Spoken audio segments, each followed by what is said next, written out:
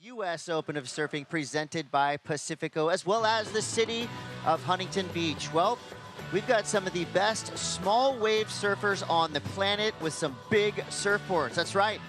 We're going to be rolling through in our professional longboard division, men and women elimination rounds all day today.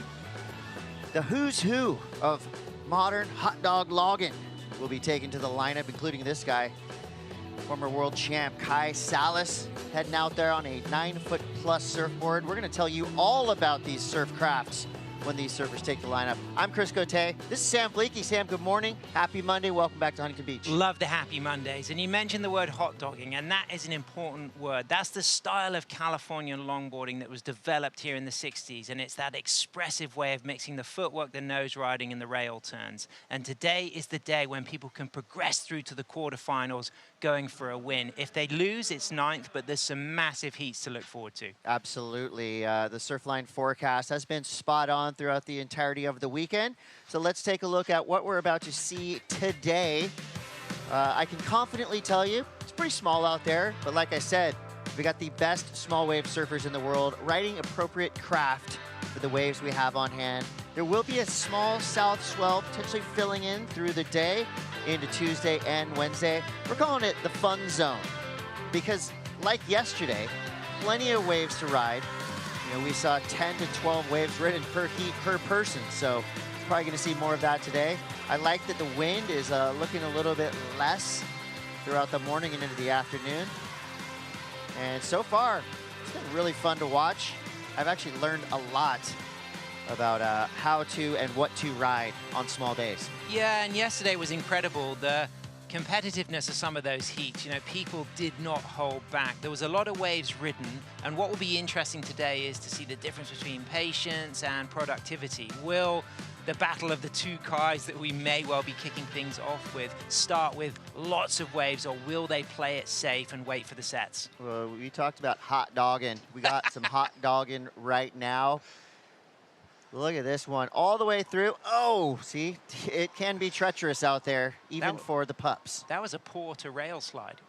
Well, yeah, that's some shortboarding out here. So that's probably the only shortboarding wave you're going to see all day, because we're taken to the logs. And so far, we've seen some really incredible surfing. And I know for longboarders, when you show up and the waves look like this, there's no real kind of thought difference in going out or not, because these are the waves that you would ride a longboard in. Sure. Longboards are great small wave tools, and if you can't enjoy surfing small waves on longboards, then you're probably riding the wrong equipment. And the types of boards that the surfers are going to be riding today, they're soft-railed, often single fins, fairly wide-tailed as well, and they plane and they trim, and we're going to see an opportunity for 10s, maybe some sneaky hang heels and some switch stances, but it's then trying to give a little bit more to get that fade on the turn, on the takeoff, and to maybe have a finishing flourish. Fast footwork is going to be key. Wave selection, maybe not so important, but I think luck is going to be a big factor as well today. There is going to be a luck factor, and I think every surfer knows that. You know, when they're doing their scattering report here in the morning, looking at the waves, it's a good idea, of course, to do a little bit of R&D, but as we know, as we've seen over the past 2 days and over the past 100 years, Huntington Beach has different looks throughout the day, throughout the week. It could be 10 foot at the end of the week. So these surfers know you have to be able to adapt. You got to be able to surf 1-foot waves all the way up to 10, 12-foot waves, because if this south swell starts to pulse, it can get pretty radical out there. But right now, we're talking about 1 to 2 foot on the sets, but we have really great surfers to start off this round. So the round of 16 Heat 1 will feature Kai Salas and Kai Ellis Flint. A little bittersweet to see two of the best surfers in the draw matching up this early, though. Well, you said it this morning. We know one Kai is going to be making it through to the quarterfinals. And I wouldn't be surprised if one Kai makes it all the way to the finals, if not wins this event.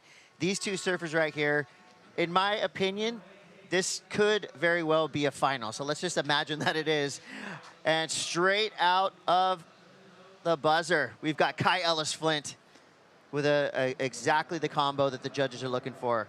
Gets on the nose, gets a turn done. The wave completely dissipates underneath his feet, but nice start for Kai Ellis Flint. Yeah, and already we start to see the style of Kai Ellis Flint from the Central Coast, New South Wales, Ettalong, fantastic part of East Coast of Australia. What we see with him in style form is that very composed upper body and a lot of flex in the hips and the knees and the ankles. In contrast here to Salas, who's upright, but look at this 10 straight away. Yeah, straight in. Kai Salas, I mean, you don't get much of a more steely competitor than Kai Salas. Obviously, he has a lot of fun out there, but the look on his face when he paddles out for a heat kind of tells a different story. You know he loves surfing, he's passionate about it, but he truly is a surfer that wants to win, wants to get back into the top spot and win another world title. And he could be on his way right now. This is going to be a telling sign from the judges as we get these first two scores coming through. 30-minute heats, one surfer will advance through, one surfer will pack up their log and head on home. So with 26:36 to go, we've got another ride here from Kai Ellis Flint. Straight to the nose, nearly got 10 over. There he is, in trim. Nice, casual, cool floater to a snap combo. That is as smooth as it gets right there. So another wave ridden by Kai Ellis Flint. So now the judges have some catching up to do. We've got 28:13 left in this heat. And as our surfers make their way back into the lineup, let's go down to the sand. AJ McCord on the call. We are here with Soleil Erico coming up in heat number 1 of the round of 16 for the women later on today. But I know you had some words for Kai before he paddled out. Just what has been your local-ish knowledge, being from just up the road, to some of your friends here at Huntington?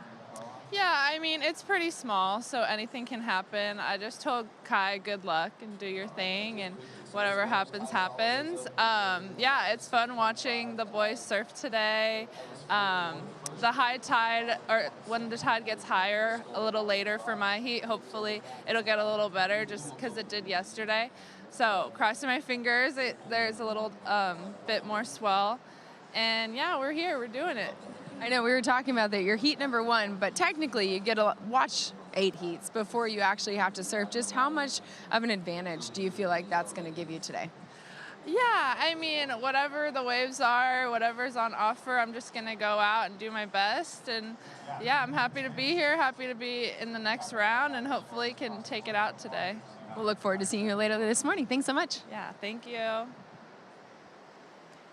I think positivity is crucial today. You've got to go out there with an open mind, knowing that you're going to get opportunities. As we see early on, big numbers to start. Kai Salas comes through with a 6.5.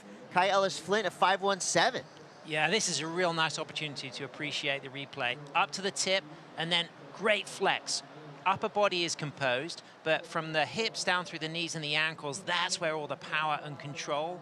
And then in contrast, that was a 5.17. This was a 6.5. He gets the 5. This is Kai Salas, 2023 world champion, into the type 5, and then just moves through that section and then back to the tail, and an elegant but powerful projection into the floater. And this is the backup score for Kai, which surpassed his opening 5.17. It comes in at a 6, straight to the tip, gets a type 5, and then accelerates from the middle of the board and into that real nice roller coaster, demonstrating the style of involvement surfing that we've really learned to love from Kai Ellis Flint. So a good start for both surfers. Salas waiting for that second score, but Chris, already we can see that this could be a final.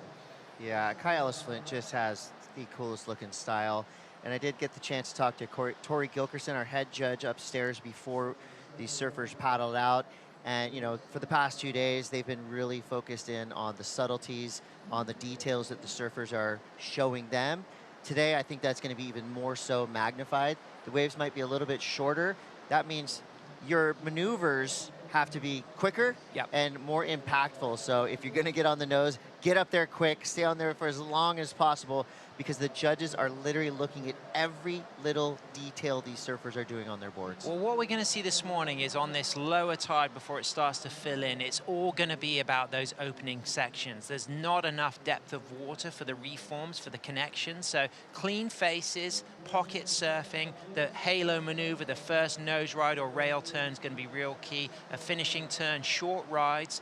As that tide starts to fill in from mid-tide, we'll start to see some of those linking rides where that outside section stands and dives, and then they use the trim to potentially get a reform. But right now, it's all going to be about face work, out back. It's shallow, it's short, but it's lively, and we can really see that the strong start has happened for both Kais. 100%. We got 24:20 to go in this opening round, or this first round of today.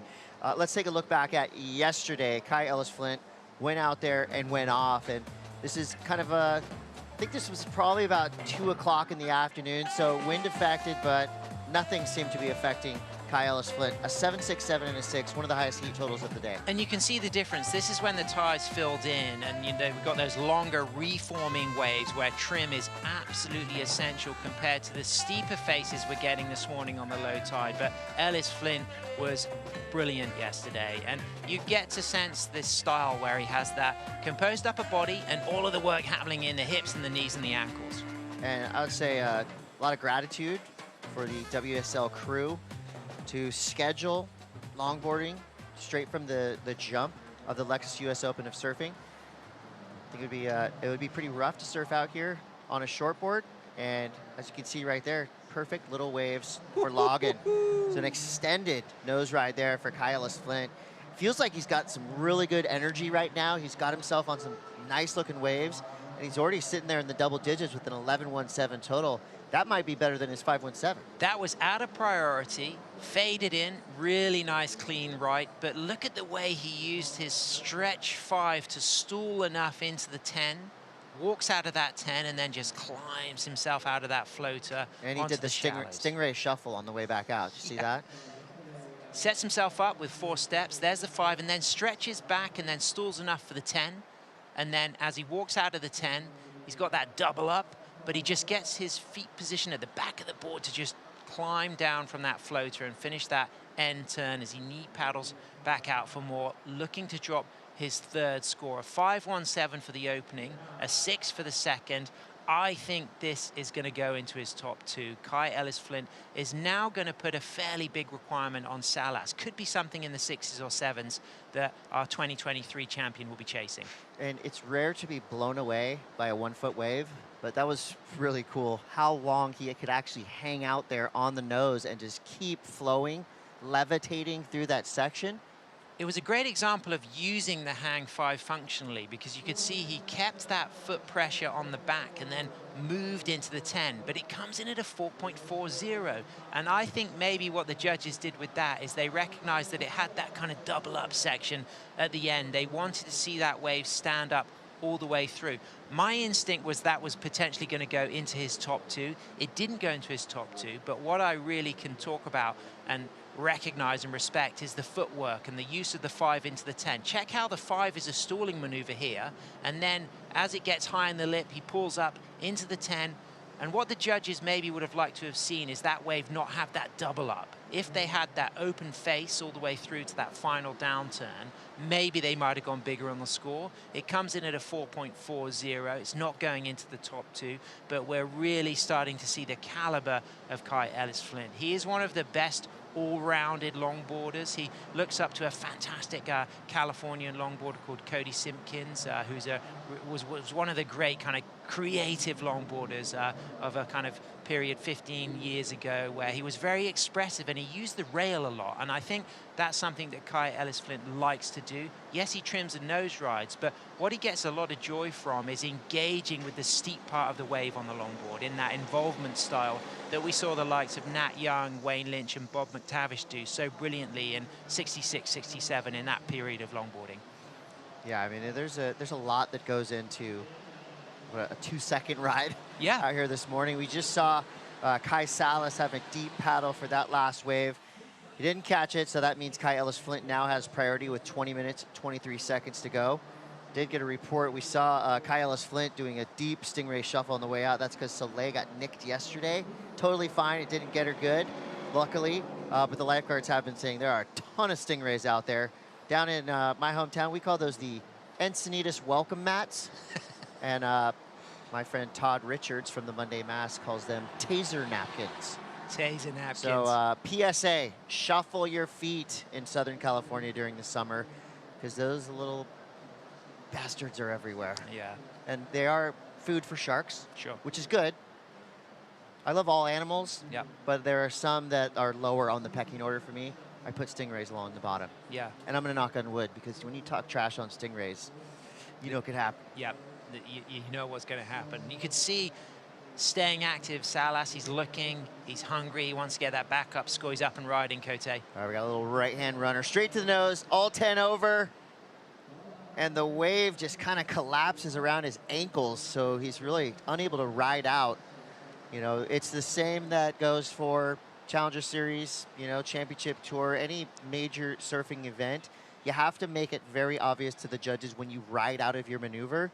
And that same rule goes here for the Longboarding Pro Tour. You really got to have momentum in the whitewash, you know, pretty much straightening out and having that forward momentum. And a lot of times you can give a little glance up to the judges and let them know you're in control. It's not going to go as high as his 6.5. He gets the 5, gets the 10, locks in that 10, and then really stays true to that 10. But the wave wasn't allowing anything more than just walking back a couple of steps from that 10 and using the kind of standing island kick out there just to kind of lean into the inside rail. And things shallow on the inside, so you're expecting often your 9, 10, 11-inch fin to hit the sand.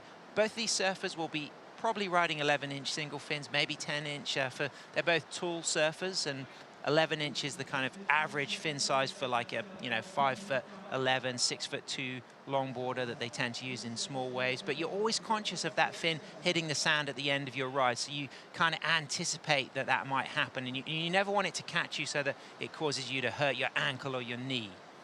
It's like hitting a rock when you're skateboarding down the sidewalk. You don't want that to happen. That is the worst thing. Look at the separation now. You can see moving down to the south, Salas staying a little bit more towards the pier. Ellis-Flint, both active, both hungry. Yeah, you can kind of see two peaks working right now. Kai Ellis-Flint on a beauty of a little right-hander. Gets all 10 over, nice and casual with the cross step back. Beautiful finishing maneuver there. And Sam, you would think smaller waves, bigger board, but is that the case? Are they riding the same boards they've been riding throughout the week? And would Kai Ellis-Flint be riding this board if it was 4 to 6 foot out there? Yeah, they probably got go-to equipment for this event for HB that they know is going to deal with a lot of variety.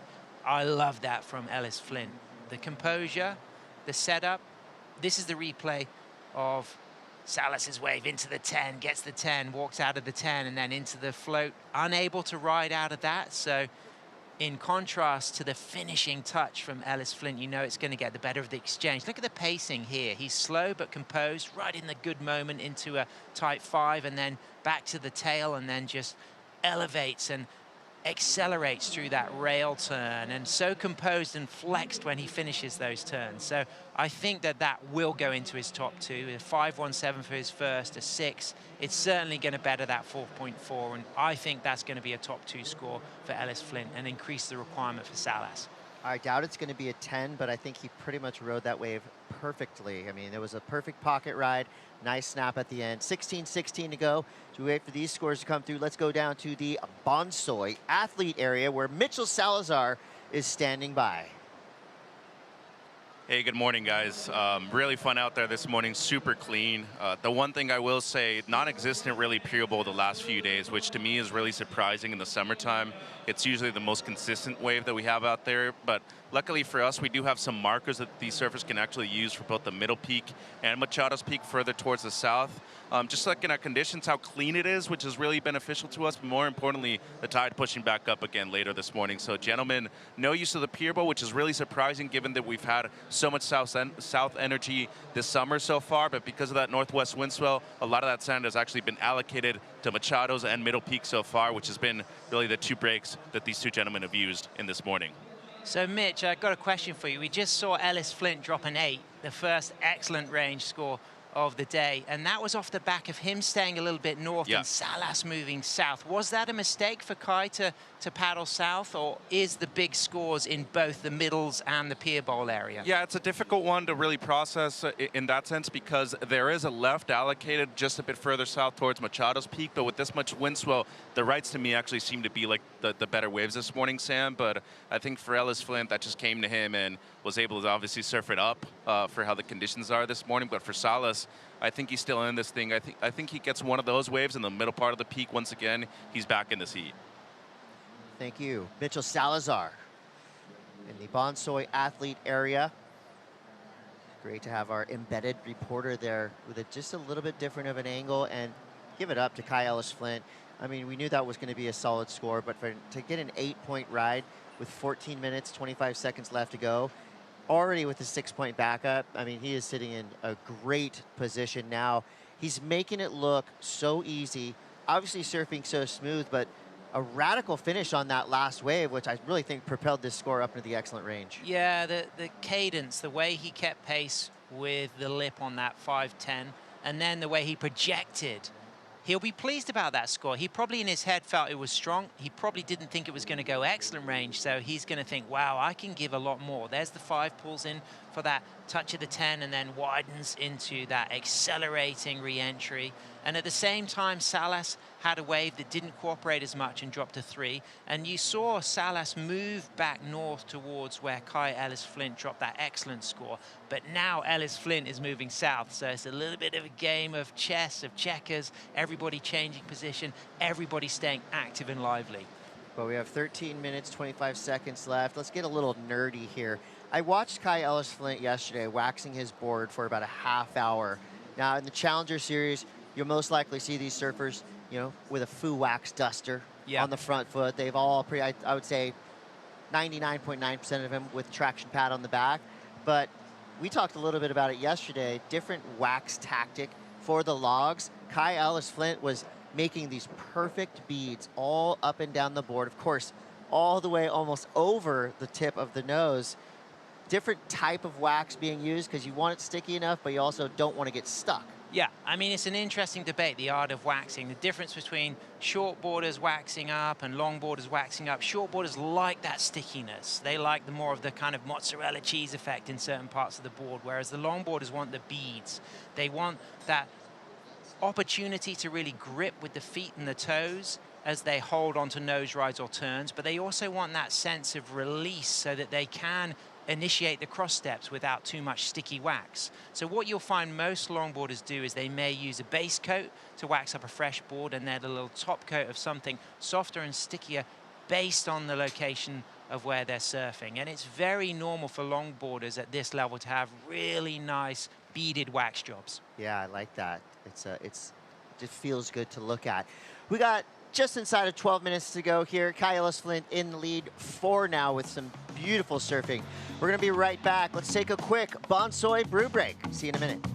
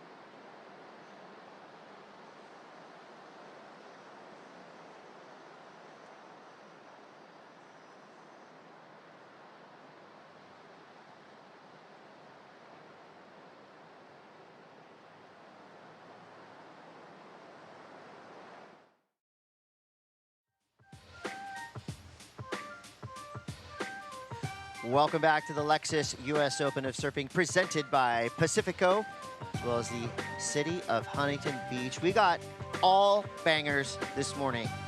All great matchups, including the next heat that's going to take to the water, Steven Sawyer, and this guy right here, Kevin Skavarna. That is a cool-looking board, Sam. That's a cool-looking board, and it's possibly the coolest pre-heat warm-up I have ever seen. Just straight up layout in the sand. Oh, I love this. Just rolling the neck, loosening the shoulders, looking at that infinity surfboard shaped by Steve Bainey with his model Flying Diamond single fin on the back, the Skavarna fin. He is ready for action, and he's surfing against the 2018 World Longboard Champion, Steven "Steezy" Sawyer from South Africa, and Steezy has been staying with Skavarna, so the South Africans are really good friends with Kev. So that this always is a big happens, one. right? Be careful who you pick as your roommate, because you're probably going to surf against them. Oh, it's the worst thing, It's isn't like it? the most It's weirdest. the hardest thing. Because you've got to be competitive to win, and you need to have those travel friendships to foster the opportunity to afford to do this, to have the mates to stay with around the world. But when it happens, surfer on surfer is big news. Yeah, I mean, you see it on every championship tour, challenger series, no matter what. There's always a couple of those heats where it's roommate v roommate. Kai Ellis-Flint and Kai Salas, not roommates, but tight quarters out there in this lineup right now. Kai Salas started off strong with a 6.5. So far has only been able to back it up with a 3, whereas Kai Ellis-Flint with a 6 and an 8.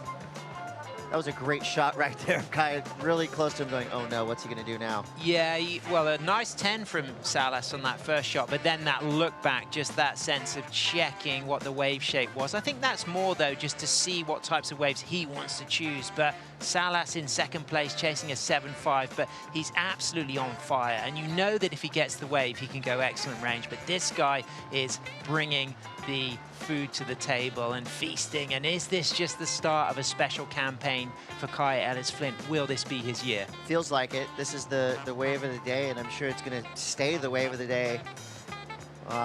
So, editors, lock this one in the top 5, because that was brilliant surfing. Yeah, absolutely. You could just see the projection in that roller coaster top turn there, but the control, and what Ellis-Flint always likes to demonstrate is that he is in complete control of every move. And a lot of those rail moves are pretty radical, either the speed and the explosiveness of that move, and the elegance of the way that he just set his rail and steered off the fin and levered that back round, but kept his upper body so controlled at the same time.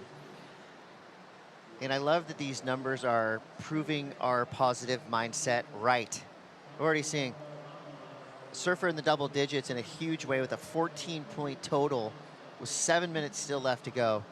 So when you start the day with an 8-point ride like this, that's got to not only fire up the field, but also everybody watching, because you know, this is a day to take notes and learn how to surf small waves better. Yeah, sure thing. Positivity is a force for good. When I was on the world tour, the Aussies used to nickname me Happy, because I was always positive about the conditions. And I think if you get yourself in a positive mindset about small waves, you'll enjoy them. And you can tell that's what both guys have done this morning. They're feeling good about it. They know they can perform, and they're demonstrating that this is a platform to really celebrate longboarding. Now, do you think these surfers would prefer a morning like this, or let's say, you know, some of the conditions we've seen here in the past that the longboarders have had to deal with, you know, 4 to 6 foot closeouts? I think they can deal with both. What they appreciate is the world stage of Huntington Beach, the fact that we've got the crowds, we've got the audience, that this is 500,000 to 750,000 people coming through the festival across the week, and they know that this is a great place to really shine. That's what they love. They'll take any conditions. They're versatile. They're here with boards that can deal with the bigger days and the smaller days, the high tides or the low tides. Yeah, I feel like today is a lot quieter. Obviously, Monday morning is going to be different. Last night, I thought a fog bank rolled in, but in fact, it was the reggae festival. And it was going off out here last night. Huntington Beach, you know, peak of summer is always going to be a good time. And right now, when you kind of look around the beach, right, we have some, you know, less people on the water's edge, but everybody watching intently because we still have a lot of surfers left. We still have, you know, the Challenger Series surfers. When you showed up this morning at 5:30, 6 a.m., there was 150 surfers out there. You'd have thought it was the swell of the century. But everybody training, everybody getting down here early, and it's been really cool to watch these practice sessions with the world's best longboarders and some of the world's best surfers.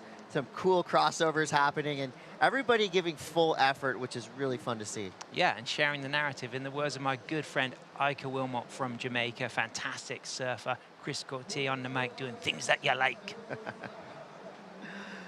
4 minutes, 40 seconds to go. Chilled moment. Yeah, this is relaxing. Stoic. Well, this is key though now about patience, because they both know they're in situations where a big score counts. Salas needs a near excellent 7.51. Kai is carrying that low score of a 6. So he knows that if he still carries that through to Kai Salas's last shot, it could keep the door open for Salas. So there's no point in scrapping for something insignificant. But 4 minutes to go, there may well not be a set in that time. And if there is, first priority sitting there with Salas. So you'd have to say that he is in an okay situation. At that opening 6.5, if the wave delivered a little bit more, he would have done more. He surfed it to its full potential, but he knows any wave is something that he can get an excellent score on. So he'll be relaxed. He's not going to be flustered. It's just whether HB delivers and sends him something. Well, I mean, I'm going to go out on a limb here with 3 minutes, 40 seconds left. I'm just going to say it. Kai's going to win this heat. Agree. It's a 50-50 outcome. It's going to be a Kai in the quarterfinals. Ellis Flint's in the lead, and there's been a lot of appreciation for his surfing over the last few years, but also let's talk about the surfing of Kai Salas. He's our 2023 World Longboard champion. He's our #2 seed coming into this season. Last year here at Huntington, he got a 9th, losing out to Richie Cravey. Kai Ellis Flint got a 5th here at Huntington last year, losing out to Ben Skinner. But Kai Salas, if he does go down and gets that 9th, he will be back strong for the BioGlam Bells Beach Classic in September. And you have to remember that this guy's come off the back of a 2nd at the Mexi Log Fest already this season. He's been 4 times 2nd on the WSL Tour in 2009, 2011, 2018, and last year in 2024. And of course, he's got that incredible world title from 2023. So he's one of the greats, and he's right at the cutting edge. This won't hurt too bad if he loses. He knows he can come back strong for Bells. And a cool storyline is that both these guys ride in their own hand-shaped boards. Yeah, we haven't got to talk about that yet. That's a really good thing to bring up. It's the Higher State Surfboards brand that Kai Ellis Flint shapes. He also works as a glasser and a sander at North Coast Surfboards in Byron that have the license for Donald Takiyamas, for Cream, for Gatti Hero, and he's a big, fantastic fan of longboard history. And Kai Salas, of course, the Kai Salas Longboard Company, and he's got those amazing team riders like Connie Ellis-Stewart, like Kaylees, Kaleopaha. They got a lot of titles over there. Yeah, Keani Canulo. He's got some really incredible talent riding his boards, and he's always coming out with new models and developments, and he has been flying on his Blue Moon 9.5. We got a 1.5 minutes left. Kai Ellis Flint in the lead in a pretty major way. 8-point ride paired with a 6.0 up against Kai Salas, who has a 6.5. But unfortunately for Salas, he's holding on to a 3 right now as his backup score. Time is slowly trickling away. The 1:14 left. Coming up next, Stevie Sawyer going against Kevin Skavarna. I would say Steven Sawyer, low-key, the best surfer yesterday. He had an incredible heat. Yeah, I really enjoyed the way he surfed. For me, he had the most engaged approach in the sense that he was changing direction in a beautiful way. He was reading everything. There was a lot of angles. There was the use of the switch stance, left go rights, fades, hang tens. And I felt like it was the style of Steven that I've seen before when he goes on to have a big result. He looked like he was in the moment. But today is a very different day. And also, they picked up the round in the late morning yesterday when that tide had filled. They've now got the morning shift. Different conditions, cleaner, glassier, But we can see that there is certainly an element of luck. You know, are you going to be in the right spot for the right set? Is Salas going to get an opportunity to strike? Yeah, is this a 7-5-1? He's having to fight really hard to get in this wave. Fades right. He's got a nice pocket to work with. Gets up on the nose. 10 over. Gets a finisher. Wow. All right. Okay. This could be interesting. Was it a 7-5-1? It was a little bit smaller of a wave than we saw Kai Ellis-Flint get the 8 on. Similar approach, though. A nose ride, turn at the end, but it just didn't feel like it had the drama or the, I guess, the excitement level of that 8.0, and he would have to have gotten really close to that to have a chance at a 7-5-1. But we'll see. Well, it wasn't as peaky as the 8 that Ellis-Flint got. It's certainly got potential, though. He fades in. There's the line, mid-face, 4 steps, gets the 5, gets the 10, walks cleanly out of the nose ride, and then projects onto the floater and very controlled coming out of that floater, but it's not enough. He doesn't get the score. So Salas is eliminated, a 6-5 and a 5-4-3. Ellis-Flint makes it through. That's a big result. I knew Kai was going to make it through that one. All right, we're going to flip the script over to Steven Sawyer and Kevin Scavarna up next. Congrats to Kai Ellis-Flint advancing through. We'll be right back.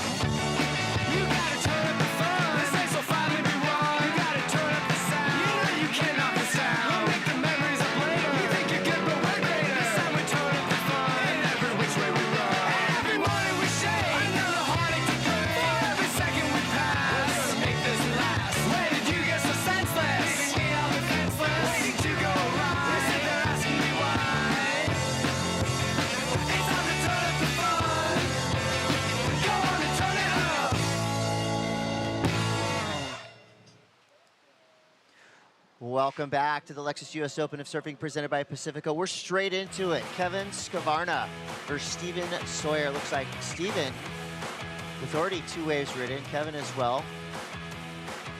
And they got the memo. Get out there, get at it early. Looks like Sawyer dropped to 283, Scavarna to the 450, and Scavarna now up back at it, so he'll be on his backhand on these rights.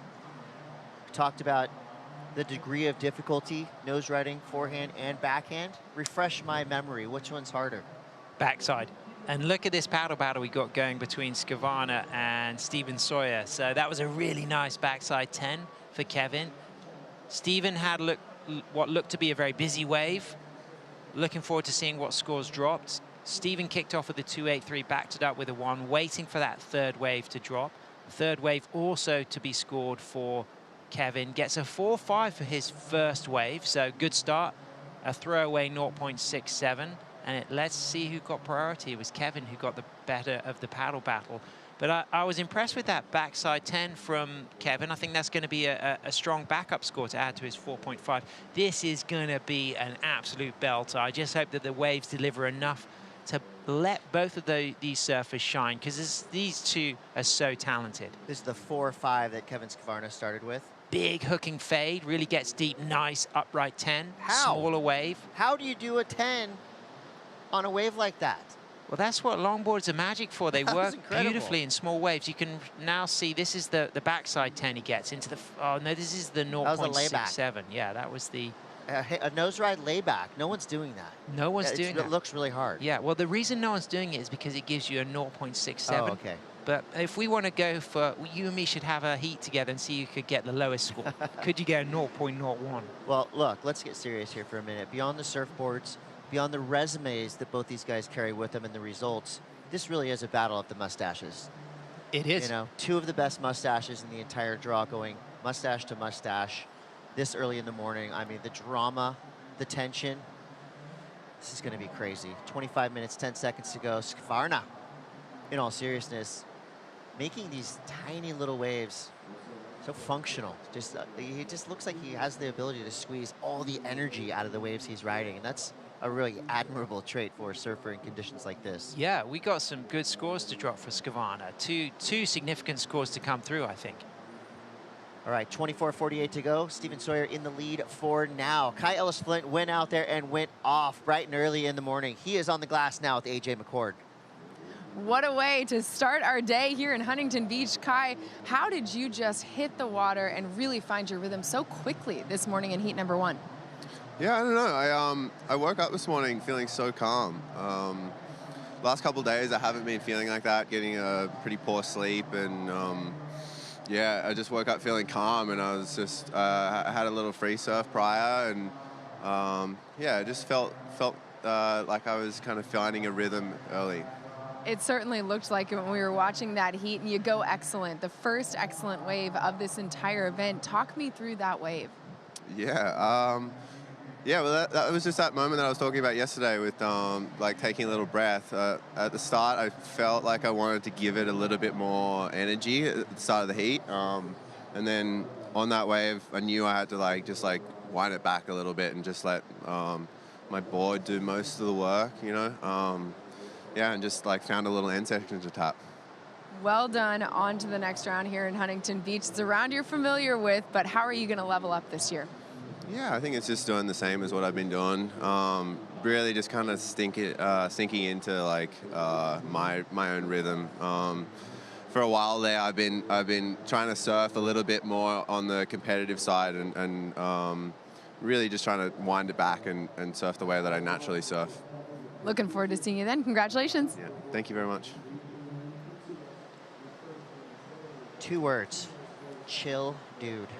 Yep. I'm a fan. I like that approach. Look, he just wakes up feeling relaxed. That's a good sign. Positive things to come for Kai Ellis-Flint. 14-point total is massive on a day like today. And I think the heat we're watching in the water is going to get close to that as well, because we're seeing some big numbers rolling through.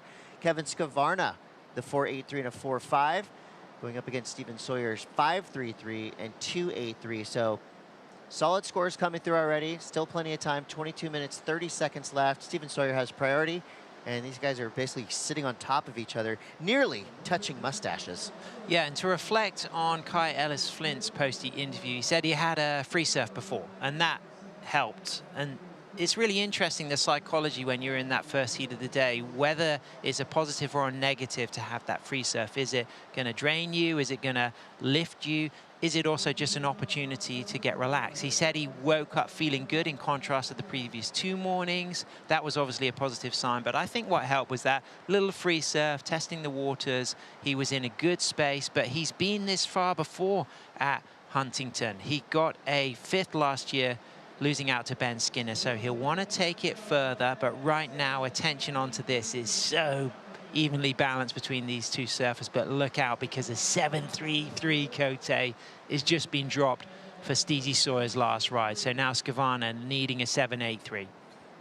Yeah, I mean, that'll give you a heavy advantage. If you get something above a 7 with this much time left, and that's going to put a ton of pressure on your competitor, because this is during the interview. This is that 7.33. I mean, this is exactly what Steven was doing all day yesterday, just making it look so good, so easy. Just the perfect read on this wave, and that was a runner, and not an easy finish. That was really great. So the great setup straight into the tip, gets the 10, Hood Orderman-esque, and then look at this little speed check turn, and he sets it back up and then walks to the tail again very quickly to roller coaster out of that floater. So he did a lot into that ride, and that's why he got that 7.33. But I think what really helped as well was the pace at which he ran into that opening nose ride. It was almost getting close to the pier there, and it was a good steep left, and it looks like he's going to get another steep left to add something else to this.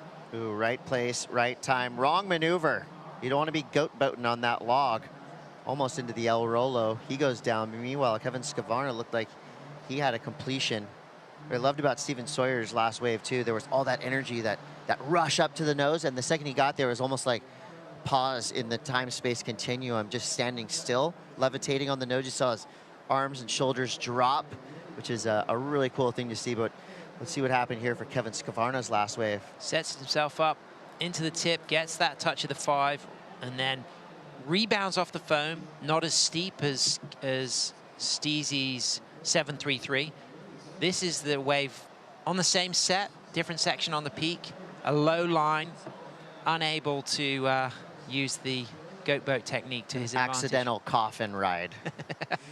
But it's, again, a great start for Steven. We saw good energy, good performance from him yesterday on his self-shaped boards, looking lively and dynamic. But Kevin, don't rule him out. There's a lot of time left. He's chasing a close to excellent score, but if anybody has got the best footwork in the field, it's Skvarna. His hang 10s, his switch 10s are mind-blowing. Not quite worried about him yet, because there's still 19 minutes to go. Steven Sawyer does have priority. Kevin Skvarna needs a 7.83. The Bonsoy athlete area is starting to liven up a little bit. I see some of the superstars of our multi-sports down here, and one of those stars is Mitchell Salazar. Mitchell, what's up? Well, the fact that you call me a superstar is already something very, very cool to me. So thanks, Chris, for that. But you know what? About 2/3, if not even more than that, of the surfers this morning were already down here 5:45, 6 a.m., ready to paddle out. That includes both Kevin Skvarna and Steven Sawyer. But the cool thing about it right now, we have both camps on the beach with the 2 flags, the U.S. and the South African flag, well represented, as we see Skvarna up and riding. Good hang 10, not able to pull it off, though, with the completion. But just over my shoulder, too, I also have J.R. Esquivel, his manager, Wendell, also here. The Filipino camp, they're setting up on the beach as well. So it's going to be the battle of the flags today, gentlemen. Watch out for that, because on a working class Monday, it's all going to come out to the support crew that you're going to have on the beach here at Southside HB.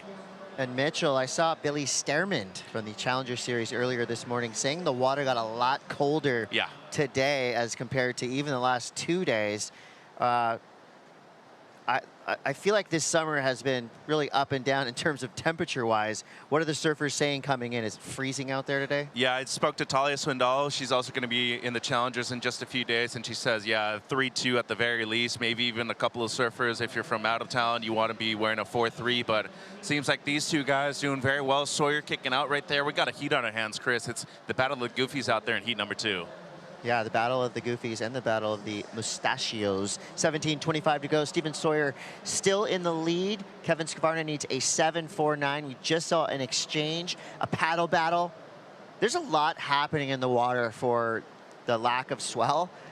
Pure entertainment already so far. Yeah, and we saw an outstanding 10 from Skvarna. Had he not fallen at the end, I think we were sitting on a really strong score. That was absolutely amazing. Rock and roll style in the way he's got the full 10, and he's able to maneuver the board from the nose. That's one of Skvarna's specialisms. When he gets into the nose ride, he likes to work both rail edges from the very tip of the board, which is an extremely hard thing to do. It's also a risky thing to do, and I think that high element of risk, he knew he needed to do something special. It didn't quite pay off, but it was a great celebration of the skill level of Skvarna. He's always been one of my favorites. He never fails to entertain. He's got a lot of technical skills where he'll incorporate drop knees, switch stance turns, switch stance surfing. But for me, it's that way he gets into the nose rise and works the rail edges from the very tip of the board, which very few longboarders do. Yeah, I feel like Kevin Skvarna is one of the few in the field that is equal video part surfer to contest surfer. You know, a lot of the surfers on the Pro Longboard Tour are really just fully focused on competition. But Kevin Skvarna, I've seen some of his free surfing parts, super cool. You know, if you give him the freedom out of a jersey on a nice little longhand point break, you're going to see some magical surfing. Yeah, and let's not forget, he's 2 times World Junior Kneeboard Champion. What? I did not know that. No. I'm so glad I got to share that with you because it's super interesting. He won that again last year at Jeffreys Bay. And he is also a smart guy. He's got a bachelor's degree in business administration from San Diego State University. So whilst competing on the world tour, he kept his academic credentials alive. And he also loves to kneeboard. And he is a 2 times world junior kneeboard champion. Wow. Hey. I did not know. I wouldn't even know what a modern kneeboard looks like. I guess it would look like a fish, but do they still use like the padding on the deck? I got to talk to Kevin Skvarna. Yeah, you should talk. But of course, interesting to me.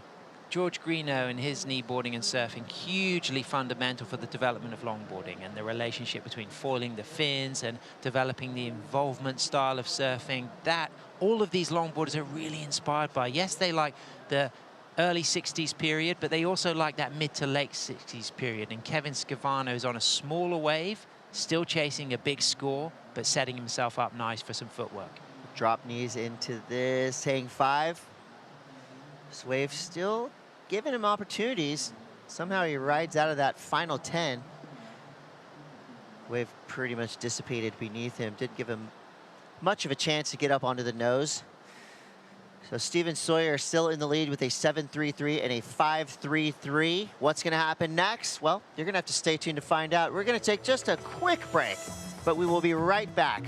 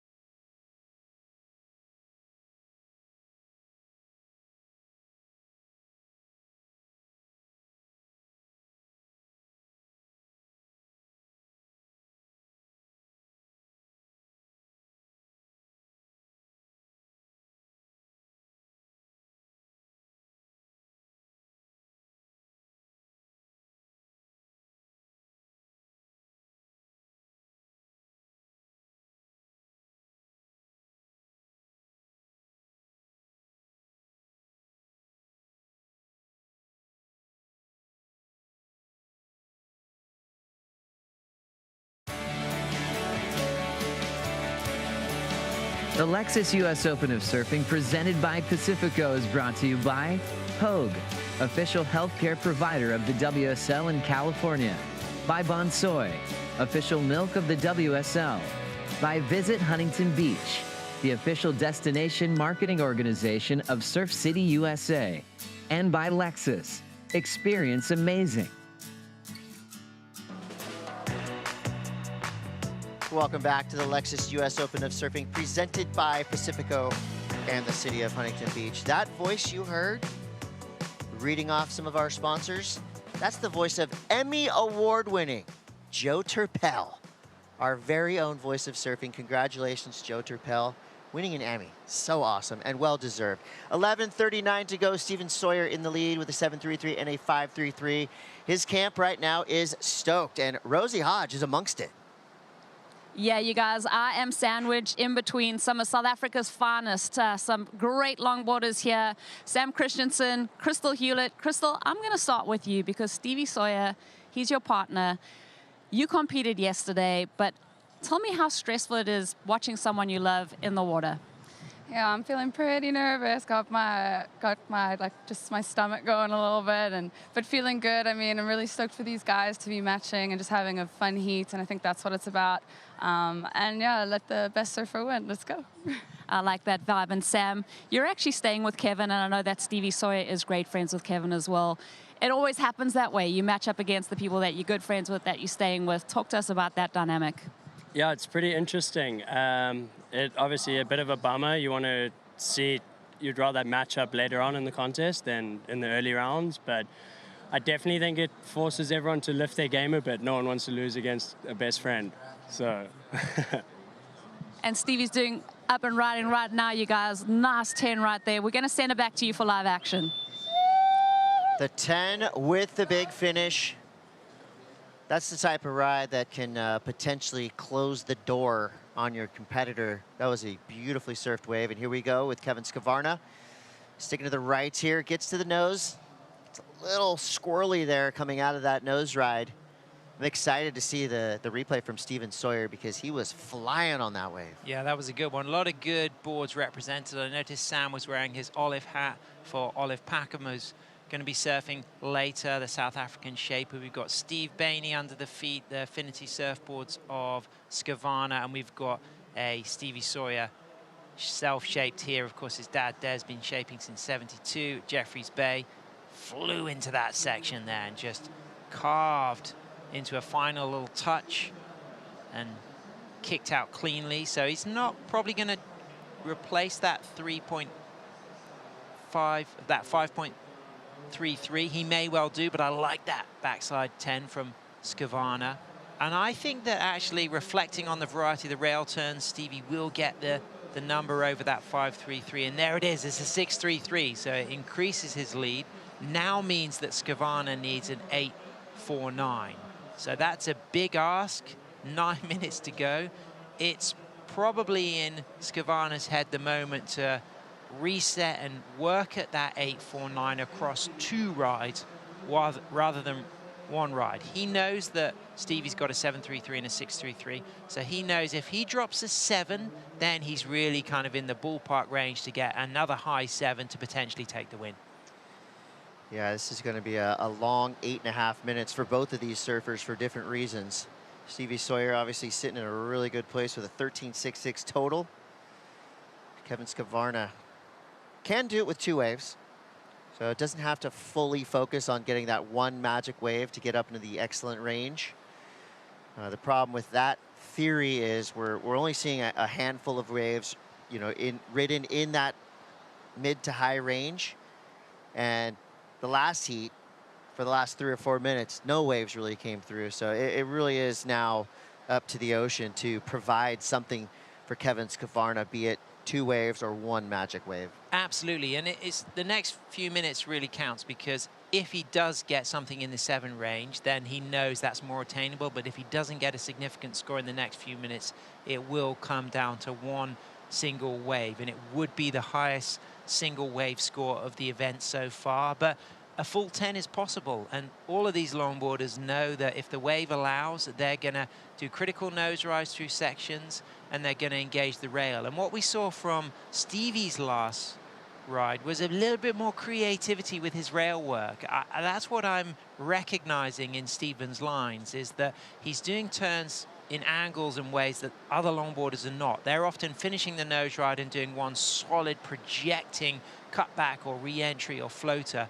And what Steven's doing is he's kind of almost fitting 2 maneuvers into that final section. And you really got to see on that last score of a 6.33. For me, it didn't come so much from that stretch 5 nose ride. It came from those quite exciting, very creative rail engaged double turns in that final flurry. Well, and it's proof that you don't have to hang 10 to get a big number. And, you know, hindsight is always kind of something weird to talk about in a surfing context, but you can imagine if he got all 10 over, that could be an 8.33. So the fact that he did get a 6.33 with a hang 5 and a turn at the end makes that score just a little bit extra special because now we know that Steven Sawyer can kind of do whatever he wants for the rest of this heat. He does have priority, and he's not even watching what Kevin Skvarna is doing. That was a real small wave, slower pace. It's going to take something pretty special now for Kevin Skvarna to get back into this heat. Did you see how cool it was the way Kevin just lifted his board out and then dropped it back down? It's all of those little extra touches. That's all of these surfers.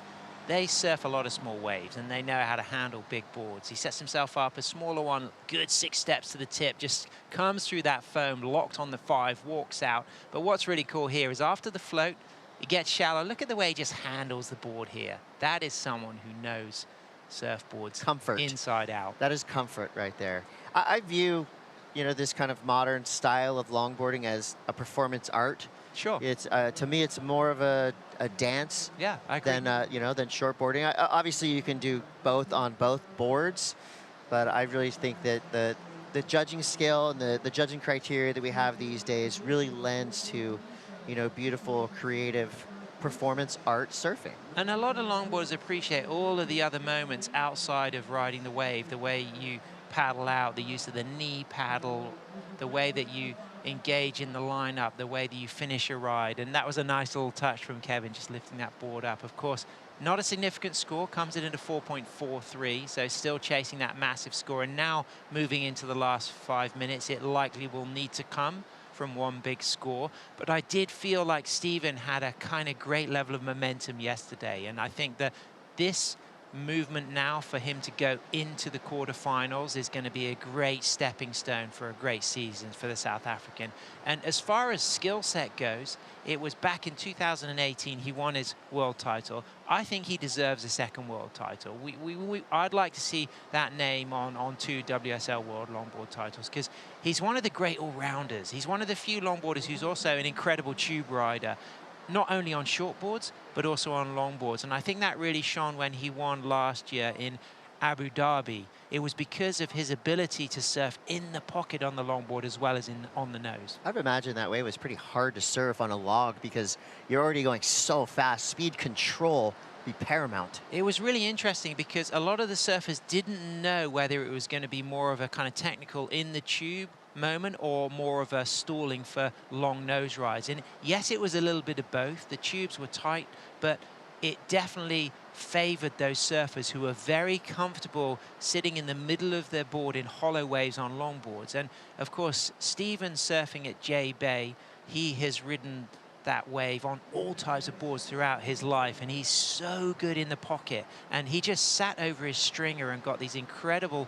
tubes, but he also perched on the tip for really good 10s. And it was that combination of tube riding and critical nose riding that really stood him in good ground and got him the win and qualified him for the final 8 in El Salvador to go for a world title. And well-rounded on waves, and I would imagine well-rounded in the shaping bay too. He shapes all his shortboards and fishes and mid-lengths and everything. Yeah, he's an absolute all-rounder. There's so many big shapers represented here. We just saw Kai Salas and Kai Ellis-Flint both on self-shaped equipment. We've seen Steven on his self-shaped board. We've got Oliver Packman coming up. We also have Ben Skindog Skinner coming up on his self-shaped board. And the next heat, you know, talking of legends, Mark Lydell is the shaper for Johnny the Ripper, John Michael van Hoyenstein. And of course, if you're a fan of shortboard pedigree, I'm sure you like a bit of loose in the juice Mark Lydell surfing from back in the 70s and early 80s. 100%. I love all surfboards.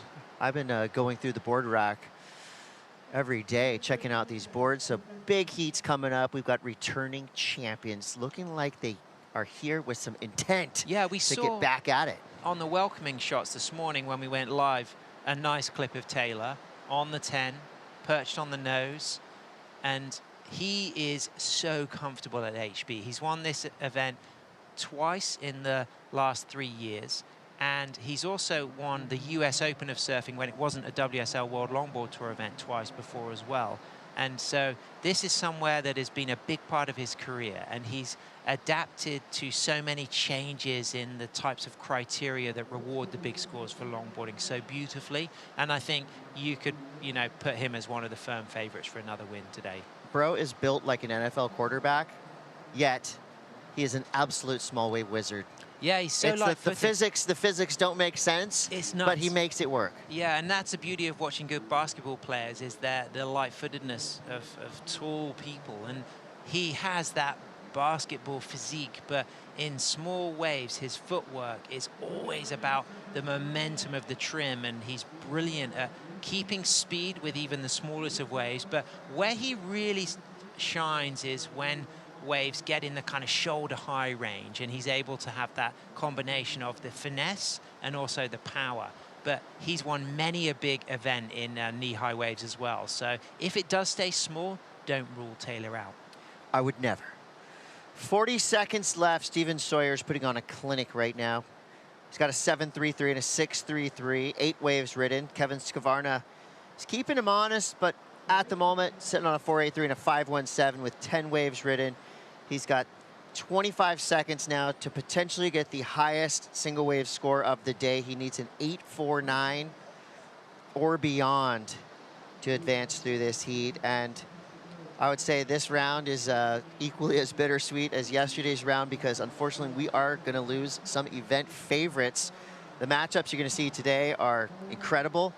And this guy, Steven Sawyer, is picking up right where he left off from yesterday. Say the most informed surfer yesterday in the toughest conditions. And right there, I mean, just proving that there's a reason why he holds one world title, and there's a reason why he's potentially going for another. Steven Sawyer advances through. We do lose Kevin Skavarna, but we've got plenty more surfing to come. Next heat's going to be great. We've got Johnny the Ripper going up against Oliver Packham. We're going to take a quick break, but we'll be back. More live surfing from Huntington Beach, California. Don't go anywhere.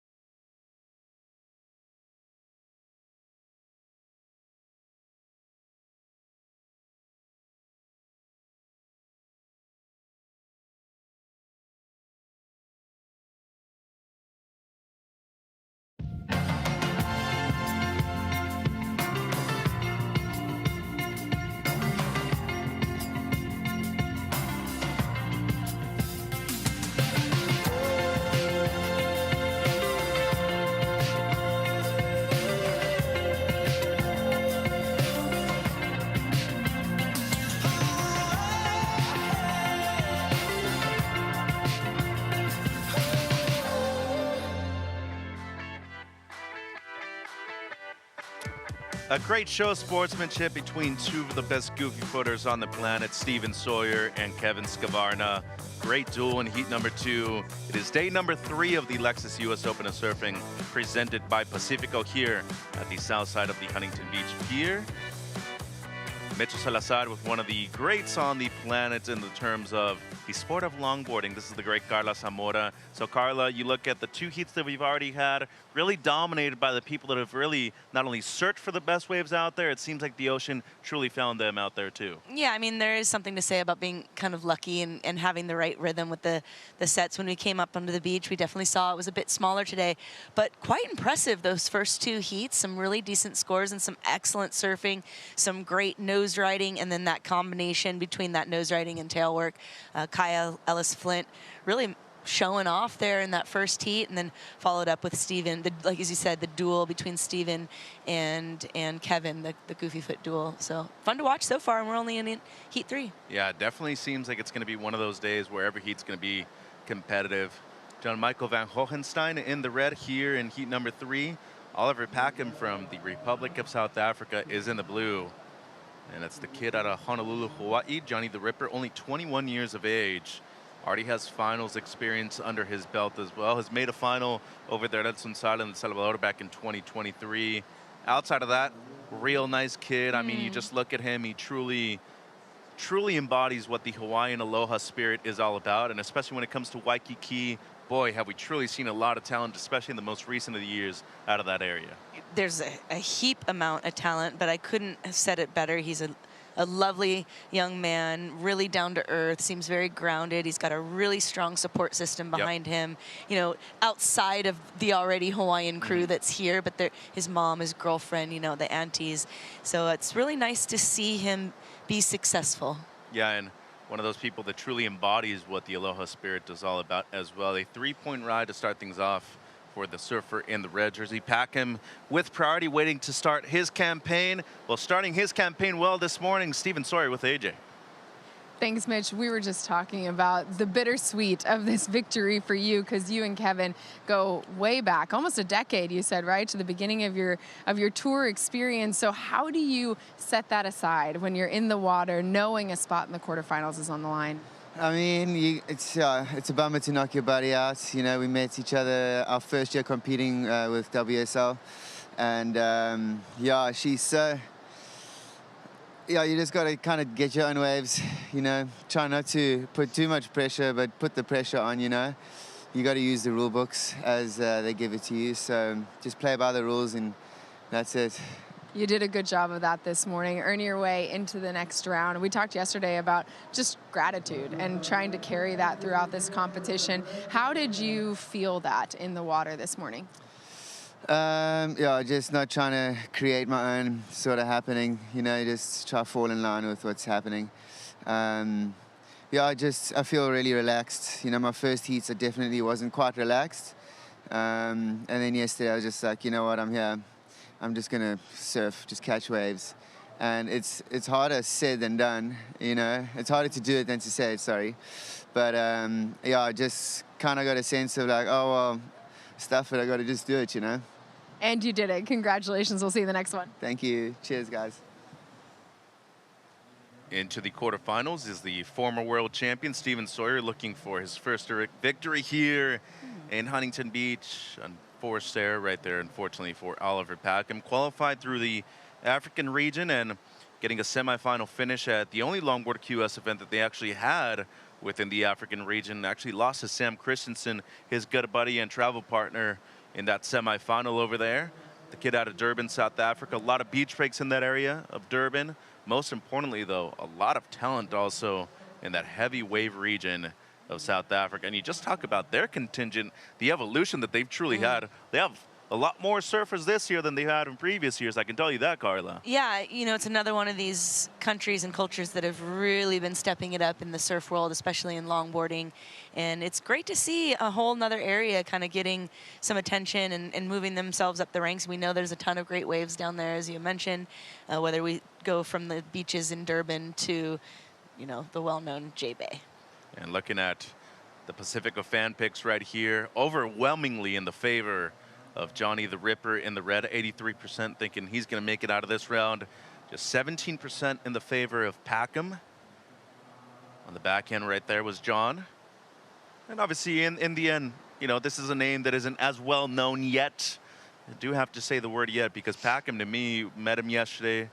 awesome dude this morning. He was already very enthusiastic about what he was having to do out there. And when it comes to just pure talent alone, you make it into the round of 16, you can truly, and I'd have to say, you need to consider yourself one of the best surfers on the planet once you make it to this round. Well, confidence is key a lot of times, and I've spoken with Sam a little bit about some of the different mindsets here. We see the replay of John Michael here. Nice little drop knee turn into the left, gets some solid steps up to the nose, keeping his center of gravity a bit tight there. The wave's a bit small, but you know, not a huge score there, but he's already dropped a 3. Looks like he's going to drop something in the similar 3-ish range, drops his a 3.5.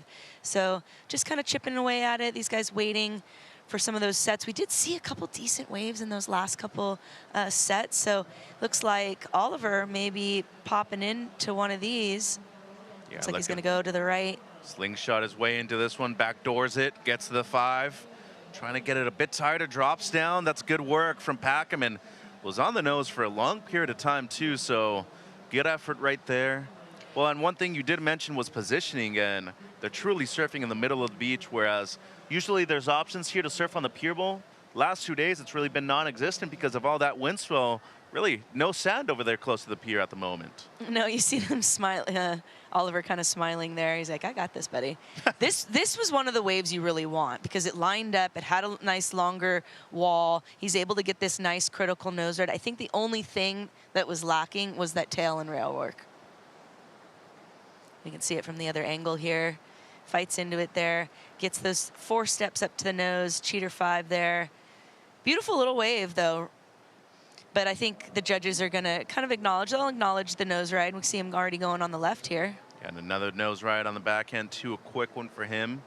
Nearly 10 minutes gone by. Previous ride comes through as a 4.83, so BOH, the best of the heat at the moment, Carla. And yeah, you obviously mentioned the variety is something the judges want to see.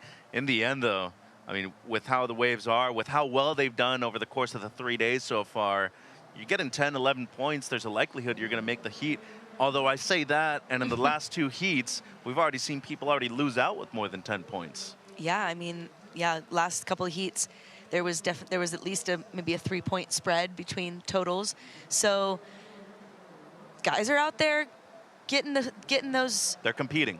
Upper level scores, and I think patience at this moment in the game.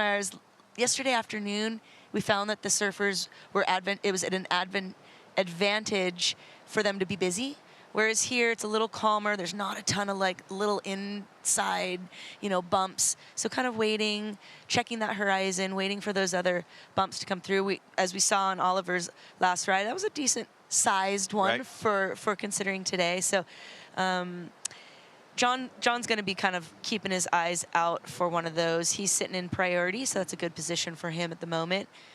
He is sitting currently in first place because he's got that 3 and 3.5, and Oliver only needing a 1.67, 19 minutes on the clock. We got a long time to go in this heat still. I don't know if I've asked you this yet, Carla, but you come to the event, you obviously have the job to do right here, but after that, do you like to distract yourself from the surfing scene and maybe go and do something else outside of it too? For me personally, I'm big into decompression. Okay. And just to kind of like keep my arousal and my energy levels at the right stage, I do at least one time during the event here, I will kind of take a walk, maybe go, we're parked over at the parking structure. I'll take a walk over to my car, sit in some semi-silence. Yeah. It's pretty busy here in Huntington Beach, so there's always kind of a little bit of a hubbub going on. But even when I'm competing or maybe just a spectator, I think it's important to kind of get yourself out of that buzz and that energy sometimes. But some people thrive off it. Yeah. So it's to each their own, right? The reason I ask is, seems like Johnny the Ripper here might be up and riding. He is using priority, looking to improve on a 3-point ride as his backup at the moment. A couple of steps to get to the nose right there. That's good work by John. This way fizzling out, and that was nice. Combos it up with some rail work too, with the wave that was subpar to 18 minutes on the clock. It completely disappeared on the inside there. If you hadn't seen anything before that, you would have been like, where was the wave? But when we see the replay, there's an interesting kind of little moment there right in the beginning because he takes off and it's quite slow and he doesn't really have a lot of movement. And he's required to kind of like wait for it and let the speed kind of gather back up to him. But we'll see that in a second. You see there, it's barely a wave, really. It's more of one of those growers, not a shower. Kind of starts to build up here, and you can see he has to kind of stall into that pocket, almost do a left, go right. Then that speed kind of catches up with him. He's able to get that tip time there in that more critical part of the section. And then what's great is for a small of a wave, you really put a nice big bit of power into that final turn. Well, he's a strong dude, a 3.83, so does improve slightly on the three-point ride. The reason I asked you about, decompression, wanting to get away from the scene a little bit, some people can't turn that off. Yeah. And some people have to be here all day, and in the end, could also be an intimidation factor for them, wanting to be the alpha out there. But as you said, everybody's different, and whatever works for you, well, you can't really look at that and be saying it's exactly what's going to work for me, too. No, and I think trying different things out, if you're unsure, you got to have to try different things out, figure it out. But most importantly, listen to your body, listen to your mental state. Well, let's listen to Rosie this morning with the Kraken conditions update. Good morning, Rosie. Good morning, Mitch. Good morning, Carla. Yes, a Kraken conditions update this morning. Well, we're calling it 2 to 3. If you're lucky, you get a waist-high wave. We've got that northwest wind swell. It's got a touch of south to it still. The energy just down a little touch from yesterday. Right now, glassy conditions. We are expecting that southwest wind to puff up a little bit by this afternoon. Chatting to some of the surfers, the water's cooled down a little bit from previous days of competition. It's about 61 degrees. Air temp, 65. We're going to get to a high of the low 70s today. High tide at 12:50, so this tide's going to be pushing all morning long, you guys, and hopefully that'll bring some more of that energy. So you're saying there's a chance the sun does come out later on this afternoon again, hey, Rosie? When I looked at the forecast, around 11, 12, we should see a little bit of sun, Mitch. I love hearing that, Rosie. Thank you so much, and great job so far this week here in HB for the Lexus US Open of Surfing, presented by Pacifico. As Rosie said, 2 to 3 feet, fun out there. Tends to be inconsistent, though, with this much wind swell in the water during the summertime, but luckily for us, we have seen some great performances. Once again, you're getting 13 points by today's standards. Really, on any given day, those should be 16, maybe even 18 points, Carla. Yeah, I mean, the surfers are perhaps feeling, we talked a bit earlier about the surfer wants to come out of their heat with bigger scores and those high-end excellent scores, because that helps build your confidence. And when you want to know, like, okay, I'm surfing at a professional level. Given the conditions today, we're not going to maybe be getting 10s. However, tomorrow, that's definitely still in the cards. So as you mentioned, getting these 7s, 6s is definitely, something to be aiming for. So tides will be coming up 12:50 p.m. That'll be the high. The low, just a few hours removed, actually, 6:26 a.m. So slowly getting pushed back, both the low and the high. Luckily for us, the low at this point, no longer in the negatives, which is great. So not that big of a drainage anymore. And, just getting back to the point about confidence, how cool is it to see somebody in near 3 now on the World Longboard Tour, like Johnny the Ripper, not only get to this point once again. I feel like for somebody who made his debut when he was 17, 18 years old, at this point, to still be relevant and to be able to compete against guys that he still looks up to, because every now and then that can be the most intimidating thing, having to beat your peers and maybe even your idols, Carla. Well, yeah, I mean, that can psych you out pretty quickly. But Johnny, as I mentioned, he just seems really grounded. He seems like he's got a pretty good support system around him, and we spoke with him, I think, yesterday or the day before.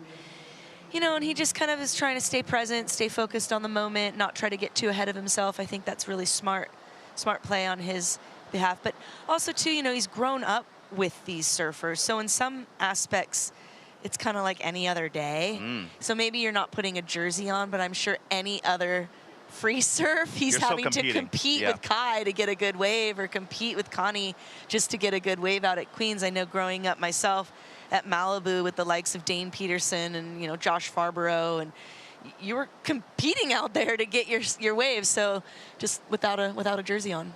That still happen quite often? I mean, I tend to kind of stay out of the mix in my older age. I'm at this point where I just surf a peak to my own now. I want my own, yeah. If it's below average, that's even better, because it means it's going to keep people off of it, too. Yeah, you can't rip too hard either. If you look too good, they start joining you, so be careful, Mitch. There's times where you just got to rip whatever's in front of you, and so far that's been the case for the two gentlemen out there at the moment. Johnny Van Hogenstein in the lead momentarily, with Oliver Packham with priority needing just a 2.5 in order to take the lead here in heat number 3. It seems like Surfer in red, the heat leader, up and riding. Yeah, Oliver Ripper. having the priority there decides not to take it, so Johnny decides, okay, I'll slide in there and make something out of this. And a great combo too, Carla. Yeah, and I think that's what's kind of been lacking perhaps in the scores in this heat as compared to the first 2 heats, and that's that combination of maneuvers. So 12 minutes on the clock. It's been a competitive one so far, but it seems like Johnny the Ripper will be extending his lead here in heat number 3 of the round of 16 for the men. And it's going to be a clash of the titans in the next one. 2 veterans, Ben Skinner taking on Cole Robbins, when we return from a Bonsoy brew break.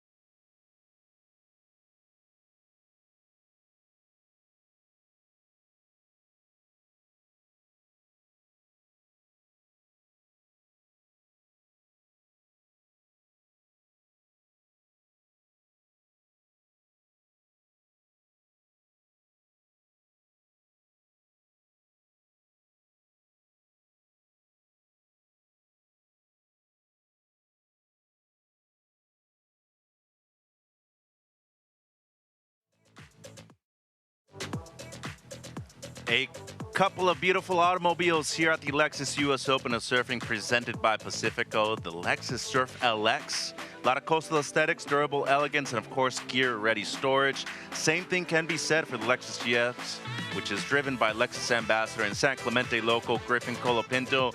Critical piece in the evolution of the next chapter for Lexus, as well as a 3rd generation GX 550. So designed to inspire customers to pursue their urge to travel and immerse themselves in nature. You can actually check them out, Lexus Westminster, just up the road on Beach Boulevard as well. Back to heat number 3 of the round of 16 for the men. Johnny the Ripper in the lead with priority. Extended his lead, by the way, Carla, before he went to break with a 6.5 under the priority of Oliver Packham. So that ended up working well for him. Meanwhile, Packham, during the break, a 2.67. This is the 6.5, though, extends his lead. Yeah, this is the one he turns inside of Packham, who had priority and decided not to take it. Small wave, but lots of action on it. Gets the tip time, gets the radical cut back, and garners that 6.5. And then Oliver answering back here. Gets some tip time there. Stretch 5 to tight 5. Brings it back in. Not quite as lively, but definitely a solid ride for Oliver. And waiting on that score, so the 2.67 was the previous ride. This seems to be much better. 4.83 at the moment, his high mark. 8 minutes 30 to go. And, you know, we've talked about how difficult it can be for a lot of the surfers out of the African region to be able to travel to most places worldwide. They tend to have the longest of travels out of everybody. And for them to be able to get here and have multiple surfers not only in the draw here on the Longboard Tour, also on the CS, some beautiful stuff for them. Straight to the nose is the heat leader, the Ripper. Johnny the Ripper's feeling it right now, feeling the flow, feeling the rhythm, loving that liveliness that we're feeling out of that ride. Staying active, he did have priority in that situation. Oliver did take a peek, but Johnny said, nope, that's mine, buddy. Love the body language, too, at the end of the wave. Yeah, he's feeling confident right now. You definitely can tell he's rocking and a rolling. We are waiting for a score for Oliver to drop. I think it's going to throw away that 2.67. so he will better his situation. He is looking for a 5.51. Whether or not that last ride of Oliver's will hit that mark here, but we'll see the replay here. Paddles right into it, runs right to the nose, gets a nice 5, runs to the 5 again, kind of in that whitewater, and then the rebound off the whitewater, nice and lively, a lot of action. I'm feeling it. Some strong legs. Different direction there. Yeah, really showing that composure, and you can see his gaze, the way he's looking out in front of him. When I'm teaching, you know, and I'm more of those lower levels, you find that the students tend to look down a lot, you know, when we were beginning surfing, and I was trying to remind them, okay, you drive, right? Yeah, so I drive. Well, you look ahead of you, I hope. So you want to kind of look where you want to look where you would hope. Yeah. You're looking where you want to go, right? Not down in the hood of your car or whatnot, right? So, but you could really see that with Johnny and how his gaze is projected ahead, and he's planning and seeing that whitewater rebound section and then planning accordingly. That being said, do you have a certain way you look at a wave before you even paddle into it? Do you look ahead thinking, okay, this wave has potential for some things that I maybe want to do? Oh, 100%. For me, I'm kind of, I don't know if it's so much as preemptive planning, but really just setting yourself up for success. Coming from a wave like Malibu that's pretty fast and walls up pretty quick, yes, you have people coming down the line and you take a peek like, okay, who am I dropping in on?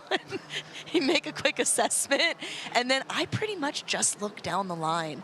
Because that wave is running so fast, I want to be able to know, okay, do I have time to do a nice fade and left go right and bottom turn, or do I need to get down the line? On that last wave of Johnny's, there was no bottom turn. He was already facing down the line to the right, running to the nose, because he saw that long fast wall already, you know, jacking up in front of him. So yeah, for me, I'm looking to the very end of where I can't see it anymore, and that tells me how much room I have to play with. And as in this case, just like that, Oliver was intending on the right. It was all big wall, and so he flips it to the left. Unfortunately, and that put him back behind there. He wasn't able to get much scores on that. Forced to turn left at the very last second on that one was Packham. So good news for Johnny the Ripper, 6.93 on his last. He extends his lead. So more than 13 points now with this heat total. The previous one of Packham, a 4.67, his second best. As we see Skin Dog Ben Skinner coming up. A battle of the veterans in heat number 4 of the men's round of 16. Be him up against Cole Robbins. So GBR up against the US of A. 4:55 to go. And just looking at how well John has really surfed in this heat, props to Packham too. He has truly tried to find some waves. I think the one thing that he's probably going to look back on if he doesn't make it out of this heat was the one wave that he did let go when he did have priority. But you look at the way that John surfed to the criteria, the judging elements, really surfing to the strength of all of these things. Well, yeah, major combos with variety, nose rides on the steepest sections, committed rail surfing with speed, power, and variety, smooth transitions, good timing and control, and then, of course, style, flow, and grace from start, and remember, to finish. I like the way you brought up the start of that wave, though. Immediately straight to the nose, knew that he had to transition well and get that speed up to the front part of the board. What's so impressive about him, though, coming from the South Shore of Oahu, don't tend to surf many beach breaks. For where he's from, to be able to surf a beach break, especially this small, very impressive. Well, in the interview when we had him up here, he mentioned that he's been spending quite some time in Ventura. And Ventura actually has a number of different kinds of waves. It's most known for the harbor and, you know, Surfers Point, C Street there. But there's tons of beach breaks. Emma Wood, you've got all the Gold Coast beach breaks there. And if he had been hitting up Ventura Harbor, it tends to get a lot bigger there, you know, compared to the rest of the coast. So that's probably kind of helped set him in motion for today. And especially dealing with the colder water, as Rosie was mentioning earlier. Dropped down to lower 60s, which is pretty uncommon for Southern California this deep into the summertime. Especially here this far south down in Huntington, it's always a bit warmer than, say, up Ventura, Malibu way. So yeah, it's a bit disheartening that it's a little chilly this. Trust me. But let's hope that means that August, September, maybe October will stay a little warmer. There's times even in early November, the first 2 weeks, I'm still wearing board shorts and a wetsuit top. Yeah, I kind of find that that later fall to late fall actually has kind of been staying like a little bit more pleasant, if you will. And that's actually one of the best times of year. It's just the weather's so pleasant. Local summer. It's really nice that time of year. Kids go back to school. That's great. Less people on the water is what you're saying. Yeah, I mean, I think everyone knows what I'm looking for. So priority with 2 minutes and 35 to go is with John Michael van Hohenstein. He is leading the heat. His low score is a 6.5. Meanwhile, the South African out there in the blue, respectable heat total, close to 10 points with 2 waves, but still needing an excellent score of an 8.6. And here goes the heat leader, Van Hohenstein, to the nose once again. Well done, extends that 5 for a long period of time too. And as he's done so far in this heat, he has really combined it with his rail work and truly embodying what it means to be a longboarder. And at this point, he is just having a ton of fun. You can tell, and you know, there's something to say about when you do kind of gain that control or dominance, if you will, over a heat. It's kind of like nothing can stop you. You know, you really kind of start having fun with it. This is a great ride, though, right here. Unfortunately, that nose ride going to be incomplete. Not able to come out of it. It was looking really good for a minute there, but Oliver, you know, it's his first time here, I think, at Huntington. Yep. Is he on tour? He's one of the... he qualified. He qualified. So this is just one stop. If we've talked before, they're going to be able to toss out, you know, 2 of the low scores, I believe, or low finishes. And so this may be one for him. But he did make it to the round of 16 in his... It's an accomplishment in his debut. First go at the U.S. Open. So definitely something to be proud of. You know, Johnny, although, you know, still a young buck, he's kind of considered the veteran in comparison. So Johnny... been able to kind of get some of those initial nerves out, having already been here before. And just over a minute on the clock right here. It seems like not only are we waiting on the score for Van Hohenstein, very likely that he will be improving or close to the 6.5. So coming through at the moment, it's either going to be right above the 6.5 or just under. It's a 6.53, so a slight improvement.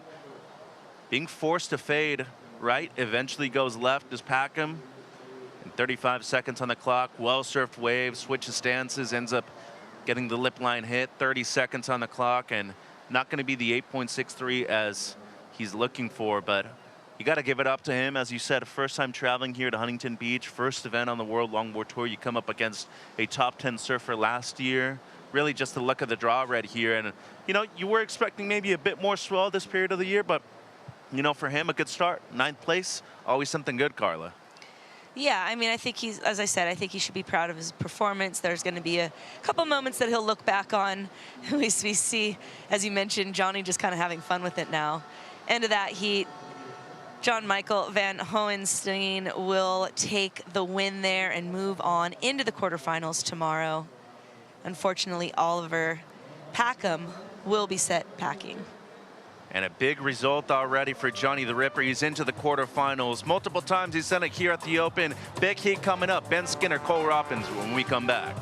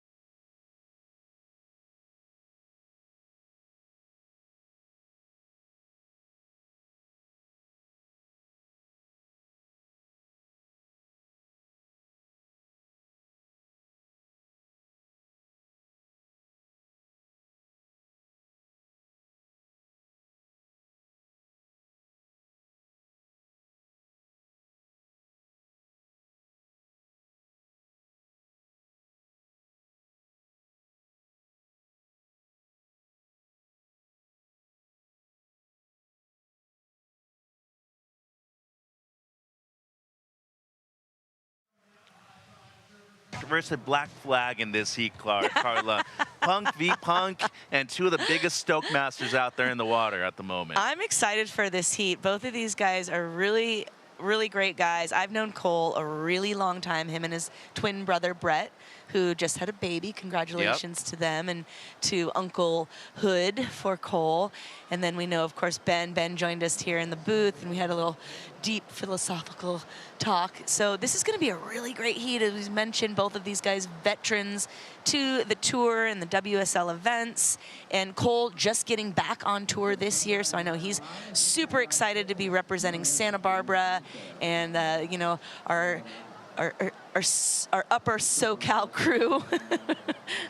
So yeah, it's going to be really exciting. I know both of these guys, you saw that wide shot, and they were far away from each other. So I think they're going to kind of try to just surf their own heats and not really try to worry about one another. And it does seem that way at the moment, a good amount of distance in between the two, and it's been not only multiple years, multiple tries really for Ben Skinner, who has looked for his still eluded first world championship. Just a quick kick out for him, although Robbins did paddle at the same time. Let's see if he does retain priority or not, and it seems like he will, so it's going to be a throwaway for Skinner in the red jersey, and priority will be established by the surfer in blue, Robbins. And you know, you mentioned something critical is not only is Robbins returning to the World Longboard Tour, sometimes, especially for people, as you said, taking a breath of fresh air might be very beneficial to him in the long run. A reset can really help do just that, is reset, whether it's physically, mentally, or all of the above. And I think for Cole, you know, I don't think it was necessarily his choice to have to take a break last year. However, you know, things happen for a reason, and there's been a lot of, I think, great things that he's accomplished this last year.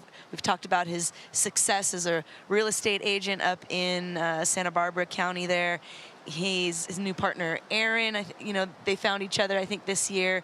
They've done some amazing travels to some awesome destinations. So, you know, I think he made good use of the time off. But now, right now, he said, I'm ready to win this thing. Yeah, and for Ben Skinner, self-shaped boards himself, obviously a proud father of a couple of kids too. Mentioned his kid Lucas being one of the top juniors worldwide, coming back from multiple injuries. And yesterday, you know, out of everybody that competed, not only for his age, for his size, I thought he actually had one of the most impressive performances we saw all day long. Well, we spoke about that quite a bit, about the larger stature surfers and how that didn't really seem to be a detriment to them at all. We saw a lot of elegance and a lot of class, especially from a guy like Ben, who really thrives on a wave like this. I think it's a lot closer to what he is surfing on the regular basis at home. I'm sure he's loving the fact that it's nice glassy conditions right now. That definitely helps for those cleaner nose rides and proper turns. But same with Cole. Cole a little bit more used to, you know, proper point breaks like myself. But Cole's such a well-rounded surfer.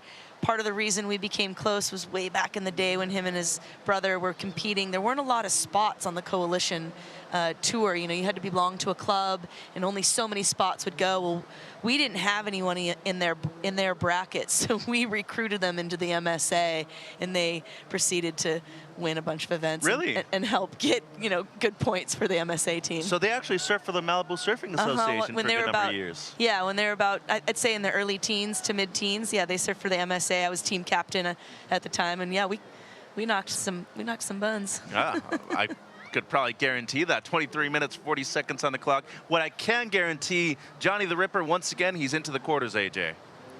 Yes, he is, Mitch. And we were just talking about the board that you've been riding. It's tried and true. Tell me a little bit about the familiarity you have with that board and how much it gives you confidence. Yeah, I'm riding a 9.4 Mark Liddell single fin. I've been using that board since I got on tour, maybe a little bit before I got on tour. And I didn't ride it since I've been out here in California for like over a month. I was riding my new one because it's my backup board. And I just rode it like the first day, and I was like, frick, it's the OG board, so I'm just super comfortable with it. Yeah. And it was really cool to see how you built momentum during that heat. One of the ways, even getting some whistles from the athlete area, the Bonsoy athlete area. How did you build during that heat? Yeah, frick, the heat before had a lot of good waves, and our heat, it kind of like super slow, but I had to find these little dreamer ones. Like Yes, sir. I just made it work, and I wish we had more waves with me and Oliver. Good job to him, and yeah, I'm stoked to make it to the next round. I think this is the best results I've made it so far here in Huntington. So yeah, I'm super happy, stoked. What do you credit your surfing and that ability to make it the furthest you've made it so far in Huntington? I think I've been in the best shape so far. Thank you to my trainer, Jamie from Hawaii Move Lab. You guys gotta go check them out. Thank you to Kaimana, Coach Kaimana. He's telling me where to sit and stuff and where to line up. I have my girlfriend here. She got here yesterday and supporting me, and yeah. And we got our dog. We have our dog back home in Ventura, little Toika Poodle, Mochi. So she's watching probably, and my girlfriend's family and everyone back home. Yeah. Whole support system, making it happen. Congratulations. See you in the next one. Thank you. Aloha. Well, you know, things have gotten serious once they're together and they have a dog. So shout out to the poodle back home in Ventura, and, you know, just a rad dude, awesome kid. And, you know, he's competing for the best smile on tour as well. I got to say with Taka. Yeah. Well, you definitely get just great vibes. In all his interviews, I feel like you get to know him truly. I feel like he's very authentic. He's so gracious. I really have loved watching him, and I think he's been such a great addition to the tour, not just because of his skill, but just the wholesomeness that he brings, and a little bit of that youth and excitement and stuff. I like it. It's really wonderful to see. I like the use of the word authenticity as well. That's something that, you know, every now and then some people try to personify something that they're not, and Johnny truly is just the one kid that we've met years ago. And it's hard not to get on camera and kind of put on a facade. And so you don't feel that from him at all. I feel like he's very true through the camera and into, through our screens. Well, the two people that are also themselves are the two out there in the water at the moment. Ben Skinner still looking for anything better than 0.43. And Cole Robbins with priority. There we go. He's up and riding. First wave of the heat for him. Long nose ride. Staying with the 5 and then able to rebound off of the whitewater. So seems like those coalition events surfing for the MSA, they've truly paid off for Cole. Yeah, he's always been active in the community there, whether it be surf contests. He now runs his own event. He was able to get a permit for RingCon and does the Toes in the Cove event there in the springtime. Here's a replay of that. This is his first ride here, gets the bottom turn, drags a little hand drag, gets the nose ride of the Cheater 5, brings it up a little bit tighter, and then you can see he sets up ahead of time to rebound that white water. Looking to see if there's a reform, decides nope, and he breaks it back out there. Wait for that score to drop. As you mentioned, Ben just had barely a half a stick there. 19.5 minutes on the clock. This is heat 4 of the round of 16. We'll see our ladies up later this afternoon. That'll be exciting. It's a couple really good heats. Oh yeah. I'm super, a little bit excited for. Speaking of a heat that I'm excited for, Challenger Series action coming up on Wednesday, and I'm looking at heat number 8 of the round of 80 for the men. Lucas Cassidy, Luke Swanson, Tenchi Iwami, and the former championship tour surfer Jadson Andre will also be in that heat. And he is fortunate enough to join us this morning in the Bonsoy athlete area. Jadson, Bomjia, good morning to you, gentlemen. Yeah, guys, what's up? Good morning. Hey, a lot of success for you, Jadson, over the years here at the Lexus US Open of Surfing. How fun is it to not only return to a venue that you truly love, also to Southern California that has a lot of similarities to where you come in Brazil? Yeah, man, you guys know I love this place. I love Huntington. I think I've been competing this event since 2009, I would say. And I may miss one event in 2012 due to injury. But yeah, man, I'm here again. So exciting. Now being dad. Miss my little guy, but it is what it is, and stoked to be here. Yeah, we're stoked to have you as always, and looking at Cole Robbins up and riding right now. A couple of fun waves out there this morning, Jadson. Still a bit inconsistent, but when you look at the break so far, actually really good sandbars we have at the moment this summer in Huntington. Yeah, I can tell you the bank looks pretty good. It looks like we're going to have some waves on Wednesday. Not really sure, but yeah, man, it's Huntington, just We just love it. I can tell you the longboarders, they doing an amazing job out there. And I'm excited to be here. Let's go. Hey, anything you're really looking forward to this year in comparison to previous years? Airs, barrels, we've seen everything from you in the past, Jadson. Yeah, man.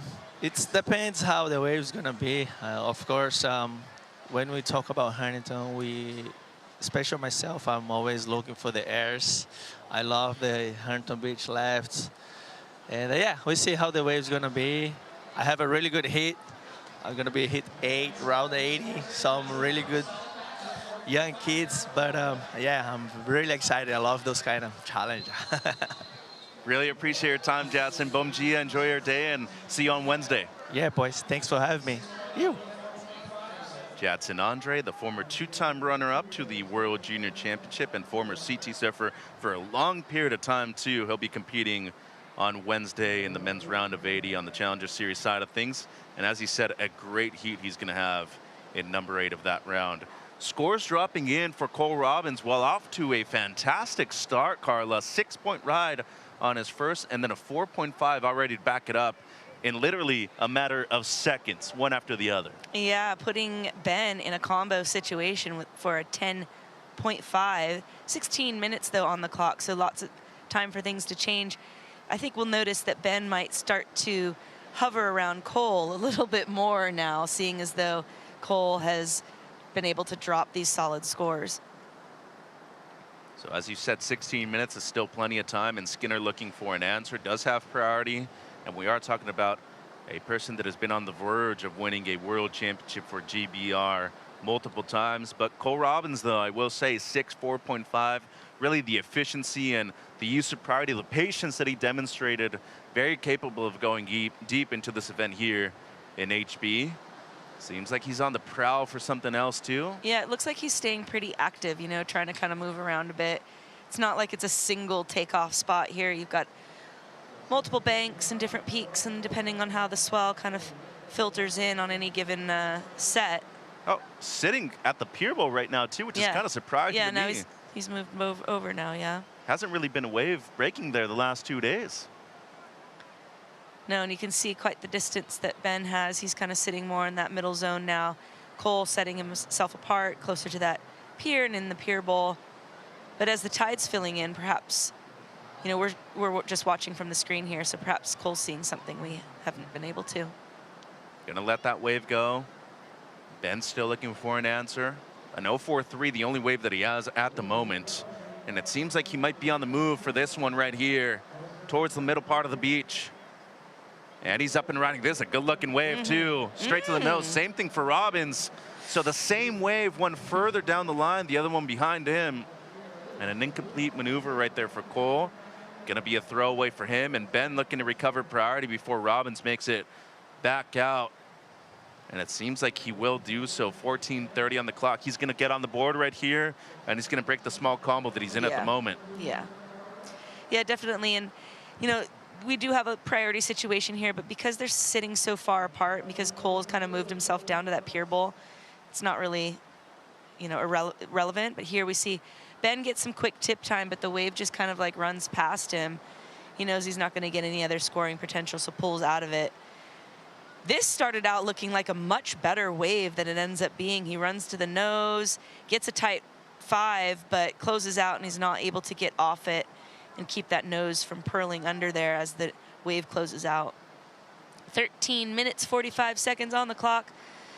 Last of red comes in at a 2, so as you mentioned, gets him out of that small combo situation, now only needing an 8.5. I say only needing an 8.5, but that's a pretty high score and an excellent ride. That said, it's Ben Skinner. He can do it. We are talking about one of the very best in the world. Did make it all the way into the semis here last year, too, by the way, so has deep knowledge of what it takes to be able to go far into this one here at the Lexus US Open of Surfing presented by Pacifico. But at the moment, it's been the Californian Cole Robbins in control of the heat and actually recovers priority over Ben Skinner after that last exchange. He's been dominating this one. That's like a bonsai brew break. Be right back with the rest of heat number 4.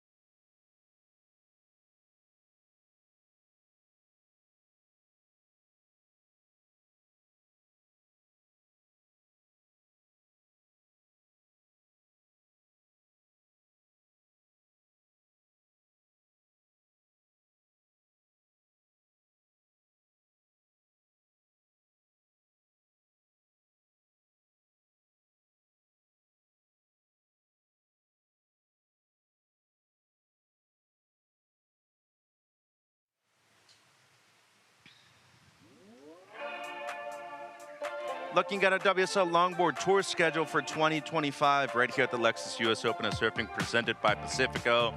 We are going to get to finals day tomorrow, crowning our first champions of the year. Meanwhile, though, next event, BioGlen Bells Beach Longboard Classic.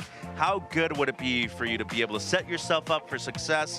A good result right here heading into Victoria, Australia in late September. Then, of course, Abu Dhabi Longboard Classic in the UAE, October 24th to the 26th. And then, luckily for us, once again heading back to El Salvador for the Surf City Longboard Championships, one-day event, and we do have, once again, a fantastic field of 24 men and 24 women that are looking to compete for those beautiful spots over there in Central America, including this guy on screen, Carla, Ben Skinner. He's been there multiple times over the last few years.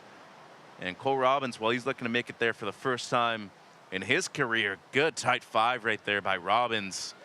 It's going to be incomplete, though, looking to improve on a 4.5. And do we have a paddle battle? Once again, we do. Skinner, one of the largest men on tour, one of the fastest paddlers we also have on tour, looking to get out of that situation he's in, needing an 8.5 at the moment. Yeah, we watch the replay here of Ben. He gets 2 steps, then 4 to the nose, gets the 5 to the 10, stretches back to the 5, walks it back, kind of comes almost a little, but he holds control. A little how? He's got some, you know, he's got waves on the board. He's got some scores on the board, but he's really looking to get out of that 8.5 requirement. I believe he's going to chip away at that right here. He's definitely going to toss away that 0.43. Yeah, almost like a paddle battle right there. Looks like Cole getting the nod there, getting priority. 9 minutes 15 on the clock. Well, waiting on the score for Skinner should be an important one for him, because an 8.5 at the moment, well, that's not only the best wave of the event you're talking about, really looking at the waves, getting anything above a 7 is going to be slim pickings out there. It's a 4.03, minimizes the requirement, Carla, now needing a 6.47, and the lone European in this heat looking for something in the mid-6s to move up into first place right here. And gotta say, with the time left on the clock, he has a great chance to be able to get that score. Yeah, certainly attainable, especially from someone like Ben Skinner. He's focused, he's got experience, and he knows kind of when to, you know, put this in and that in at the right moments. So he's just gonna, sitting under priority. It'll be interesting to see, like some of these other heats we've saw, where like Johnny got a lot of his waves under priority and ended up taking the win. So now we see the 2 surfers here sitting a bit more closer together as the time kind of starts to wind down here. As I mentioned, Cole sitting with priority. Ben probably going to stay just inside of him to pick off anything that Cole chooses not to.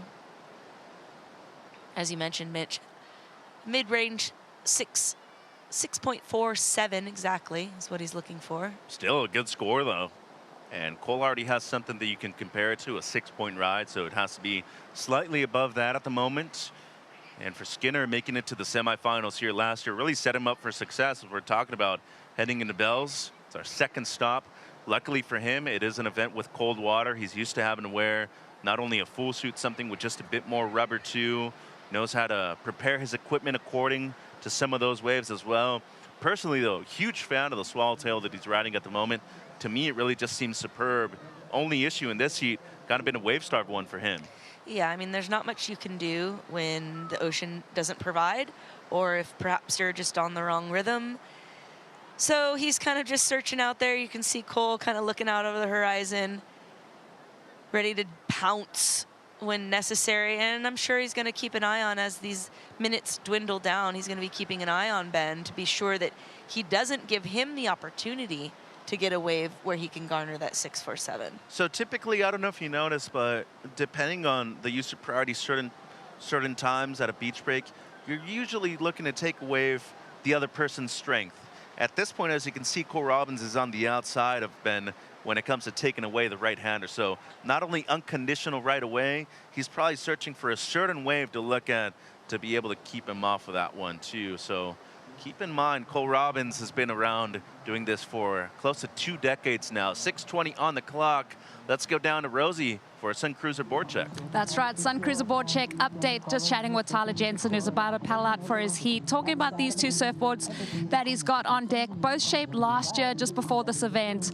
He's opting for the one that's a little bit flatter and wider this morning with the smaller conditions, so hoping that that will kind of funnel and give him a little bit more,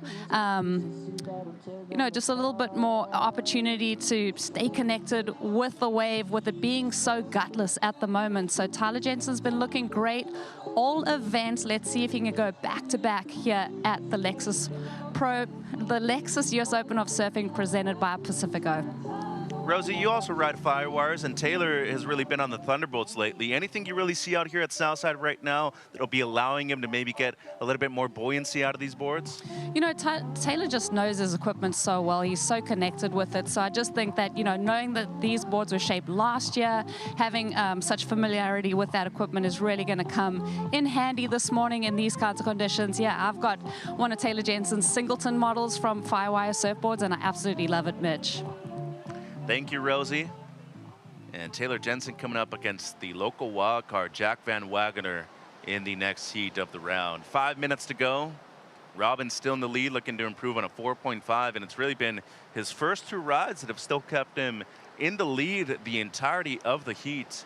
Meanwhile, Skinner, though, well, he's done some work to be able to get back into it, a 6.47. And I know you said yesterday you don't necessarily like spending a lot of time in the shaping bay. Are you a fan of experimenting with different kinds of equipment, though? Maybe some epoxies out there in conditions like this? I'm not a big epoxy fan. I do prefer more of the PU, the way it sets into the water a little bit more. For me, I'm not a very big woman, so I don't have a lot of weight to sometimes sink a longboard, down into my turns and into certain places. So I do prefer the PU situation. That said, an epoxy board definitely has its uses and can be really, they can tend to be a bit stronger, and they definitely have more float. I've always been kind of a PU one. I'm pretty strict on the pintails. I like pintails. My husband, though, recently made me a board that's got more of a softer square tail. We call it the everyday model, and I really like the maneuverability and reactivity off it. I've always been a strict longboarder. I do follow in my father's footsteps. When the shortboard revolution came, he bought an Ernie Tanaka and rode it for maybe rode it for a month and said he hated it and went back to his log. So it's in the genes, as in his genes right here. Cole Robbins, our heat leader, nailing the 10 podium style, that pose, that hood ornament pose, I should say, in that 10, and really just kind of like putting a cherry on the top of his first 2 scores with that 6 and that 4.5. Not sure how the judges are going to see it, but I'm going to throw it out there that I think it's going to better the 4.5. Well, if there's one thing we can say about Cole Robbins in this heat, the few waves that he has ridden, he has truly maximized every single scoring opportunity out of them. Can we throw another contender in there for best smile, too? Yeah. That smile was pretty good there. Also, big shout out to his shaper, Wayne Rich, doing some good work over there in North County. Yeah, I think Wayne is going to be on site today.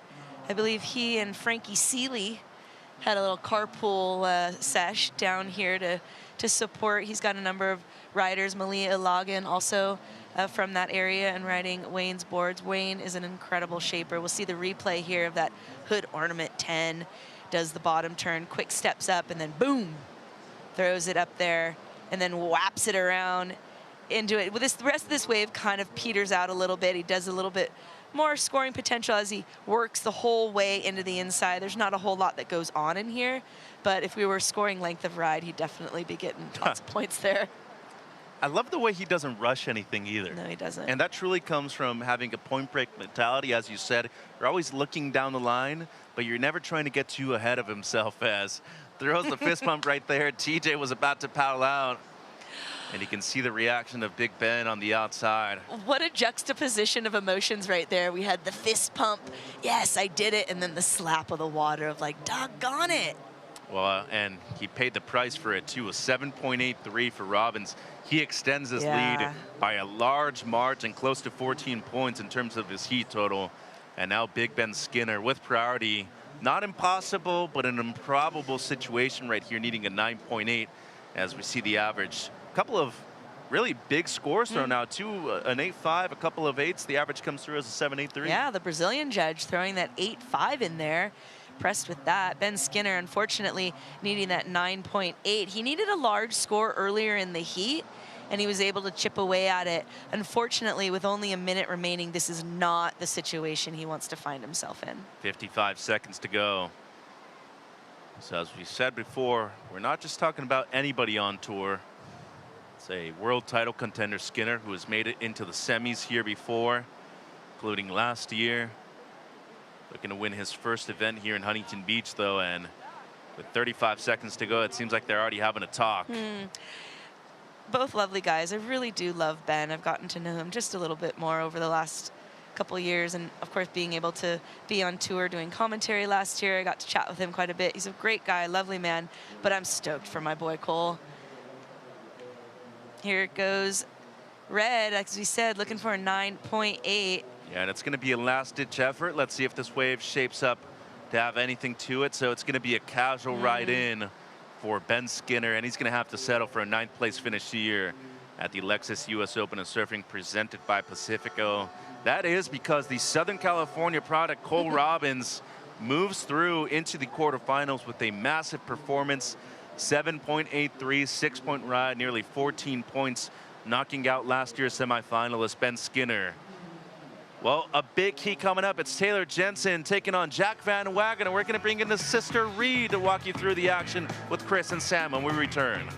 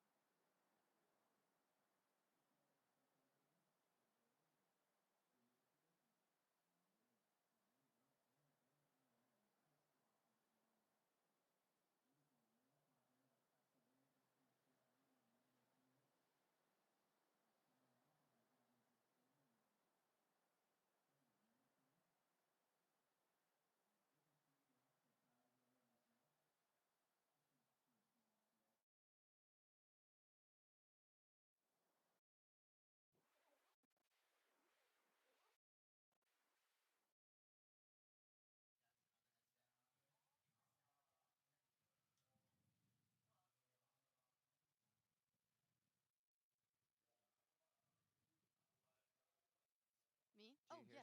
Sorry. Yes. Yes, perfect. Yeah.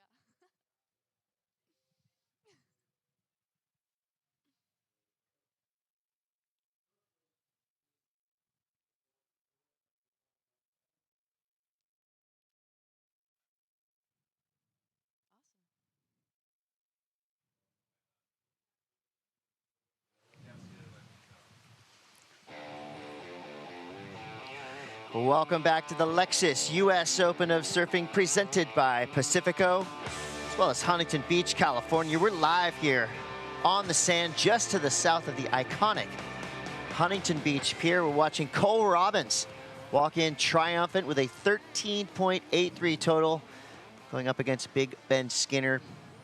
He didn't go Ben's way, he only came through with a 6.03, but hey, it happens. This is not an easy situation for these surfers to be in. But check it out. We got a guy named Jack Van Wagenen come up in the next heat, going up against Taylor Jensen. And I've got Jack's sister right here. Reed, welcome to Huntington Beach. Welcome to the booth. Thank you. Thank you so much. Thanks for having me. And of course, Sam Bleakley joining us. Sam, so far this morning, we've seen big numbers. We've seen small numbers. Not an easy 30 minutes to negotiate out here at Huntington Beach Pier today. Yeah, and this is a special one with your brother Jack against Taylor Jensen, going for his 4th world title this season. From your experience, Reed, how many times have they both met up in previous events? Oh my gosh. Yeah, Jack and Taylor have been surfing against each other for a while. They're both such great competitors, so it's always fun to see them match up against each other. But yeah, Taylor's an incredible surfer. Jack's an incredible surfer, so I'm excited to see how this heat plays out. Well, we're pretty sure who you think's going to win this heat. Yeah. Jack Van Wagener has been on a roll as of late, and I know you have two, Reed. So thank you. as we wait for this one to heat up, let's talk a little bit about your season so far. How's surfing competition going for you so far here in 2025? Yeah, it's going good. Just stoked to be on the Challenger Series this year and get to experience all the cool cultures and travel around the world and surf against the best. I haven't done the best in the past 2 contests, but hoping to get a better result here in Huntington. Well, showing up this morning when you see the waves like this, I mean, been talking to everyone from Jadson Andre to, you know, all the pros on the longboard tour as well. Everyone kind of in the same situation of, look, this is what we're facing. Yeah. So for you, when you show up and you see waves like this, you see Taylor Jensen right here getting a 317. Do you actually study and take notes from the longboarders when they're out there on a day like today? Yeah, I mean, from longboarding and shortboarding all my life, like, you have to know how to surf the waves a certain way, with each being so different. But yeah, watching my brother and everyone surf out here, it's definitely good to see where they're sitting, see where the waves are breaking, where the most consistent wave is breaking. But yeah, it's just so cool to watch and be here. Are you nervous watching your brother go? Yeah, I'm shaking. I'm shaking a little bit. Yeah, I'm always nervous for my brother. I always hope for the best because I know he can do so well. But yeah, I'm just hoping for the best for this one. What was the vibe that he was in this morning? So we woke up this morning. I was like, Jack, you ready? And he was like, heck yeah. So that's good. Yeah. So he was waking up happy, and he was feeling the vibes. Yeah, the car ride up here was fun. We listened to some music, talked a little bit, but yeah, it was good. Nice. Yeah. Well, like you said, they met last year here at Huntington, TJ and Jack. Yes, they were. TJ actually knocked Jack out last year here, so we'll see. We'll see how this one plays out. But yeah, super excited to watch this. But Jack beat TJ at Oceanside at the King of the Pier a couple of years ago. Yes, yeah. They always go back and forth. I mean, they're so different in their surfing techniques, and so it's cool to see the matchup. And is it right that Jack is in his 3rd year studying architecture? Yes, yeah, he's at Cal Poly SLO. He's really focused on school right now. He's like doing really well in school. He loves what he's doing, so I'm super happy for him. Yeah. I know people at Vandelay Industries. Maybe I could talk to them after he gets out of school. Yes, perfect. You know, you guys are from Carlsbad, California, which I think is actually an underrated surf city. I mean, you got Corey Schumacher, 3-time longboard world champion, but then you got Taylor Knox, and you got the Van Wageners coming out of Carlsbad as well. And I know you guys are close to where Taylor Jensen comes from as well, so there's got to be some town rivalry coming through in this heat as well. Yeah, Carlsbad's awesome. I mean, just living there and getting to like surf the waves there, but also we do surf Oceanside a lot, so we always see Taylor out there surfing, so yeah, it'll be fun. That was a nice wave for Taylor. I felt like there was a sense of disappointment on his opening score in the mid-3s, where he just wanted to hook back that final turn, and it was already a 5, and he was like, wow, I just put that a little bit hard on rail. But I think this is going to be a strong score to add to that 317, opting for that left. It's running. He wanted a busy start. I think he would have noticed that in the heat with Cole and Ben Skinner, they both were patient at the start, and TJ straight to business on his 2nd wave. Clean footwork up to the 5, gets that 5, walks out, and then just really drives out of that float with style. He does so well of getting his board so vertical. Like, he's one of the best, I think, technical surfers for sure. What are you expecting from Jack on this one, Reed? Oh gosh, let's see. Oh, this is a nice looking wave. Straight up to the nose, 10. Oh. Well, that was unlucky for Jack because that right just didn't run, but TJ's backside 10 there, that had a bowl, it had a peak, it had a good scoring potential. It looks like that could go into the top 2 for Taylor. Yeah, for sure. These waves are definitely hard to read. Even shortboarding out there the other day, the peaks are popping up everywhere, and so you have to sit in the right spot and hope to get that one little bully section to hit. But same with longboarding, you have to get that one section where you can perch on the nose, and hopefully the wave runs the right way so you get all the way to the inside. I'd say one of the low-key training grounds for really good longboarders, Terramar. Oh, yeah. And I don't think I'm giving away a secret spot because every time I drive by there's about 60 people out. Yeah. But a great place to hone your skills. I'm sure Jack spent some time out there. Meanwhile, we see Taylor Jensen. That was incredible. That's just the prototypical Taylor Jensen ride. Yeah. Hang 10, power carve. I really appreciate that now on the replay. I mean, he leant over that backside 10 so beautifully. I think that's going to be a massive score, but Jack's looking like he's on a really nice right-hander. Yeah, you saw him get Okay, 10 yeah. over. This thing's running a little bit. See if we can get, ooh. He found that little double up. The judges can't hear you, but you can hype them up all you want. I mean, they're right above us. If you yell loud enough, they might hear you. Wow, Look he's at this getting this thing connection. all the way to the inside. Yeah, well, this is the first wave that's shown enough of the rising tide to get the reform, because so far we've seen on the lower to mid tide, it's just been that opening section shallow, but now we're starting to fill up a bit, so those linking rides can add a little bit more, and that one linked through, so he's riding the game now. Yeah, that was a good wave to get. Yeah, the waves are definitely tricky to link all the way to the inside and decide which way to go when you're when you're getting there. But yeah, I think the high tide will definitely help with the push. But The judge is going to be locking in some numbers for Taylor and Jack. We got 20 minutes, 58 seconds to go while we wait for the next wave to be ridden. Let's go down to the glass. We got AJ McCord and Cole Robbins. Cole, you have been here at Huntington Beach for more than a decade, competing, riding these longboard waves, locking a spot into finals day today. How did you elevate? You know, I was watching the heats before, and it's really glassy. If the sets come, it's great. Yeah, it's been almost 18 years competing here, and going up against Ben Skinner, I mean, he's an incredible surfer, one of the best in the world for, gosh, I don't know, a couple decades now. And so I knew I had to be on the right waves. And it was just really unfortunate for him because there was almost no waves. We didn't have a single set. So I just kind of capitalized on some little in-between waves. And we kept talking like, wow, this is crazy. There's nothing coming through. So I'm really happy to have made those choices and catching the smaller ones in the beginning. And it's tough losing like that because you want to be going, you know, wave for wave, especially with one of your closest friends. But that's the way it goes, and I'm really happy that I made it through. And sometimes it's all the little things that you do to prepare that really prepare you for the moment to shine. You're 7.83, you perched on the nose, but the stretching beforehand, you got to take us into the pre-game routine of how you get ready to nose ride the way you do. All about getting loose. You know, Taylor, Jensen, and I, we watched Happy Gilmore 2 yesterday, and I was starting to stretch, and he comes up behind me and says, you know, Cole, it's all in the hips. And it really helped, you know. I really appreciate Taylor for reminding me of that. So were you thinking Happy Gilmore on that final wave? Is that what was going through your head? Yep, the whole time. Well, it worked out. So inside the stretching, inside the movie routine, congratulations on to the next round. Yeah, thank you, Adam Sandler. It really got me through that one. But shout out to all my friends and family and my brother's little baby Callum again, and really happy to be here. Congratulations. Thank you. Well, don't spoil it. I haven't seen it yet. Hip swinging, now hip I slinging know the tips. plot lines.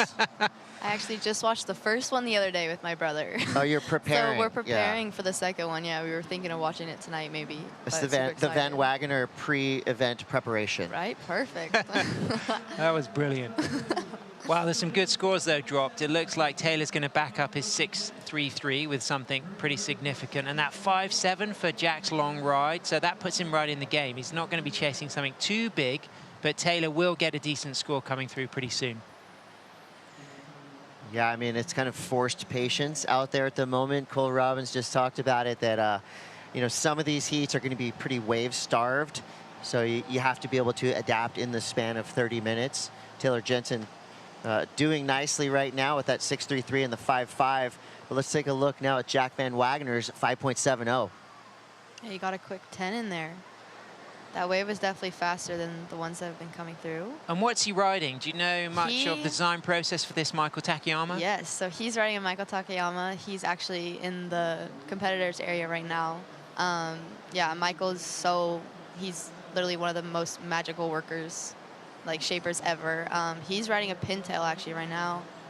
He surfed that board, I'm pretty sure, in Abu Dhabi, and he loved it. And so, yeah, he's been riding that everywhere. But yeah, Michael's absolutely incredible with his work.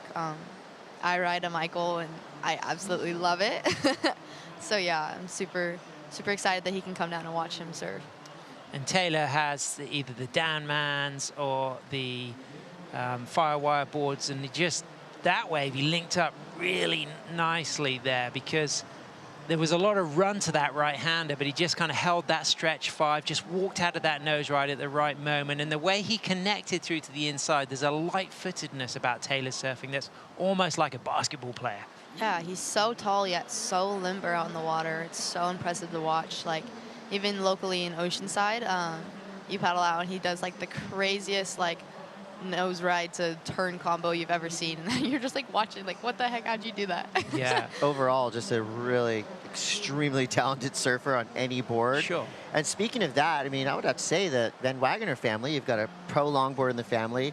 You're a professional surfer as well. How did this all happen? I'm sure do your parents rip? Like, where did you guys get these skills? Yeah, so my family's been a beach family ever since day one. My dad surfed when he was younger, but didn't take it competitively or anything.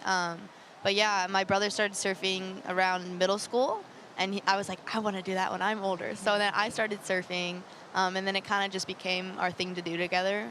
So me and my brother have been surfing together forever, and absolutely love surfing with him. He's like my surf buddy, so it's amazing. He was just in J Bay with me, and so it's super sick to go check out the new place with him and surf with him, but yeah. And when did you see him start to gravitate towards the log? Yeah, he's always been incredibly talented at everything, but whenever he hops on a longboard and you see him go surf out there, it's just insane. Like, he does some stuff that like no one's ever like been doing. Yeah, just incredible. Been watching him grow and become the surfer he is now. It's been so amazing. It's awesome to have that support as well. Did you get to surf Jeffreys Bay on the trip to South Africa? Yeah. There we go. Yeah, I surfed it almost every day we were there. It was hard to get waves with all the tour surfers there because they're just like on the best waves. But yeah, incredible wave. So cool to experience it. It was definitely different than I had expected. And the point section at J Bay is great for longboarding. Yeah. We actually didn't end up going down that way because it was just pumping the whole time. Sure. But yeah, Jack was jonesing to get a longboard. He only brought shortboards to J Bay because longboards are definitely a task to carry over and travel. But yeah, he was having a blast. And the benefit of this heat is, both surfers, able to drive up the coast to get here, and so they're not many of the people who are having to kind of lug the boards a fair distance. Yeah, exactly. Yeah. Yeah, we're doing the drive every day just because it's nice to eat at home, sleep at home, get in that routine. But yeah, he's happy with just driving up here every day. So. And what's his mindset? I mean, in this kind of situation, he's not chasing a massive score. Taylor isn't running away from it. It's right there for Jack, just in the kind of low sixes that he's chasing. Knowing your brother, what's his kind of mentality, moving into the back half of a heat when he's chasing a score? Yeah, you never can really get into a surfer's brain, but Jack, I think he's one of the most composured surfers I know. He can sit out there for, even in free surfs, he can sit out there for an hour without catching one and get the best wave of the day. Yeah. And then I'm like, okay, that's worth it. But I cannot personally sit there and wait for a wave to come. I have to get every wave I can. But yeah, hopefully he's not stressing out too much, and hopefully he'll get it. He's looking for you on the beach right now. Yeah. He doesn't know you're announcing his heat. He's Where's his coach? He's looking for the signals. Yeah. But I mean, Taylor's the same in the sense that TJ can hold his composure and his patience till the dying seconds. And I've seen Taylor win huge heats, huge finals on just 2 or 3 waves, and he can sometimes go 7-12 minutes between rides, and it's still, the moment he pops up, it looks like he's caught 100 waves before that moment. Yeah, it's definitely tricky because you get those when you sit for so long, you stand up and you get those little first wave jitters in your legs. I definitely get that. Me too. I like to keep moving. I like to get a wave under my feet and just get my feet in the wax and get a rhythm going. But Jack can sit out there and just wait for the perfect wave to come. So. And it's so interesting because my daughter's a competitive longboarder, and she's a bit like me, where if she doesn't have a good start, a quick start, she struggles to shine, and it's trying to learn that it's okay if you don't have a quick start. You've got a lot of time, and developing that patience to know that you can still strike and surf at your highest level even if you haven't caught a wave for the first half of a heat. Yeah, it's definitely tricky going out there and managing your heats because all heats can go such a different way.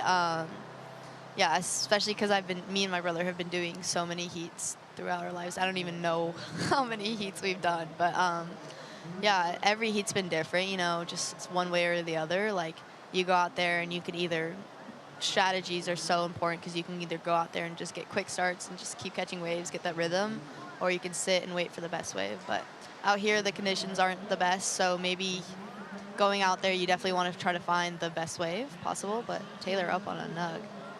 Taylor Wow. Jensen, a little right-hand runner, gets on the nose. It's a trademark TJ Wow, he just slash. popped up there. Yeah. So the Stu Kenson that he works with for some of his Firewire designs, along with Dan Mann, I mean, he has made some magic boards, and this is an absolute runner How with does speed. he do that? He just went weightless through that section. And there was whip in those turns as well. After that opening 5 and that tight 5 into that 10, you could see the whip and the snap on the turns. But then also to finish off, to punctuate it on the inside with that same level of flair. It's incredible. That was a well-read wave, and also just good positioning to find that wave in the first place. That was very impressive to get through that section. I thought that wave was done after that. Nice 10, pulls it up there, and then look at the snap on this. He just whips that 9-6 round beautifully, straight back up for another 5. And even though this wave gets small, you can just see how he's patiently in the trim spot, keeping the momentum going and just roller coastering a little bit with his footwork. And here, back for a strike, and again, another tight 5. And again, just putting some flair at the end of the wave. That's going to be a big score. I think that's the biggest score of the heat. The subtleties right there were pretty incredible. That little low-key swivel to get him through that section. Of course, the judges, I mean, they're looking at every tiny detail that's happening on the wave, and they're going to reward Taylor Jensen. Wow, with a good score. Reed, I'm sorry to tell you, but that's an 8-point ride. Oh, gosh. That means Jack, your brother, now needs an 8.63. Still possible. We've got 10 minutes to go. Yeah, there's While time. these guys get back out into the lineup, Reed, let's talk about your upcoming heat. You got Heat 8. Yes. Do you know who you're going against? I think I have Jolly Stokes. Jolly Stokes, Laura Rapp, and Talia Swindell. Right? Yes. Have I'm you super surfed against excited. any of them yet? Surfed against Talia in a lot of heats because we do the regional QS together. Surfed against Jolly in the Philippines for World Juniors.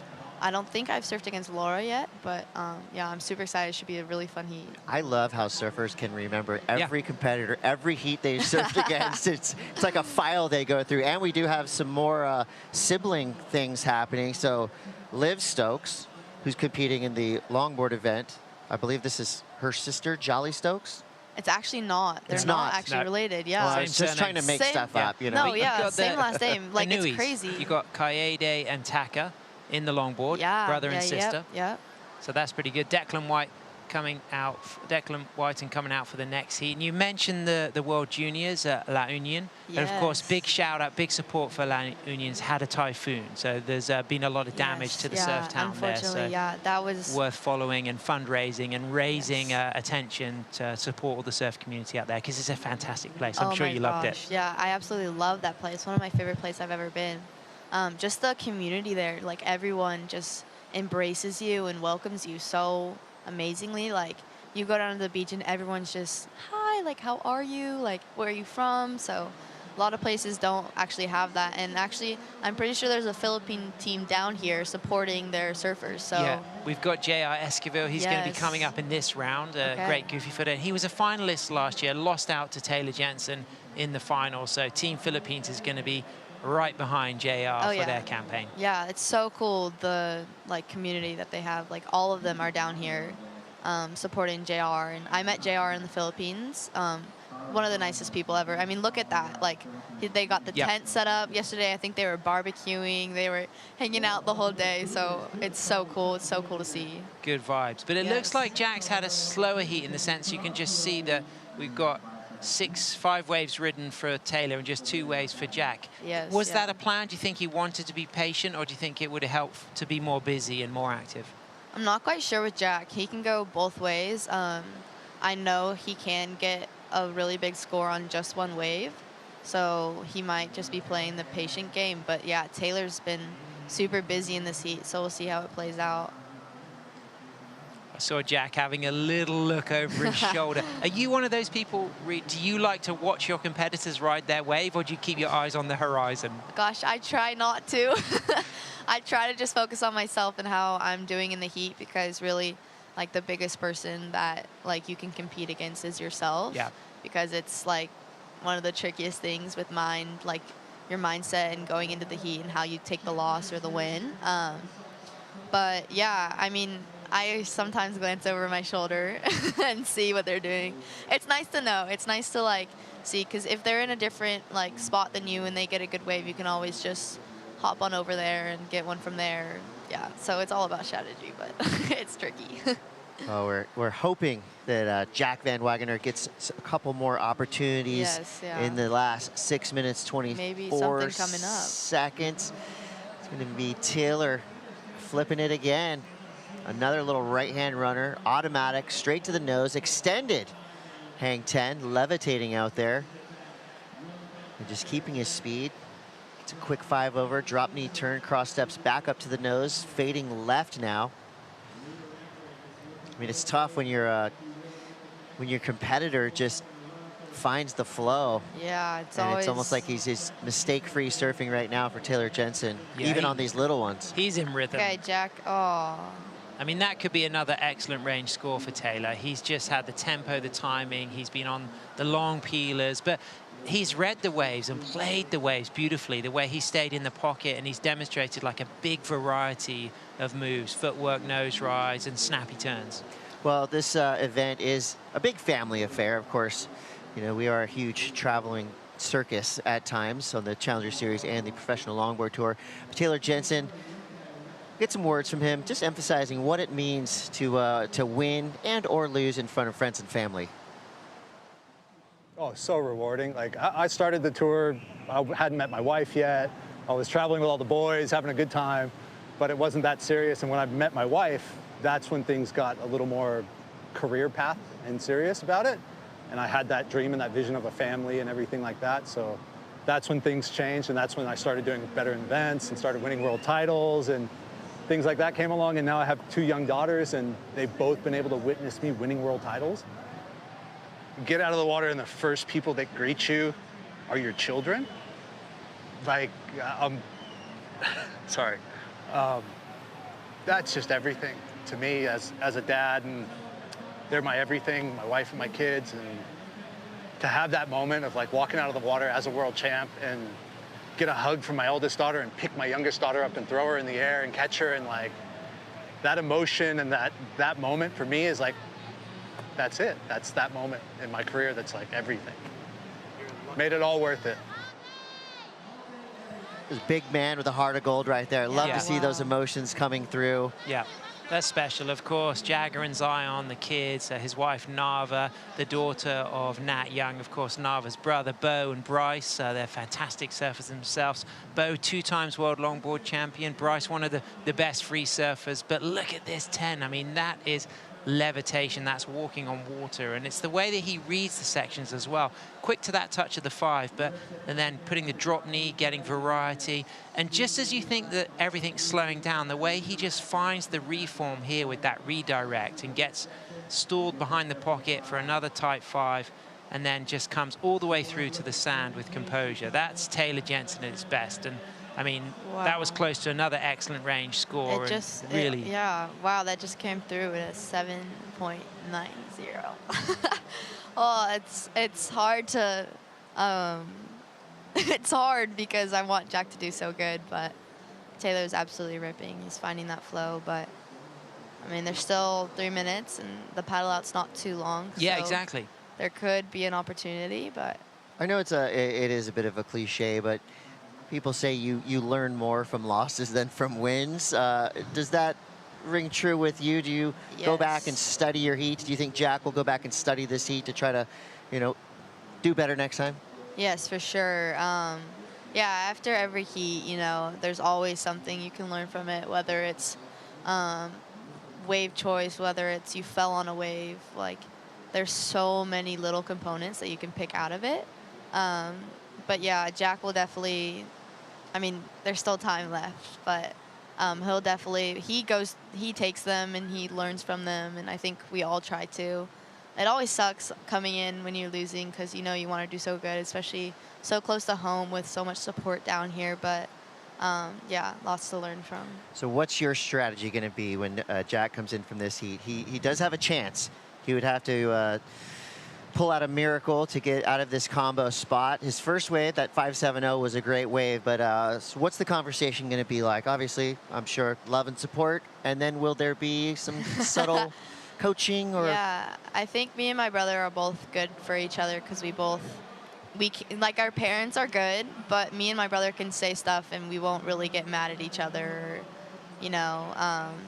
But yeah, I'll definitely make sure he's not too hard on himself because he's so young. He's in college focusing on school, so I mean, stoked for how he's surfing and how far he's gotten in competitive surfing, but yeah, I'll just give him the love and support and maybe give him a couple tips. And it's great that he's got his academic opportunities as well. And there's a lot of people, myself included, I launched myself into the World Longboard Tour after I'd graduated from university. And I felt like that was an important thing for me to do, to wait until I'd finished that academic stint. Yeah, that's why I think the Longboard Tour is like so cool, is because the age range in it is broad. He's just trying. Had to go for it. Yeah. Gotta go for it.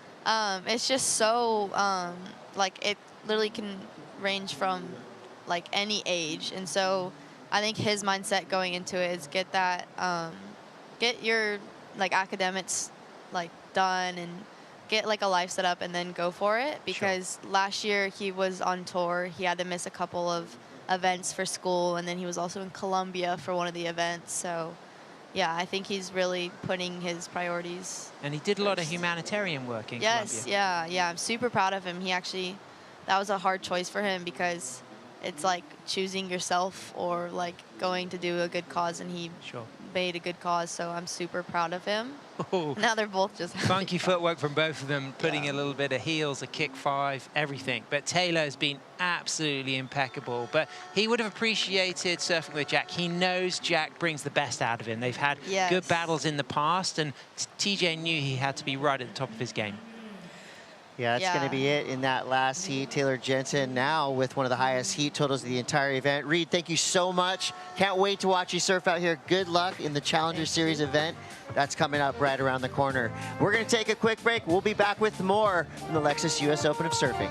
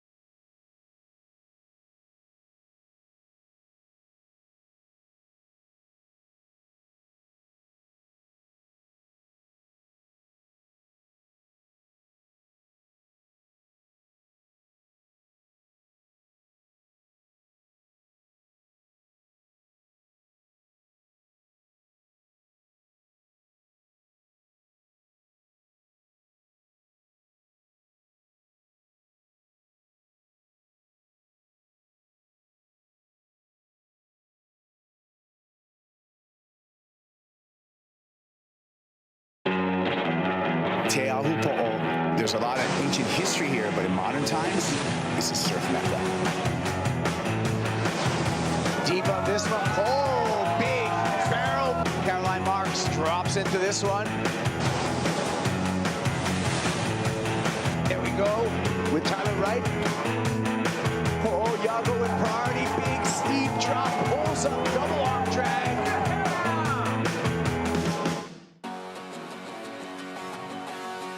The Lexus Tahiti Pro is just around the corner. Congratulations, Taylor Jensen. 15.90 total, one of the highest heat totals of the entire event. And hey, big ups to Jack Van Wagoner. He kept it even. A couple good waves ridden, but just didn't get the opportunity that Taylor had. As we roll through here into our round of 16, Heat 6. This is going to be a fun one to watch. We got Chase Leader, Team USA, going up against Declan Whiten, Team Australia. Chase, one of the main featured performers from yesterday. Yep. And you know, give this kid the opportunity. He will hang it all out there on the nose. Sure. I mean, this is a crunch one. It's seed number 8, Chase, coming up against seed number 9, Declan. So this is just that middle seed kind of meeting point. And of course, both still got youth on their side. Chase, the younger of the two, he's born in 2005. Declan, a little bit more senior, but still young. He's born in 1997. And Chase, the goofy footer, Declan, the regular footer, both look good this week. I mean, we saw Chase take the win in round 1, so he didn't surf yesterday, but Declan looked really nice yesterday. But Chase setting himself up. Chris, this looks nice. All right, first looks. Gets up on the nose with the swivel. Styling it out. Nice drop knee turn straight into a cross step. Now fading right. And will easily make the connection. That was really cool. Wow. Back on the nose with the 10. This is exactly how you want to start a heat. Wow. Chase Leader laying down the law right there with authority, with style, finesse. Declan Whiten getting involved as well. He makes the transition from the outside to the inside. Different styles between these two surfers, different stances. Wow, what a first exchange. In a little paddle battle, looks like Chase is going to get the edge. I mean, we've got to see the live action of Chase's ride there, and there was a lot of good stuff to celebrate. And the instinct says it could be an excellent range score. That was like 5 waves in 1. Yeah, he went all directions as well. 25-25 to go. We're starting off with Chase Leader. Stalls it, 2 to the tip, gets the 10 soul arch. Great body language, and then here he puts in the drop knee turn. So good variety of rail work. A peaky wave, but he's already done as much as you could do on that first peaky section. A little bit of downtime, but finds the reform back into a really good 10. Walks out of that 10. And then just snaps back a turn on his Michael Takayama. Michael in the competitors area there watching, and this is what we saw from the right-hander. Ooh, okay. That was tight, and then he snaps back that big roundhouse drop knee into a driving re-entry floater for Declan. Wow. Whiten from Manly on the northern beaches of Sydney, Australia, and he connect all the way through to the inside of this one as well. So this is an interesting one, Chris, for the judges, because 2 different styles, goofy footer and a regular footer, both highly active on those rides. There was not much more either surfer could have done on those waves. I love I was thinking the exact same thing. So I feel like Chase got the better on the nose, whereas Declan with the better turn, you know, that impactful, critical section. He made it out nice and smooth. That's probably why the judges are taking some time right now, because they know that these first 2 scores are going to really set the tone for the rest of this heat with 24 minutes to go. Obviously, plenty of time. Now both surfers looking in, and they were both pretty much up at the same time, so they didn't have the chance to see each other riding waves. So these first 2 scores are going to come as a bit of a surprise to both surfers in the lineup. While we wait for the scores, let's go down to the glass. Dominant Taylor Jensen, 15.90 total. He's standing by with AJ McCord. Dominant, Chris, but working harder than he typically likes to. I went back and did math. Scary thought, I know, on a Monday morning. But Taylor, the last time you caught more than 7 waves in a heat here in Huntington Beach was the 2022 final, when you caught a whopping 8.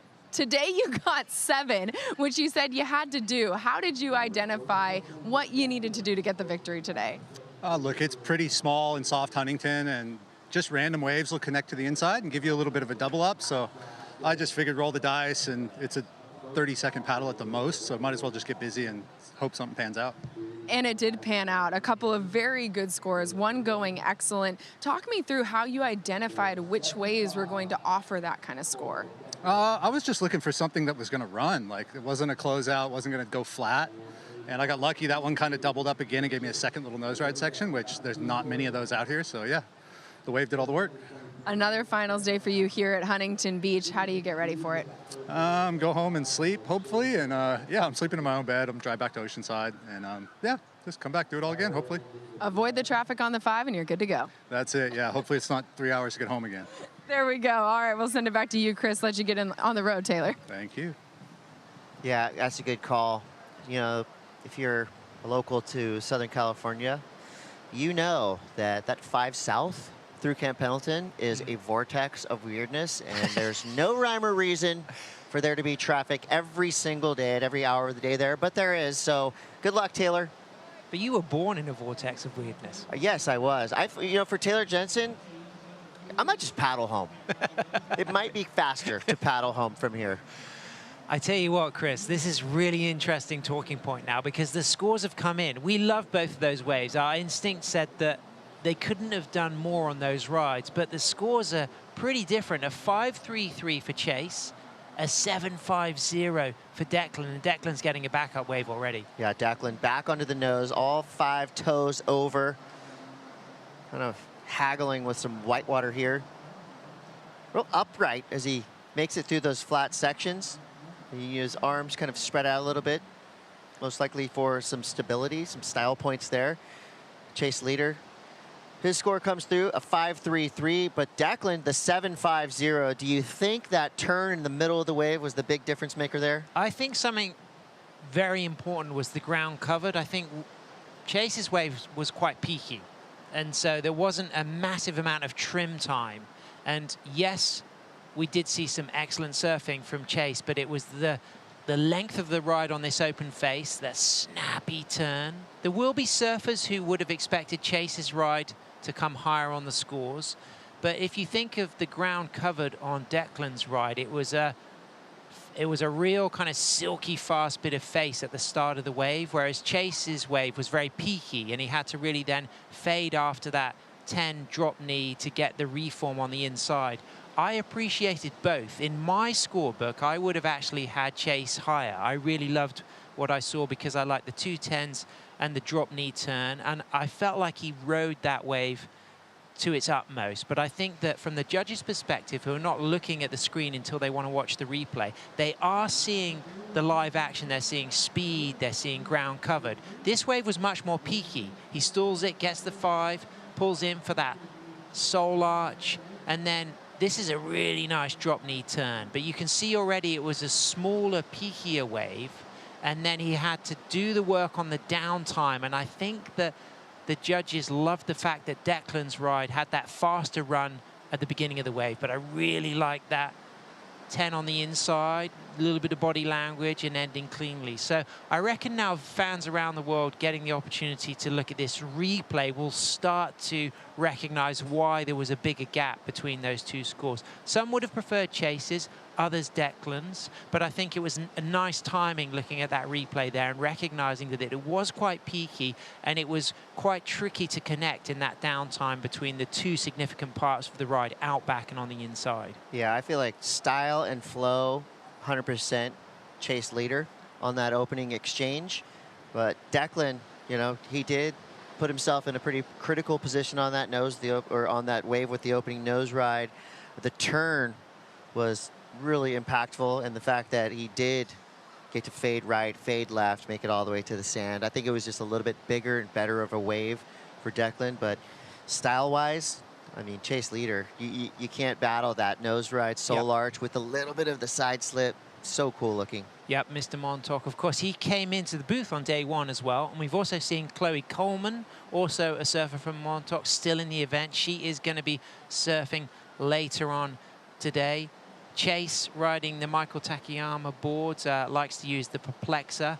Of course, he got third here at the US Open back last year in 2024. He had a great run beating Connie Ellis-Stewart. He beat Declan, who he's surfing against now. He beat Kai Hamasi.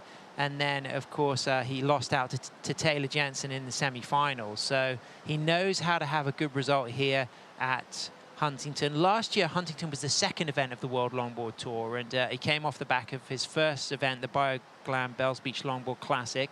And I was talking with him and his dad, Craig, and they had a lot of confidence about coming to Huntington. He knows this spot well. He's used to surfing beach break conditions in Montauk on the East Coast, and he was hungry for a big result, and he got that last year. So he's going to stay hungry. 17 minutes, plenty of time. A 5.33 would have been disappointing in his ear. He probably felt that was going to go a bit higher than the score he dropped, but he just needs to get something that has a bit more of a longer, steeper section like that opening wave that Declan had. Yeah, and while that 7.5 feels like a hefty number, a big hill to climb, Chase Leader only needs a 5.51, so he's well within striking distance of Declan White right now. 17 minutes to go. And I do like that the WSL has put a lot into the longboarding tour. You got the qualifying series, the kind of feeder system to the Pro Tour. Yep. You do have 3 opportunities to get solid results to get yourself into the finals, which will be, of course, in El Salvador. We're talking 8 men, 8 women in that finals day format. And I believe that will be the last time that we'll see the finals day format. I don't know for sure. I just know on the championship tour side for the men's and women's shortboard tour that next year in 2026 we'll be going back to the traditional end at pipe cumulative points. So it'll be really cool leading up to the El Salvador finals event. I'm pretty sure we're going to see a lot of veterans in that final 8, but most likely some new faces making their way into that top cut just because of some of the performances we've seen on the men's and women's side already this week. Yeah, I agree. And the surfers love Sunzal. It's a great longboard wave. We got to hear from Pete Townend, PT, yesterday about when they filmed the sequences to double as Malibu for the released film in 1978, but filmed in 77, Big Wednesday. They went down to Punta Roca in El Salvador. A much different time politically for the country than now, where surf tourism has been part of the boom of the economy, and it's really exciting for the longboarders to know they've got that on their horizon, and to know they've got the variety in the tour. They've got the beach break conditions of HB, they've got the point break conditions of Bells Beach, they've got Abu Dhabi, lefts and rights, and then they've got that arena of Sunzal. But right now, attention on the beach break conditions. And what's really good about the weather today is that wind is holding back. It's still glassy, it's still clean, and there's still a big opportunity for Chase Leader to get things rolling, because Declan, only with that backup wave of the 3.33, like you said, Cote, it's just a 5.51 that Chase is chasing at the moment. Yeah, so we still have half the heat left. I mean, going back to the super basics, these are 30-minute heats. Priority system is in play. Top surfer advances through towards finals day. Second place surfers, it's a little bit of a payday. Yep, sure. And big shout out to Declan. He's just qualified as a firefighter as well. So not only has he been a Manly Beach lifeguard, now a firefighter, and he's a long-time rider of the Steve O'Donnell boards. It's over 10 years now that he's worked with Steve O'Donnell. And of course, Chase on the Michael Takayamas, we've been talking about that. It's a big feature of the longboard culture, what you're riding. And there's a big feature of this event is the number of surfboard shapers who are riding their own boards. But the personalities of the longboards is really kind of showcased through the shapers. And, Carla's husband, Ian Zamora, he's an amazing surfboard shaper, makes brilliant short boards, mid-lengths, long boards, and he's also kind of right at the cutting edge of being inspired by the types of surfing that these longboarders are doing. And one of the new features we've seen at this event is we've had a few years of a lot of emphasis on lifting nose rides and that part of surfing, but the surfers are always trying to get that blend of the exciting driving rail turns mixed with the trim speed and the lifting nose rides. And I've noticed a lot of the competitors on boards with slightly more pulled in tails than they were riding a few years ago, just to get that balance between rail surfing and footwork and nose riding. Yeah, and I like the point you made there about Declan becoming a firefighter. It's a bit crass to talk about money, but let's get into it just a little bit. I mean, I think nearly every competitor on the longboard tour has to have a primary or secondary job. Yep. There's not a lot of money in surfing in general these days, but I would think for longboarders, you really have to be just one of the top top 3, top 4 elite surfers to actually make a full-time living as a professional longboarder, correct? Yeah, absolutely. And that's what's so special about this tour is it's a massive opportunity for creating income for these competitors, because the prize money is fantastic, and there are not a massive amount of big sponsorships available for longboarders, so they often have a kind of dual approach where they're in academia or they're working alongside their competitive surfing. But look at this from Chase on the tip, lifting, holding, styling. The goofy footer looking cool.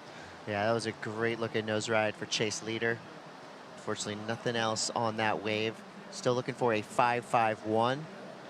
Might chip away at it there, but his first wave, the 5.33, is going to have to get a wave that a little bit more like that than like this. Yeah, $31,700 US prize money for the longboarders here at this event, which is fantastic and is a big opportunity. And then when it gets down to the final 8, $61,000 shared. And of course, across these 4 events, like you said, it's that top 8 for Sun Zhao. So this is a big moment for people to not go away with a 9th and go away with at least a 5th. And that really puts you in the conversation. When you're sitting on the 9th, yes, you're sitting just outside of the bubble. But once you break into that 5th, you know you're starting your season strong to get a better chance to get in the top 8 for the finals in El Salvador. And realistically, that can help buy your ticket to Bells Beach, the next event on tour. 11:23 to go. Declan White in the lead for now. We are waiting for a score for Chase Leader, and we'll pay that off right after these brief messages. We're going to take a Bonsoy brew break. We'll see you in a minute.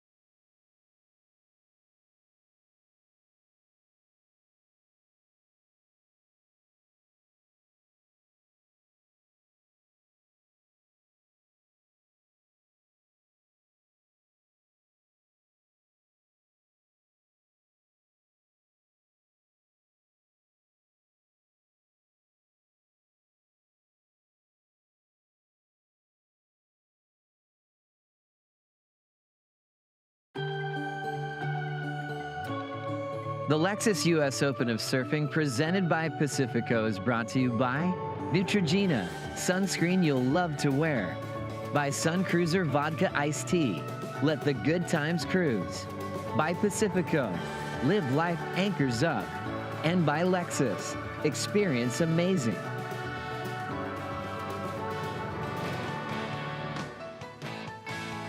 Hey, welcome back, surf fans. It's the Lexus US Open of Surfing, presented by Pacifico.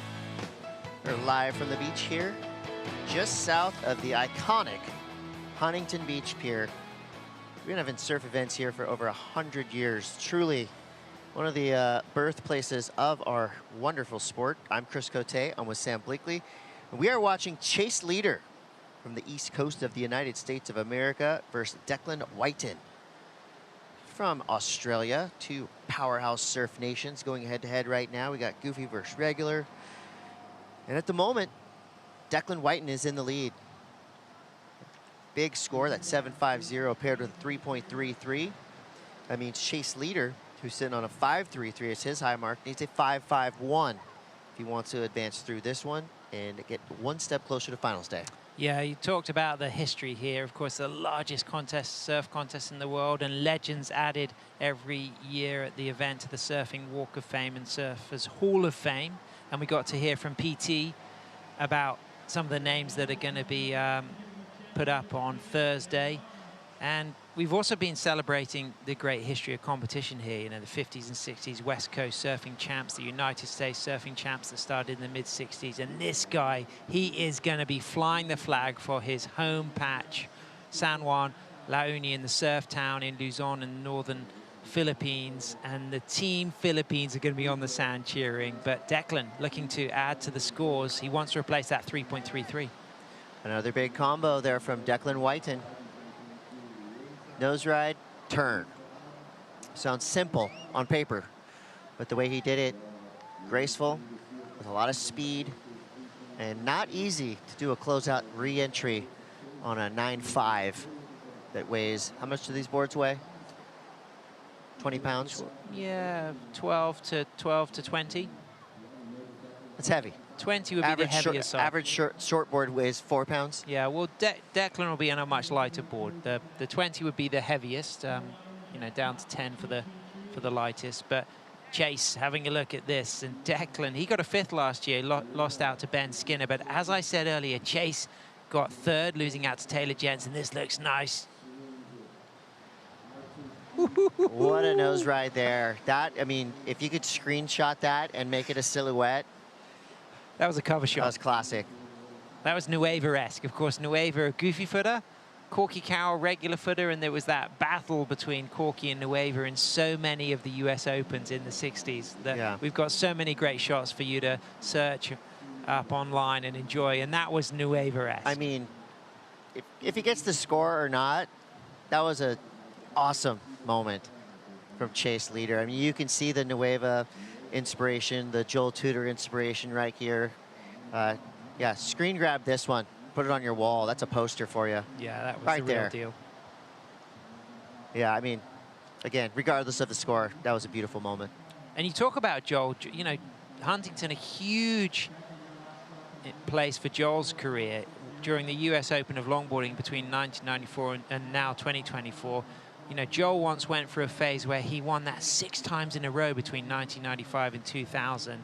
This guy, like many longboarders around the world, not only inspired by Joel, but his son Tosh, who would be a friend of Chase's. Tosh himself, an incredible longboarder. And it was nice seeing Kai McPhillips, Colin's son, competing yesterday, because Colin has been a winner at the US Open of longboarding. And what's cool about the success of Taylor in the previous heat is not only has he won 2 WSL contests here, he's also won 2 US Open of longboard events going way back. I mean, in 2003, he took a win, and that was backed up in 2008. So there's so many prestigious names from the likes of Brendan White, Dodger Kreml, Kevin Connolly, Justin Quintal, who've won here. So it really is a prestigious place for longboarders to shine. The good news for Chase later is that he did get the requirement. The bad news is Declan just dropped a higher score of 4.6. So now Chase needs a 6.28. This kid is back on the escalator, right on the nose. A really similar looking wave to his previous, and unfortunately just dies beneath his feet. He did everything right, yeah, and the wave let him down. And now Declan, who's gone down the beach a little bit more towards where Chase has been taking off, he shows us the backside hang 10. Yeah, that was unlucky for Chase because he did everything right, but that wave just didn't have anything more. But it's still going to be a decent score. But look at this on the inside for Declan. He's feeling that, Chris. He's feeling it. It's one of the first fist pumps we've seen of the day, if not the first. Wow. I mean, that was lively. And that is a lighter weight board. And you could just see the spring and the flex on his Steve O'Donnell model there as we see Chase just splashing the water. Is that a splash of positivity? Is it that feeling to pump himself up, chasing a score? What about this? Sets himself up with a drop knee, gets a really nice type 5 here into a 10, and then walks out. But it's the way he got the connection here. He stands tall and then just walks back towards the tail, eyes up the steeper section, and then pounces back for the 5. And look at the flex and the spring. And then here's that little stoked fist pump. He's feeling happy. That's going to be a good score. But what about this nose ride? Had he been lucky with the wave, into the 10, into the soul arch, just needed a little bit more. But here it is. He's perched. Come on. That was the longest nose ride we've seen of the entire contest. You can tell. I mean, Chase wants this right now. 628 is the requirement.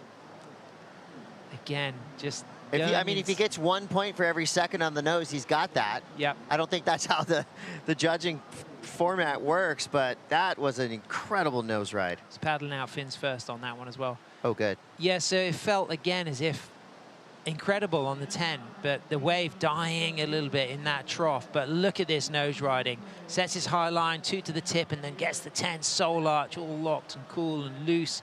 Hips thrust forward, and then snaps that turn back. So you may be getting close to the score that he needs, but it's at this moment where you just want that reform to give him something else through to the inside, like Declan got on that longer right-hander. But nevertheless, I mean, that was a really snazzy, in the pocket, committed soul arch 10, backed up by a snappy cutback. So chasing a 6.28, waiting though for a score for Declan, which may increase that requirement for our Montauk Maestro chase leader.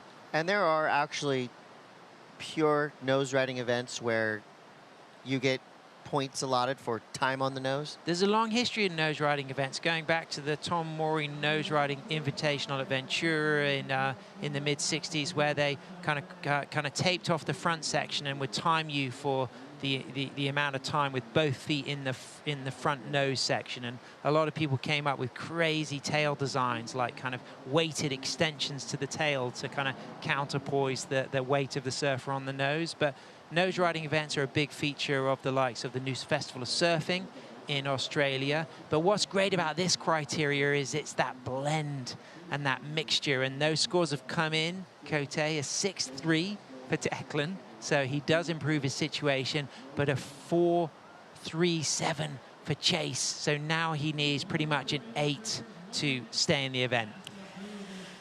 Harsh times. I mean, the wave was really the factor to let Chase leader down. I think he did get the best nose ride of the heat, maybe a couple of the best nose rides of the heat, but it's just Declan's been on better waves. And, you know, if you do get the better waves, you obviously have to perform, and he's done both of those things really well in this heat. 7.5 and a 6.30. That's another huge heat total, 13.80. It felt like Declan's long rides just gave a little bit more variety, an opportunity for variety, but I cannot express how impressed I've been with Chase. I mean, he has had a stellar performance. He's done as much as you could have done on every wave, and he's doing it again. Maybe just get a little greedy on the nose ride, but hey, that's what we want to see. Give it up for Declan Whiten again. Running right-hander. Great turn right there. Doing just enough. So I feel like the turns from Declan were really the difference makers. A little bit bigger, better waves. Nose riding, I'm going with Chase. But overall performance, Declan Whiten seals the deal.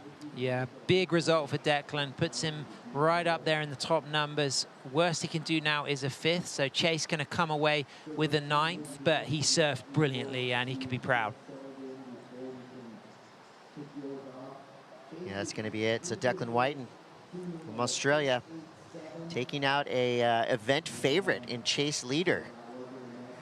Well, coming up next, we've got, great sportsmanship.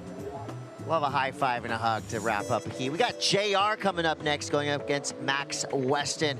So much more action to come for the Lexus US Open of Surfing. We will be right back.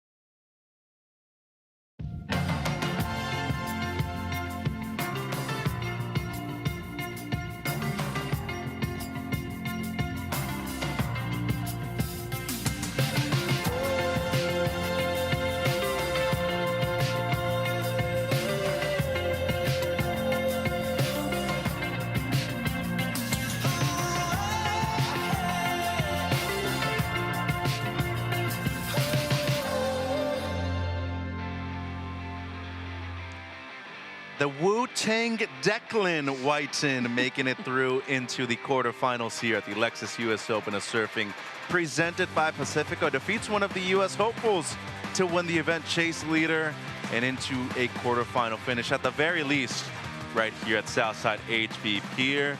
Mecho Salazar, one of the greats worldwide of the longboard world. This is Carla Zamora, founder of Queen of the Point. Carla, really fun heat so far this morning. We have a banger right now, though. Rogelio J.R. Esquivel coming up against Dr. Max Weston in heat number 7 of the round of 16. Yeah, the smaller conditions not posing a problem for these surfers. Getting the job done out there. We've seen some nice scores, and this heat, I think, is bound to be an exciting one. Yeah, nice shades, by the way, Carla. Those are ICs, aren't they? Definitely ICs. I am very blue-eyed and a bit sensitive to the lights here. They're very bright. So I was crying with you earlier. Fortunately, someone popped me some of these really stylish ICs. So now I can look cool under the lights. Yeah, shout out to Kate Stokes, Joey Santley, everybody at IC. Really appreciate you guys. Heat 7, round of 16 out there in the water. J.R. Esquivel, number 4 in the world in 2024. Runner-up last year at this event at the Lexus US Open of Surfing, up against Max Weston out of Australia. And as we know, JR tends to be very aggressive with the paddles at the beginning, and he finds a quality wave at the beginning of this heat. Straight to the nose. Beautiful carve right there for the Filipino surfer out of San Juan in La Union. Won the QS event there earlier this year to start things off in 2025. Has a lot of competitive experience, and as you mentioned a few days ago, did defeat Richie Cravey in a situation where he basically forced an interference at the beginning of the heat. So he is competitive by nature, as Max Weston works in software right now remotely, so allows him to travel internationally and compete worldwide, but does hold a very large degree in biomedical engineering. So 25:45 on the clock at a Stanmore in Sydney, but really resides everywhere nowadays. And the kid in blue, well, he's looking to make it into the quarterfinals against a very tough opponent in Esquivel. Yeah, JR, an incredibly focused competitor. Man, a few words, keeps things pretty soft and quiet. Lets us speaking surf for him. He was the 2024 Lexus US Open Surfing runner-up. A career high for him, and definitely setting the pace, not just for himself, but for all of his countrymen and women to kind of follow suit and have something really to look forward to and work towards. You know, he's an incredible role model for that Philippine surfing community. Yeah, just turned 29 years of age a couple of weeks ago as well. And the 29-year-old, well, he's looking good, and even recovered priority after this one too, Carla. Yeah, and if you saw the pulled back shot of that when we saw it live, Max was looking to try to go on that wave as well, was going to see if JR was going to go right. JR was smart, took that left, worked in his favor here. We're still waiting for the score to drop for both surfers here, but I think this is going to be a great opening ride for JR. Yeah, and Esquivel coming out of San Juan tends to surf point breaks for the most part. Meanwhile, Weston very well versed in beach breaks himself. Yeah, nice tip time there that he got there.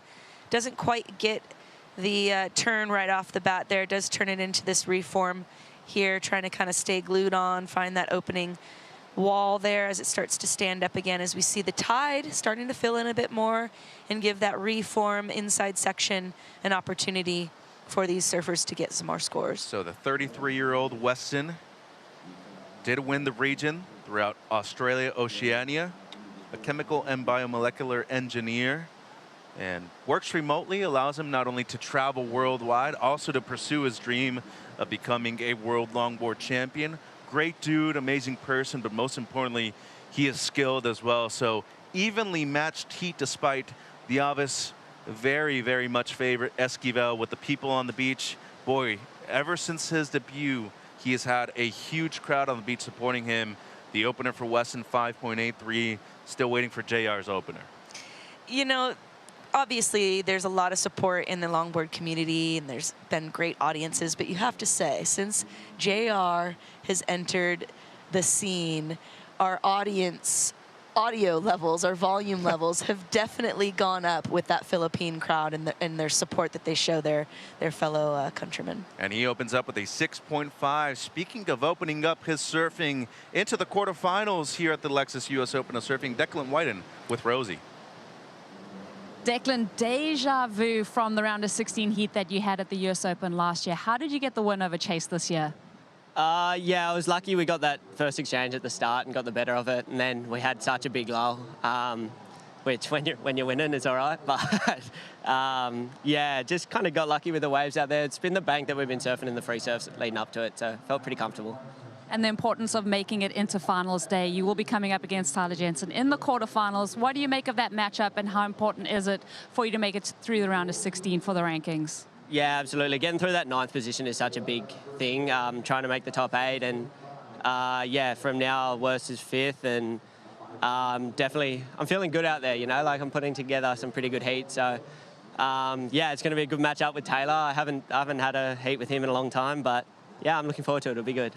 And undoubtedly, there's a lot of support for you online, and a couple people you'd like to thank or give a shout out to. Yeah, for sure. There's a special mention to JJ Tuolima back home and his family, Mel and Drew. JJ just took out the under-18 Aussie title back home, and he's a grom from Manly, part of Manly Mal Club, and I'm super stoked for him. So yeah, shout out to JJ, and special shout out to my girlfriend who's up at about 3 a.m. watching me back home as well. So all the support matters. Declan, well done. We'll see you in the quarterfinals. I'm starting to think that it's impossible to find somebody that you don't like in the longboarding community, and Declan is definitely one of those people that every heat it seems to be more charismatic as it goes on. 21:20 on the clock. JR Esquivel with a slim lead at the moment, a 6.5 and a 4. Max Weston with priority in the blue does have a 5.83, now needing a 4.68. But as we typically know, JR, he is a quick starter, already up into the double digits with his first 2 rides. Yeah, he likes to get his campaign going pretty quickly, likes to kind of just put that stamp on it right in the get-go. I think it helps put a bit of nerves into his opponent, kind of makes them have to really kind of stay on their toes, quite literally, toes on the nose. Max still waiting for that second score, so things will change. He's only looking for a 4.68. And plenty of time on the clock, 20.5 minutes left. Are you a fan of maybe wanting to pressure your opponent into committing a mistake at the beginning of the heat, or against somebody like Max, you think opening up, maybe getting some distance in between the two of them might be beneficial to JR? He's basically answering your question right here because there's a good amount of separation between the two of them. Got the 10 there momentarily, and boy, is it me, or does it just seem like his wave selection here in HB tends to be some of the best we see out of everybody on tour? He's really a fascinating character. He's super, smart with his wave IQ, his competition IQ. In general, he's just top level, especially coming from a community like the Philippines that hasn't been on the mark yet. It hasn't really, taken that place in the surfing in the world. And so he's really showing what's out there, what kind of talent and skill set is coming out of the Philippines. He's just one, I can tell you, he's just one of great surfers out there. Here's Max Wesson now with the response. Gets the 5. Really cool steez and style coming out of it. Beautiful carve right there. Really draws out the entirety of the turn with the use of that board. Taking his time right here through the mid part of the wave. And looking to get the inside reform. He does. And touch the 5 right there towards the end, but that'll be incomplete for the second one for Max Weston. A good response, though, given that it is very likely that Esquivel will be improving on his 4-point ride. 19 minutes to go, and at least say, he doesn't necessarily get something in the 7-point or 8-point range. Esquivel, once again, wave selection on point. Yeah, this is a great little ride right here. As we mentioned earlier this morning, the tide was super low. It looked a little bit desperate out there, but as the tide's filling in, some beautiful longboard waves. I think it looks incredibly fun as we watch JR work it into the inside there. He gets that inside nose ride section, works it back to the right, and really just staying active. There wasn't much downtime in that wave, which was nice. We'll also see the replay here of blue. Mr. Weston, he gets some nice footwork into the nose ride. He's kind of got that, I could be wrong, but I like to call it, that's the Diggity Dane Peterson kind of little curled shoulder, head kind of tucked down, real steezy style, and that's very reminiscent to me of my old friend Dane Peterson. It's almost like you're defending a rear naked choke. You're bringing your chin in all the way to your chest. Yeah, kind of keeping those shoulders kind of low. He keeps his arms low. It's definitely a very specific traditional style that we're seeing coming from Dr. Max. But we're waiting for scores to drop, as you mentioned. JR opening up with that great 6.5 and then following up with a 4. And Max opening up with a 5.83. We'll see what his second wave drops as. Waiting for a third score as well for JR. Looks like it's going to better his 4, coming in at a 6.77. So making the requirement for Max right now at a 7.44. And priority still with the surfer out of the Philippines. There are the numbers. Goes all the way up to a 7.2. Throughout the high and the low, you average the other 3 scores. So it is his personal best at the moment. And you mentioned him really being the face of Filipino surfing at the moment. And he's been the catalyst so far. And had the chance to compete a couple of Filipinos myself back in the day. John Mark Taconga was actually on the Challenger. Piso Alcala, who won an event in Siargao a few years ago too. But really, all in all, when it comes to people that have succeeded at the highest levels, you're seeing the guy on screen, really doing that so far, at least in the last 3 years or so. Yeah, JR has really been the one that's put the Philippines just on that global map, and it's really cool that it's been on a longboard because, as you mentioned, some really great names that have come out of Siargao. Another great name we have right in front of us, Max Weston, getting that white. I love his footwork to the nose, and when he lands his 5, it's generally already really tight. He doesn't really have a cheater 5 or like stretch 5 situation, which I really can appreciate. And is it me? Or does he really use the mid and the top part of the board very well? Maybe the best out of everybody I've seen so far in this event. Yeah, he has a really keen sense of the trim line, both with the wave and the board. I think his scores have been slightly under JR's because there's been a bit of downtime where he's waiting for that inside. In the mid part of the wave, right? Yeah, and while to the keen eye, you understand kind of how critical those trim points are. When we're looking at the criteria, we don't want a lot of that downtime. You really want to connect those maneuvers one to the other with very little space or as we say, downtime in between. So waiting on that score, that was the last wave that he caught. Previous ride came through as a 6-point ride. So at the moment, that is his high mark. JR at the moment still in the lead. The last of Weston, not enough. 5.63, so doesn't even go into his top 2, needing a 7.27. Priority with the surfer in red, Esquivel. And he might be using it right here, looking left. It seems like a smaller wave, but has potential to grow on the inside, and that's actually going to be a big mistake and a gratuitous offer to the priority towards Max Weston at the moment now. Really interesting there because JR is pretty good about not getting sold, and he got sold right there. I think Max pressured him. Yeah, well, and I think JR was seeing the pressure before this actual clip. He gets in. I think this is the little one that he gets into. No, that's the one he pulls out. Yeah. So you saw JR seeing Max go, and he's not giving him any leeway, right? So he decides to use that priority, then he doesn't catch it. And I really feel like Max sold him into it. Here he's trying to kind of recover from that kind of faux pas. Here he gets the heels, but that double pet of the kitty there is not going to really be looked at. Super awesome, but getting into the inside, does some nice fancy footwork, gets that drop knee in there. He's already working with a 6.5 and a 6.77. Not sure that's going to factor into that, high 2-wave score line, but I think he wanted to kind of reboost and reset his confidence because you could tell he felt a little bit like, man, I blew it there. Well, at this point of the heat, too, it's not a bad mistake to really make, right? I mean, you already paddled for the wave, you lost priority, you might as well go on a wave that your opponent's not going to want to go on. Yeah, and just knowing JR, he's going to want to be like, okay, I screwed that up, and now I want to throw something extra flashy and not just for myself, but for his audience and for the judges, and remind, I didn't like this very much. I know he was doing it for a purpose, but I think that'll keep that score line a little bit lower than what we've seen on these previous higher waves. Yeah, you want everything to be clean, right? Especially in transition too. Yeah, and that said, like you said, there's plenty of time on the clock, plenty of time to just go for waves. He's already leading. Max needing, a fairly decent score. It's attainable. We've seen these scores out here this morning, so not something that, Weston is going to be too worried about as far as knowing that what he needs to do on it, but it's just a matter of getting the wave. I saw Ben Skinner after his heat, gave him the kind of condolences, if you will, and he was like, I just didn't have the waves. Like, it just didn't feel like I had the opportunity to do what I needed to do, and that's just the unfortunate case about competitions in the ocean. Yep.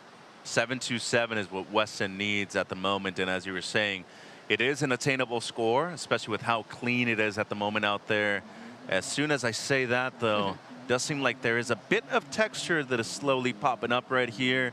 Max going to use his priority, though, to the nose. Well arched to the back right there for Max Weston. Looking to make the connection all the way through to the inside, and this wave is just going to let him down. So looking for a 727. Priority goes back to JR Esquivel. As let's go down to AJ for a little UV update. We are inside the Neutrogena activation and the Neutrogena UV wave report at a 6 here in Huntington Beach on this Monday morning. I am here with Dr. Maxfield, brilliant dermatologist who has come down here to Huntington Beach to bust some myths for us, which is fantastic because one of them, as you can see behind me, the myth is that you don't need sunscreen on cloudy days, but Dr. Maxfield, explain the busting. Okay. The clouds do not protect you as much as you think they do. Up to 80% of UV rays, the ones that burn you, the ones that age you, they still get through. And not only that, we can actually compound it with this. They reflect off the water. And so all of us, including me, who are going to be in the water here surfing, you get it from above, you get it from below, and you get it through the clouds. So it's extremely important to wear your sunscreen. Neutrogena Beach Defense actually protects you against 97% of UV burning rays. So wear it, love it, have fun, and don't forget to reapply. Well, and you referenced the fact that you're a surfer yourself, and so it's one of the things that's really cool about Neutrogena's products, how they're building that into a really active lifestyle. How have you experienced that as both a dermatologist and a surfer? So I love that question because I actually felt a little conflicted at first because as a dermatologist, my first goal is your skin health. And part of that is protecting you from the skin. But as a person, I love being outside. I skateboard, I electric skateboard, I surf. This is my love and passion. And so you have to just protect your skin while you live your life. Just be consistent. And that's kind of my message is live your life, have an adventure, but protect your skin while you do it. We love it. Thank you so much for being down here, for answering all the questions. And Mitch, I'm going to grab me some sunscreen because it's a cloudy day, but I need it anyway. Yeah, might as well get some for all of us, too, because I need to reapply every couple of hours. Thank you to Dr. Maxfield.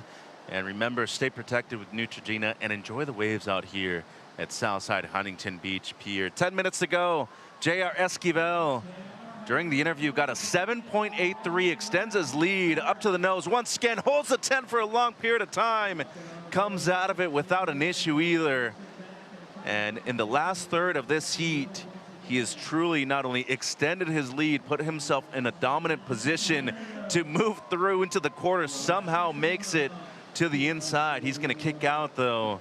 And boy, Carla, if there's somebody who knows how to surf this wave that is not a local to the south side, it's definitely the guy in red, Esquivel.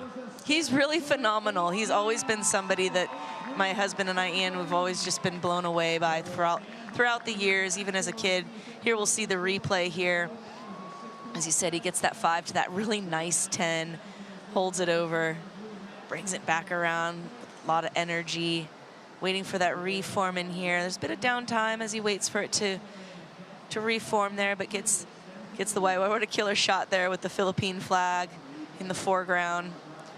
The support. If you're down here, you're feeling kind of hungry, there's some super tasty lugao, some rice porridge, all sorts of yummy treats down in the Philippine camp. They got everything. I mean, they're offering it to you literally at the beginning of the morning to 8:55 to go. And it seems like Esquivel definitely had his breakfast. He's defeating Weston at the moment with just under 9 minutes to go here in heat number 7.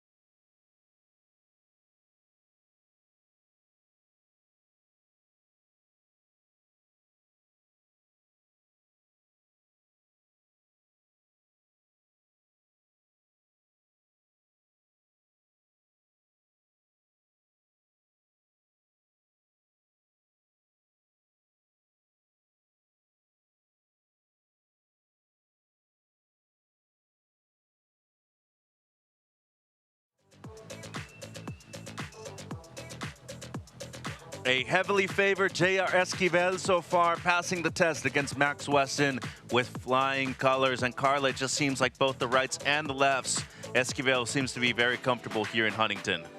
Yeah, I mean, he's really just putting it down right now and really putting the pressure on Max. Really making it difficult for Max to kind of like come up, because every time Max gets a wave, JR gets a better one. And here is the live shot here. What a 10 right there. That hood ornament pose. Gets the redirect back into the whitewater, working for the reform. Looks back to see what Max is working with, but Max, looking on this left, gets 2 steps almost to the nose, comes unglued. Not able to make anything happen with that wave, so he's gonna get back out there. He's a bit further out than JR, so we'll see if he's able to kind of regain priority once again. So when you say hood ornament, is that what you would normally see on a car? Yeah, the hood ornament, right? Like I think of like the Jaguar, the little Jaguar that's on the end of a car. You know, it's the JR Esquivel. Well, maybe we'll get one of those for a Lexus car that JR Right? could eventually have. Yeah, I think that would be epic. If next year part of your winnings, you get a trophy and then you get a little hood ornament that goes on your Lexus. Probably hearing you right now, so maybe they're, you know, hint. already doing something like that for 2026. So his last 2 rides don't go into his top 2, 5:07, 4:17. But with 5.5 on the clock, Weston does recover priority. And as of right now, still needing the 8.6. We've already seen a couple of excellent scores so far today. As we see all scores, 7 waves each for both surfers. It's not impossible. I mean, especially, you know, I'm pleasantly surprised with the quality of the waves at this point of the day too. It's 11 a.m. and we are seeing not only some fantastic surfing, we're gonna see a little bit more too. Caniella Stewart coming up, a former champion out here at south side of the Huntington Beach Pier. He's taking on the always dangerous Japan's Taka Inoue. Yeah, that's gonna be exciting heat. Taka is always exciting to watch. Love to see the different variety that he likes to put together. And then the key, though, is seeing if he pulls it off. Because sometimes you'll go for some pretty outrageous maneuvers and not able to always stick them. But you can see him there on the shoreline with his sister. It looks like might be Sakura.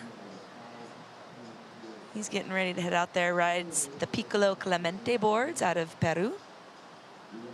Piccolo, a long member of the surf community and a mentor to a lot of the up-and-comers and those that have already been through in the surfing world there in Peru. Yeah, a 2-time world champion as well, Piccolo Clemente.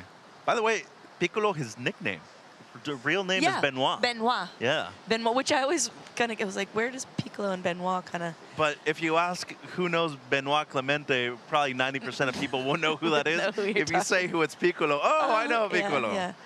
Piccolo also a really amazing surfer, man of few words, really lets his surfing speak for him. I was fortunate enough to work with the Peruvian team for the Pan American Games. I believe it was in 2018, and I was referred to by Piccolo, so that was quite the compliment. So just under 4 minutes. JR still in the lead. Weston needing an 8.6. He does have priority. And once again, the tide truly facilitating here for these surfers out on the lineup. You know, despite these being world-class surfers, not every wave is world-class. It does seem like they are surfing them, though, that way. A great hang 5 right there. As Carlos says, the hood ornament style from JR Esquivel. Looking to make the reform on the inside, and he's trying to improve on a 6.77. Let's see if he can do so right there. 3 minutes to go. And it's all about whether or not Max can be able to get some open face to work with, because at the moment, really, his last 5 rides, most of them been throwaways. Yeah, you know, JR is just kind of in the moment, in the pocket. He's picking all the right waves, it seems like. His last wave coming in at a 5.83, so not going to change the situation. However, if you notice those last 2 rides there, he got a 5.07 and a 5.83, and he got that pretty much based on some pretty solid nose riding. He was able to get a turn in, but that wasn't really the highlight part. But just on the nose ride alone, pulling in a 5 really just goes to show that, you know, technical prowess that is behind JR. And there is the man we're speaking of right now. The face of Filipino surfing at the moment. The pride of San Juan and La Union. And once again, despite this wave not improving, a 5.83, still showcasing his skills here at Southside. The nose rides have been kind of all time in this heat. I really don't have anything to pick apart about it. I love how he brings his feet really tight together. I love how he faces forward in those 10s. Sometimes, you know, you will see these 10s that are kind of almost facing off to the side. He really like just drives it forward, and I can really appreciate that. A minute 45, it's the subtleties, right? And in the end, those are the things that make the difference between somebody who's maybe a filler on tour and somebody who eventually becomes world champion. We often compare longboarding to dance, right? And so there's these different things within dance that make a dancer more fluid or more beautiful than the other. And like you said, it's those subtleties, whether it be placement of the fingers or you know, the strength of the wrist, the follow through from shoulder to fingertip, the knees, the legs, you know, all those different things kind of add to that style that really is what is the whole embodiment of longboarding. So a little over a minute. Esquivel with the lead, 6.77 his low score. And it is Max Weston needing an 8.6. It would have to be the highest score of the event. And he's on the move. Potential for a wave on the outside. Already has a 6 in his score line. He is capable of getting that score and even more. And a peak coming towards him at the moment. Having a dig at this one, and it's gonna end up going right. Good fade to the nose. Took him a couple of steps to be able to get there. Perched on the nose for a good portion of time too. And let's see if the inside makes it worth his while. 20 seconds. As Carla has mentioned, maybe the downtime in between the outside and the inside have cost him a little bit. No, Doing well, though. Really well and really smooth and really composed, really put together. I mean, fabulous surfing. He should be happy with his performance. I think he needed to get a few more 10s in some of those moments there. He did get some really solid 5s, but JR, he just really kind of came through and smoked it. Well, waiting on the score to make things official. It's a 5.77 for Weston. Not enough. Respectable 9th place finish for Max here at the Lexus US Open of Surfing presented by Pacifico. But last year's runner-up and number 4 on the World Longboard Tour, JR Esquivel, into the quarterfinals once again here at Southside HB Pier. Connie Stewart, Taka Inoue when we return here to Southside.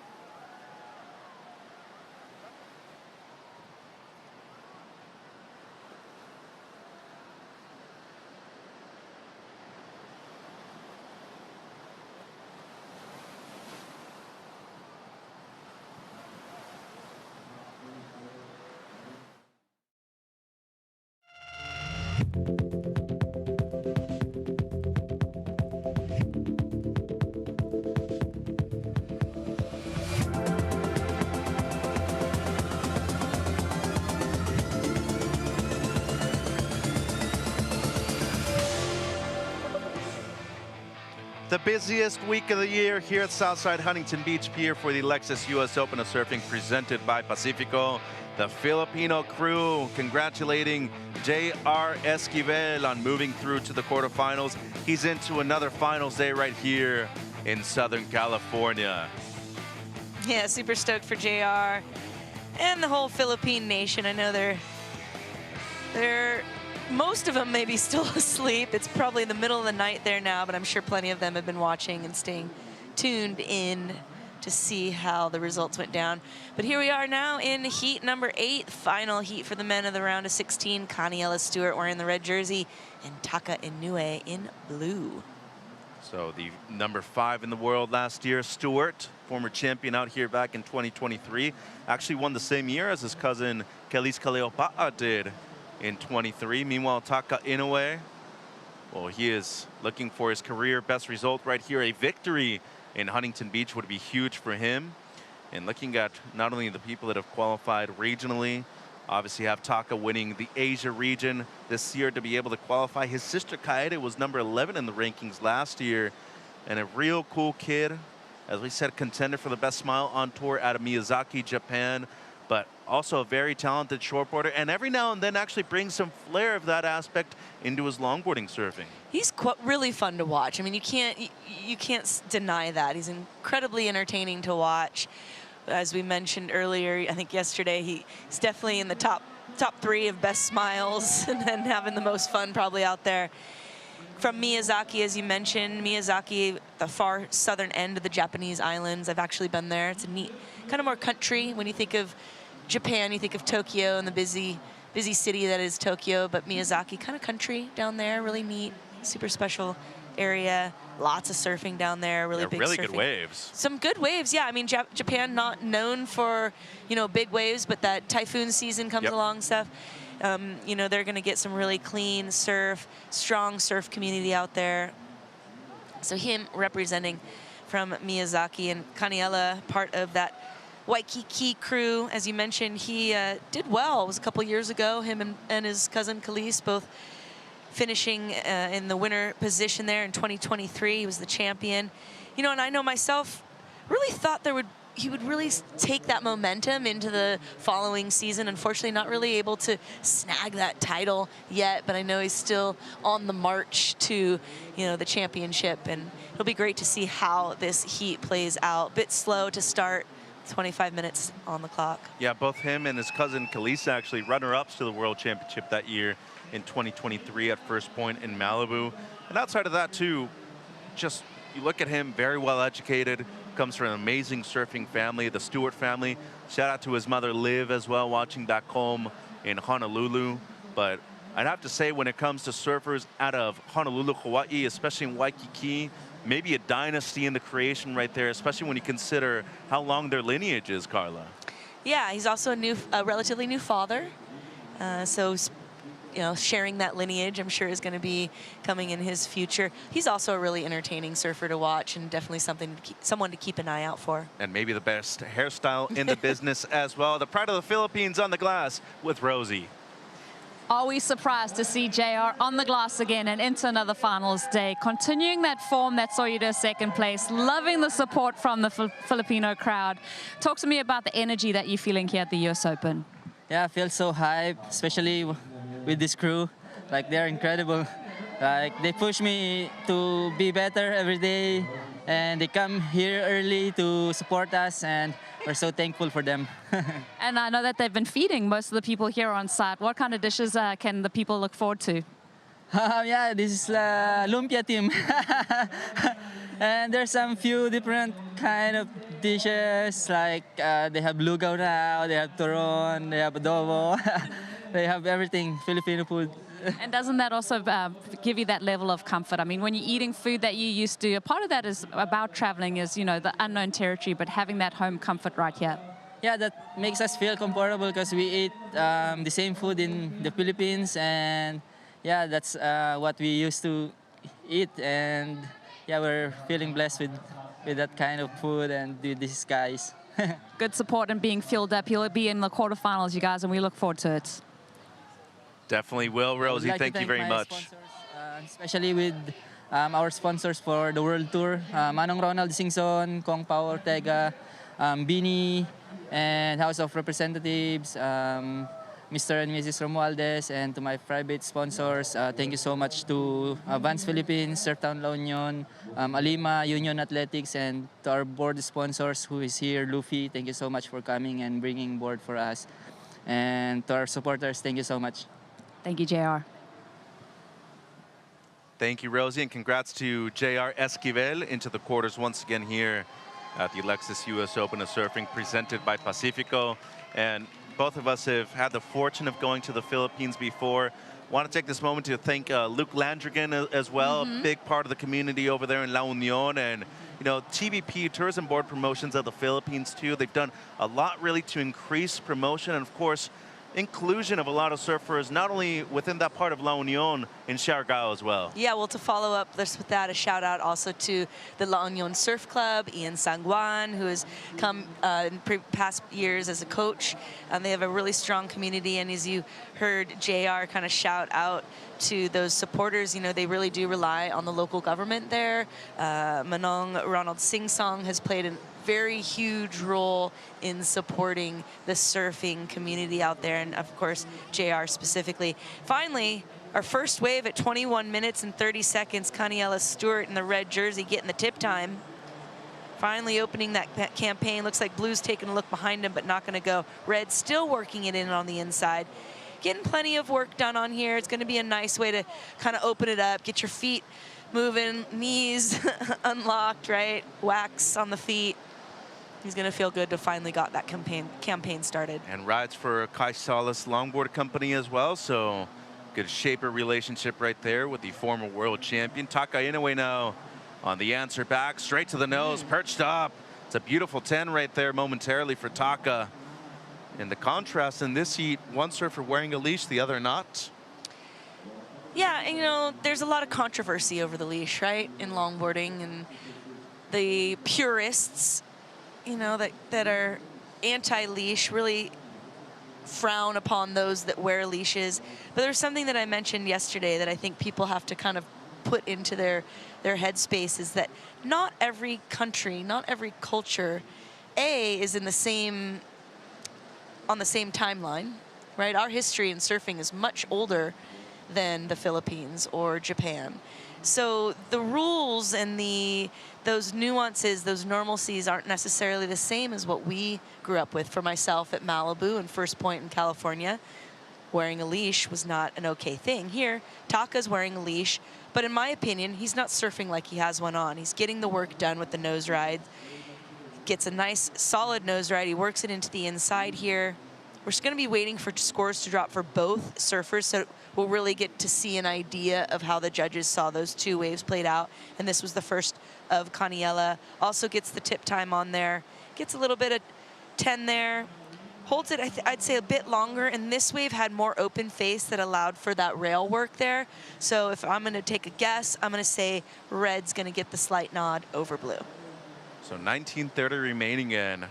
Really the modern day buttons too, if you look at Caniella Stewart right here. A great ambassador of Stoke, of Aloha, coming out of Honolulu. Runner-up to the world title in 2023. Won here that same year, and actually had 2 event wins in 2023. Right here at Southside Huntington Beach Pier, also a victor in El Sunsal in El Salvador. And when you look at him, 24 years of age, not only multi-talented, when it comes to heavy water waves, if there's somebody on tour that would really like something in a barrel setting, it's definitely Connie Stewart. He can ride the barrel with just about anybody else in the world. 6.33 for him to start. Yeah, I think it wasn't not too long ago he posted something on his social of him charging some pretty good size barrel-esque, I don't know, waves. It reminds me of Bonga Perkins, kind of the way Bonga was always able to approach his longboarding, but really powerful and able to, you know, get those tube rides. 3.83, the opener of Taka Inoue. Yeah, I mean, I'm just going to throw this out there into the universe. Cicatela, Puerto Escondido. So, you know, I make maybe have an event there. I make a lot of comments about being a small wave surfer and liking my small wave surfer, and it's because I have had a chance to go to Puerto Escondido and in those areas, and I got the biggest wave of my life. It scared the living bejesus out of me, and I said, Dave Ogle, any of you guys familiar with Dave Ogle, who's a great filmmaker? He was known for the Puerto Underground. Yeah, Captain Dave Ogle, by Captain the way, Dave, yeah. yes, Captain now. He took me down there. It was the biggest swell of the year. It was 30 to 40 foot faces. He said, it'll get smaller in a couple days. Yeah, by like 5 feet. Connie, on the other hand, probably would have been frothing all over it and been having a gay old time. Myself was crying a bit and said, Dave, why am I not at Malibu? So But Connie, yeah, and working his way through to the inside right here. Good work right there by Stewart. Meanwhile, Inoue on the outside. Seems like Taka, at least from my point of view, maybe trying just a bit too hard to make that inside connection. And 17 minutes on the clock right here. It seems like Stewart will be extending his lead once again with another good score. Taka is a really good surfer. He's very talented, and he has a lot of skills and tools on his tool belt. But I think over the years, what we've all kind of seen is his excitement level, his energy level. Like, we've talked a lot about that arousal. I don't think he's learned to manage that quite well enough yet. And so he tends, and you can, I've talked a lot about how you can feel energy through a screen. And so you kind of can feel a little bit overhyped energy there. Maybe he's trying to get too much done. But hey, you can't deny that 10 right there and the lift of the board. So that was a fat, nice maneuver there. He brings it back around, unable to kind of keep that flow going into that reform. So we'll see how that score drops. It'll be his second wave. It should be an improvement over that first wave. And we also have a second wave to drop for Connie. And a 4.6 for Inoue. He does recover priority as well in the blue jersey. As Carla mentioned, a 2.1 or better would move Stewart back up into first place right now, and it seems to be much more than that as well. Going into the women's round of 16 after this, Alea Erico, Chloe Coleman to start things off in a great way. I'm waiting for the heat where we have to do Chloe Coleman and Chloe Calmon. Well, we had two Kais earlier this morning. I know, sorry. And luckily for us, Kaimana Takayama wasn't in the event because that would have really thrown us. I feel like we would have had an opening round where all three of them would have been in the same heat too. So a 5-point ride to extend things for Conniella Stewart. And just looking at the way he approaches the wave, even before he gets into it, masterclass stuff. Yeah, I mean, he's super, like, on point. You can see his gaze and where he's looking at the wave. He looks really quite far in front of it. He's planning his, you know, plan of attack, if you will, and what he will do. Of course, the main goal is to get those critical nose rides and obviously the 10, but, you know, per the criteria, we also want to see that rail and tail work, which Connie does quite nicely. And if I'm honest, the way he has evolved as a competitor has really, I mean, been outstanding, because there's some people that are purists. They really depend on solely their talent. He has truly learned from the people around him to become much better of a competitor, especially in a time frame like 30 minutes. Yeah, it's not just about surfing, right? Yeah, you can be the best surfer out there, but there's a lot of other elements at play that you kind of have to fine tune. And I agree. I think he's really just honed his, not just his craft, but his approach to competition. And you kind of see the wisdom, you know, and I think having a baby and a family, you know, it kind of changes perspectives on things, and you kind of, you know, it evolves. Well, there's maturity involved, right? There's maturity, yeah. And I feel like a good surfer is an evolving surfer. It's a good way to put things right there. 14 minutes to go. In second priority is the heat leader, Stewart. Inoue, Ninge, 6.73 at the moment. And if you do actually connect with Taka on LinkedIn, it's really funny, by the way. I mean, he posts things every single day after he surfs a heat, and just super entertaining. He's a really cool kid, but more than anything, as you said, he's not just a surfer. He truly is an entertainer by the meaning of the word. Yeah, and it's great to see these guys that are from other countries where English is not the primary language, and they come to these events. They don't know a lot of English. It's got to be challenging in that sense. You know, you're competing, but also there's that language barrier. But both in Taka's previous interviews and then just in the interview we saw with JR, they've really come a long way in their English speaking and being in front of the camera. And I know it was something in the past that JR, you know, he's kind of a shy guy actually, and you really can see like him coming into his own, and I really appreciate that.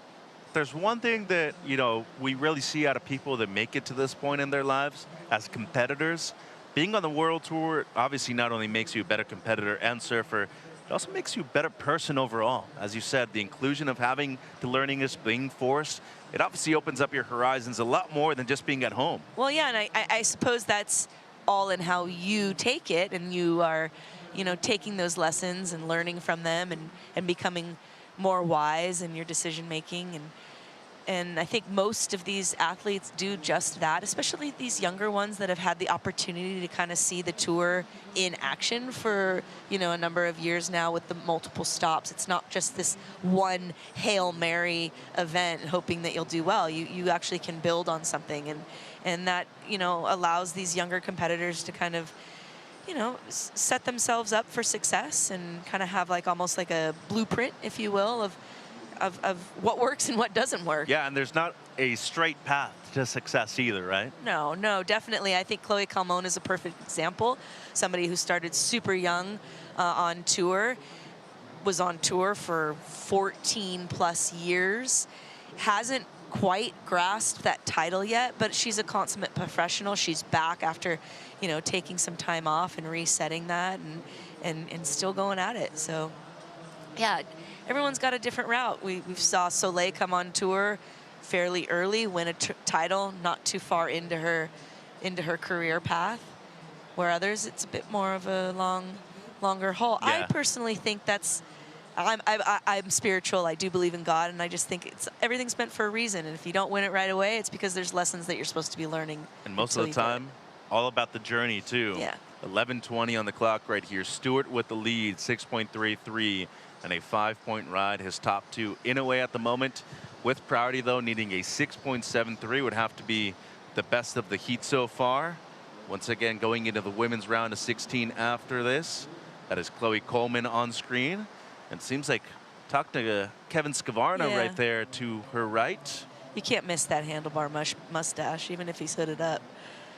And the two surfers representing the U.S. as well. Coleman actually going to school San Diego State. Oh, okay. Yeah, so spends a lot of time here on the West Coast despite being from Montauk, New York. And Soleil Erico from just up the road in Malibu as well. It's going to be a great matchup to start things off in the women's round of 16. Yeah, excited to see that heat go down. I don't believe we've had a matchup between those two young ladies yet, so it'd be good to see how Chloe handles herself up against Soleil Erico, multi-world champ. And one of the best on the planet as well at the moment. Same thing could be said for Stewart. We talked about his evolution, the ability of him to be able to grow in competition. Doing so far. Going to take a Bonsoir brew break and be right back with our last men's heat of the round of 16.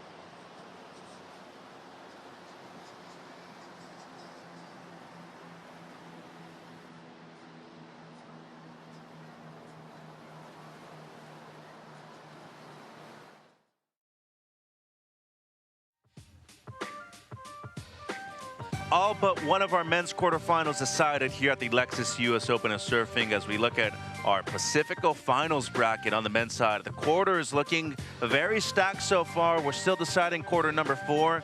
as Stewart versus Inoue in the water at the moment. How about quarterfinal number 1, though, Carla? Kai Ellis Flint up against former world champ Steven Sawyer. Yeah, right when that one popped up, I got a little excited about that. That is going to definitely be one to watch. All of them will be one to watch, but that Kai and Stevie heat, I think, will be super exciting. And a chance we do have a brand new men's champion as well, but Taylor Jensen has something to say about that. So does Coniella Stewart, who is in the water at the moment. And J.R. Esquivel, he's looking to make back-to-back finals here at the Lexus US Open of Surfing. Looking good so far out there in the water. Yeah, a bit wave-starved heat here. We only have 2 rides for each rider. Some of these heats have had 6 to 7 waves ridden, so this one kind of a bit slow, but decent scores. So not a problem that the quantity isn't necessarily there, quality is. If there is a way to simplify things, though, really, you only need 8 waves to win an event. Right, yeah. Well, that's what I always tell my younger, those competitors that I coach.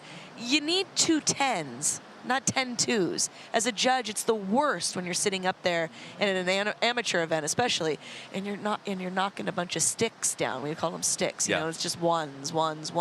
I don't need that. Don't give me a bunch of cruddy waves. Give me just 2 good solid waves. Yeah, at some of the amateur events that we have here in the U.S., actually, there's certain max waves you can take now too, which I think is actually disciplining and giving them a better perspective early on. Explain that more. So you can only catch a certain number of waves Oh, now. right, a limit. Which is actually telling them, hey, wave selection is really the thing that we want you to focus on here. Right. And eventually, once you make it to the pros, especially with the use of priority, what's the whole point of catching all of these waves that really make no sense in the end? Well, when it comes down to it, you're just exhausting yourself, perhaps, and maybe putting yourself in the wrong position at the wrong time. Rhythm matters out there, and being in that right rhythm, just in any free surf, it's always great when you paddle out and you get that good first wave, and then you're on that rhythm of that timing of that set wave, and you want to be in that moment, especially in a heat. 6 minutes ago. Big shout out also to our Huntington Beach junior lifeguards, by the way, and a big part of our coastal communities here on the west coast of the U.S. Most coastal cities do offer a junior lifeguards program too, by the way, and it has been the last couple of weeks that we've seen it here in Huntington Beach. So big thank you to everybody. Ocean safety, ocean security is a main component of our events, and props to all of our water safety components as well. Not necessarily the biggest of surf out there right now, as you can clearly see on screen. But like you mentioned, ocean education goes a long way in your life. Super important, and really a big thing here in California, in Southern California. It's kind of like, I don't know if it's so much a rite of passage, but really something that every beach kid or coastal residing youth tends to participate in, whether they're involved in surfing or not. And here in Huntington Beach, that's no different. Earlier, I can't remember which heat it was. It may have been Declan's, but he had the full, all the lifeguards, all the junior lifeguards kind of set a little aisle for him to come through. So that was kind of cool. And you don't necessarily have to live in the coastal city where it takes part either. You can be from just inland. When I say coastal, I do mean, 20 miles maybe within the coastline. We've got good fruits. How cute is this? Is he copying her? Oh. Potentially. There's twinsies.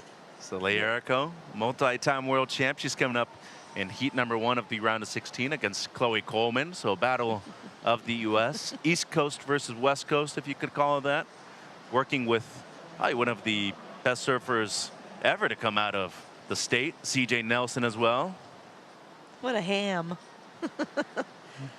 It's really cool to see the family aspect, that longboarding, I feel like, really embodies, because it's so generational. There's dads and uncles and moms and aunties, and now we're seeing that next generation having kids, like seeing Hana yesterday with her new baby, and Connie becoming a father. Having the youth coming in like Ginger and Cash, that are actually in the event. It's thankful, it's grateful that we can keep it moving. I think it's important that we keep inspiring the youth, right? And of course we want to give that opportunity to the legends and to the veterans, but it's all about the next generation. Do you think that kind of gratitude actually got you to actually bring up the Queen of the Point event for yourself? Yeah, I mean, doing Queen of the Point, there was a number of reasons, why it happened. The permit belonged to the Malibu Board Riders Club. It's a grandfathered permit, and we used to have an event called the Call to the Wall, and we didn't have it during COVID. We had to kind of have it break. Had a transition event, if you will, in 2021, but I did so kind of with the mind that we only need one club contest at Malibu, the Malibu Surfing Association, and there weren't many people involved in the board riders anymore. So, yeah, I had the opportunity to take the permit, make it the Queen of the Point. It's pretty special. It's a long story of really why I got into it. I did have the name kind of decided for many a year. Back in the day, there was a contest. They named one girl. She won the event. She's the Queen of Malibu. And I sat up top there while I was watching and said, wait a minute. What am I, chopped liver? So I thought, well, there's a lot of us women here that are ripping. We're all queens. So when I had the opportunity to do the event, it was kind of a no-brainer to call it Queen of the Point. Giving back to the community in a positive way. 2 minutes 10 to go. Connie Stewart in the lead in what has been a wave-starved heat so far in our last one of the men's round of 16. Only 2 waves apiece. And as Carla and I were talking about earlier, in the end, if you simplify it, our top 2 scores get counted per heat. And if you look at it in the most basic of waves, you only really need 8 waves to become a champion here at the World Longboard Tour stop. 1:45 in a way, though, with priority needing a 6.73 would have to be the best of the heat. And just for consideration, Connie getting just a bit closer, mentioning, hey, I'm around if you don't want this wave that potentially could have come through. Right. I mean, a 6.73 isn't that difficult of a score for Taka to attain. So Connie's going to want to stay on his guard, if you will, and make sure that he's staying present and not really, he doesn't want to turn complacent all of a sudden because there's only a minute left and he's got the win. Anything can happen in those final moments. And Taka is somebody that has been known to take a win in those buzzer beater moments. And also the use of priority is a big thing too. We've also seen situations where somebody stands up on a wave once the buzzer sounds. At that point, there's no longer priority. So if the person got up before the buzzer, that person has complete right away. Not to say that that's going to be the case right here. It is something to always look out for, especially in a situation like this at a beach break. 45 seconds. In a way, 6.73. And this heat completely shut down after the opening exchange. And it seems like Stewart, basically with what he was able to do in the first 10 minutes, was able to secure a victory right here. Well, like you said, there's just a bit of a wave-starved heat, not a lot of waves pulling through for that whole 30 minutes, winding down to the last 20. Taka's going to kind of come out probably with the same kind of idea that Ben, I just didn't get enough opportunity to put my scores down, to get the maneuvers in. Whereas Connie got lucky, found the right moments, got the scores in, got the talent down on the wave. And that is it. That will be the end. It'll be end of the road for Taka, unfortunately. He will be, I think, playing cheerleader for Kaede in the next round. And was able to get the job done in the first 10 minutes, was the winner of the heat. Connie Stewart, the former champion, looking to win 2 out of the last 3 events here at the Lexus US Open of Surfing, presented by Pacifico, into the quarterfinals, starting with our women's round of 16 once we come back here to Southside Huntington Beach Pier.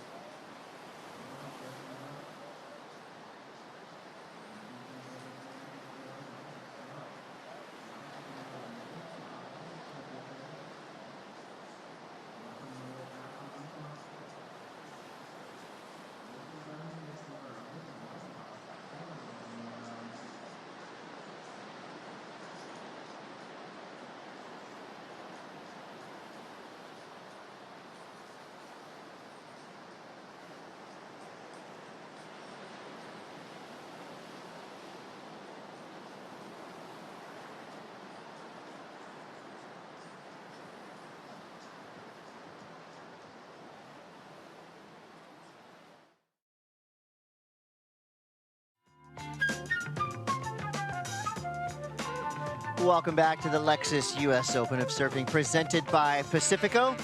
Chris Cote here with Sam Bleakley, and you are watching Soleil Erico. Get involved early.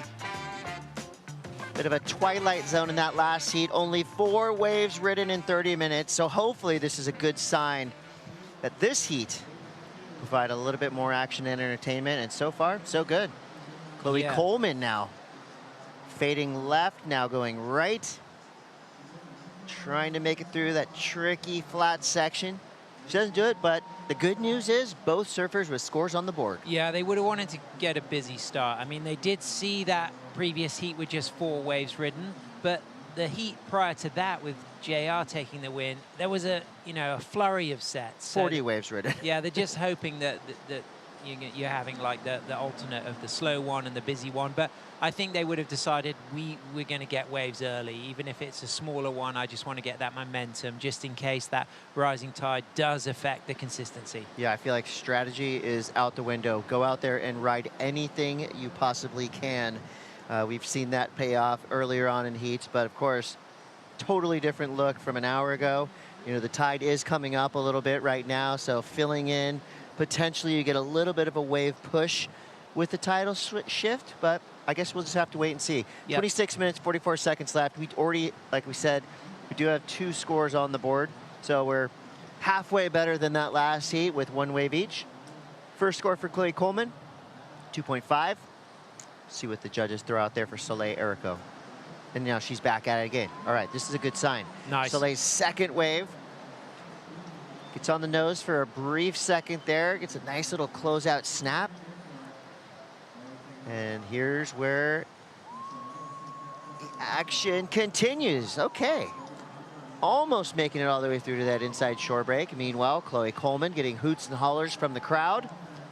It's a lively bunch here on a Monday morning in Huntington Beach. Yeah, big fan base for both surfers. Of course, Chloe's studying at San Diego State University from Montauk, but now based over here while she's studying. She's got all the family, mum and dad, on the sand. She's got Kevin Skavana coaching. Of course, Soleil lives up the coast at Malibu, so she's got a big fan base, big support base right here. You sense that was a pretty good exchange. We've got that background sound of some of the hoots on the sand, and it looks like Coleman is going to get the best of the paddle battle as well, having had a slightly shorter ride.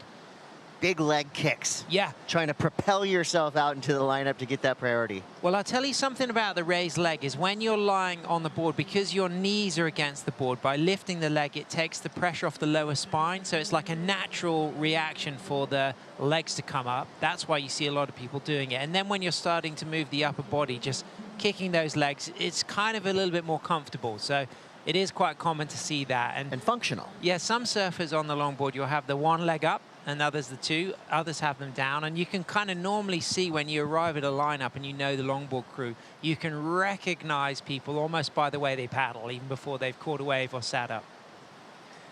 All right, so we're going to get a fun replay here. So a bit of a flurry of action. This is wave 1 for Chloe Coleman. This was her 250. Nice touch of the tip there. Good start, great nose ride. Nothing super critical on steep sections. So she's just wanting to get a wave under her belt. This wave looked like it had more scoring potential from the get-go. A little bit more of a peak into a quick 10. Great footwork out of that opening nose ride, and then a nice engaged rail, and then very composed at this moment. I really appreciate the way she just trusted that if there was going to be a reform, the trim of the board would take her there. That comes in at a 5.33.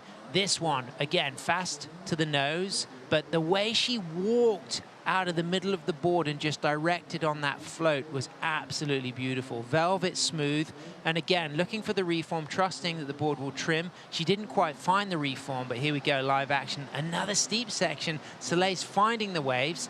This won't ruffle her feathers. She'll swim in and get that pretty quick. She knows she's got plenty of time. She's already going to have 2 good scores on the scorecard as well. Yeah, so we've already seen way more waves ridden in this heat than the previous. Chloe Coleman with 2. Her last one comes through a 4.93.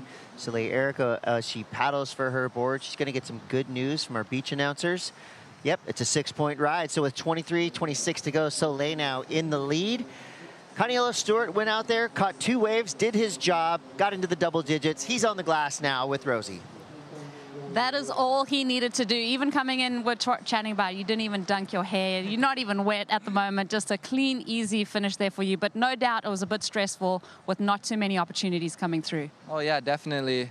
The heat kind of went flat towards the back half of it, but luckily I was fortunate enough to get those 2 waves kind of midway through. But 2 waves all you need, so. And you're into finals day up against JR in that quarterfinal. What do you make of that? It's going to be fun. Hopefully we have some waves and we can just battle, but looking forward to it. It's been tricky to be away from your family, traveling by yourself here to Huntington. You're going to make it worthwhile and win this one for them? Oh yeah, for sure. Yeah, get the win, go home, and then I can be with my fam. So. All good things. We'll see you on final days. Thanks for the time.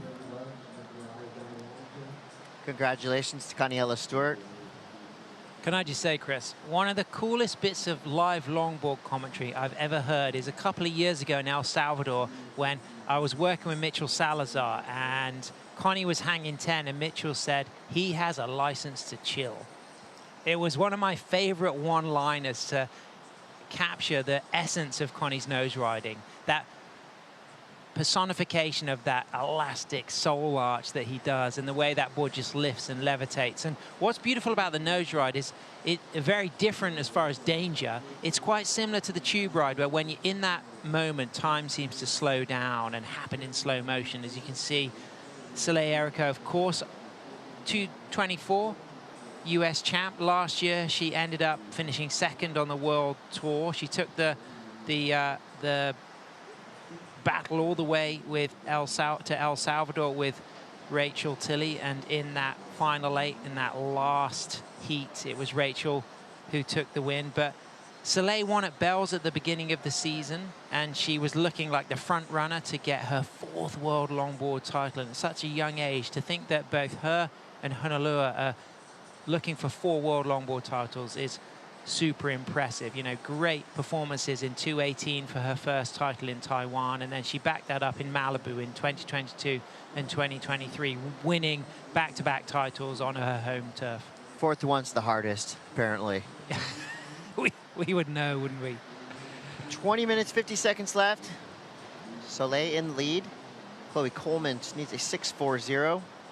Well, that 4.4 was a good score for Chloe, her 3rd wave. She got a 4.93 for her 2nd, so she's right there in the mix. That's an attainable score from Montauk, New York. She's just seen her teammate Chase Leader get eliminated. We like the way Chase surfed, but it was Declan Whiten who got the edge, and Declan will be moving into that quarterfinals at a 5th at worst, a 9th for the surfers who have been eliminated today. But Cote, we've got some beauties coming up. We've got Natalia Wonderlich, Tully White, we've got Elise Lemoine, Chloe Calmon, that's going to be a beauty. That's heat number 3. Sophia Colhane, Hiroki Yoshikawa is heat number 4.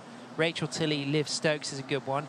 And then looking forward to Malia Ilogan and Ginger Kaimi coming up. That's going to be a big one. Heat 7, Natsumi Teoko and Avalon Gould. And then to close out the round, Khalees Keleapaha and Kaede Inui, Taka's sister. So there's some good surfing to look forward to. So you're saying every heat feels like a final? Yeah, absolutely. I mean, I think the standout one for that has to be Elise Lemoine and Chloe Calmon. I mean, that is an absolute beast of a round of 16 heat. Both of those women could well be in the final.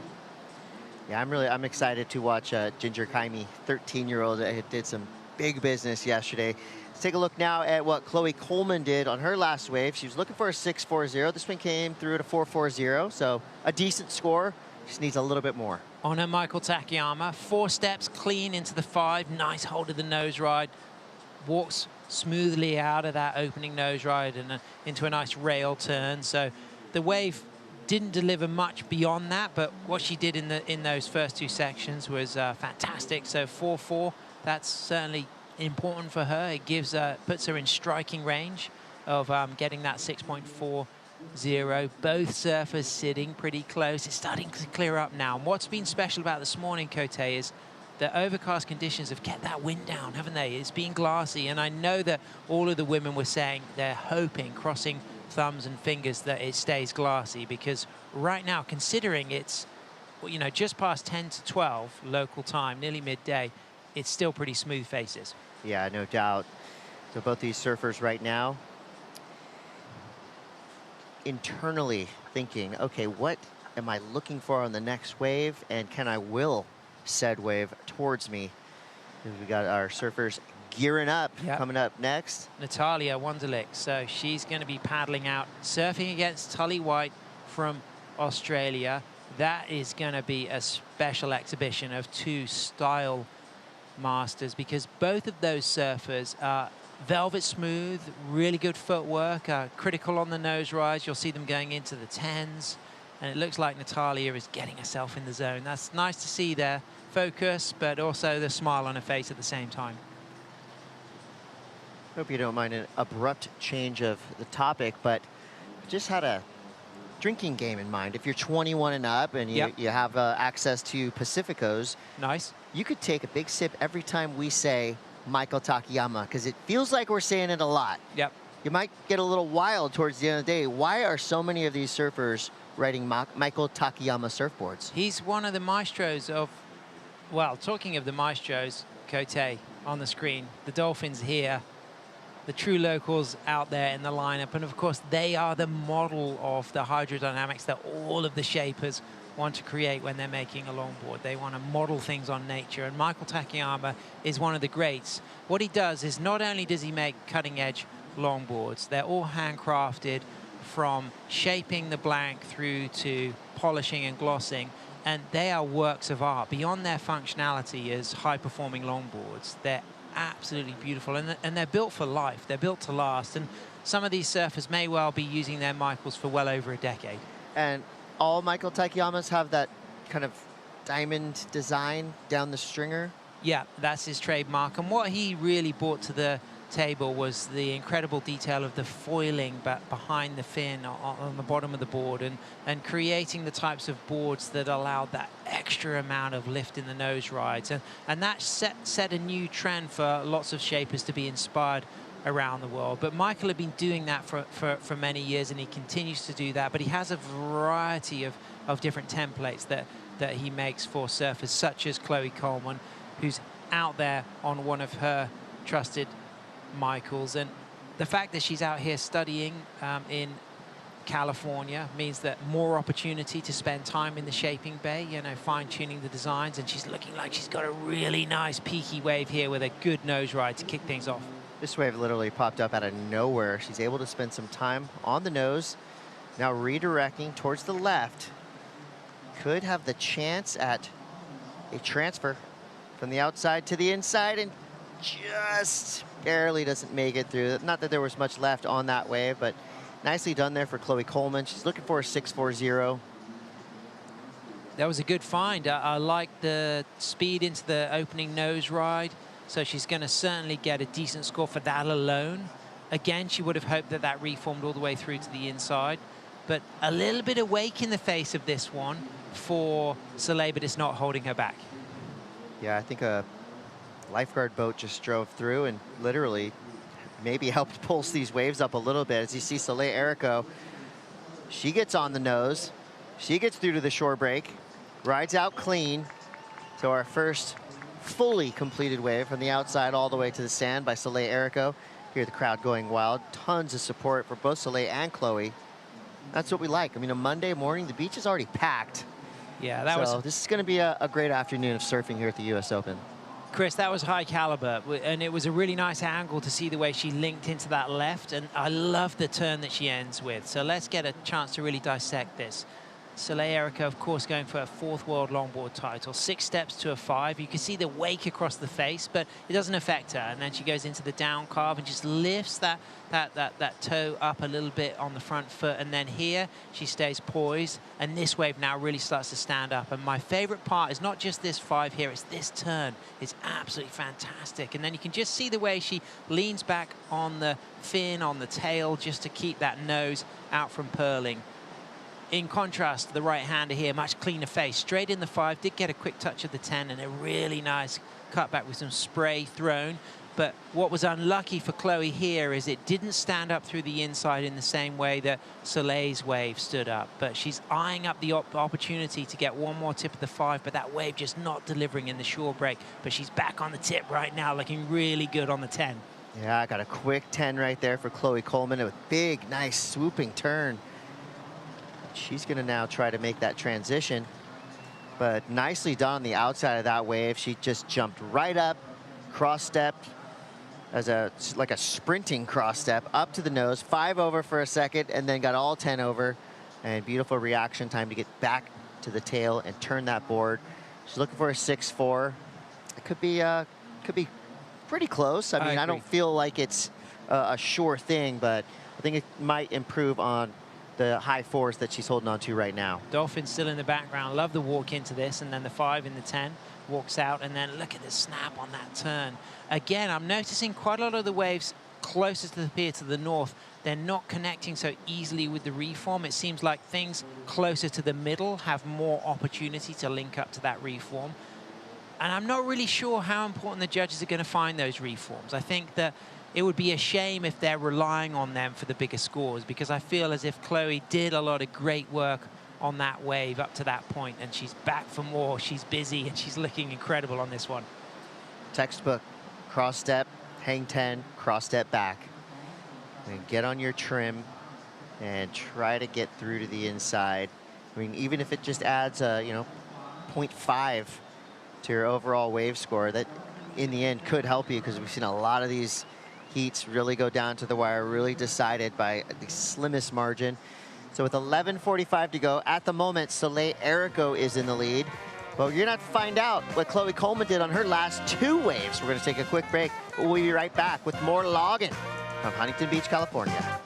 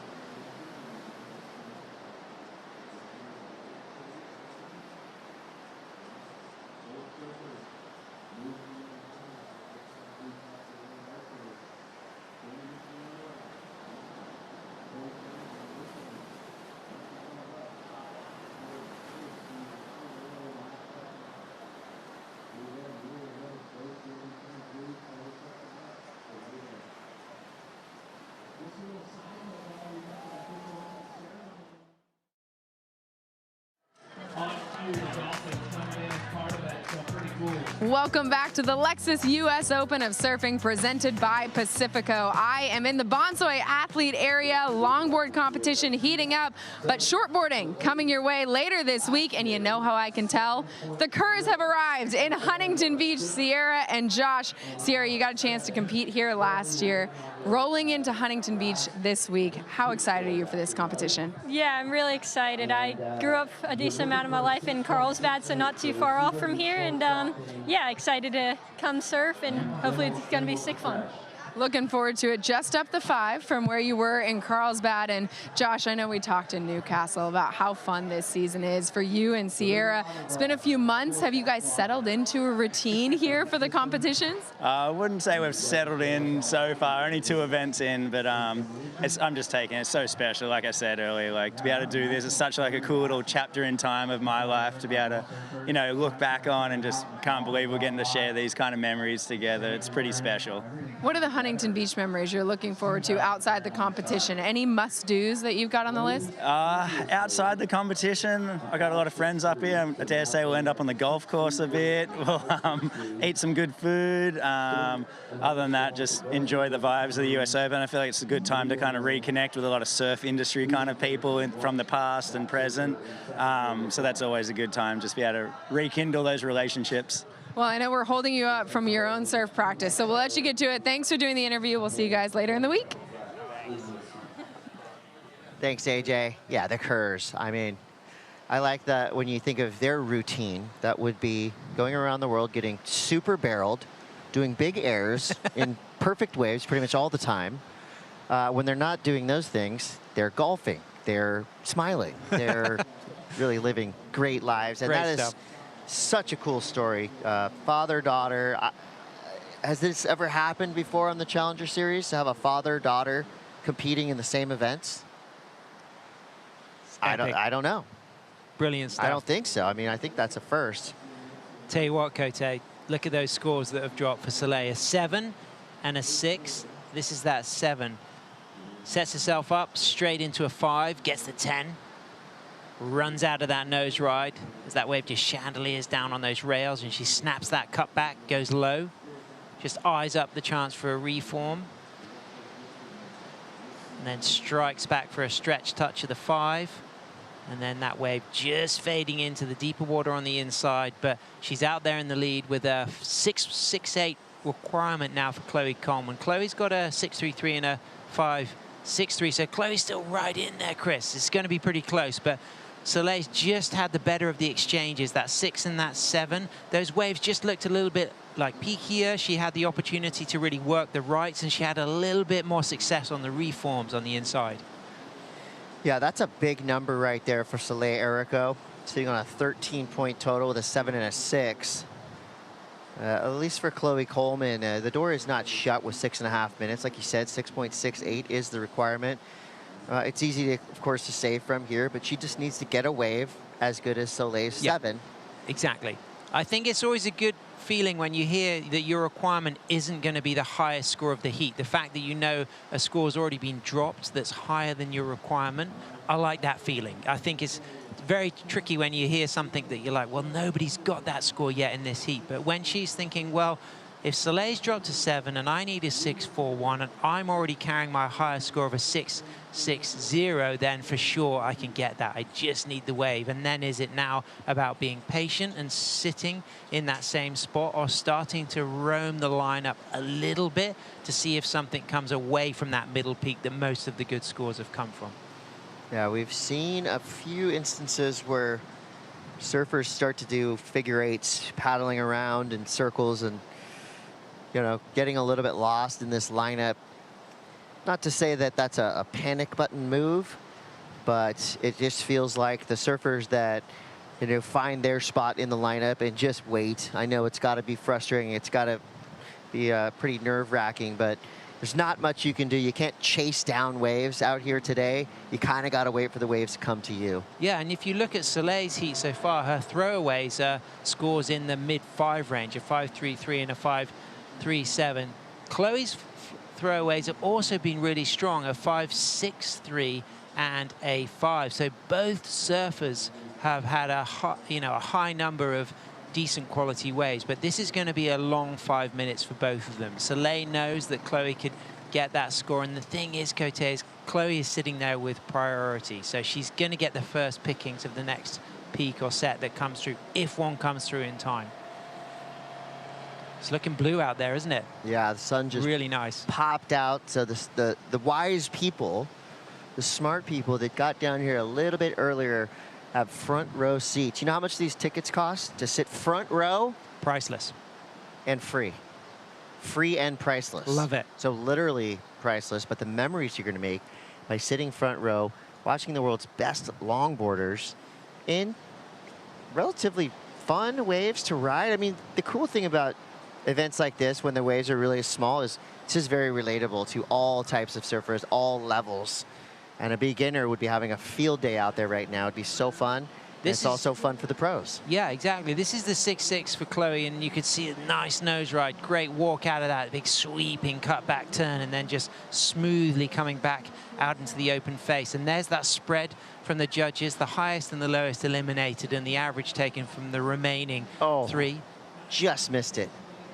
She needed a 6.41. And yeah, there's the requirement. It needs a 6.41 to advance. So she's sitting on a 6.60, so she knows what that feels like, right? Yeah, and exactly. You look at her backup score, it's a 6.33. I mean, that... But she's still sitting out there with priority, so that's a good thing. But moving down 3 minutes 15 seconds. You know, is she going to move to the inside a little bit just to give herself a better chance?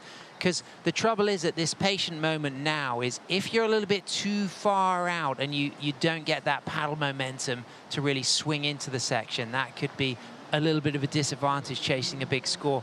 What I've noticed is the fade has been really useful for the critical nose ride, but then there'll be the odd wave that runs and doesn't require the fade. And it's really important with longboarding to read as you're paddling in, whether you want to do the fade to set yourself behind the pocket so that there's more chance of when you are at the nose being in the pocket for a critical nose ride, or if the wave's going to have a bit of run speed, you normally take off in trim, pointing in the direction you want to go, and then your footwork is often keeping pace with the breaking run of the wave. Now, what you just said, that's all you got to do out there right now to achieve success? You need to be a bit lucky in these last 2 minutes as well, because you can see there hasn't been a set in the... We were watching this from 5.5 minutes with this situation that we were talking about. We're now halfway through that time. There's not been a set. Is there going to be a chance for Chloe? What I'd love to see is a two-wave set, both surfers getting one more chance to better their scores. The best surfing wins. That's what you really want it to come down to.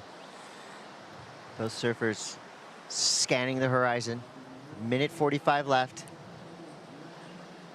I want to see this. I want to come see. I want this thing to come down to the wire. I want to see one more exchange between these two titans of our sport. I feel as if there's going to be a little chance. Yeah. Do you think I'm jinxing it? I mean, looking at that horizon, super hard to see anything significant. But as far as the paddling goes, it does look promising. But I'm not sure. What do you reckon, Chris? Yeah. Yes. Is it a goer? Let's just throw some positivity out there. A minute 15 left. We will see two more rides. Foreshadowing here, it's going to break down like this. Chloe Coleman's going to get up, get a great wave. Might get the score. And then Soleil could split the peak with her or get the second wave of the set. Well, she is opting to just shadow Chloe. I'm thinking that by Chloe's body language, she's got the good perspective. The nice thing about the float of a longboard is you get that elevation. She's also looking to shore just to see if there's any signals from her team, from Dad Chris, from her mum, from her coach Kevin, who's helping out with her campaign this year. But there we go. There's a little bit of movement. Is it going to be in time? I'm not sure it is, Chris. You want to see it. Is this ripple going to actualize into an actual wave? But it's been good for rides. They've, you know, had 6 waves each at least, a 7 for Chloe. Here we go. Is it going to be an 8th Here we ride go. for Chloe? Is it an opportunity, Chris? It's a small one, but she's going to be able to get it, hopefully. Yeah, 14 seconds left. Chloe Coleman needing a 6.41. Fades to the left, gets on the nose, gets 10 over. Good turn right there. Time is up, so Soleil will not be able to answer back after this wave, and Chloe Coleman, so far, so good. Wow. Tries to make the connection to the inside, doesn't get it, but did she do enough? Was that a 6.41, Sam? It was a very good nose ride. She knew she had to get the 10. She did. She set herself up behind that section. She snapped that turn. She would have liked to have got the reform. She didn't get the reform on the wave. Let's analyze this. Comes from behind the peak there. 4 steps into the 5. There's the 10. Holds that 5 after that 10. Walks very cleanly out of that. Whips that turn back. At this stage, she's thinking, if this thing reforms, I'm going to have one more nose ride section and one nice finishing turn. But she wasn't able to ride through to the reform. As far as wave size goes, it just doesn't look as big as those scores that came in the 6s. I think it's going to fall just shy of the score that she needs. Does as well. Not quite enough. Comes in the 5s, and she's eliminated, gets the 9th. Soleil Erico progresses. Worst she can do is a 5th, going for a 4th world title this season as well. Well, it's always going to be a daunting task going up against Soleil Erico. She got a 7 and a 6, a convincing heat win there. We're going to flip things over to Natalia and Tully after these brief messages. We'll be right back. It's the Lexus US Open of Surfing.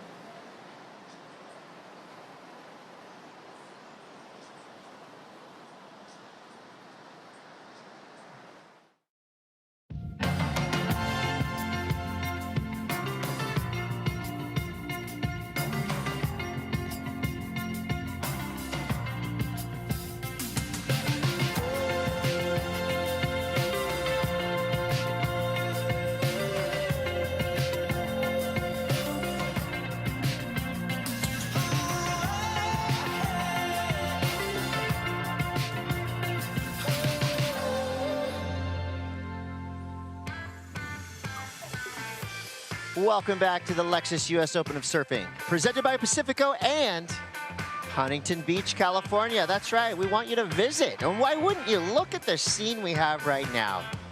The waves might not be pumping, but it sure is beautiful. It's about 80 degrees in the air. I think the water around 65. It will warm up later on today. This to me is just an epic day at the beach. You know, you don't always have to surf your brains out. Sometimes you can just come to the beach and chill out, and that's a perfect day for that. Yeah, and you've got 9.5 miles of sand to enjoy here at HB. You know the date of the original pier construction? 1905, goes way back. Almost as old as us. Wow. What about these two in the water? Natalia Wunderlich is going up against Tully White. We got Hawaii v. Australia. We got 30 minutes to start this heat. We've already got through about 3.5 of those minutes. And so far, I think the trend has been the first surfer to successfully drop a decent score has been the surfer on average that wins the heat.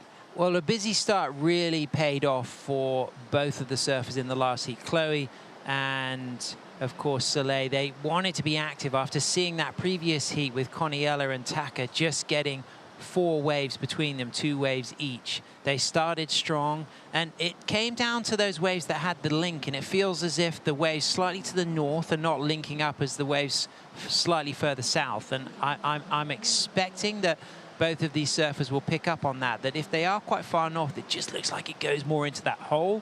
A little bit in the south, closer to middles, it looks like there's more chance of everything linking up. Tully from Manly, Australia. Tully herself, the season wild card. She comes in as 12th seed. Natalia comes in as 10th seed from Oahu, now based in Santa Barbara, the Goofy Footer. She rides her Lost Not Found boards. Of course, Lost Not Found, fantastic brand. Legendary Hawaiian designs. So she's going to be styling on that. Tully likes to ride Sean Nettleton boards made at Rhino Laminating. In Sydney, and she's had that fantastic turn of events yesterday. That was one of the highlight moments, wasn't it, Chris, when she got that score on that last exchange? She'd come in, she thought she was eliminated. The beach announcers dropped the score, and it was the wow factor, and she was absolutely over the moon. Yesterday's biggest buzzer beater has to go to Tully White. That could actually be a good name for a longboard brand. Yesterday's biggest buzzer beater. Yeah, it's quite a tongue twister. Yeah. Yep. It would be, you might not have to use the acronym. What would that be? Yesterday's biggest buzzer beater. Yep, that's pretty good. YBB. Yep, I'm liking that. Good call. All right, let's start a company. 24:37 to go. I want to talk a little bit more about these surfboards. These are all works of art, right? Beautiful, the glassing, you know. These boards would look as good on the wall as they would in the water. But I got a question. How much would a brand new custom log from somebody like a Michael Takayama or a... Well, the reaction to a pocket-starved person could be the same as when Tully got that score. That, you know, when I want to tell you the price, I mean, you're not going to tell me the price? The look of surprise on her face when she gets the score here. So just imagine that you go into a store, you've been saving your pocket money for a whole season of working, and you want to get yourself a brand new off-the-rack surfboard, PU 96 single fin, and you've been saving every single dollar, and then they say that'll be $2,000 US, and this is what happens.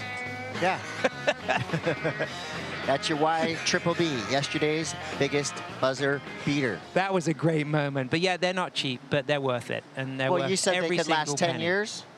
Say again? You said one of these boards that they're riding today could last 10, 20 years? More than that. It's a family heirloom. Yeah, there's boards that people are still riding from the 60s. Heavily glassed boards will last a long time. And the great thing about the boards underneath, Tully's feet made at the Rhino factory in Brookvale. Sean Nettleton is the shaper. And, of course, Tully's partner, fantastic shaper and laminator himself, Archer, runs Archer's Laminating. So she knows a thing or two about finishing surfboards, and also graduating with her Bachelor of Environmental Science and Management, specializing in climate and sustainability. So she's a big ambassador for Surfers for Climate, and she's out here at the cutting edge. Is it going to be her year? We've expected a big result from Tully for a number of years. She's got a really great style.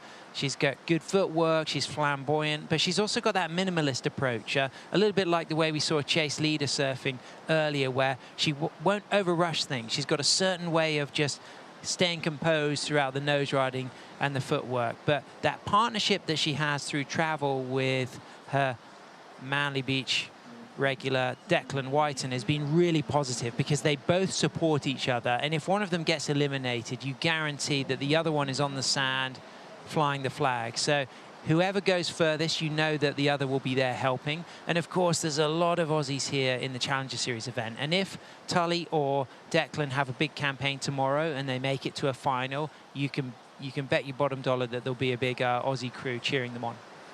Challenger Series men and women, on average, will bring 6 to 8 surfboards with them to a place like Huntington Beach. How many boards are top professional longboarders traveling with? Pretty much 2. Occasionally, there might be a surfer that brings 3 and some that bring just 1, but they will have a backup plan. Those surfers that bring 1 or 2, they will know a few boards in the area that they could use if required, but generally it's hard to travel with more than 2 longboards, because they're bigger, they're heavier, and 1 is risky, 2 is okay, 3 is just a little bit too much on the excess baggage fees. Oh, airlines just love when the longboard tour comes to town, right? Absolutely. But the best thing to do is if you can hook up with a local shaper where you're traveling to, you know, maybe it's a board you can borrow, maybe it's a new custom you might be collecting, or maybe there's a friend with something that you like to ride, and then that means you haven't got to travel with the board. You can arrive and you know that that board may well be well designed to these waves. The thing about Huntington is it's a playful beach break, and all of these surfers would longboard in similar conditions. Tully on the northern beaches, she would surf a lot of similar waves to this. So both women will be super comfortable with their boards, knowing they'll work in small Huntington or the slightly juicier days where you're going to have those steep sections.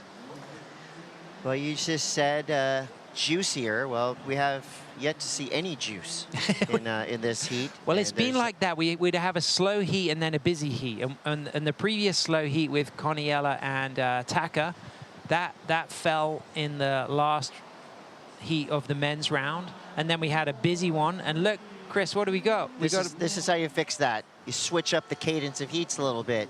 You do a restart. So there you go. The judges deemed that there were no rideable waves in that past 10-minute span.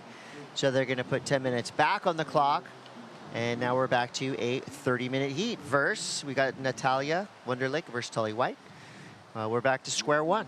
And that's fine with us. 10 minutes added to the day. No big deal. We want to see waves ridden. So if you look back across Tully's World Tour results across 2024 and 2023, 9 is the magic number. She got a 9th in Bells, a 9th in Huntington, 9th in Abu Dhabi, a 9th in Huntington, 9th in Bells, and a 9th in El Salvador on the previous year. So is this finally going to be her year to get a 5th or better? If we look at Natalia's run last year, she got a 9th at the first event in Bells, losing out to Khalees Kelly-Opaha, but she got a 5th in Huntington. So she got through to that quarterfinal round. She lost out to Japanese surfer Natsumi Teoka, but she had a worse result in Abu Dhabi. She got a 17th, losing out to Khalees Kelly-Opaha. So she knows that feeling of getting to the quarterfinals like she did last year, but of course they need to get the waves to come through. That slow start, no waves, a reset, and here is an opportunity, Chris. It looks like a scoreable ride for Natalia. And we're on. 28 minutes, 40 seconds to go. Natalia Wunderlich now on the nose, gracefully getting the most she could out of that wave. It's not going to be a huge score, but guess what? It's a score. Yeah, so we've got to start to this heat. Yeah, and that was a really nice fade in, high line, straight into the tight nose ride. It was critical on the tip as we get to really appreciate the use of the fade.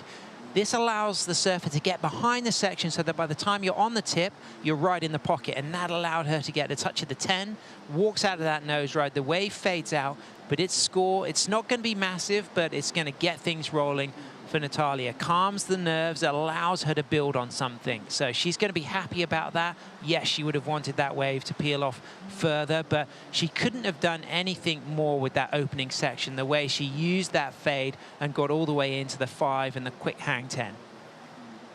and it was stylish. That was a really nice, good-looking, smooth, glassy blue water face. Great photo moment, great video moment, demonstrating how elegant the Goofy footer is. She really is one of the kind of modern style masters on the nose. And the score comes through. It's a 3.67. So a pretty good start for Natalia. And the good news is we have our priorities sorted, and it looks like a little bit more opportunity as Natalia now fading right. She gets onto the nose and then does a front flip. So that was interesting. She didn't allow herself to fade into that. It was the peak, and she took that in trim, ran to the nose, but the line wasn't really there to allow her to come out of that nose ride. You can see, look, looking left, but then deciding I'll go right, runs up to the tip, but because she's quite high in the wave, it just doesn't allow that fin to engage and allow her to come out of that nose ride. So takes a full second wave, comes in 0.6. Chris, you're definitely going to have to fly the flag for me at the sundown sets when we move through the rest of the week, because obviously we've had our Reggae Sunday, but I'm looking forward to you getting the chance to continue to listen to some of the music, because I think it's Thursday the 31st, 5 p.m., the Australian duo Yolanda Be Cool. I'm not going to be here then, because No, when longboarding finishes, so you're going to have to be there for me, and you're going to let me know how it goes, because that is going to be absolutely brilliant. The Disco Electric house crew, and they're going to be making some good beats. Now you're staying. 26 minutes to go here. Natalia Wunderlich with 2 waves ridden. Nothing on the horizon for now. That gives us the opportunity to catch up with Soleil Erico and Rosie Hodge. That's right, Chris. Well, Soleil, it just seemed all the elements came together in that heat for you. The sun came out, it stayed glassy, the dolphins were playing, couple waves compared to the heat that we had previously. What did you make of today's conditions? It was just scary. It was just really slow, and there was only so much you could do on the wave because it was so, like, it didn't have a lot of energy. But I just tried to stay busy. I was really, like, glad there were waves in the, like, earlier part of the heat, and then the timing kind of worked out where, like, Chloe needed a score, but there wasn't a wave. But she killed it. Like, I'm so proud of her. She's, like, one of the young guns up and coming, and she's from New York, which is sick because I'm from New York. I'm, like, raised in Malibu, but born in New York. So, yeah, it was fun. And some good representation from the US here at the US Open. But talk to me about when you're watching the conditions, you know that it's slow. How does that change the strategy, and how do you keep calm? I just breathe. Breathe in and out through my nose and think positively. Like, I don't know, Kai Ellis told me earlier, like, you'd rather think positively, like you're going to get the score, you're going to get the waves rather than not, because that's just, like, unnecessary to think that way. But, yeah, I was pretty calm waking up this morning, which was good. I think the wind being calm just, like, automatically makes your energy a bit calmer, so it's been nice to surf clean waves. Yeah, I'm happy to make it. And we were a little bit worried about you. The scouting report was that you stood on a stingray, a napkin taser, as Todd Richard calls them, but it was just kind of a slight little sting. Yeah, I've never stepped on one before, and I don't even know if that necessarily counts because it just, like, tapped my foot and I lifted it really soon. I, like, was able to have quick reflexes, and it didn't go through my foot, and the pain just, like, kind of went away slowly. The lifeguards were on it, though. Shout out to the HB lifeguards. They are on it. Like, they know how to handle stingray bites or stings. Yeah, shout out to them. They just, like, immediately put my foot in hot water, and I just, like, laid on the beach with my foot in hot water for, like, 30 minutes, and it was fine. Well taken care of. We'll see you in the quarterfinals. And fun fact, Courtney Conlog is actually an HB lifeguard. We are in good hands, and do not say the S word 3 times in a row or else one of them will show up. But that is true. There are levels. Stingray stings. There are the glances that are scary enough and painful enough, and then there's the full force daggers, which can and probably will send you to the ER. You do not want to tussle with a stingray. Shuffle your feet, please. It was great hearing about Courtney there, of course. 2 times US Open winner in 209, 218. Some other names who've been 2 times winners? Kanoe Igarashi. There we go. Absolutely. Go on, who else you got? He's 17, 18, back-to-back. One of the few to go back-to-back, but talk about back-to-back. Another good nose ride for Natalia. This is going to get right up there because she had 2 falls on that 0.6 and the 0.3, and this is going to be a good backup for that 3.67, Chris. You're talking back-to-back Brett Simpson? Yep, absolutely. Taylor Jensen? So Brett Simpson was 9 and 10. I'm just focusing on shortboarding. Okay, shortboarding. Yeah. Trivia. There's another back-to-back, 2 more back-to-backs. 2 more. And they're both females. Back-to-backs. Pauline Mensah, 01 and 02. That's a good one. And then first name begins with C, female. Carissa Moore. Australian. Chelsea Hedges. Georgeson. Yeah. So we're talking 203 and 204. Half right. Look at this nose ride from Natalia. Straight to the 5, walks out of the 5. Nice footwork. She's going to add to that 3.67. I'm not sure it's going to be as high as the 3.67. I think it's going to be another low score. It's going to keep the door open for Tully. But Natalia now with 4 waves ridden. 2 okay carrying scores, but Tully just on a 6.34. 1 wave alone could move up into first. Other 2 times winners? Kelly Slater, Lane Beachley. And then who's our 3 times winner? He's got a peak named after him. Rob Machado. There we go. I know that Give guy. Give it a quiz work. Mitchell would have been listening Mitchell in. wants in on this. He would have been hungry to engage in this conversation. Mitchell, wait for a set to roll through. Why don't you give us your favorite winning moment from the U.S. Open of surfing? Probably has to be CJ Hobgood 2007 personally, because up until that point in time, Rob was really the dominant goofy footer out here. We just saw a quick wave right there by the surfer in blue. But yeah, CJ Hobgood 2007 repping it not only for the goofies, also from the surfers from the US. But dude, you guys forgot about my good buddy Kanoe Igarashi. He's also been a back-to-back champion too. I said Kanoa. He said Kanoa. Oh, okay, that was you the did. first thing Okay. he said. That's and you not know bad. what, Mitch? We're not even talking about the OP Pro legends. We're talking about US Open. So when we go to the OP Pro, we got 5 times winner Frida Zamba, 3 times Curran, 2 times Oki. Who would be some of the other 2 times OP Pro winners that you can think of? Shane Horan was one of them, I'm pretty sure. Another Australian. First name begins with B. He's got a beard. Barton Come on, Lynch? yeah, there you Okay, go. we got And then what about another female, Kim Merrick? Ooh. 83 and 93. And then someone who spans wins in the OP Pro and the US Open. Big name, big Hawaiian, Sonny Garcia. Oh, okay, that's another big name right there. Dude, and you know what's so cool about this history right here too, guys, is that Leandro Dora is actually right here already getting prepped for the Challenger Series with Mateus, Ian Gouveia, a couple of different guys. His son Iago right now is a front runner for the World Championship on the shortboarding side, and he won the event back in 2019. So when we talk about career-making moments right here, it really has come down to the Lexus US Open of Surfing presented by Pacifico. I've said it once, I'm going to say it many times again. If you can win here, you can win anywhere else in the world. And I truly think that Huntington Beach is a perfect playground that you'd be able to benefit off of handling the pressure and the environment that we have right here in a stadium-like feeling.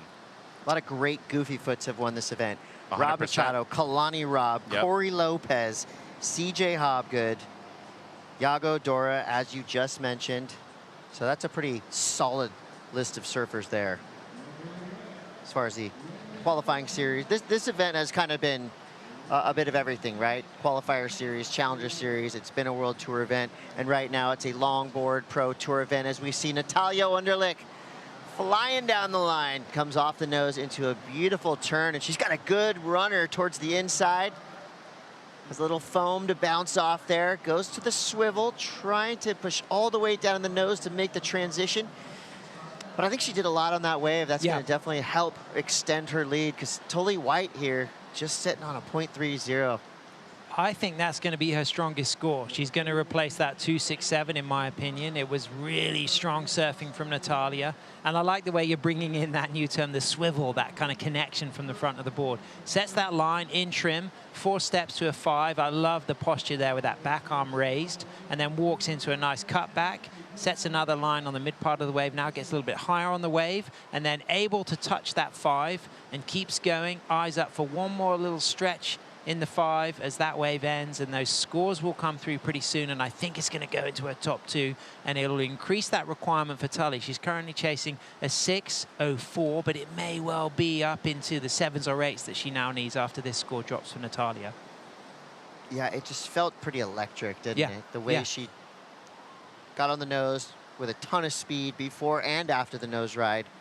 You know, did give us a little roller coaster moment through the mid portion of the wave. The judges agree with us.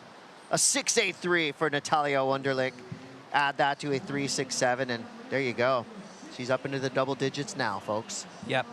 Combination of scores now required for Tully. So 17 minutes, that's, you know, Tully would have done competitions with 15-minute long heats. No strange to that. She knows how to get 2 scores in that amount of time. But Natalia's been the busy surfer. Yes, quite a lot of low scores, that 0.6, that 0.3, and that 2.67. But there was a couple of waves where she fell and there was scoring potential was still there. So Tully will maybe take note of that and recognize that it's paid off for Natalia to be busy. And now the opportunity for Tully to start to chip away. Of course, a 10.5, you know, that's, she needs a couple of 7s and she's got it. Even a couple of 6s and she does it. Well, it's 12:30 in the afternoon here in Huntington Beach, California. I believe the tide is nearly peaked. So it's going to go start dropping back down. And I mean, who knows what low tide's going to bring this afternoon. The good news is the wind is absolutely chilling right now. So with 16:22 to go, the stars of the Challenger Series and the Championship Tour are showing up to Huntington. And I believe AJ found a special guest. Did a former U.S. Open winner, currently one of the best surfers on the Championship Tour, but today she is bringing it as the best friend support system for Natalia in the water. Betty Lou, I always have to ask, when people come to watch their friends or their family, what is more nerve-wracking, surfing yourself or rooting for her? Honestly, I think rooting for her is a lot more nervous, but I'm so happy to be here and be able to support her through the time frame that I'm in. And yeah, we're all just super excited, and yeah, I'm here to support my homegirl. HB is a place that has some very special memories from you. 2022, you got a really important win here. It helped launch you back onto the CT, and now you're thriving this season. What does it feel like to be back in Huntington? Thank you so much. Yeah, to be back here, definitely all the memories are coming back, and yeah, just, you know, want to, you know, bring that vibe back and, you know, hopefully share some of that with Tully. And yeah, it's so special and super grateful. And of course, you're here now, but Thursday, you leave for Tahiti, the final stop of the 2025 Championship Tour, with a final 5 spot in contention. How are you doing? How are you processing heading into that last event?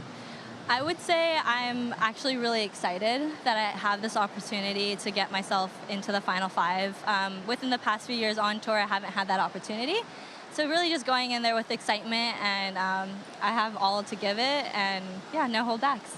And Teohopo is a wave that I personally cannot wait to watch her shine on, just with that wave being the venue. How do you feel like it suits your skill set? I think it's a wave that can definitely fit my skill set, and I'm really excited to just be able to just pull in backside and just get barreled. I feel like I haven't got barreled in a very long time, so that's a really exciting feeling to get back. We're sending all the good vibes to Tahiti for you. Thanks for being down here. We'll let you get back to the support system, because I'm telling you, the nerves are palpable. Every single time I interview a friend or family member, it's way more stressful. So I'll let you get back to it. Thank you. Thank you, guys. Good find, AJ. Yeah, Betty Lou Sakura Johnson currently sitting in 5th place, so she's going to have to defend her spot if she wants to make it to the WSL Finals. The Lexus Tahiti Pro, presented by IC, is lurking like a beast around the corner. And it doesn't matter how good you are in Tahiti, how big of waves you surf, there's got to be some nerves for every surfer on the Championship Tour, male or female, just knowing that when you take that trip to the end of the road, there could be an absolute monster waiting for you there. And how special is it that she's here supporting Natalia? But what about this on the replay from Tully, chasing a combination of scores? At this stage, I was wondering if it would have favored her to go left after that nose ride, but she did just trust in the reform, and after that opening touch of the 5, she gets a really nice connection through the inside here with great footwork into a touch of the 5, runs out of that nose ride, and then just so composed here on the tail of the board, just reading that there's a roller coaster floater to end things, and stands tall, steps off. She's going to drop a score. She's right back in the mix now. You know, trust in the reform would actually be a good T-shirt design, and it's a good way to live, right? Yeah, there's going to be a reform in your future. Just trust in the reform. She's going to get busy here. She's looking to back that 4.5 up. She now chases a 6.0. Well, Chris, what do you think of this? This could change everything, but it won't. 12 minutes, 30 seconds to go. Natalia Wunderlich still in the lead with a 6.83 and a 3.67. How is this heat going to finish? Well, guess what? You're going to have to stay tuned to find out. We're going to take a quick Bonsoy brew break, and we will be right back.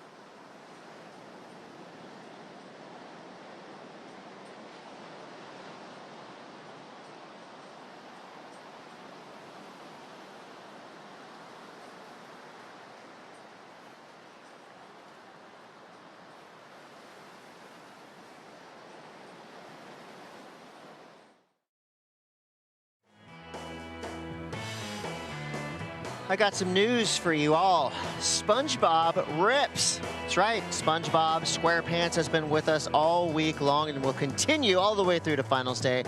You can watch SpongeBob on Nickelodeon and Paramount Plus.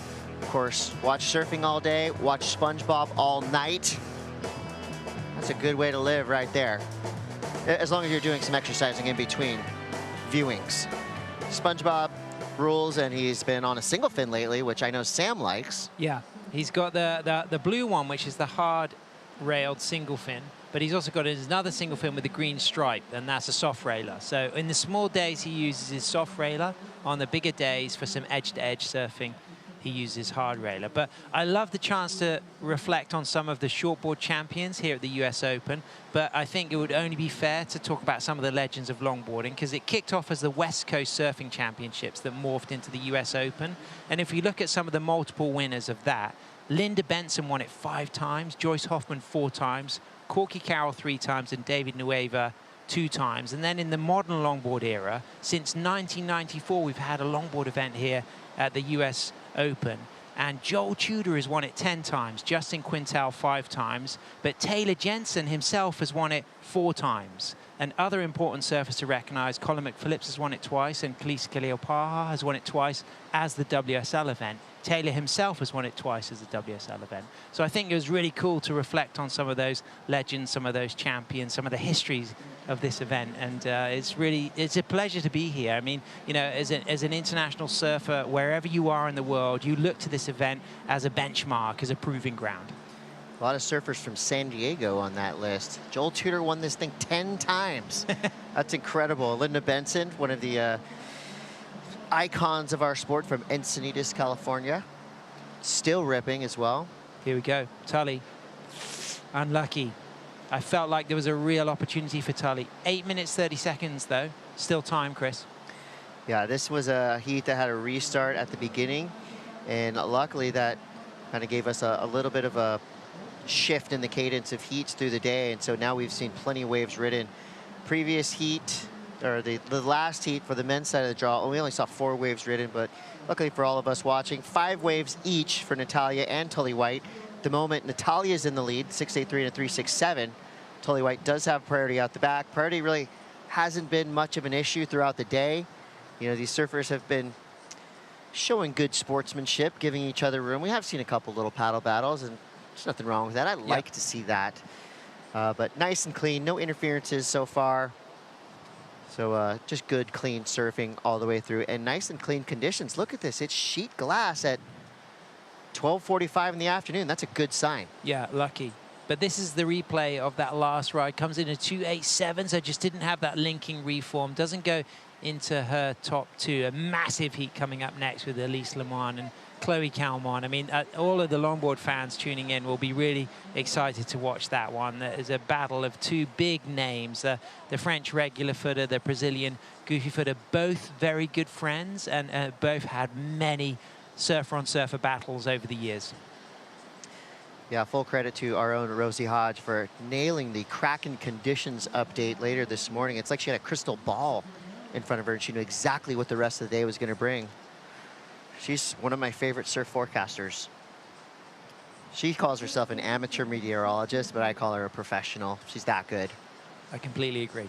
We've had the dream team here, and we'll continue to as you shift into the Challenger Series. What are you looking forward to, Chris, when the shortboards come out, when the guns blaze? Airs. There we go. It's cool this week because you really get the entire kind of world of surfing all wrapped up in one week. You have the beauty, the poise, you know, the modern traditionalism of the longboard tour, and then you have the ultimate high performance, you know, surfing with the Challenger Series event. And I'll venture to say, you know, these Challenger Series events equally, if not sometimes more entertaining than the Championship Tour. Yep. Because the stakes are so high in round 1, round 2, round 3, and because you have 4 incredible surfers in each and every heat to start. It's just, I mean, these kids, I call them kids because Challenger Series, you know, is where the rising stars shine. They come here like they're shot out of a cannon, and they're all amping. And, you know, these opening rounds are so fun to watch because, you know, you see veterans, you see rookies, surfers from literally all over the world, with a lot of heart, a lot of passion, and a lot of energy. So I'm really excited to, you know, kind of switch gears here. We're just nice and chill, talking about the beautiful surfing we're watching. Well, in a couple days, we're going to be going nuts in here. I think the art of longboarding is to hide the ampage. Yeah. You know, there's a lot of like Do buzz less. and energy put into every moment, but you want to hide that. You want to make the difficult look easy by being stylish, by flowing, and the energy levels have to be there in order for you to do that. The minimalism that we see from the styles of Natalia and Tully, behind it, there is a lot of energy, a lot of training, momentum, focus, passion, and also energy levels need to be high to surf stylishly as well. So it's the same approach. You know, people need to get ready, they need to get fired up, but once out in the water, the beauty of longboarding is hiding all of that ruffle and that buzz and making it look effortless and bringing the glide to the table. Well, I like that you said that as we see Natalia Wunderlich now up and out. I talked to Leilani McGonigal earlier today, and I just asked her, I'm like, do you watch the longboarding and draw any inspiration or take any notes from that? She said, yeah, actually, I really like the flow that they get. Yep. You know, obviously a totally different craft, but you don't want to look like you're doing too much and going too wild on your shortboard.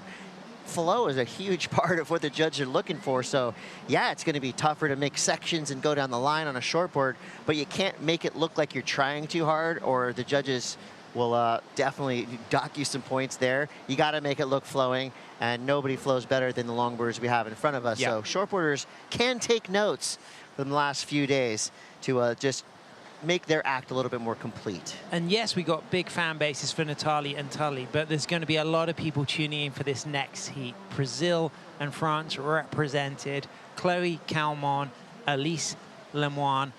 What is kind of good for the alliteration is that we won't have a Chloe Calmon, Chloe Coleman heat, Chris. Okay. Because yeah, Chloe was tongue eliminated twister. against Soleil, but will Alice or Chloe get the win? Will one of them end up meeting Tully or Natalia? We'll have to see, but that is going to be a real crowd pleaser. But right now, there's still opportunities for Tully because she's only chasing a 6.01.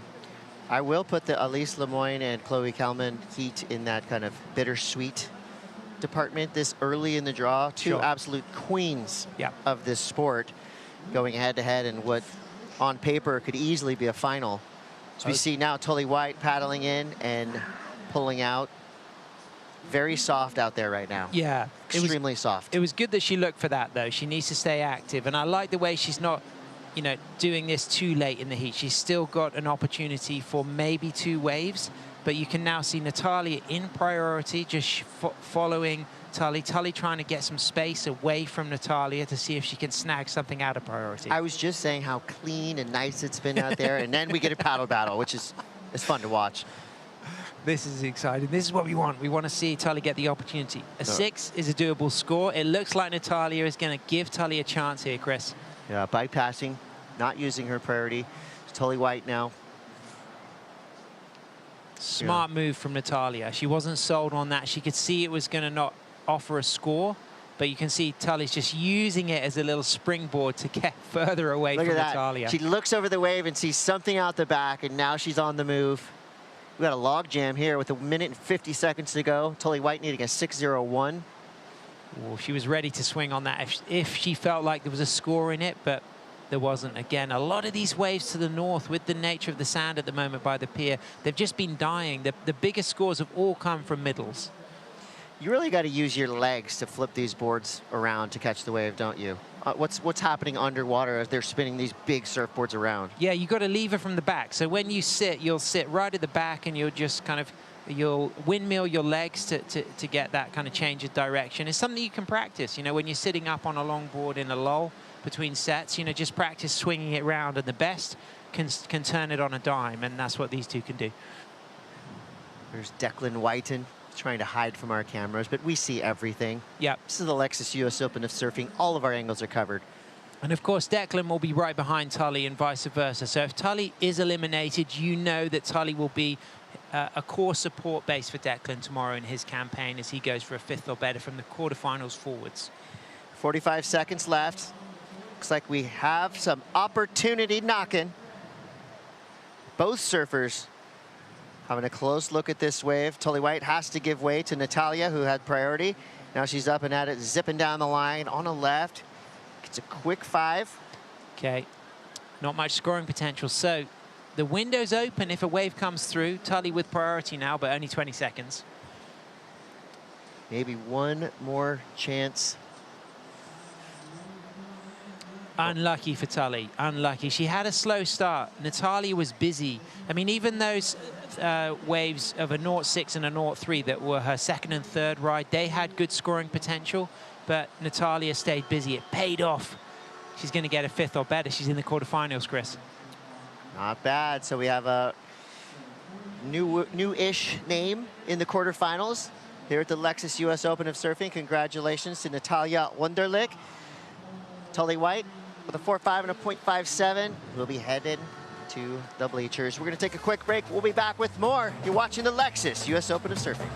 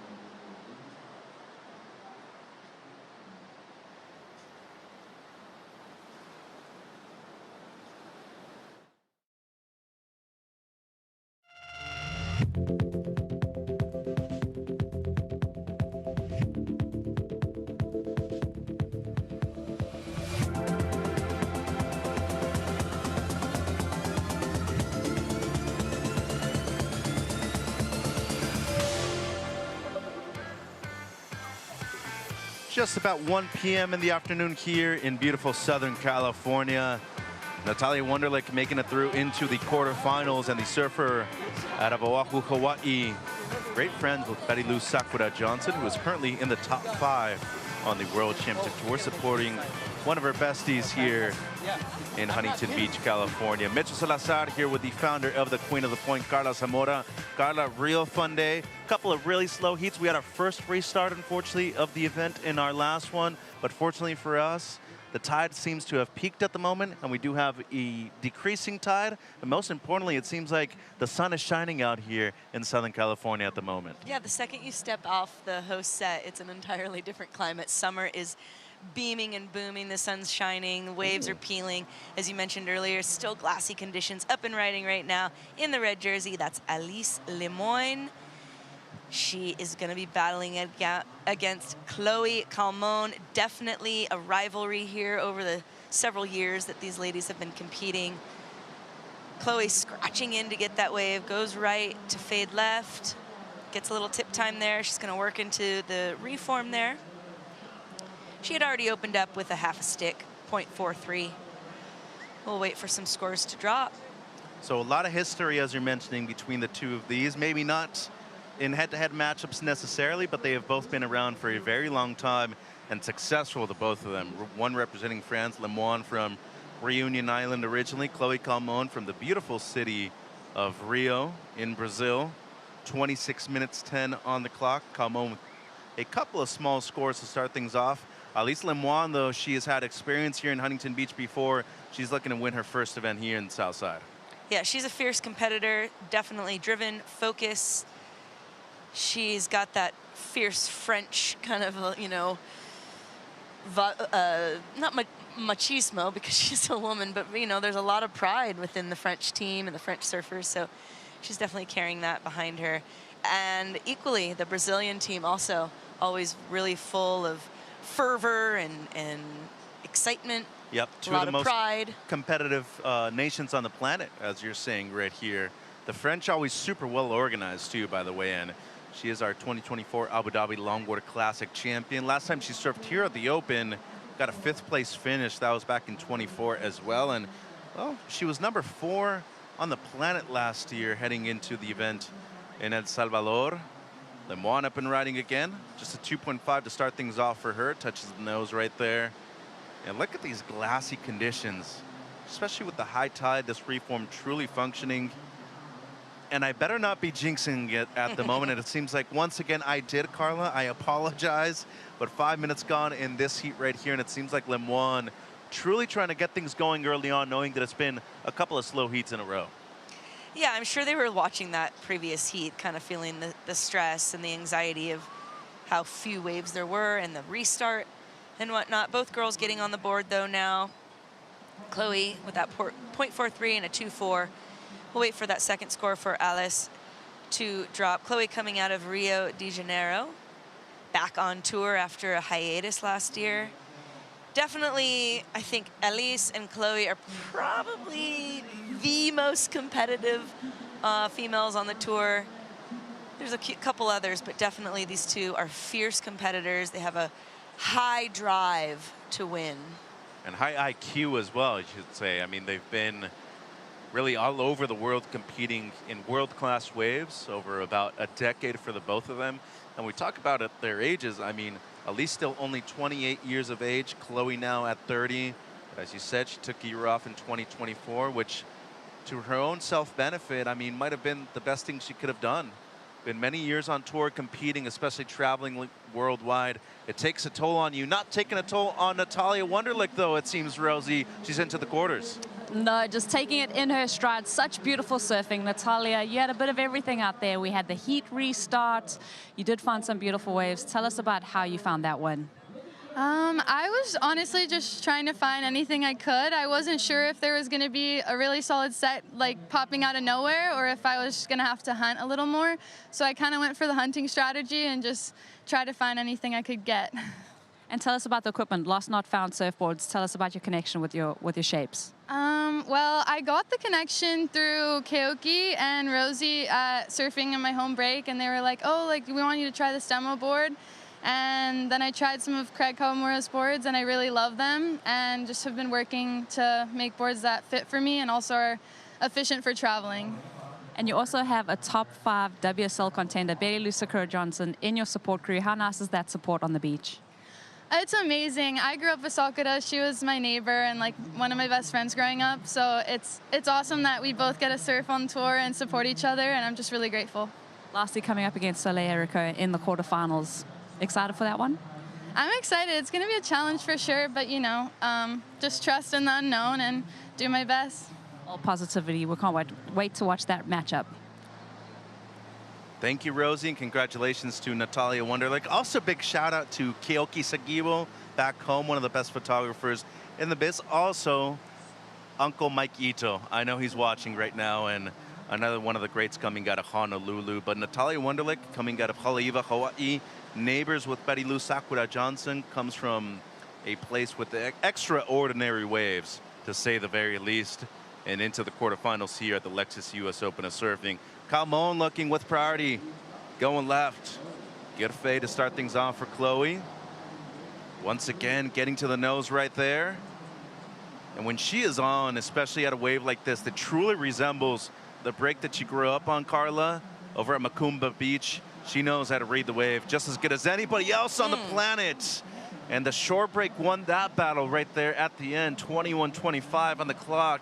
And unfortunately, a missed opportunity on the tail end of that wave right there for Chloe. Yeah, I think she got a fair number of points, though, prior to that kind of loss at the finish there. Choosing not to wear a leash, which, if we had looked back several years, I don't think that would be a decision Chloe would have made in her past, but she's really evolved in her longboard journey and embraced the traditional and that purist aesthetic. Here's the replay there. Just really buttery in the beginning here. She just really goes into it real smooth. I like how she kind of fades into the right to set up for the left again. Brings in that nose right. Almost comes a little stuck on the top there, but brings it back down. Lovely drop knee. Sets up again here on that right hand. I love that the wave went 2 directions all in one wave. And then the great setup for the finish, but you could see she knew she wasn't really coming out of that and kind of shot the board out. Not wearing the leash, running towards it. But proud of my girl for not wearing a leash. And what a score to start things off, too, a 6.83. So both of them have caught 3 waves at the moment. Nearly 10 minutes gone by. Priority with Lim Wan.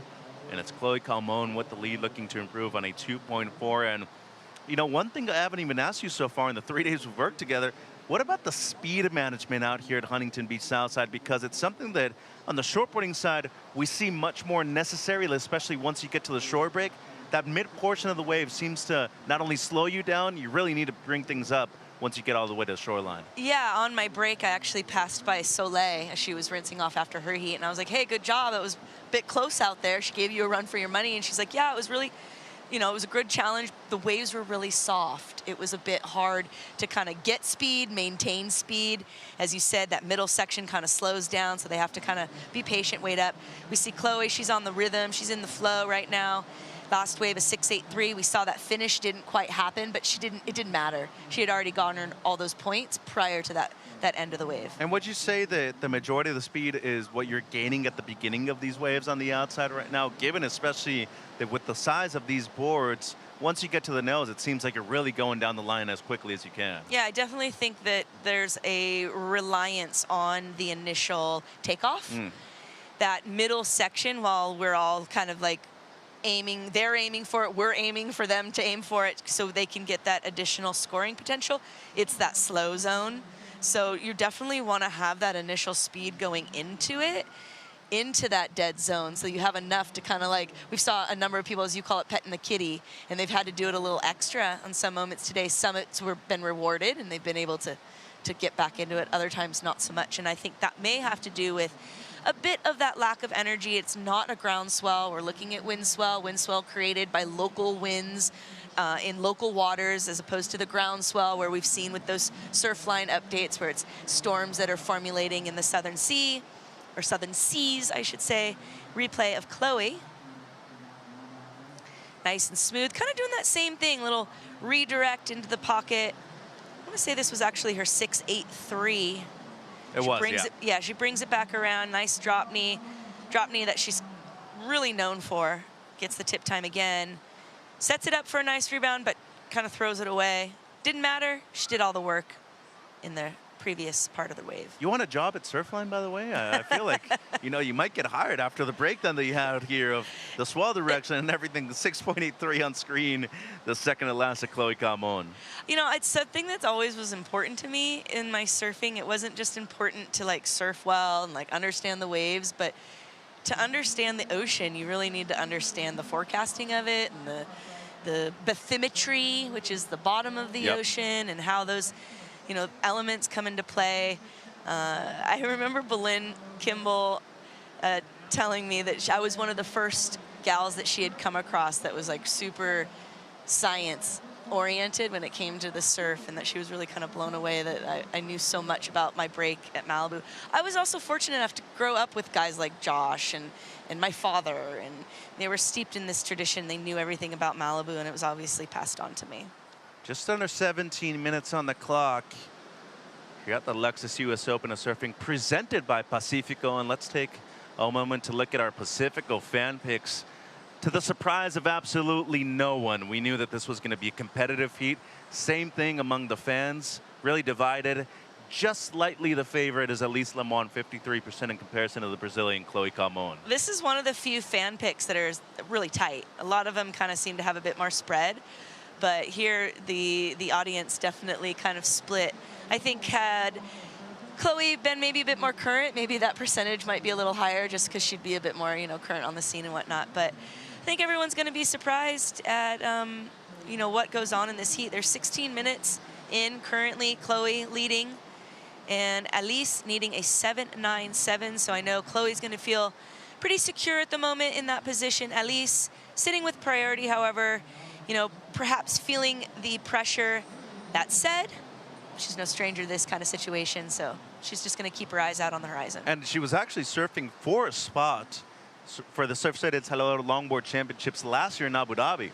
So when both her and Zoe Gropidon actually made the final, they were able to qualify for the event, and and that ended up being a really good result for her. Number 4 in the world back in 2024, and Chloe Calmon, she was number 8 in the world in 2023. Just a quick one right there for Chloe Calmon once again. But she has experience competing at different beach breaks, obviously a ton of different point breaks and reef breaks as well. But going back to Lemoine, coming out of Reunion Island, most of these surfers from, the French archipelagos, especially in the Caribbean, they tend to have to go to mainland France for a lot of the bigger events, especially nationally. All in all, though, if you look at her career and the way she's really developed herself, both at point breaks, heavy water waves, and transitionally towards the beach breaks, boy, couldn't really do a better job than what she's done. Yeah, she's definitely grown in her her evolution has definitely kept moving.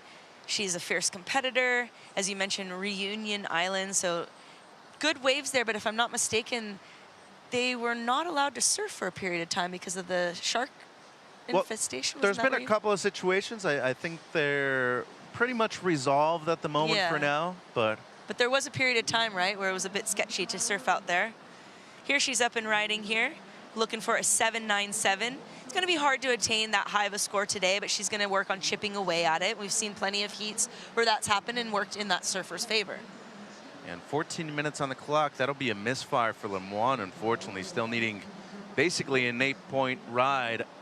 And seeing Chloe Calmon out there with priority, only looking to improve on a 3.67, a big chance for her to extend her lead. Let's take a Bonsoy break. Be right back with round of 16, heat number 3 at the US Open.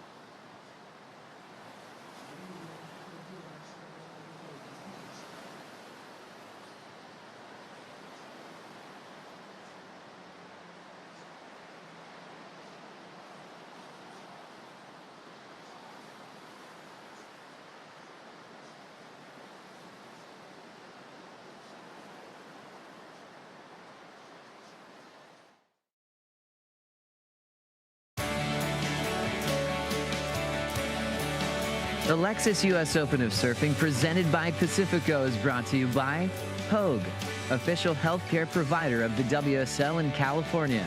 By Bonsoy, official milk of the WSL. By Visit Huntington Beach, the official destination marketing organization of Surf City USA. And by Lexus, experience amazing.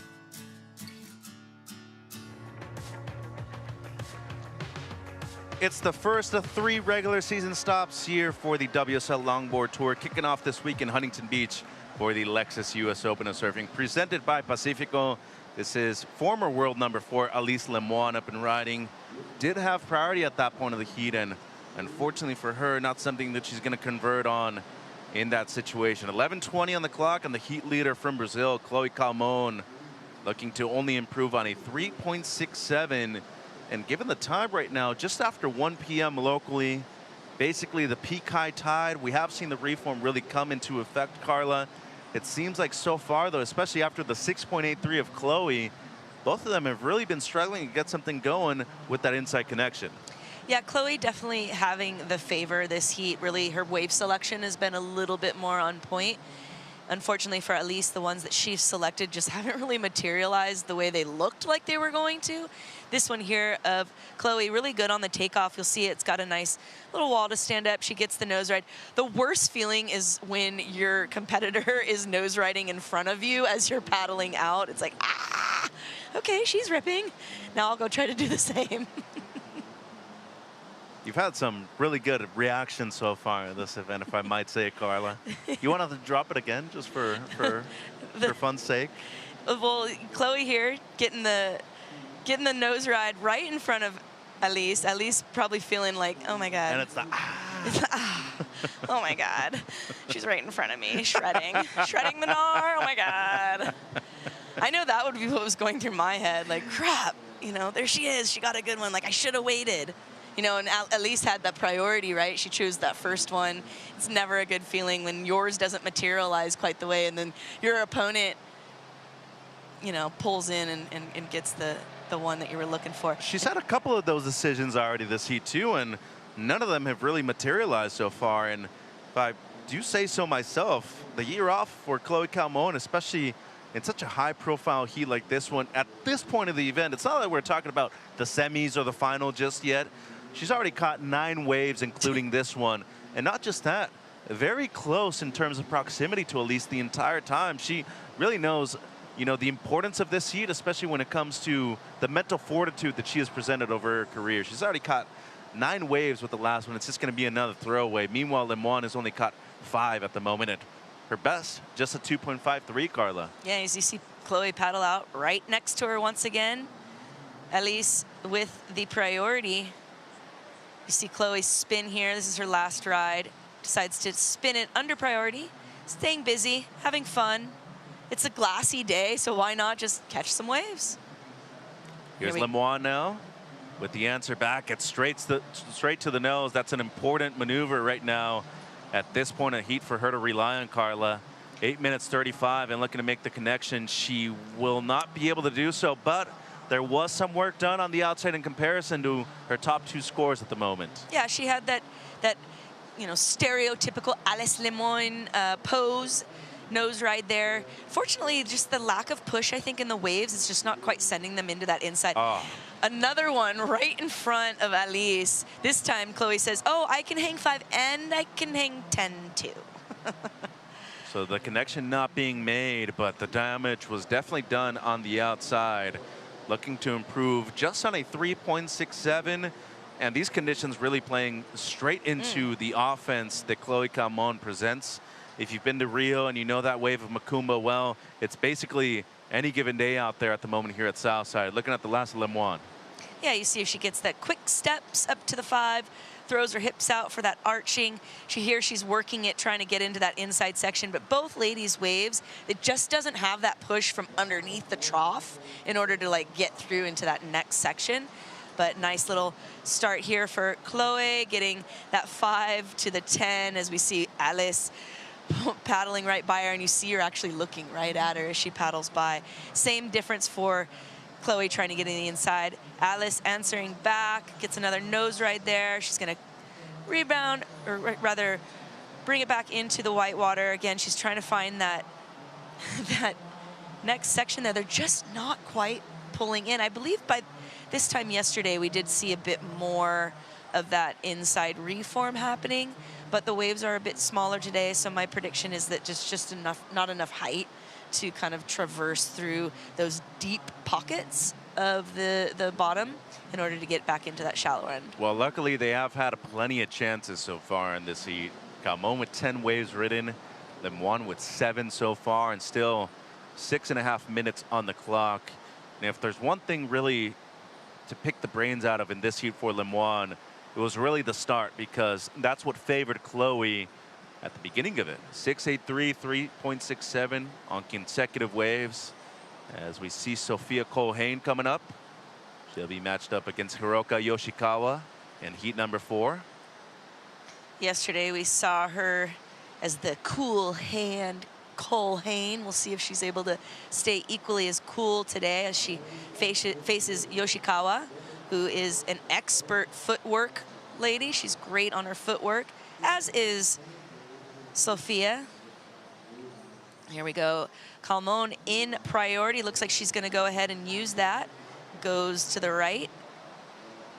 Goes for the nose right. Not able to get it all the way up there, but does some steps. Redirects it to the left.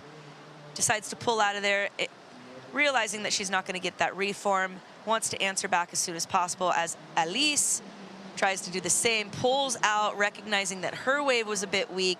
Sees Chloe paddling out. She wants to try to maintain priority. Kind of surprised about that, honestly, Carla, because really a wave that seemed like it had zero potential whatsoever. And Lemoine, very careful with priority right there. Didn't want to give it up and not be able to recover it before Calmon made it back out. 5 minutes on the clock right now. And good pressure by Lemoine at least to force Chloe to go on the previous one, which doesn't seem like it's going to make a change, but the second to last one will. It's a 6.33 for Chloe Calmon, which now ups the ante for the requirement, an 8.66 to move up in a first. Still waiting on a wave though for Elise Lemoine. She does improve on the 4.5. That'll make things less difficult for her. But still needing that 8.66. Luckily, she is sitting in priority, but as you can see there on screen, Chloe not giving her much space.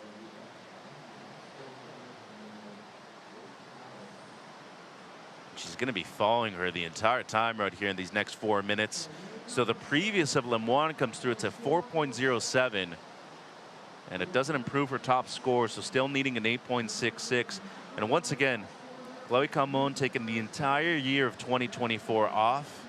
Wanted to be able to focus on herself, and in the end, yeah, you think competitive longboarders, they're not as bad as the shortboarders. I don't know, look at your screen, and maybe you might defer and disagree right there, because it truly seems like Chloe Calmon, who is still searching for her first world championship, this heat really matters. It absolutely matters to her. This whole event really matters to her for having taken that break on tour, and it's really going to just like set her momentum moving forward. It's obviously going to be a huge confidence booster for her. It's never easy to kind of take off time from something that you've been doing for so long. It's been such a key component of her life, being a competitor. So I'm sure taking that year off in the beginning may have been even a bit hard to adjust.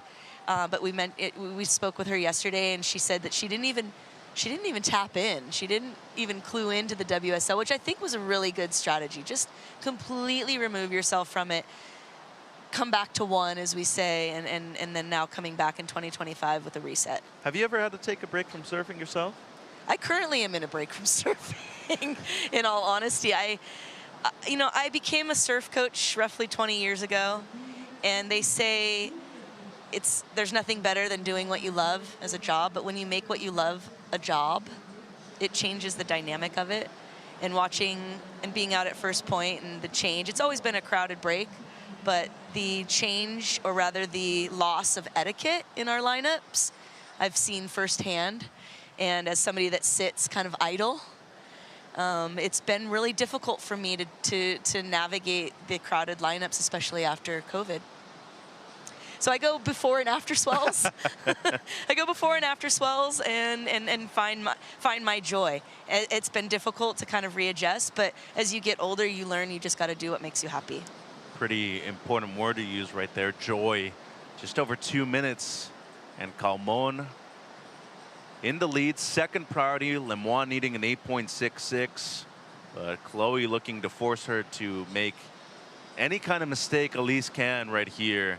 And boy, she is truly just stuck on her like glue. And in the end, as Babe Ruth said, excuse me, Carla, heroes get remembered and legends, they truly never die. Well, and both of these ladies are young living legends, if you will. You know, they're definitely they're making the history books as we speak. At least giving it kind of another final shot here. It's 1:20 on the clock. This wave looked like it might reform into that inside, which could be really key for her right here. She's slowly making it away onto the inside, a little downtime, but gets that second nose ride. Unfortunately, not able to keep the nose up high. She did walk off the nose, but you mentioned, you called it dirty nose riding, I think, yesterday, or dirty cross-stepping. Dirty 5 it was. I was like, oh, are we going to get a drink or something? Sounds like a cocktail. Maybe we could name it that way. We've got a new cocktail name, but some of the trademark it. The dirtier kind of elements, like, yes, they're performing them, but the judges are looking for crisp cleanliness. Needs to be something that not only you're in control of, you're also showing the flow aspect of the ride as well. 40 seconds on the clock. Calmon with priority now, waiting on a score for Elise Lemoine. Heat's not over, and depending on what Elise is able to get on this last one, there's still 30 seconds for her to potentially get a ride. 4.7 the last of Lemoine, while still needing something in the mid-excellent range, 8.46 or better. 20 seconds on the clock, and just got to give props to the Brazilian surfer in blue. She really competed the way she said she was going to yesterday. She proves that she's into the quarterfinals now, Carla. Yeah, I'd like to think I know a little bit about Chloe, and I know she's overjoyed right now. There was a moment in the heat where you could see she had a bit of a smile on her face, and I actually think she was doing everything in her power to not just, you know, be elated in front of her opponent. You can see there her thanking her higher powers. Great job for Chloe. It's the Lexus US Open of Surfing presented by Pacifico. Heat 4 coming up in the round of 16 for the women when we return.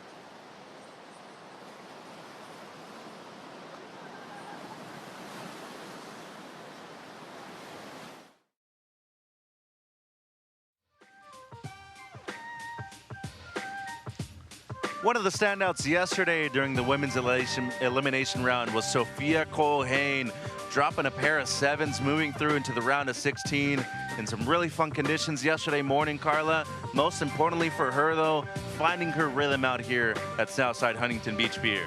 Yeah, yesterday afternoon we had a bit lumpier conditions, but didn't seem to faze Sophia whatsoever. She got some really clean nose rides, as we were calling her yesterday, the cool hand Colhane. We'll see if she's able to keep that calm, cool composure out here in this heat number 4 of the round of 16. And she's paired up against Hiroka Yoshikawa out of Japan. Both of these ladies are fabulous surfers, known for their footwork and excellent nose riding capabilities. So I definitely think this is a fairly matched heat. And I believe brother James competing in a grappling tournament in Vegas. So good luck to James and the entire crew as we look at the opener of Culhane. During the break, Carla, once again, you mentioned her fancy footwork. She really knows how to ride the entire board well, but most importantly, it seems like the connection to the inside, something she doesn't really struggle with. Yeah, she takes it in the inside there. That super shallow shore break, sucking her nose under as we see Hiroka getting her first ride. Scores dropping, we'll announce those shortly. As we see Hiroka, she got some nose time on the beginning there, trying to work it onto the inside, not able to do so. First of Hiroka comes in at a 5.17, first for Culhane at a 3.83. Coming out of Chiba, Japan, so just outside of Tokyo. A lot of great beach breaks in that area right there.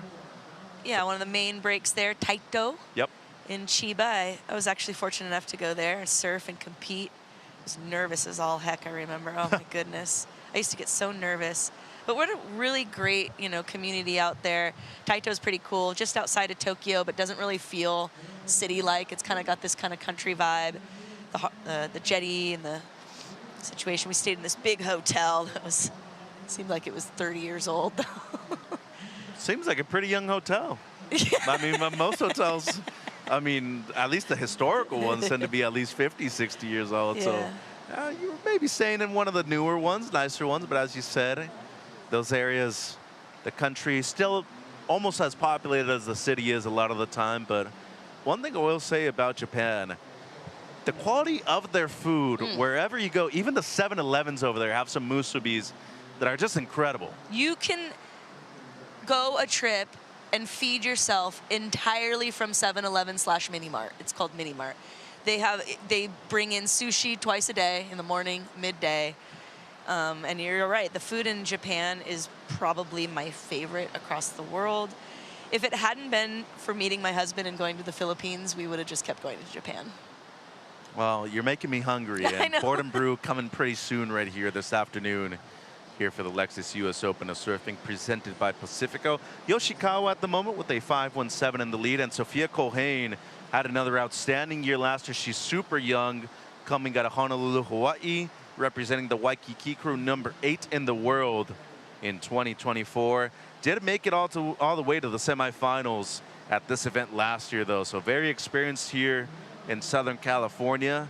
Having a big dig at this one, and she will not be able to get into it. Luckily for her, under priority of Yoshikawa at the moment. As we look at Hiroka now, she's going to be up and riding, trying to get to the nose right there. She does, holds the 5. And you mentioned her ability as a nose rider. I'm really focused in on the way she uses the center part of the board the majority of the time too, Carla. Yeah, she's using that trim spot rather well, and you also kind of see the roll in her ankles as she kind of rolls the board rail to try to kind of, so to speak, gain some speed. She's got impeccable footwork, great nose ride, love her hands, brings it back around.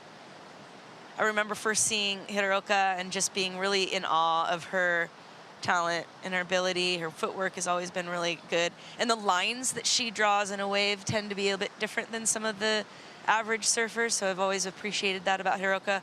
Her father, a shaper, and the shaper of her surfboards.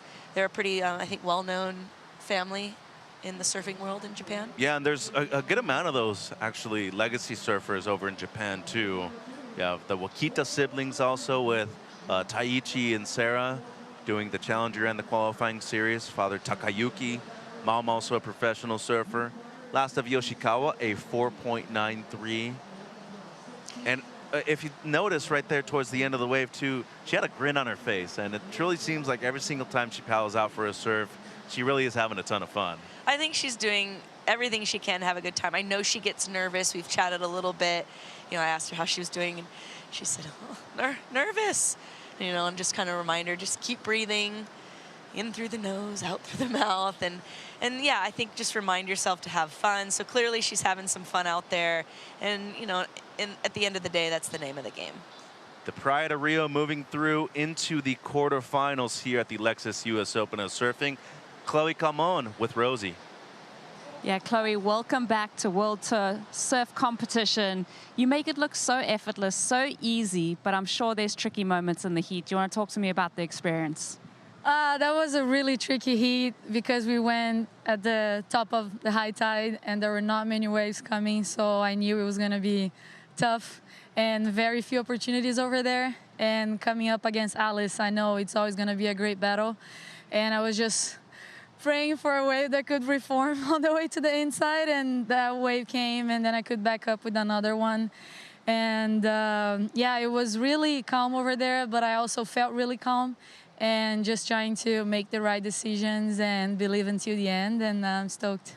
And we're definitely seeing a little bit of that competitive strategy coming out through these rounds. Do you feel like that's part of the game here at Huntington? Totally. I think it's always part of the game, and I know she could get the score in any wave because she's such a good surfer. And yeah, you cannot just leave any room for other opportunities. So yeah, I had to keep things under my control until the end, and I'm glad it worked out. Into the quarterfinals, are you proud of your performances so far? Yeah, I'm really enjoying myself over here and coming to this event with a different perspective comparing to the past. So I'm just taking step by step, and I'm really stoked to be in the quarterfinals. I'm sure there's a lot of Brazilian support online. Do you want to give a shout out in Portuguese? Yeah, então obrigada a todo mundo que está torcendo, mandando energia boa. Hoje está dia lindo aqui em Huntington, e eu estou muito feliz com essa vitória. Valeu. Thank you so much, Chloe. We'll send it back to you, Mitch. Valeu, Rosie, and muito parabéns to Chloe Calmon, the Pride of Rio, moving through into the quarterfinals. The only South American left in the draw, by the way, too. Jefferson Silva out of the event. Luana Suarez, who was able to win the regional qualifying series in South America, she's also out. And Chloe Calmon receiving the season wild card for the World Longboard Tour. Well, she's into the quarters once again here in HB. Yoshikawa up and riding, looking to improve on a 4.93. And meanwhile, Culhane still getting a second score on the board as well. We saw that during the interview. Hiroka looking to make the inside. And that shore break with the tide at the moment, just 40 minutes out for the peak. It's starting to get a little hectic there all the way into the inside. Doesn't have to be a big shore break wave in order for things to explode a little bit. Oh, it's usually worse when it's this size. Yeah, I mean, those are literally the ankle breakers, right, in that shallow. We saw one of the gals earlier actually hit her fin. You saw her stop. I don't remember who it was, but yeah, it gets shallow out there when you get onto the inside. Here is Yoshikawa, gets some tip time there. Rebounds that white water, brings it back around, little drop knee there. She's working for that inside section. Using that footwork as she works it into the inside. And then we see here, she tries to keep it out from under. The thing just kind of explodes on her, but you know, valiant effort. As you see that fin come up, she kind of dodges away from it. And then here we go, Culhane here with that smooth walk up to the nose, 5 to 10, bringing it back around. Both these ladies kind of sticking with the right on the initial takeoff and then kind of working it into the left.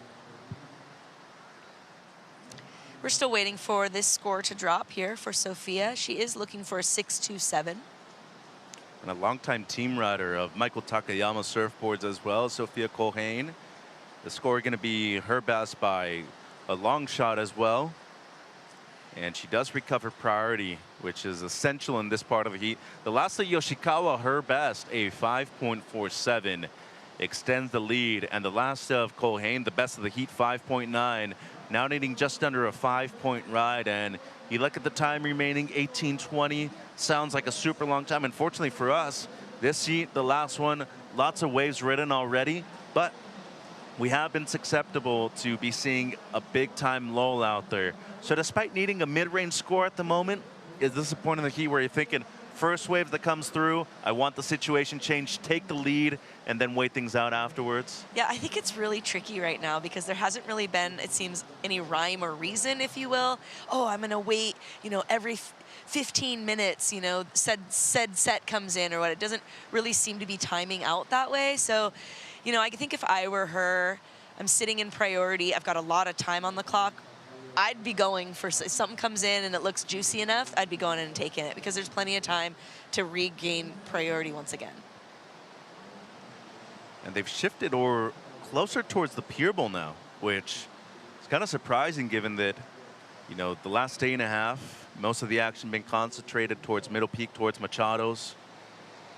But with that wind swell in the water, we have seen really good sandbars, and the bank's truly in a favorable spot for us right now.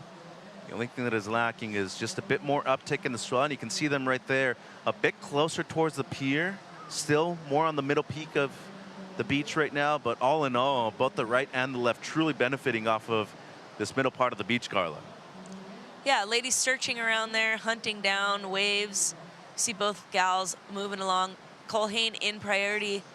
Looks like she's going to go ahead and take a peek at this one here. Exactly what we were talking about, right, Carla? To the nose, gets the 5, and trying to use priority to her own self-benefit. Able to get a rebound off of the white water right there. Doesn't need a whole lot. 4.74, basically a 5 is what she requires, and not going to be able to make the inside connection. I feel like that wave pretty much done, though, by the end of it.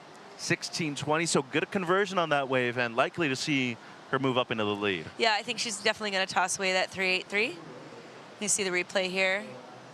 She gets that top turn, runs to the nose, gets the foot over. You can see she kind of adjusts the toes onto the nose. That was nice. I liked actually this little rebound into the white water there. You know, for what the wave gave, I think she surfed it quite well. As we mentioned, I feel pretty confident that, you know, she'll up her her lower scoring ride at 3.83. She's only looking for a 4.74 to take the lead, so it seems pretty probable that she's going to at least get close, and it looks like she is going to get the highest score of the heat so far with a 6.27. So changes the situation, moves up into first place, and Yoshikawa down to second with priority needing a 6.7 or better. Your personal point of view, Carla, what kind of board would you recommend somebody starting the longboard? Because it truly seems like the board that Michael Takayama has made for Sophia Colhane kind of appropriate for the conditions we have out there. Yeah, well, you know, there's all sorts of boards and all sorts of theories of what works for certain conditions, and there's a ton of wonderful shapers out there, including Michael Takayama. I mentioned a couple days ago that there's a big difference between shapers and board builders. Takayama, being a board builder, makes his boards from start to finish. My husband also being one of those types of creative artists. And as far as the type of board, I mean, I think over 9 feet, about 23 inches wide, 3 inches thick is usually the general stats. Somewhere in the 9.2 to 9.4 range is usually what I recommend. For the taller individual, or maybe a little more stout individual, a little more length and thickness may be helpful. But Yoshikawa here getting that posing hood ornament 10. Unfortunately, it's as if the workers at the factory didn't quite put enough glue on that ornament. She kind of just came falling over. Well, the longboard that you describe is basically my shortboard, but 3 inches shorter. I feel personally attacked. Oh, no. No, but Hiroka right here, as you were mentioning, really when she gets to the front part of the board, she's usually in control, and it's not like her. It's a pretty odd scene right there to see Yoshikawa not only fall, but slip, really, as Colhane looking to take advantage of that right here. Trying to improve on a 5.9. And Sophia, well, looking to use the trim of the board to her benefit. Saw Yoshikawa on the outside going left and looking for a 6.7. That is if Colhane doesn't improve on her 5.9. And Sophia surfed a good heat so far, throwing away a 3.83. Going to be waiting on her last. And let's see what Yoshikawa was able to get on this one too, because at this point of heat, you know, as we talked about a few minutes ago, change the situation, you use priority in the right way. You've already moved up in first place. And to somebody like Yoshikawa, who as you said, when you talked to her yesterday, she said she was a bit nervous. And every now and then, under pressure, those nerves become much, much higher. Yeah, definitely. It become definitely more elevated and more of a spotlight on those nerves. For someone like myself, I used to also get very nervous before contests. As soon as I would hit the water, though, it seems like that energy would get kind of channeled into the right way. And I feel like Hiroka kind of has that same energy kind of going. She's channeling it in the right places. Her last wave was a decent ride, but you could tell at the end of it, she felt like she didn't quite do enough to get that 6-7. So here she's giving it a go one more time. We are waiting for a couple scores to drop for both ladies. I believe 2 waves for blue and 1 for red, with 12.5 minutes on the clock. As we say, plenty of time. Culhane with priority, looking to retain it on the outside and still waiting for a couple of numbers. A couple of big heats coming up in this round, including our reigning and defending event champion and world champion Rachel Tilly taking on local wildcard Liv Stokes. When we come back to the Lexus US Open of Surfing presented by Pacifico, it's day 3 of action here at the south side of the pier.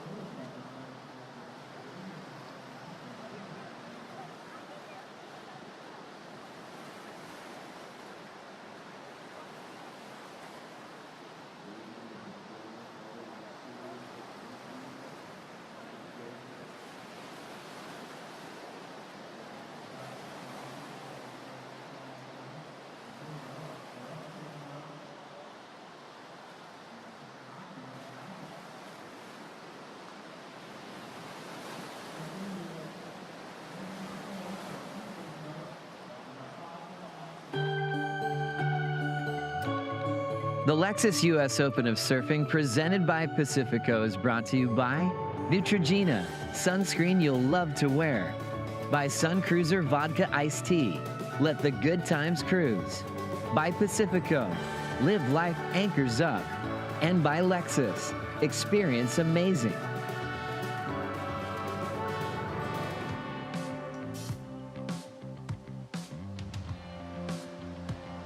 Welcome back to the Lexus US Open of Surfing presented by Pacifico. Heat number 4 of the women's round of 16 out there in the water is the surfer out of Honolulu, Hawaii, Sophia Culhane, leading over Chiba, Japan's Hiroshi Yoshikawa.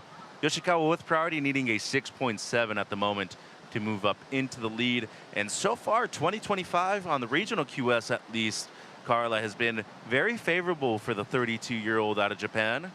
As we look at a replay here during the break, Culhane looking to extend her lead and improve on a 5.9 on this one. Yeah, lovely surfing coming from Sophia. Love that turn, that redirect into the right there. She tries to make it onto the inside. She got some tip time work done in the first part of the wave. Waiting for that score to drop, as well as waiting for a score to drop for Yoshikawa. Also getting some good tip time there. Fast footwork on the right. Tries to rebound the white water there. Is able to do so. Looks like we've got scores waiting for both ladies. As we've mentioned, Hiroka Yoshikawa looking for a 6.70 in order to take the lead and move into the quarterfinals tomorrow. Big fan of the way she's able to really use not only the entirety of the board, how's that fade too, that was nice. From Hiroka Yoshikawa. Coming out of a beach break over there in Chiba. Knows how to surf a wave similar to this one as well as anybody else on the planet, using that trim well. Cross-stepping back, getting to the nose, and this is much better for Hiroka. And that is gonna be complete for the Japanese surfer as well.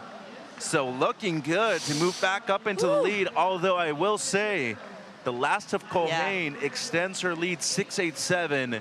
Needing something close to excellence, here's the Japanese surfer in the blue.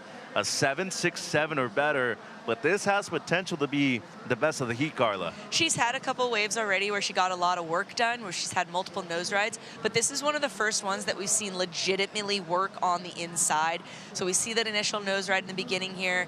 She works it around this white water, holding her ground, doesn't grab the rail. That was a big thing in my growing up. Grabbing the rail meant you were out of control. So she holds her ground without any rail grabs, gets those steps into that reform on the nose ride, and then rebounds the white water, holds her ground there, manages to stay on her feet. You can see her smile there. She's like, yes, I pulled it off. She even has a little more moments there to give a little more flair. So I think this is going to be her high score for this heat. Feeling pretty good about that. Whether it will be the 7.54 that she's looking for now, yet to be determined, because Sophia is really making it tough for her. So the previous Yoshikawa comes in as a 5.6, needing a mid-7 at the moment, is the surfer in the blue jersey. 7 minutes ago, Kohane still in the lead. Her low score 6.27, and as previously mentioned, Yoshikawa on the regional scene with the longboard qualifying series, winning the event at La Union and a couple other final finishes as well.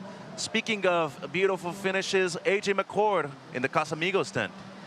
What a tie-in, Mitch, there. That was fantastic. Almost as fantastic as what I'm about to do for us here at the Casamigos activation. So I know earlier you were asking Rosie, hey, can you bring a bottle back? Let me do you one better. We're going to customize the commentator's bottle of Casamigos here. So how it works is you come down to the activation, you take a quiz, which we're going to do, and then you get a custom bottle. So how would you describe our crew? I'm going with free for the commentator's crew. So we drag that there.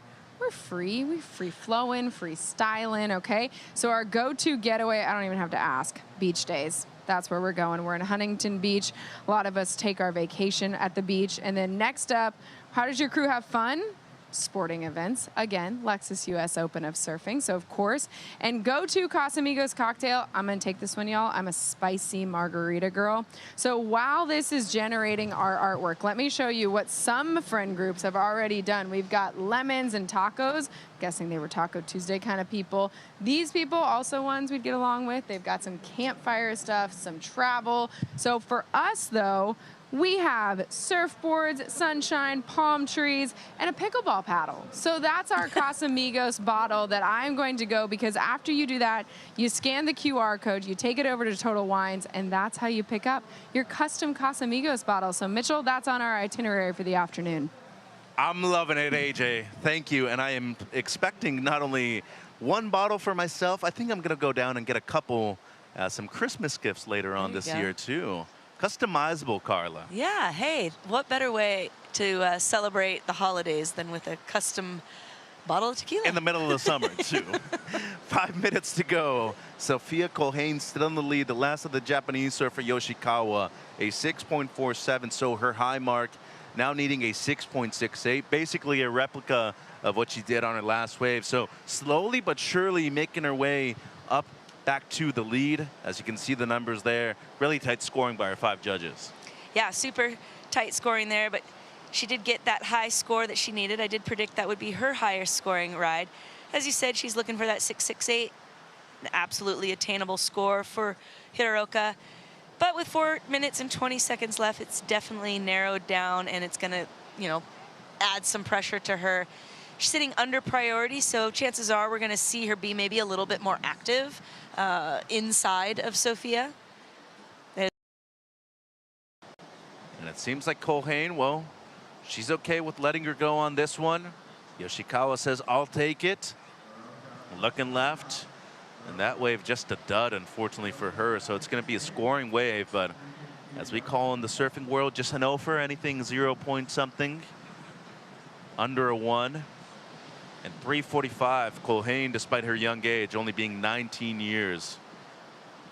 Young, I should say, not even old, because you look at her and, yeah, you might think, oh, the way she, you know, carries herself, the way she acts around others, could be an old soul. But really, when we talk about youth, it has been Rachel Taylor, still our youngest female world longboard champion. Did it when she was still in high school, won her second one last year. That was in El Salvador. And she is coming up against a very dangerous wild card named Liv Stokes. It's going to be a battle of South Orange County, by the way, in that one. Liv Stokes from Aliso Viejo, Rachel Tilley representing Capistrano Beach, just north of San Clemente. 3 minutes to go. Culhane with priority and wants to play a little bit of defense right here, Carla. Yeah, things are going to start getting a little more intense here as the minutes wind down here. Looks like Sofia is going to go ahead and let Hiroka take this wave right here. She is looking for a 6.68. She pulls out of it right away, acknowledging that that wave was not going to provide. And to my knowledge, this is the first time Yoshikawa has actually competed here at the Open as well. So pretty big moment for her in her career. Already caught 9 waves. In comparison, you see the efficiency of somebody like Culhane, throwing away a couple of 5.9s. And it seems like Yoshikawa, once again, wanting to go on that one, close but no cigar. And well, I got the feeling she actually was hoping to sell Sophie on that. well, it And seems then, like yeah. Culhane trying to use her priority to her own benefit. And she's going to play some defense on this one. You know, just talked about the group that she comes from over there in Waikiki.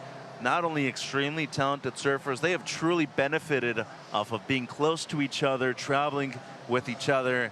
And in the end, the majority of them have actually made the top 10 in the last few years. And it just goes to show you, really, the youth nowadays, just as competitive as the people that have been here for a couple of decades. Yeah, having that kind of tight clique, if you will, around with you on tour is, you know, that support system is kind of next to none. And having, you know, other people in your court. When we used to travel for contests, we had a pretty good force from Malibu, and it always felt good when you had others, you know, in your corner. We've talked about the ISA and the team kind of format, and there's always like a good build-up, you know, and a good feeling of vibes of supporting each other when you get that team feeling. And so here, when you've got, and we've talked about some of the shortboarders being on hand to support their fellow longboarders, it just really makes a difference, I think, for the competitor. A good amount of them have actually not only stayed throughout the day, they've truly benefited off of, you know, the experience of some people having competed here before, and in the end, bringing that into the longboarding scene too. So Culhane, it's her 7th ride, won't be improving on the 6.27 that she has as her second best. 3.43 the previous one as well. In the end, though, did her work at the beginning, changed the situation, got into the lead, and boy, the back end of this heat, not only the way she was able to be patient, but the way she was selective with her rides too. Very impressive by the 19-year-old out of Waikiki. Yeah, I feel like a few years ago when she was still pretty fresh to the scene, this kind of situation may have ruffled her feathers a little bit, having not had that lead in the beginning. Hiroka did have the lead in the beginning, but just staying calm, that maturity that she's earned over the couple years that she's been on tour, getting older, having that support system really just helped her navigate this heat really well.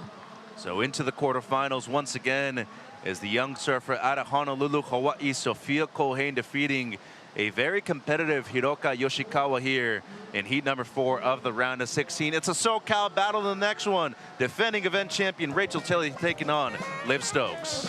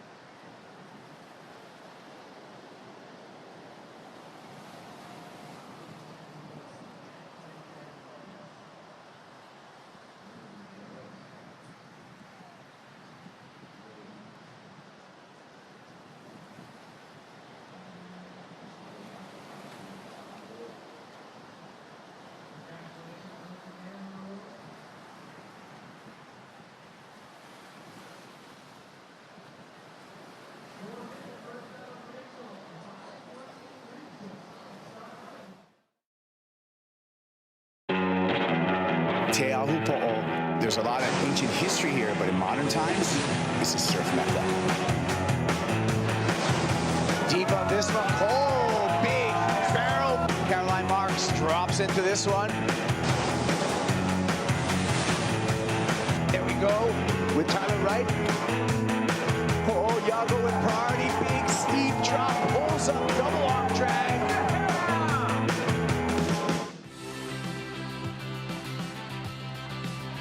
Welcome back, surf fans. You're watching the Lexus US Open of Surfing presented by Pacifico. And now we're into the round of 16, Heat 5 for the women's professional longboard event. And professional it has been. Some big scores have already come through in this heat. We've got Rachel Tilley, reigning world champion, reigning event champion, going up against Liv Stokes, hard-charging surfer representing Canada. But Rachel is back at it with her second wave ridden. She started with a 5.83, literally the second the buzzer blew. She was up and riding, and she's doing the dance right now, easily making that transition from the outside to the inside, weaving back and forth, all the way to the sand with a backside snap. Rachel Tilley is in the money on that wave, Sam. Did you see how she redirected from the front third of her board? That was pretty incredible. She was out of that first nose ride, steps back, and then gets that full right go left redirect. Not from the tail, but from not even the midpoint, even further forward than the midpoint. Very difficult thing to do. So Rachel's going to back up that opening 5.83, but Liv Stokes had a really nice wave as well. Yeah, so the judges have some work to do. Straight from the jump, I'm Chris Cote. This is Sam Bleakley. It's been our pleasure to present to you the elegance, the beauty, the power, the precision of our World Longboard Tour. Let's take a look at how this heat started. This is Rachel Tilley, literally straight from the buzzer. Straight to the tip on the backside 5, stretches back, and then walks, runs to the tail, whips that round. Really nice footwork in and out of that nose ride. Gets low, just looks for the reform, no reform. But a 5.83, a good score. So this is that first wave that comes in at a 3.17 for Liv. So left, a couple of cross steps forward, unable to find the steep section for the nose ride, but just comes out of that banking turn there, looking for the reform. Stretching low, just seeing if she's going to get that trim speed to connect through to the inside. And this is that last wave of Liv Stokes that comes in at a high 2, so it's not going to be a significant carrying score, fades out. But she's looking lively there, ready to strike. But I'm very interested to see what that second score is going to be for Rachel Tilley, because considering if she got that 5.83 for that first wave with that nice backside nose riding, there's a good chance her second wave could well go a touch higher. Sam, in my opinion, this is the most stylish matchup of the day so far. Rachel Tilley and Liv Stokes, two of the most beautiful styles you'll see in the sport of surfing. And Rachel Tilley, she has the resume to back up her competitive prowess as well. Two-time world champion, looking for that third here in 2025. And so far, it's been so good from Rachel Tilley. And check this out, into the 10, runs out of the 10, and then look at the redirect from the front third of the board here.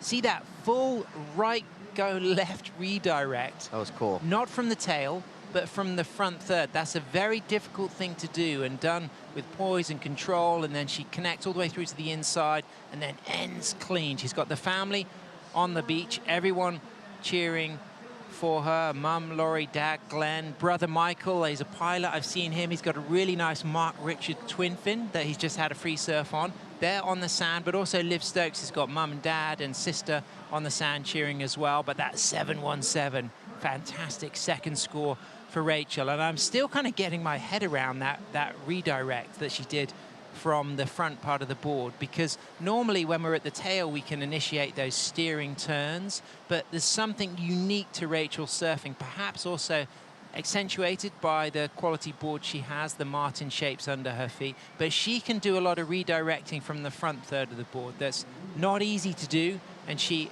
demonstrated it perfectly just then, Chris. Yeah, the judges caught on to that as well. 7.17. That'll be one of those elite scores for the afternoon for sure. You see the conditions we have right now, still nice and glassy. The sun has come out, it's glistening on the water. We got 23 minutes, 30 seconds to go. Rachel Tilley well into the lead. Her backup already a 5.83. That's going to give her some freedom to just sit and wait for something memorable to come. Liv Stokes needs a 9.83 now to catch up to the pace being set by Rachel. As we wait for the next set to roll through, let's go down to the glass. We've got AJ McCord and Sophia Colhane. Thanks so much, Chris. Sophia, well done here in the round of 16, going up against such a great surfer. How did you dial in and make sure that you were able to just showcase what you wanted to?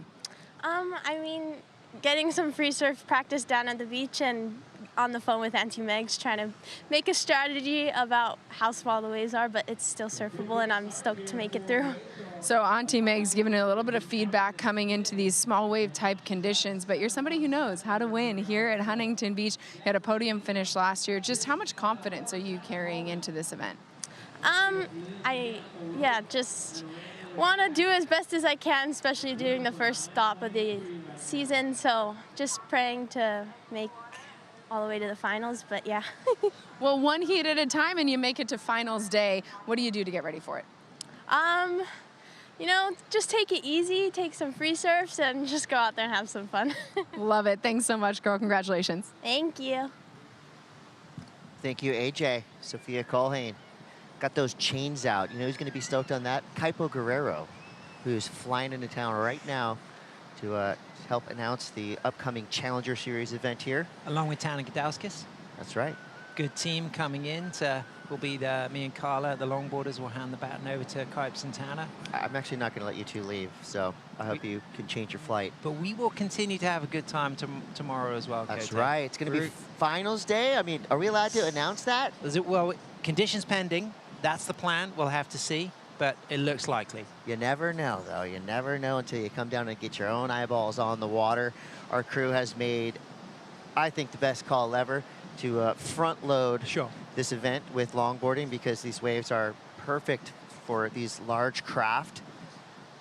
And the ladies out in the lineup right now enjoying a little show from nature. Yep, Pelicans diving around them. It's beautiful right now. And big shout out to Auntie Megs, who's the coach for Sophia Colhane. Sophia got third here in Huntington last year, losing out to Soleil Erica, who went on to meet Rachel in the final. Rachel, our defending champion, but Sophia has got event wins in the bag. She won in El Salvador, and she's also got a couple of seconds in Malibu in 2022 and Noosa in 2020. But that win in El Salvador in 2023 against her good friend Khalees Keleopaha, that was a real breakthrough for Sophia. And now she comes into this season as seed number 8. She'll be looking to get in that top 8 once again. And that was a really good heat with Hiroki Yoshikawa, because Hiroka was right there pushing her for every wave, every exchange. Yeah, definitely a competitive heat. And close, too, at the end. Hiroka had 12.07, Sophia with 13.14. So you love those tight matchups that go all the way down to the wire. And sitting in the position like this, I don't mind this. I don't mind a little buildup of the tension, a little buildup of the drama. 20 minutes left, so plenty of time to go. 4 waves ridden so far. Now it's the waiting game. Who has the mindset to just be patient and wait for something to come their way? Well, the patience is going to favor Rachel right now, because she's got that 717 in the can. She'll be looking to replace that 583. She can be much more patient. Liv will want to be a bit busier because she's got that 3 and that 2. But what I noticed in the last heat with Sophia Colhane and Hiroka Yoshikawa is, if you're surfing a little bit more to the north, you're not getting the linking waves. If you're surfing slightly to the south, you're getting the reforms. And this is what Rachel chose here. And again, we get to appreciate after the second nose ride, the redirect from the front third of the board, absolutely incredible. Just steering from the upper body and applying pressure on the heels, and then gets that other touch of the 5, just flexes low, walks back to the tail. And the way she finishes on the inside, back to the tail once again, gets another quick cross step forward, and then had that nice snap turn to end as Liv Stokes gets a right-hander, but this one just looking like it's going to fade out, Chris. Yeah, you can see the energy just barely pushing Liv towards the shore break, and she navigates that well. She really did. I think there was a lot more in that than I expected. I thought maybe it was going to hit a bit of a hole, but demonstrating now as that tide starting to drop back, that things kind of continuing to stand up.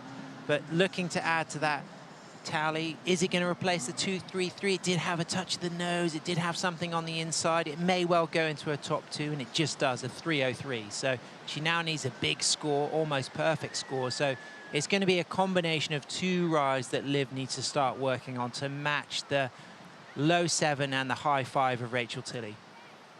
She sets herself up behind the section. At this stage, I'm thinking maybe a touch of the 5 and this wave might die on her, but actually she just flexed low. She stayed forward, kept that Michael Takayama trimming, and then as it starts to stand up on the inside, she walks back to the tail, redirects, sets her line, but there's not really a section there for anything exciting on the inside. No nose ride wall, no real kind of opportunity to project or change direction. So she finished things off well. It does go into a top 2, but she's still really chasing 2 scores to match Rachel. Yeah, I'm right there with you. 17:30 to go. Really enjoyed having Liv Stokes here in the booth. Yep. Yesterday we had a great heat with her. What an awesome ambassador for surfing, for longboarding, for her hometown. She is just a really nice person, extremely smart. Yeah, and big shout out to University High School in Irvine when she's going to be teaching 9th grade world history. She's going to come into the classroom with some kudos after her summer performance because she is on the world tour right now. She's at worst going to get a 9th. If she gets to the quarter, she's going to do 5th or better, and that is a big inspiration for the students she's going to be teaching. For sure. We've got a little paddle right here. Both surfers making the move, potentially towards this set wave. Rachel Tilley does have priority, so she's going to have her pick of which way to ride, and she's looking right but fades left. Quick kind of pivot bottom turn to get onto the open face of this wave. It dies out beneath her. With 16:23 to go. Most likely not a score of note for Rachel Tilley. I think the Bonsoy athlete area is pretty quiet, but things are going to liven up as we get towards happy hour. And I think right there in the mix is we got Mitchell Salazar. Yeah. Well, I'm definitely needing my Bonsoy latte this afternoon for sure. It's one of those events where 9 days long, you got to be able to keep that caffeine intake on the entire time, Chris. And it seems like Liv might be up and riding towards the southern part of the beach, trying to get to the nose right here. And seems like that wave just going to fizzle out, as most of them have done on this inside section right here. Just want to touch on Liv and, the entire product that she has, being a product of her community too. Great family person, 23 years of age, just graduated from UCI with a master's degree in education. As Sam said, she's already got a job lined up in a couple of weeks. But most importantly for Liv, you'd be thinking coming from the Aliso Viejo Laguna Beach area, she'd be more fascinated about surfing Salt Creek, Laguna Beach, all those kind of good areas. She actually tends to surf Oceanside, Pier, and the jetty more than anything, and she loves beach breaks, eventually wants to move down to Oceanside. She just loves that area. And of course, when it comes to longboarding, we know how much this changes. But all in all, working with Mike Stidham over the years, she's becoming a really good judge over the course of her young career too. And as we all know, we need younger judges worldwide. So props to Liv, not only balancing school, her career, and also judging too. Really cool to see her do that. Mitch, wow. I'm noticing that the shape of Josh Martin is on the sand. Obviously, the board's under the feet of Rachel, shaped by Josh Martin. Also, Michael Takayama's there. He's just seen his team rider, Sophia Colhane, get the win, and Liv riding Michael Takayama's. Who's got the best of this exchange? Is it the Josh Martin camp or the Michael Takayama camp? What's the different energies between those two surfboard shapers and their camps? Knowing Uncle Mike and the way he carries himself, he tends to be pretty nervous, and he's usually a pretty chill kid. There's another one of the riders right here too. Leave it to Chase the leader over here. No, but he's usually one of those guys that's really cool and chill. Tends to get a little nervous every now and then behind the scenes. But Josh Martin's just like the free bird on the beach right here, dude. And of course, his surfer up and riding right now. She's our defending event champion and the world champion too, for a reason, Chris. Yeah, Rachel Tilley started on the right, now fading left, now going straight towards the beach. But wow, these connectors are few and far between. And even if you do make the connection, you're going to be greeted with a quick closeout right on the sand. And there you see Rachel Tilley's crew. Yeah, so that's Josh Martin, son of the great Terry Martin, builds the boards for Rachel. And you've got the family. You've got Mum Laurie in the back. You've got Dad Glenn. You've got brother Michael. He works as a pilot. He's a really good surfer, as is Dad Glenn as well, who competed in NSSA contests up here through his career. Have you competed in the NSSA contests over your life, Chris? I got 4th place at Nationals. There we go. Yeah. Still got the trophy? No. No. Maybe it was 5th. I don't know. I made the final. Let's just say that. Okay, here we go, replay. Sets herself up, right-hander. Doesn't go into the top 2 this wave. It's not as good as that opening 5.83 or that top score of that 7.17. Just a little bit of a fade out, but looking to get the reform. And like you said, there's not so many that connect. And it's really interesting because when we move on to the shortboarding, if we do have continuation of some of these smaller days, you really got to be super explosive on that opening section to make things happen. That's all you got. I mean, I don't see many people, then male or female, making that connection on a 5.10, on a 6.0. If you do, that would be a wonder of modern technology. But of course, we'll see what happens. 12:30 to go. We've got Liv Stokes now up on the nose, energetically turning that log, now heading straight towards the beach. So nicely done on the outside. It looks like she has the momentum to carry her through into the shore break. She does. We'll see how this one finishes.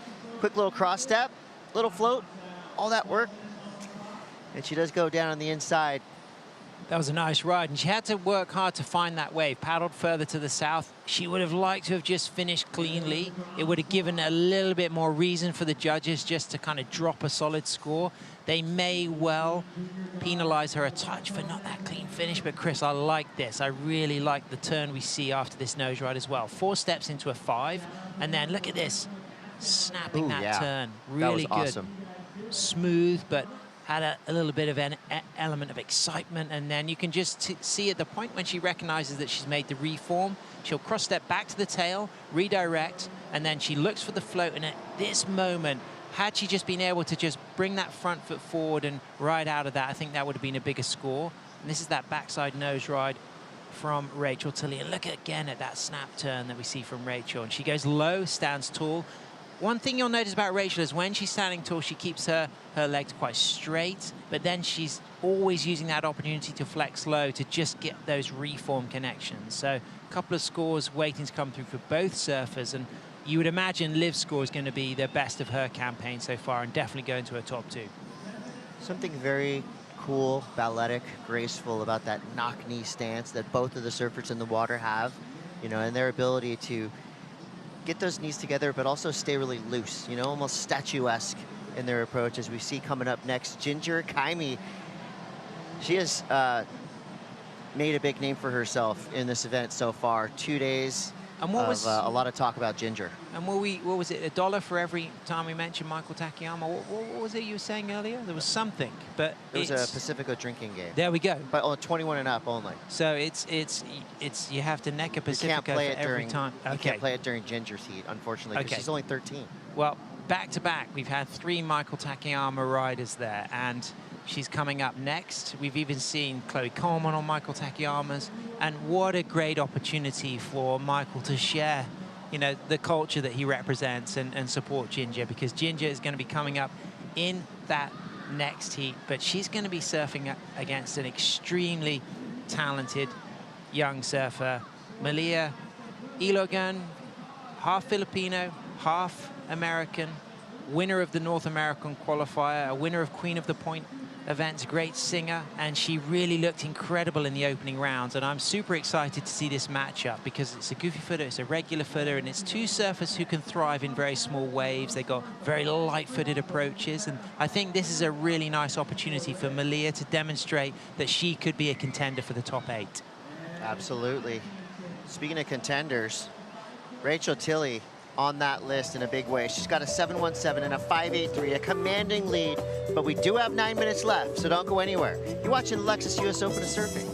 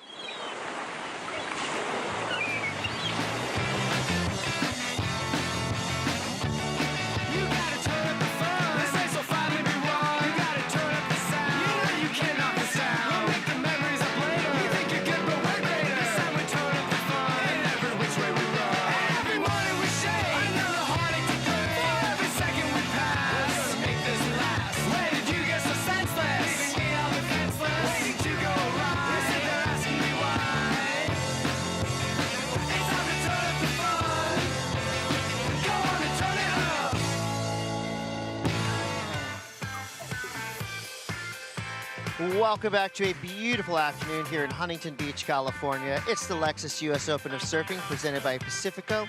Chris Cote, I'm with Sam Bleakley. You're watching Rachel Tilley and Liv Stokes in the lineup.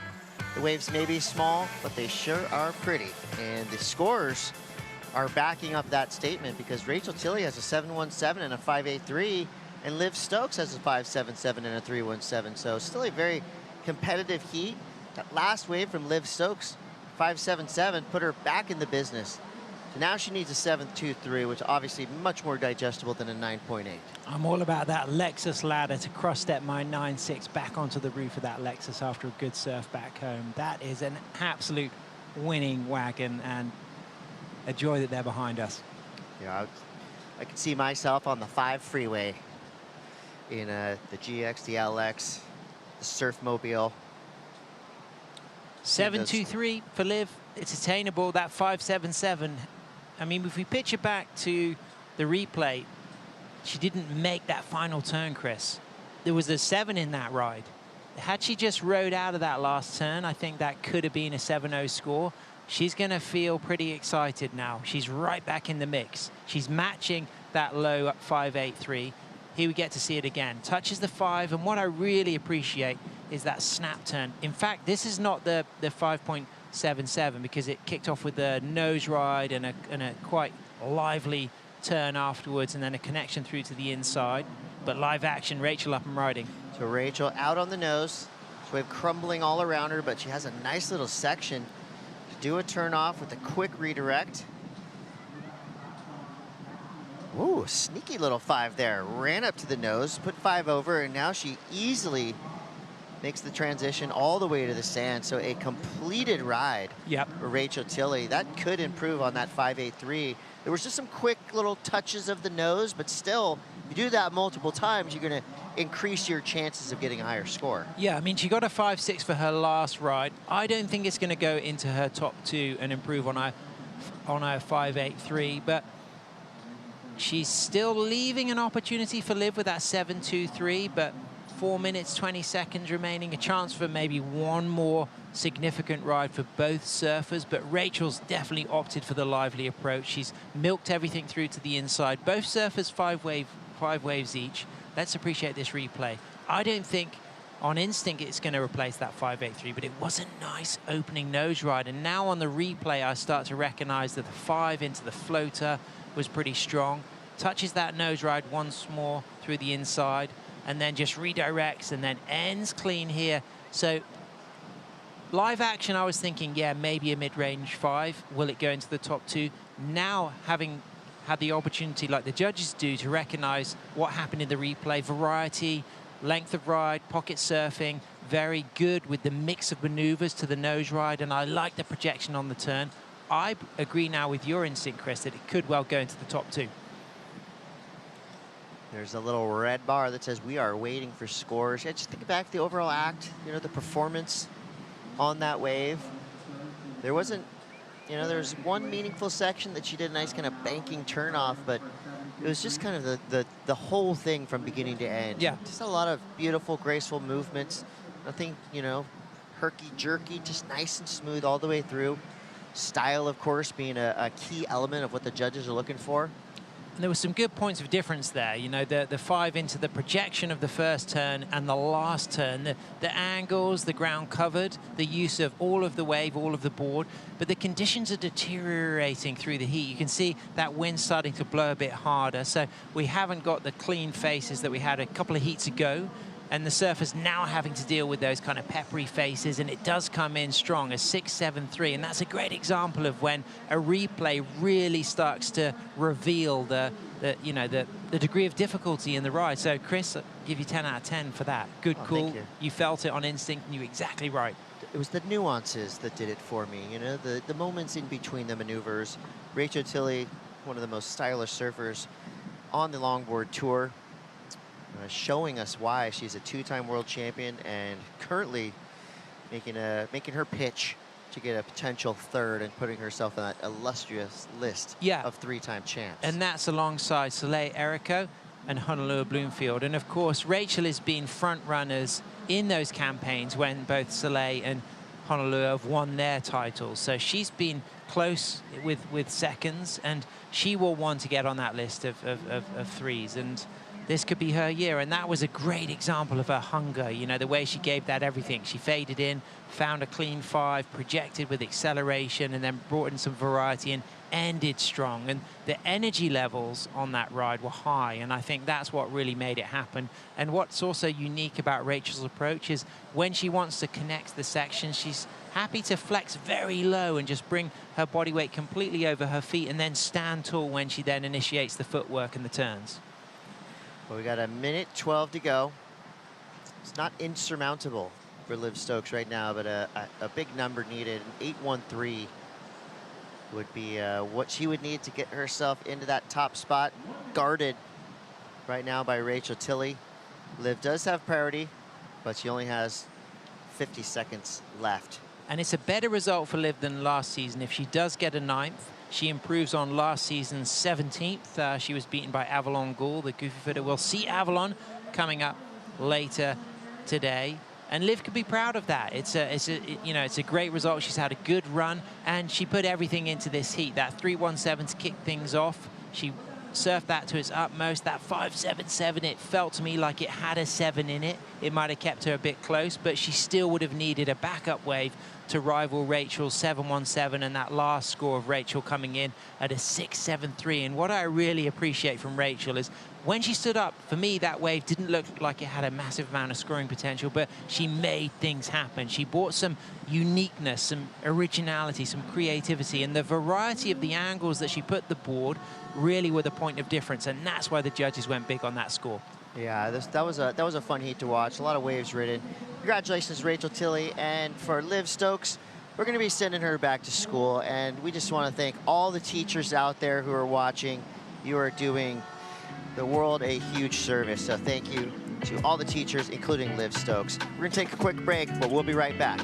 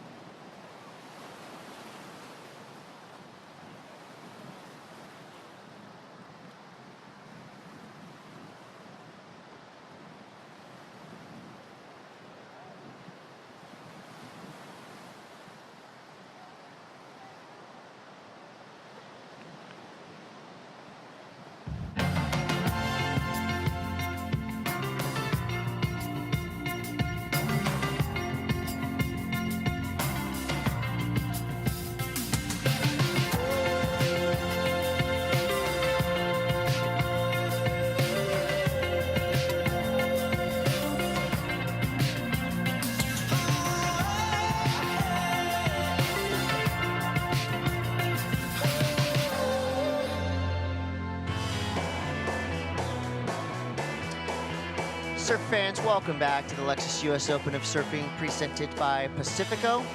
We're watching a triumphant Rachel Tilley rode that beautiful pintail log all the way to victory over a hard-charging Liv Stokes. Rachel got a 13.90 heat total. Solid number for an afternoon like this where the waves are few and far in between, but if you put yourself on the right one, you could be rewarded. We've seen some 7s, even some near 8s already today. And this heat right here, this is going to be a fun one to watch. You got Malia Ilagan and Ginger Kaimi. USA versus Italy. Ginger Kaimi, the 13-year-old phenom who put on an impressive performance yesterday, not only with her surfing, but with her competitive prowess. Definitely not looking like a rookie. She's looking like a veteran out here in the water. But this is going to be a big test for her because we know that the stakes are high in this heat. And guess what? She's already battling. Little paddle battle to start. Things getting chippy. So Ginger Kaimi showing that she means business out here in Huntington Beach. And I'm here for it. I like to see it. You know, rookie with something to prove, and she's done it already in a few heats. We'll see if she can do it now. Both surfers have won the longboard qualifying series events in their regions. Ginger won the LQS in Ferrol quite recently, in fact, in Galicia in North Spain. That qualified her to get here. And the Surfing for Hope event up in Pismo, that was won by Malia for the previous season that qualified her for this year. So they've got good pedigree in their regional tours. Of course, a C Street surfer further north, the regular footer against the goofy footer. This is going to be a great battle, Chris. I'm looking forward to seeing how things unfold. There's Malia, surfer in red, riding a ripple that dissolves back into the Pacific Ocean. Wave selection, yeah, it's pretty crucial, but the hard part is selecting waves that aren't there, because we've seen some long waits already this afternoon.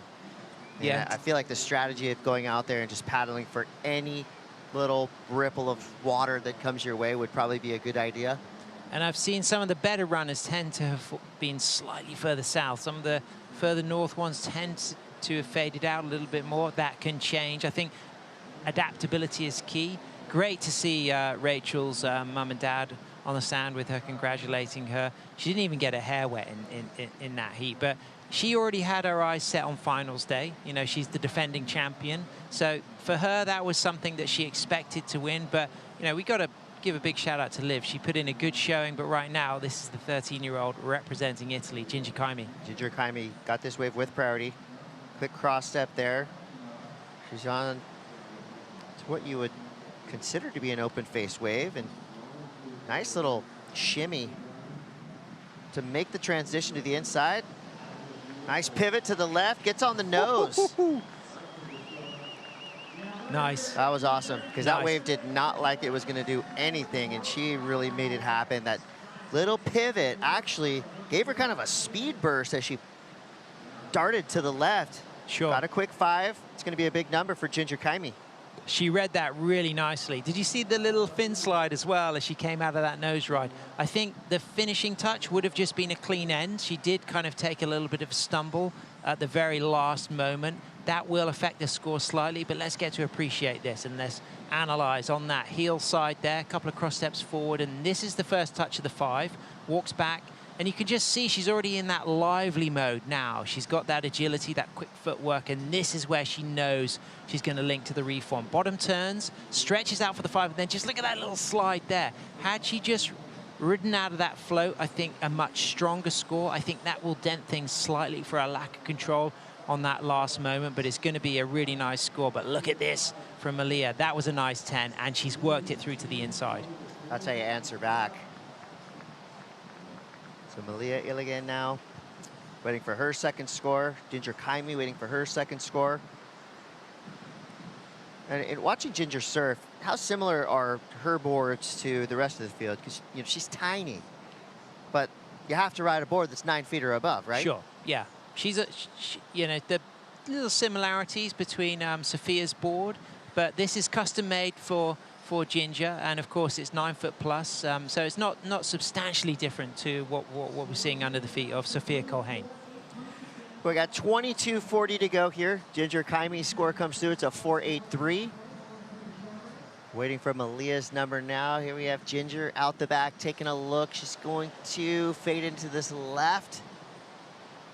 The wave kind of fades out, but she's going to stay with it. Quick little cross step there, waiting for this wave to develop. She's going to do it again. Fades to the left in the shore break. She gets 5 over. Could have a good little finisher here. Rides out cleaner than the previous wave, so she's going to back up that 4.83 quickly. 22 minutes to go. As we wait for the score to come through for Ginger Kaimi, let's go down to the glass. AJ is with Rachel Tilley. Rachel, back in a familiar spot here in Huntington Beach, finals day. Talk me through your round of 16 heat and how you wanted to approach it. Well, going against Liv, you know, her and I have competed in the amateur rounds probably since we were like 11 years old, honestly. So we have surfed a lot of heats just like this together, which means I knew that she was going to be able to read these conditions really well too. And so I was super focused and knew I could like not let anything slide and had to work really hard. So I'm happy with how that heat came together and was able to get a quick start and then kind of sit through the lulls with a bit of pressure off. But yeah, it definitely wasn't over till it was over, and very happy to be going into finals day. As somebody who is a veteran of the tour, who knows what it takes to not just make it to finals day, but win on finals day, what is your pre-finals day routine? What are you going to do tonight to get ready for it? Nothing much. Probably go home, play some card games. I have Alice Lamont. She's staying with me, and we always have a lot of fun together. So we'll probably go home, make dinner, play some cards, and be back up here early tomorrow morning. But yeah, I don't really have a routine. The main routine is to try and always keep things light and fun, and because that's when I do my best. So yeah, that'll be the plan. When we talk about showcasing your surfing, it's something that we've seen on display here at Huntington Beach. How do you feel like you are doing in that regard? How are you showcasing your surfing, and where are you stacked up right now with what you can do still? I feel good. I feel like I put on a good performance, getting some of the higher scores so far of this round. You know, kicked off round one strong as well. So for me, it's about building a house. Round one, I got great scores, but I knew within myself I made some mistakes, so tried to minimize that and built upon that heat total for today, and so we'll continue to try and build that on heat by heat. So we've got the foundation, we've got the first floor. Tomorrow is when we go upstairs, is what you're telling me. Exactly, until we put on the roof. Here we go, put on the roof. We'll send it back to you. Thanks, AJ. That's always true. Cool, always calm, always having a good time. Rachel Tilley, a reigning world champion, reigning US Open champion. And she's got her eyes on the prize as scores now have dropped. It was a quick flip-flop in the standings. Malia Iligan comes through with a 5.67, pairs that with a 4.13. She's now in the lead. Ginger Kaimi got a pair of high fours. She now needs a 4.98 if she wants to take that top spot again. Here's how Malia earned her position at the top of this heat for now. Both of these women have got super fast footwork, and that is really helping. They're light-footed as well, but they know the moment when they need to keep those feet still and let the board do the work, let the trim happen. And here she just finds that one little touch of the 5 and walks out quick enough. So she really was busy on that wave. A difficult score to manufacture on such a small wave, but deservedly so. Dropped something with that 5.67, which was the previous wave. That one came out at a 4.13, puts her up into first position, but Ginger only chasing pretty much a 5, a 4.98 to be precise. And it was great here from Rachel how she recognized that in that opening round, that heat score of 11.67, she improved on that. She got a 13.30. So that's something that she set her targets on, building on what was a strong first round score and improving, and now focusing on that finals day. And it'll be interesting as she spends the evening with Elise. Elise now eliminated, knocked out by Chloe, but they're good friends, so Elise will know to support Rachel and keep her in a good positive space. So Malia Iligan now rolling the dice on this one, and I'm liking that both these surfers just keep on keeping on and making it all the way through to the sand. Shore break has been a factor in this heat. Both these surfers have completed rides from the outside all the way to the inside, and while it's not a prerequisite to getting a solid score, I mean, it definitely helps when you have a good, clean finish all the way through to the inside. So Malia Iligan is riding a Wayne Rich surfboard, and Wayne Rich is now on the sand with our very own Carla Zamora. Ladies and gentlemen, I am in the presence of royalty. I have a living legend here with me. the one, the only, Mr. Wayne Rich. Wayne, thank you so much for joining us today. You have a rider out here right now, Malia Lagan. Can you tell me a little bit what goes into shaping the perfect nose riding surfboard? Spending a whole life to learn and still learning. You know, it's a mixture of foil, rocker, outline, and all these things coming together for the feel that a specific rider wants mostly. But you're just trying to put together combinations of certain things in a design. And then, you know, rocker is really important. You got to have flip in the tail, in my opinion. I've really worked hard for the years to do that. But the softness of the rail and where it's soft, the bottom contours, things like that, where it's got contour, where it changes, and all those little things add up to make the thing we're looking for. Then you got to try them, take them out, ride them, move little things around. The little differences make all the big differences. Can you tell us a little bit, we've discussed it a bit in the host set, about that flip in the tail. How does that work as far as physics goes? Well, it's pulling water up the tail and up over the top of the back of the tail to hold the tail down up high in the wave, which then also is like a fulcrum effect. It's pulling down on the tail, nose is coming up, plus it's a drag factor, so it's going to modulate the speed of the board in the pocket if you're doing it in the proper place. Like in the pocket nose riding, that flip in the tail just holds you up in there.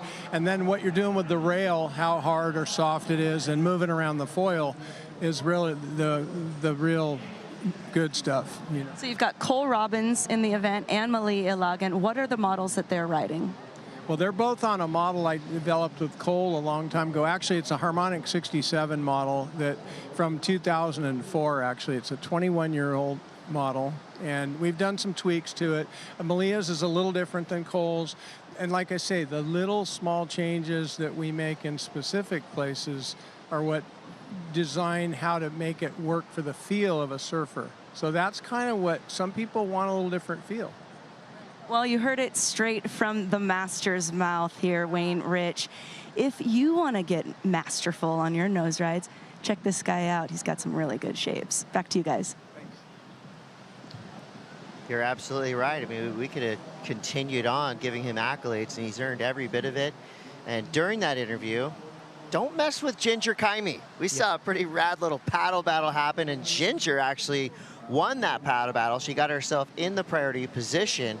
While she's in second place, she only needs a 4.98, but that just shows you the tenacity of this 13-year-old phenom. And that was really nice piece from Carla there, connecting with Wayne and hearing about the hydrodynamics, the physics of nose riding. But what about this from Ginger? Because there was a good 10 on the inside. If it's the ride that we caught out the side of our eyes whilst the interview was happening, then this was significant. Not a strong start, but there's that nice lifting 10 through the inside, and the way she runs out of that nose ride with zap, with control, that was pretty good. And waiting for that score to come through, it comes in at a 4.70, so she's still chasing that 5. And what we really need to see now from Ginger is a wave that just has something a little bit steeper on takeoff. She won the paddle battle, she's got priority, but she's still got work to do. And just going back to Carla's interview with Wayne Rich, I think it's totally awesome to fan out on shapers. Sure. Shapers are superstars. They deserve to be fanned out on. So if you've seen Wayne Rich, why not just get his autograph? Have him sign your shirt. Have him sign your single fin as well. And you know what's really special, and it says so much about the pedigree, the prestige of this event, is the fact that these shapers are down here on the sand, not only supporting their team riders, but here to represent and celebrate longboard culture. As we can see, a little up and out for Malia. It's not going to be an important score. She's out of priority, so she was looking busy, but we got to really appreciate the focus of young Ginger, the 13-year-old, winning that paddle battle. Will it matter? Will it make a difference? She's sitting with priority, but there's a lot of time left for Malia to move around and get something significant out of priority. I like that we've seen a lot of waves ridden in this heat as well, and a lot of positive transfers from the outside all the way to the inside. I feel like the short break is definitely going to play a factor in who's going to make it through this heat. So it's really fun to kind of try to guess what the wave is going to do, because this afternoon, you never really know. So a quick 5 there for Ginger Kaimi. She's going to try to make it to the short break. And of course, as I heap praise on all these transfers. That's the one time she doesn't make it all the way. Yeah, it needed a better section out back, and maybe it wasn't the right wave to go on. Maybe she needed to be more patient. There's Dad Franco, of course, Michael Takayama, who makes the surfboard underneath her feet, is watching as well. Nervous moments for both of those, particularly for Dad Franco. Wow, I mean, this is a pretty heavy one. She lost priority in that situation, but she needs something with a steep wall. She got that 470 by doing that good hang 10 on the inside. And I think that patience is going to be really important for both of these surfers as we move into the last 10 minutes, because they've already got those smaller scores connecting some of those scrappy sections, and they really need to hold out for something that just gives a bit more scoring potential out back after the takeoff. 11 minutes, 15 seconds left. Malia Iligan in the lead, albeit slight. Ginger Kaimi needs a 4.98. What's going to happen next? Your guess is as good as mine. We're expecting the unexpected here in Huntington Beach. You're watching the Lexus US Open of Surfing presented by Pacifico, and we'll be right back.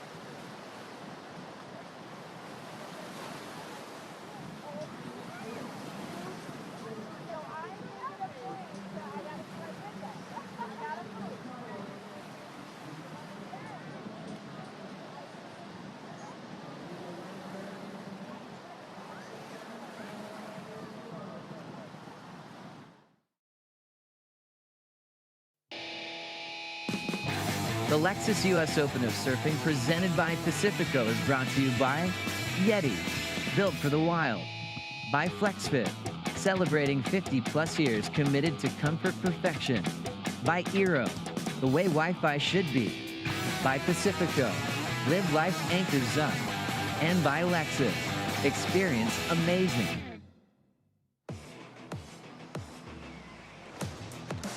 Hey, welcome back, surf fans, log enthusiasts, summer lovers all over the world. We're in beautiful Huntington Beach, California for the Lexus US Open of Surfing presented by Pacifico. We're creeping towards happy hour. It's 2:43 p.m. on my G-Shock G-Lide. We got 8.5 minutes left here in this round of 16, heat number 6 matchup between Malia Iligan and Ginger Kaimi. Malia in the lead for now with a 5.67 and a 4.13. Ginger, the phenom, Kaimi, sitting in second with a 4.83 and a 4.70. Super tight match right now. Ginger needs a 4.98, and she does have priority and ample time remaining. Chris Cote with Sam Bleakley. Sam, so far, what do you think? Well, what I think is the opening 4.83 for Ginger, had she not fallen at the end, could have been up in the sixes. The backup 4.70, she got that score from a hang 10 on the inside. It didn't have anything steep out back. The opening 5.67 for Malia, she earned that on a good hang 10 out back. It didn't have anything super significant on the inside, but the out back work really raised that score, the highest score of the heat so far. She backed it up with a 4.13. That was very impressive because she had to really work hard to grind her way through a slow wave and fit a lot in. So she'll be appreciative of having given it everything to get that backup score. but it's leaving it open for both surfers. With priority Ginger, chasing a 4.98 in her head, knowing she needs a 5 or better. Avalon Gould, the goofy footer, she's going to be coming up next. Also on the Michael Takiyamas, and Michael is really flying the flag for his shapes today. I think he's going to get a few orders after this event, because you need the right board to even be able to ride waves like this. And so far, Michael's shapes have just been fitting like a glove over the past 3 days.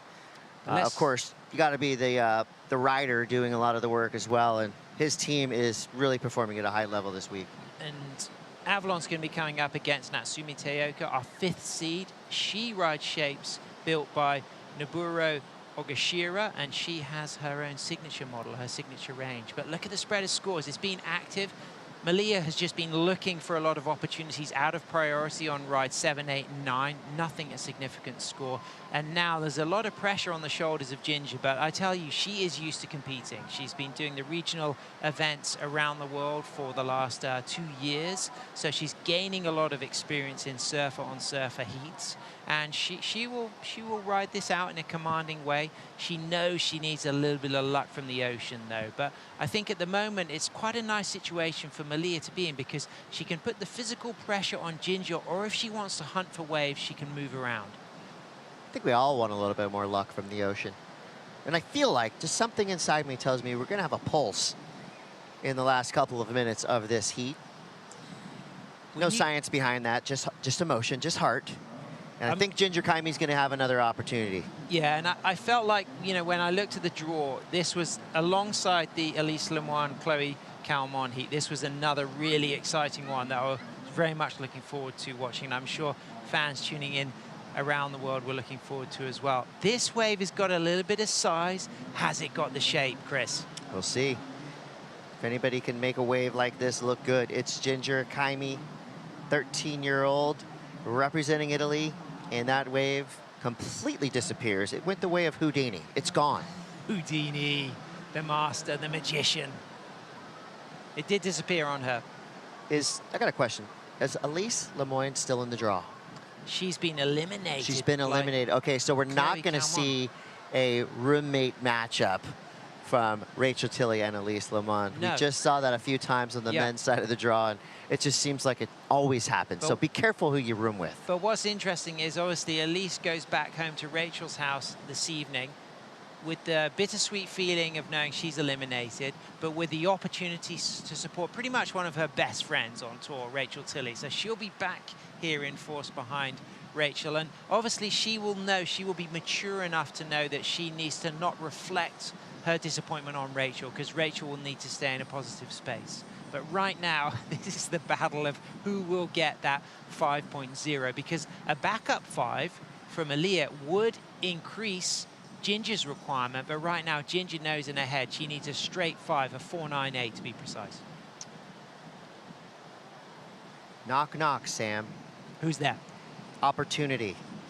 An opportunity for Ginger Kaimi to potentially get the wave she wants, but watch out, Malia had priority.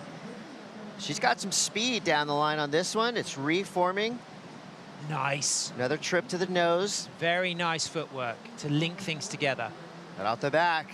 You got Ginger having a look as well. So Malia all the way through to the short break, and she gets clamped. Bit of a mousetrap situation from Malia Ilagan on the inside section. Nice work done out the back, but now she's going to be running towards her board and leaving Ginger outside by herself to hunt for a potential 4.98. I think that's okay, though.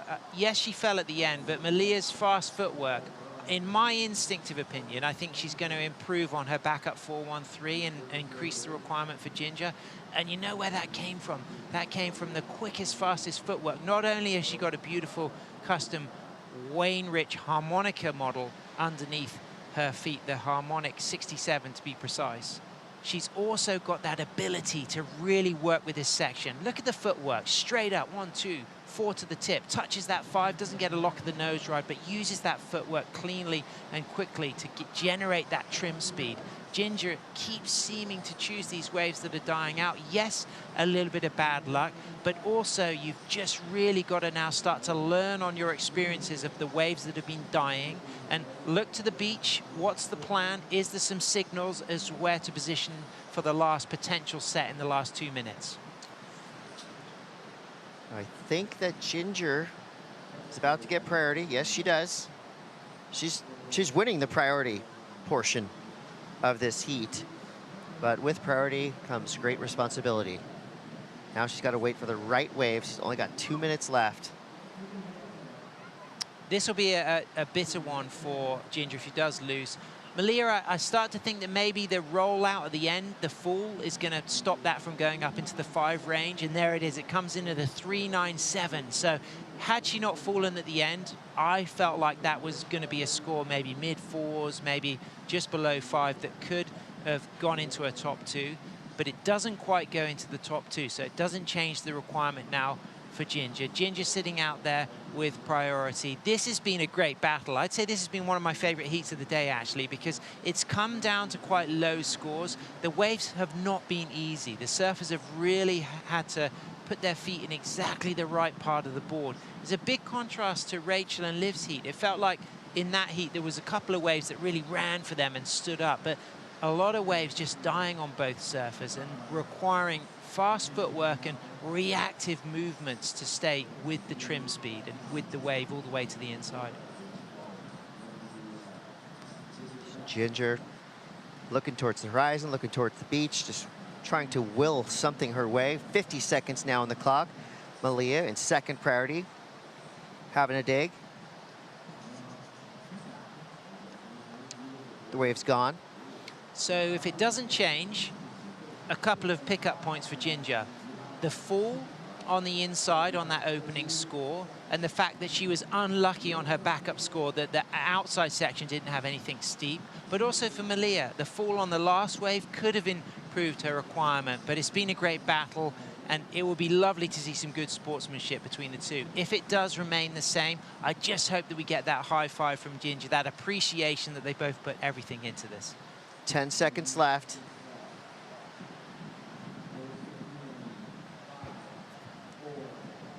And it doesn't look like anything is going to materialize for Ginger Kaimi. But either way, it's been great meeting Ginger, watching her surf. Yep. This is a name we're going to hear for a long time in elite level longboard competitions. But at the end of that heat, it was Malia Ilagan getting the win. And there's the sportsmanship that you wanted, Sam. Stoked to see that. We've got another great heat coming up next. Natsume Teoka and Avalon Gall. They have 30 minutes on the clock to show us what they got. We're going to take a quick break. We'll be right back with more.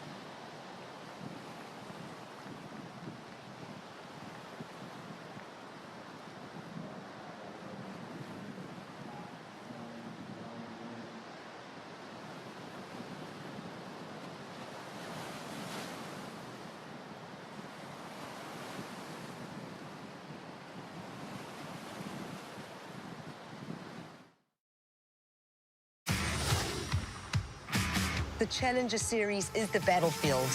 Pray for me. Surfing brings me to all these places and connects us all. Deep in the heat. We're good friends, but competing is competing. Every heat is a fight for everyone's lives. She has been smashed on those rocks. The stakes are higher, the pressure's higher. The more we get heat, the more we stand up.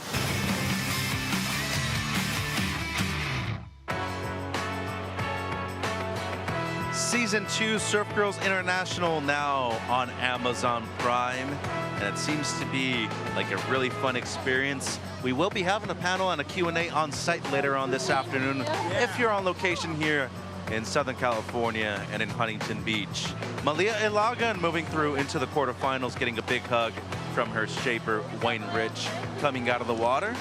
And the youngster out of Ventura, California, into a career best performance right here at the Lexus US Open of Surfing, presented by Pacifico. Metro Salazar with the product out of Malibu, California, Carla Zamora. Last 2 heats of day 3 competition, deciding our last couple of quarterfinals, Carla. Yeah, and super exciting heats they were. And our size isn't up there, but our stoke and our waves are definitely being maximized out there. And it seems like Ilagan slowly but surely finding her footing on the World Longboard Tour, defeating the 13-year-old, the youngest surfer in the event, Ginger Kaimi, representing Italy. This is Heat 7, though. Natsumi Tooka from Japan in the red. And Laguna Beach's own Avalon Gall in the blue. Good matchup, Goofy V regular, and especially considering the Gall from just down the road in Laguna, you'd be thinking she'd have the local advantage here. Definitely, and she is like Rachel Tilley, like Liv Stokes. She's a local, pretty much a local in this area. No stranger to the local events. I'm sure she's surfed and competed here several times. She's been here, I believe, at the US Open a couple times as well. They both opened up with rides. Natsumi coming in with a 3.67, and Avalon coming in just with a half a stick there, half a point. So, would you say you're 5 feet already? Because Natsumi Tooka's probably around the same size as you, right? One of the shortest surfers we have on the women's side of the draw. Yeah, I'm actually 5'1 1/2 an inch. Oh, yes. So I claim 5'2. Okay, round up. 5'2", eyes of blue. Look at what my little feet can do. Yeah, Natsumi there just getting her campaign started. Not like the strongest of rides, but she'll feel good that she's at least gotten up to her feet and got, you know, something on the scoreboard that she can start working with. Always smiling, really cool person, and once again, it's really hard to really find somebody that's not nice in the women's and men's longboard field, for that matter, too. Out of Chiba, Japan, one of our top seeds. So far in the regional QS, she has had an outstanding year in 2025. She's made all 3 finals of the 3 events she's participated in. She's another one that we've watched evolve over the years. Also another one that kind of came onto the international scene, not with a huge English vocabulary, but was really taken to her international, you know, escapades and tightening up her English. Her interviews have gotten more, you know, involved. We can get more into what her life is about, and she's a great surfer, like her travel partner Hiroka Yoshikawa, really good and fast on the footwork. And the thing I've always liked about Natsumi, she kind of has a traditional style but leans towards some like progressive approaches and is always busy. She surfed some big waves this season, I think, and did some charging. So definitely she's been doing some work. You know, there's more events coming up ahead with different kind of conditions. You and I think, have spoken a little bit about the upcoming event that we'll see in a bit in Abu Dhabi, where there's that barrel section, and that really does draw a line with some of the surfers, those men and women that have experience kind of setting up in the barrel, whether they actually get it or not. That setup is really important, and Natsumi is one of those that I think has really been working on it. I agree, and I think she's actually one of the most talented tube riders on the women's draw, too. 3.67 her opener. Now looking at Gall, just an 05, the surfer with priority out of Laguna Beach. So about 30 minutes, 40, depending on traffic down south from here in HB. And that's on PCH. If you're going off with a 405 and the 73, potentially a bit longer than that, too. You know, that's the cool thing about Southern California. Easy ways to access everywhere. Depending on the time of the day, though, those freeways can be a little bit congested, just as Avalon tends to know as she surfs San Onofre on a very frequent basis. Well, and talk about a congested break. There, you go there, you wait in line. It's kind of a whole part of the process of going to hang out at Sano.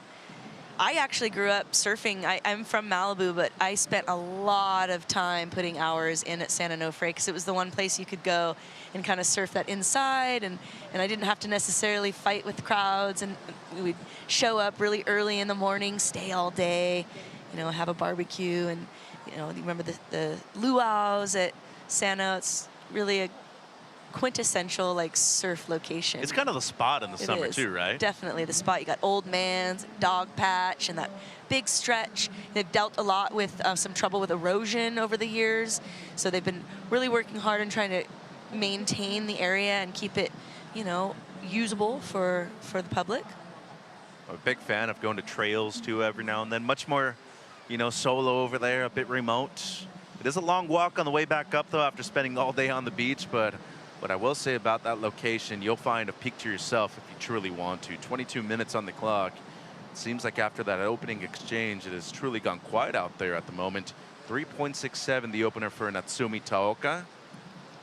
And just looking at the conditions and how much, you know, the size, we talk about the stature of Natsumi, you know, bigger dude myself, and I know how difficult it is to be able to navigate through to that inside, but for somebody as short in stature for Natsumi Taoka, especially on a 9-foot-plus longboard the way she is, got to be thinking advantageous to her these kind of conditions, especially coming out of Chiba, Japan. 21:30, looking at her second ride here, under priority of Avalon, and it seems like she's going to be up and riding. Looking left, ends up going right. Good touch of the nose right there for Taoka. Super fast footwork. Good control too, especially consider how many chops there are in this wave too, Carla. I call that the multi-lip. It's the multi-lip wave where it just keeps kind of like lipping up on you, and it's hard to find the right lip that you can hold the nose right through, but she negotiates it quite well. That drop coming out of the touch of the nose was really impressive too, just to be able to control everything. So waiting on a score for Natsumi. Well, Malia Ilagan for the first time in her career, Rosie, into the quarters here at the US Open. What a special thing for Malia. Last year, you were the event wildcard, your first season on the championship tour for the longboards events. How great does that feel? I mean, Ginger Kami, she's kind of in a similar position this season. How are you feeling about that one? You know, Ginger's been surfing so good, and she's so young, which is crazy. Like, I couldn't imagine how like incredible it is for her to also be doing this and competing at such a high level. I think when I was that age, I was not nearly close to that competitive like IQ as she is, and so it's incredible to compete with her. And yeah, like last year I was the event wild card, and I just got knocked out in the elimination round. So to make a couple rounds, I'm feeling super blessed, and yeah, it's been fun. It's great. Not just a couple rounds, you're into finals day, into the quarterfinals. That's got to be a huge confidence boost. Yeah, I can't believe it. I think that's top 8, right? Which is incredible because I could never imagine it. Like, I was growing up, like, watching these people surfing all the time. Like, I would sit and watch WSL longboard events for, like, 8 hours, like, the entire event, like, at home. So it's just, I'm super blessed. I'm super happy. Surreal moments. And what are your goals for 2025? I'm just trying to have fun, enjoy making friends on tour, and learning from, you know, all the best girls and guys in the world. You're doing a good job, Malia. Thank you so much for the time. We'll send it back to you, Mitch. Smiles for days for the young surfer out of Ventura, California, and I would think pretty proud full circle moment for yourself, right, Carla, seeing the youngster grow up right here in front of your eyes. I'm not crying, you're crying. I'm really touched. It's really cool, you know, and you guys have been so great about plugging Queen of the Point, and the main reason I do Queen of the Point is so women like Malia have had the opportunity to practice their skill set with women at that same level, and now she's being able to put it into practice in real time. I mean, I really do have like a full body goosebump going on right now. It feels really good to see her succeed. She's grown in so many ways. That interview was awesome. Her interviews just keep getting better and better, and yeah, just really proud to see her take this on, and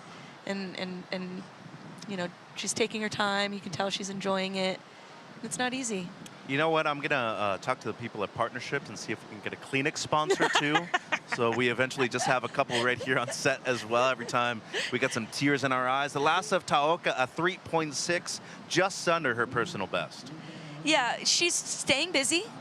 You can see on the scoreboard here, Avalon kind of choosing that patience game. Maybe she's just not quite sure which wave, you know, is looking best. It is a little messy out there. It is a bit textury, a bit hard to read which wave is going to hold all the way through. But Avalon finding one right here, not able to stay into that trim line. So we'll wait for that score to drop. Looks like she's going to drop kind of similarly, trying to get out of that under 1 zone. And plenty of time still, 17:45 on the clock. And, you know, we were touching on Old Man's and, you know, the entire Sano crew. Even, I'd say Doheny has a lot to play in terms of the people that come out of the area in Southern California, especially on the longboarding scene. Lindsay Steinreity, a former world champion, said that if it weren't for Doheny, she wouldn't have a career and she wouldn't be in the position that she's been in for the majority of her life. As we look at Gall right here, spending a lot of time over there at Sano herself. Won't be able to make the inside connection. That is going to be her best. Not by a whole lot, but 17 minutes on the clock, just trying to chip away at the small requirement that she currently needs. Taoka in the lead with a couple of mid-threes at the moment. But really the industry being based here in Southern California has made a big difference to the people that have been successful and those that have not. And I think in the end, you know, I always got to give a lot of props to the people on the East Coast because less attention over there. You probably don't have the same kind of quality and consistency of waves either. And for the people here on the West Coast, every now and then, maybe you might lose sight of what's really important to you, being able to surf almost every day. Yeah, that's definitely something that we have a privilege of. You know, I think we have something like 360 days a year of clear or sunny skies. So we're very blessed here in California. That said, too, we're a state where you could surf in the morning and snowboard or ski in the evening. So we really are blessed with such a unique state. And as you said, we're kind of sit as the hub, if you will, for the surf industry for North America. And, you know, that said, too, though, these gals and guys, really a lot of them are working hard to make it here and to the rest of the tour. So a shout out to all of those companies and those sponsors. Let's get behind these surfers and help make this really a fruititious experience for them so they can really shine. And it seems like Gall right here in the blue, up and riding her last just a 1.5, now needing a 5.77 to take the lead, and just a misstep right there. And to your point, as a proud resident of the area right here, not necessarily in Huntington, nearby Costa Mesa, the jobs that this event provides, I mean, I'm just guesstimating right here, but all in all, just in our production crew, got to be thinking close to 500 people involved within the event. And then if you look, all the economics that this event distributes worldwide, wow, more than 1,000 people, I'd say, employed throughout the entirety of the 9 days here at the U.S. Open. Yeah, I believe the rumor was our first day, we had a record amount of people. You know, I think it was something like 10,000 sales over at the bar there. And so this is a global, you know, we are here just on this one little blip on the map, but this is a global phenomenon that's really touching the whole world. It makes an impact. It makes an impact for sure.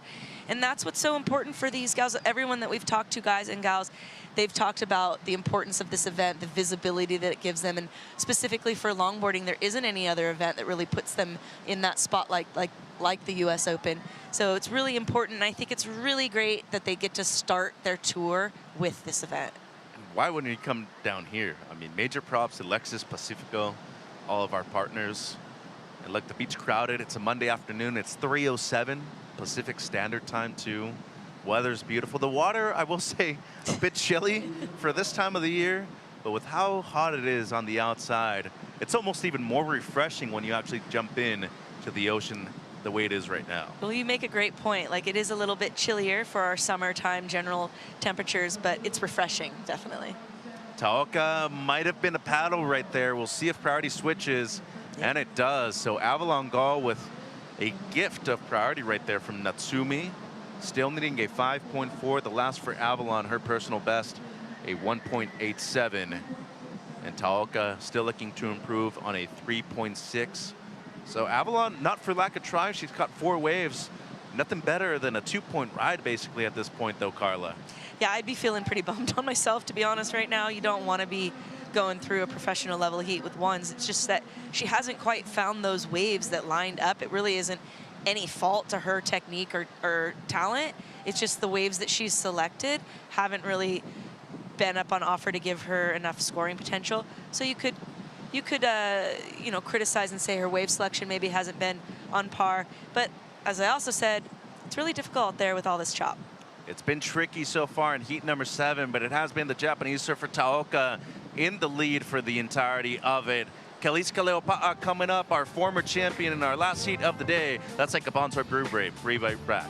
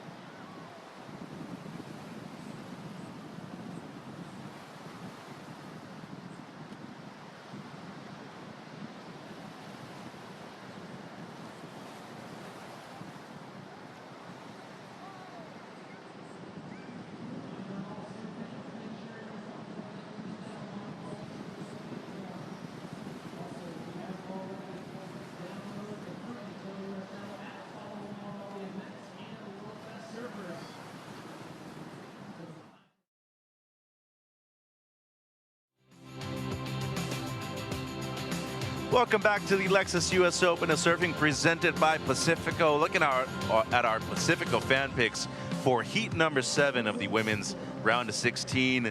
Really close numbers, Carla. 55% of the fans thinking it's going to be Japan's Natsumi Taoka moving through into the quarters. Meanwhile, SoCal's own Avalon Gall very close behind in second. 45% of the people thinking she's going to move through. Yeah, this is probably our second most close fan picks.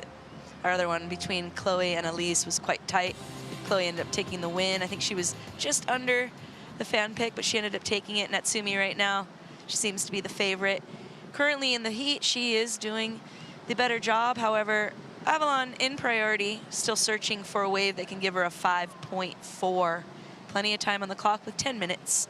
Just over 10 minutes on the clock. And Gall last year on the World Longboard Tour at all 3 stops ended up losing in this round right here. So it'd be huge for her confidence-wise if she is at least able to break into the quarters for the first time here at the US Open. Did get a 7th place finish at the Surfing for Hope Longboard Classic. You were actually there at that event right there in Pismo Beach. And a big shout out to Andy McKay and everything he does for surfing on the west coast of the US as well. Here's Taoka, the heat leader. It's a beautiful tight 5 right there by the Japanese surfer. Maybe even a touch of a 10 too. Yeah. I'm pretty tough about those tight 5s versus 10, and I'm going to say that was a 10. We'll double check it in that replay. And given how difficult it is out there, because let's be honest, heat 6, Malia Lagan, Ginger Kaimi, it was much cleaner than it has been in this heat right now. So just being able to get to the top of the board like the way she did, extremely impressive. I'm extremely impressed with all of these women being able to negotiate these more messy waves. It's not easy to keep that trim line, you know, on point and then to get those nose rides, but she has that fast footwork. She squeezes the 5 to the 10 there quite nicely, and then we see her working into the inside there. We see a lot of that kind of get down low to try to make it into the reform, but not able to happen for Taoka. And then just right after that, we have got Avalon in the blue jersey. Again, she's looking for that 5.4. Been having a little bit of trouble just finding her rhythm here. Looks like this wave is going to be somewhat similar to the past ones. Natsumi getting ready to drop a score here. Her high score so far, 5.33. So she's really set the lead ahead of Avalon. Now Avalon requiring a 6.43. Natsumi only having 3 waves, so going back to some of that, what we had talked about earlier, that it's not necessarily about quantity, but quality. And definitely not only the best wave of the heat, well earned right there too. One judge throwing out a 6 And given the change in conditions right now, you're getting something 10, 11 points heat total-wise. Those are well-earned out there, Carla. 8 minutes on the clock, and Gall now needing the best of the heat, a 6.43. And just got a text, actually, from Andy. Once again, Mr. McKay, everything you do in the 805 for the state of California, and especially for surfing within the west coast of the U.S. and all of the United States. Seriously, obviously providing a great platform for the longboarders. He runs the event over there with Surfing for Hope, but also a couple of QS events on the shortboarding side. And as you said, any kind of sponsors you get, regardless of where they come from, use that kind of conditioning to be able to allow you to do something you love. And I feel like, especially for us right here, a lot of gratitude, of course, to Lexus, but all of our partners at the U.S. Open of Surfing, because in the end, if it weren't for them, wouldn't have an event as big as it is right now. No, none of it would be possible. So, you know, as an event coordinator myself, it is really hard. It's quite the challenge to, you know, get the funding and get the sponsors. To, you know, our sport is a niche sport. We're not like basketball that have millions and millions and billions of viewers and participants. A bit different. So it's definitely a challenge. And so big thanks to all of those companies that support surfing, that support these riders, and in making their dreams come true. As an event organizer yourself, what do you think is the most difficult thing about actually running an event? Getting the money. Getting the money to pay for it all. And you want to know something? Just not being an organizer, but I do organize a lot of judging panels for events too. You know how difficult it is to actually get 5 people to commit to one weekend event too? Well, I'd say that would probably be second on my list of like quality judges, you know, that are going to stick to the program there. Yeah. You know, it's not. Also too, because I'm an all women's event, I've been trying hard to have more women in my staff. And there aren't as many female judges. There's more now, but, you know. And most of them want to surf, too, And most right? of them want to surf, so it's hard to kind of get them to come play the other side of the coin. I've been talking to quite a few of my not older women, but women that are kind of starting to transition out of that. And I said, hey, there's still a career in surfing. There's still other things you can do. You just got to kind of branch out and look in other ways. Yeah, and I think in the end, I get actually that question a lot at the moment. How do I get in? And I tell them, hey, well, there's plenty of opportunities if you look for them.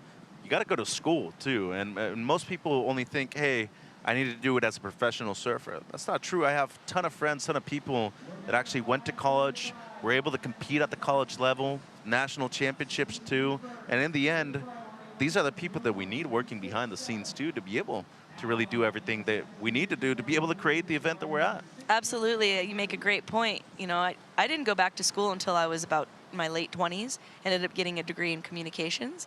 Didn't use that degree per se until finally getting hired last year here at the U.S. Open. And here I am. I get to use my degree in communications, kind of, you know, chat with all you guys. And, you know, but I love that point. You know, it's important to kind of be well educated. Kelis Kaleopa'a on screen, our former champion here at the Lexus U.S. Open of Surfing. He's taking on Japan's Kaede Inoue.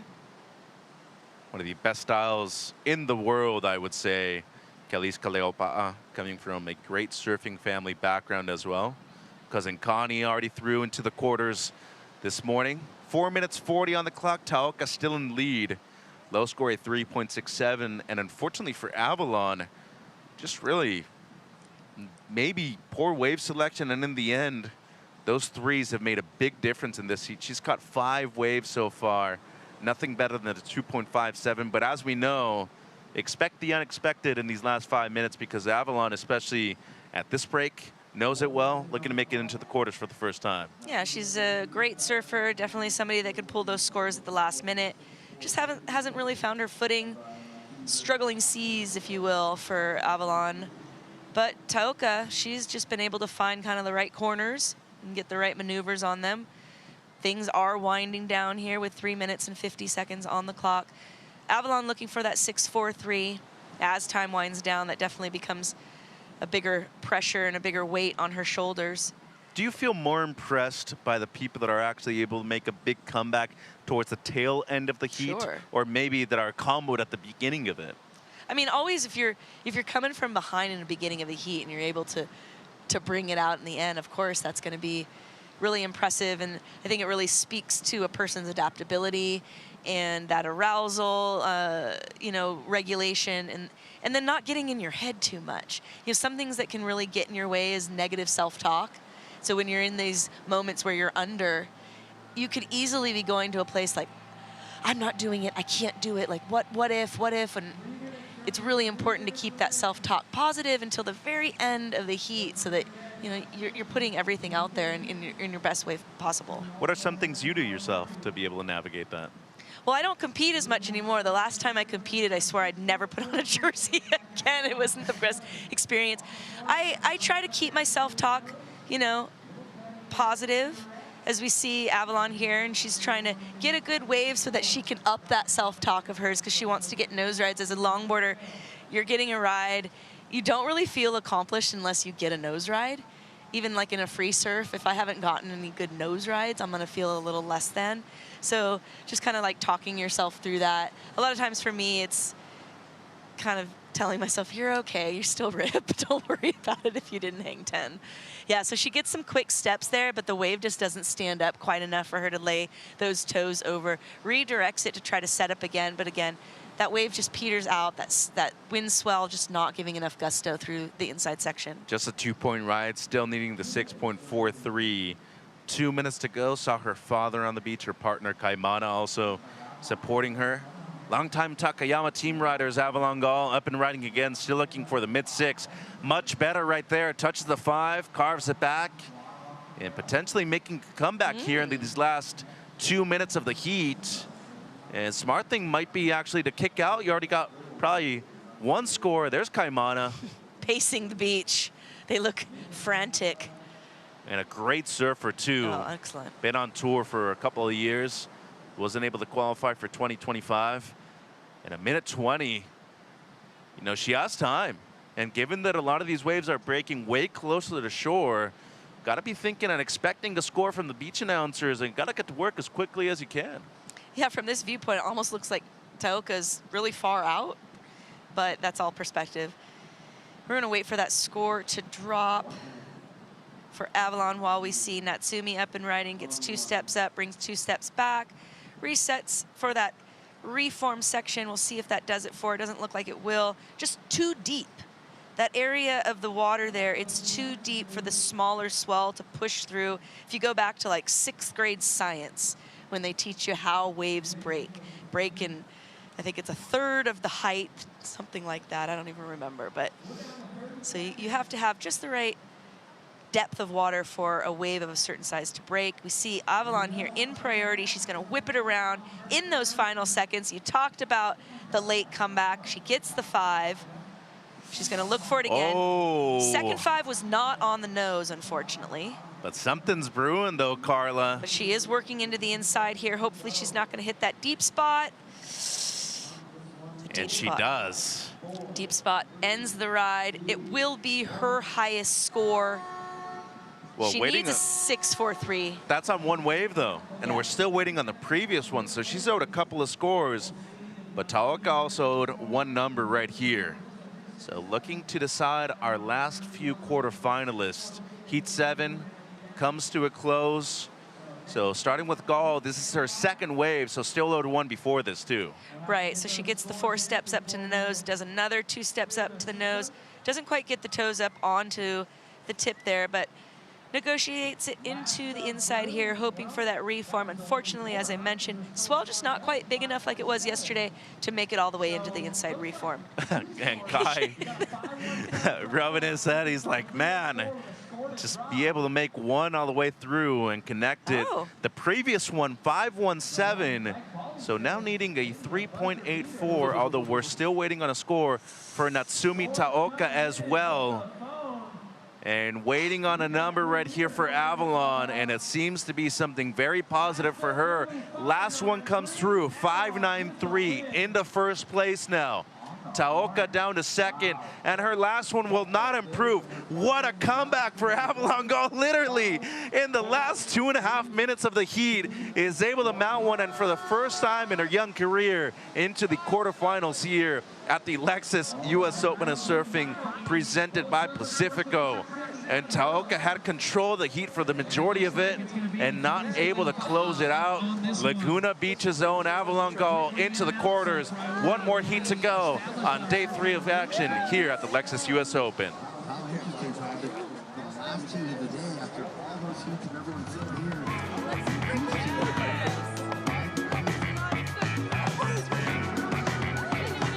Just run up for the last 5 minutes. That's perfect.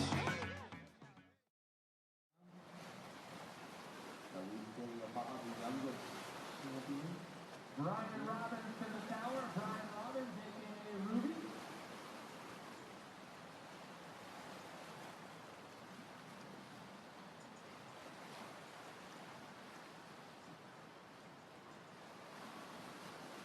So Buzzer, upset runner-up last year's event, Ruby. Moving out in the round of 16 Avalon into the quarters.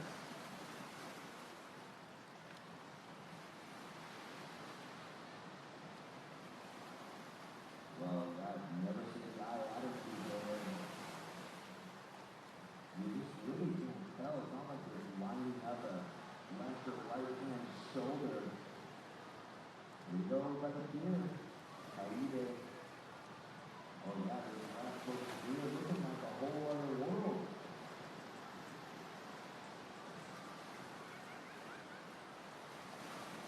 Well, Red right behind her.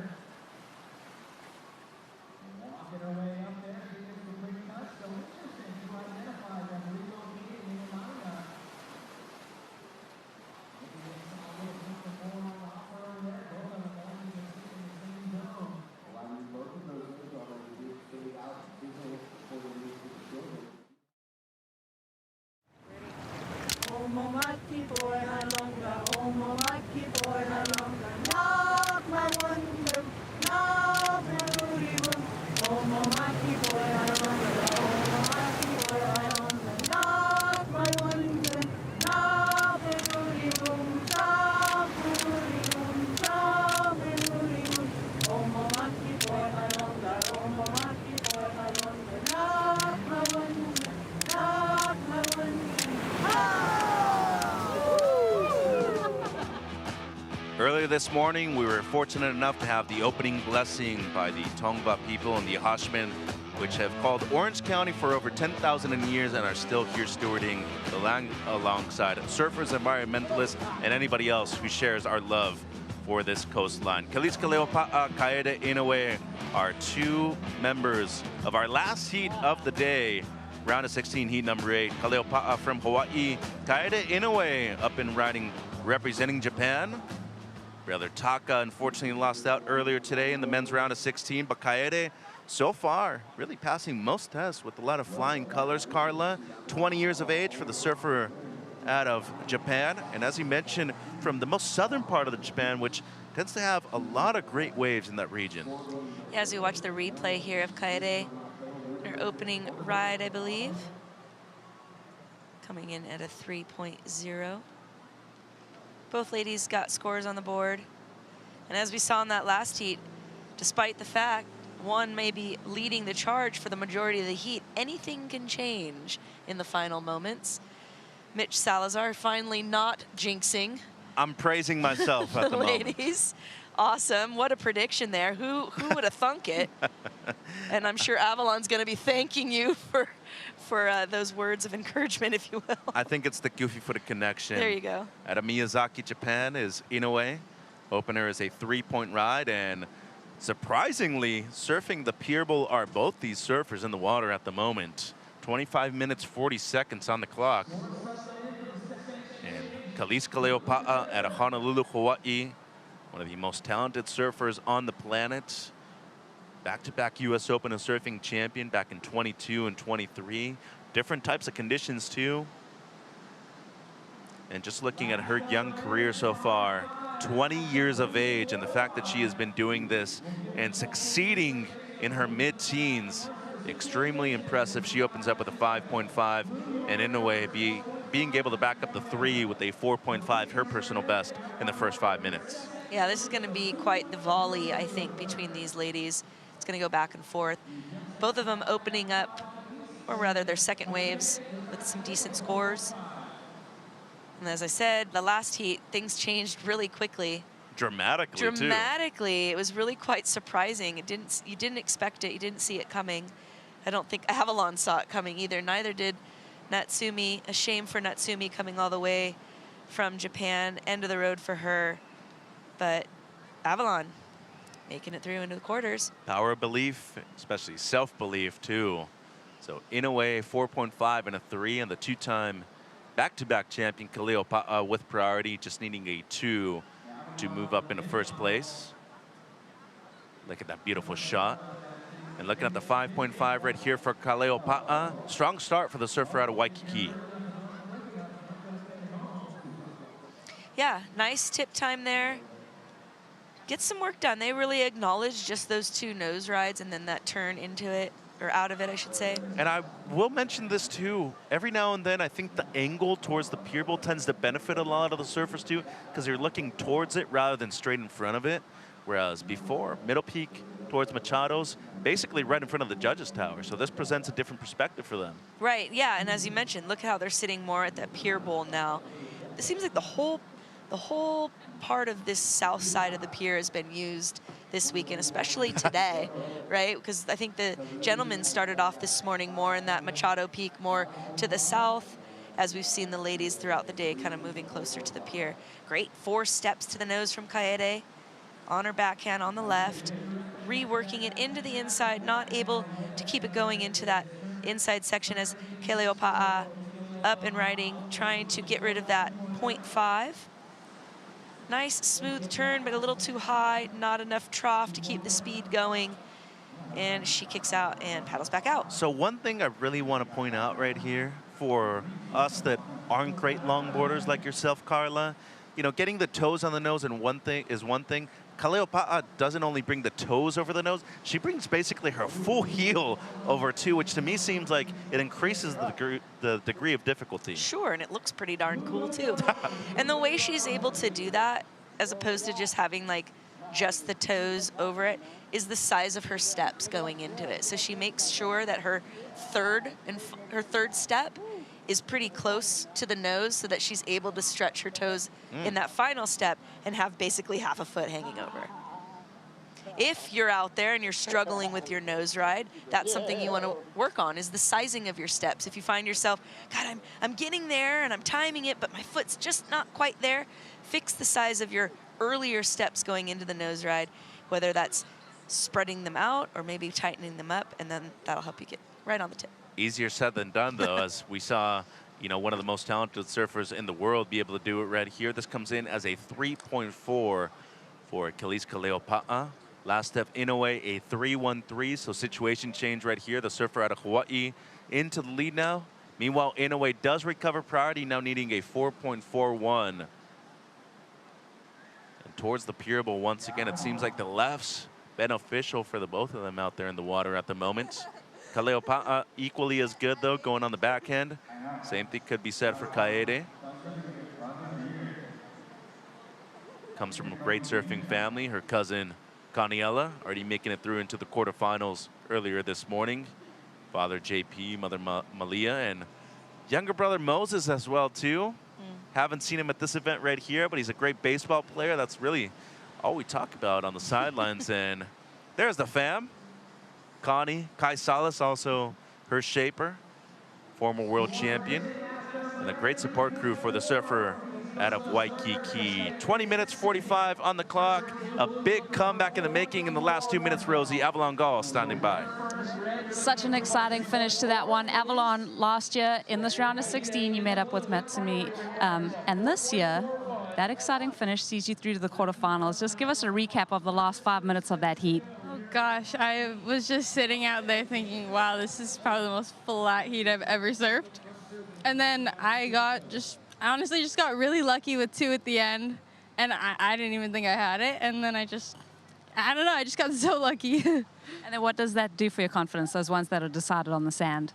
Oh gosh, I think that was the first for me, but yeah, it was definitely just, I mean, it's always a pleasure surfing with Natsumi. She's so nice and such a great surfer, and just lucky we got at least a couple little waves that came in. Lots of mutual respect, and tomorrow is finals day. How do you prepare for that? Gosh, gonna go home, get some sleep, and then can't wait to see everybody tomorrow, and hope we get some more waves tomorrow. We'll be looking forward to it. Avalon, thanks for the time. Thank you, Rosie. Congrats to Avalon. First time making the quarters here at the Lexus US Open of Surfing presented by Pacifico. Gonna be surprised if she actually does get some quality sleep after getting that big of a high at the end of that heat right there. But big moment for her, obviously. Last year, 3 ninth-place finishes on the World Longboard Tour, and she will be facing the winner at this heat right here in number 8, Carla. 19 minutes on the clock. Seems like Kaleopa'a trying to break away a little bit off of Inoue. Yeah, not a big score that Inoue is needing, a 4.41, so super attainable. We've seen plenty of those scores drop throughout the afternoon. While we see Khalees up and riding, as you've mentioned before. Beautiful style from Khalees. Oh. I jinxed her. It's my turn. But she really has a beautiful style. I agree, is probably in my top 3 favorite styles. Ooh, do say who are the other 2? Chloe, come on. Uh-huh. I don't know who the third is. I gotta think about it come yet. on. I gotta think about it for a second. I don't. But they're both goofy foots, if you notice. They're definitely my 2 favorite goofy foots. They have a really nice style. So you're definitely goofy foot biased a little bit? No. I just know what it takes. There's a lot of right-handers here in California. So as a goofy foot, you're generally always going backside. It's relatable. You know, so I understand the difficulty in being a goofy foot and having a good style, which Kaede has a beautiful frontside style. She negotiates it into the inside here. She's trying to get that reform's not going to happen. But yeah, being backside can be, they call it goofy for a reason. You can look pretty darn goofy. Well, look, I have a bone to pick with whoever decided, yes, this is regular or natural and the other one's goofy. And to me, when that was brought up, when I started surfing 18 years ago, I was just like, hey, wait a minute. Who made these rules? You know who I bet knows the story? I bet you Sam Bleakley knows exactly how that came about, because he seems to be like the walking encyclopedia for surfing. So we'll have to ask him if he knows who invented that, who came up. Why did we get delegated the goofy title? I think it's almost better. It's Yeah. like you have a little check mark next to you saying goofy. It's like, yeah, I think it's a double thumbs up, personally. Well, I'll tell you, I'm goofy in more ways than one, so it fits me just fine. 17 minutes to go. Priority with Kaleopa'a. She does not improve on her last. A 2.6 waiting on the last score of Inoue, though. 4.41 or better is what she needs. It seems like a little bit of a chase right here from Khalees.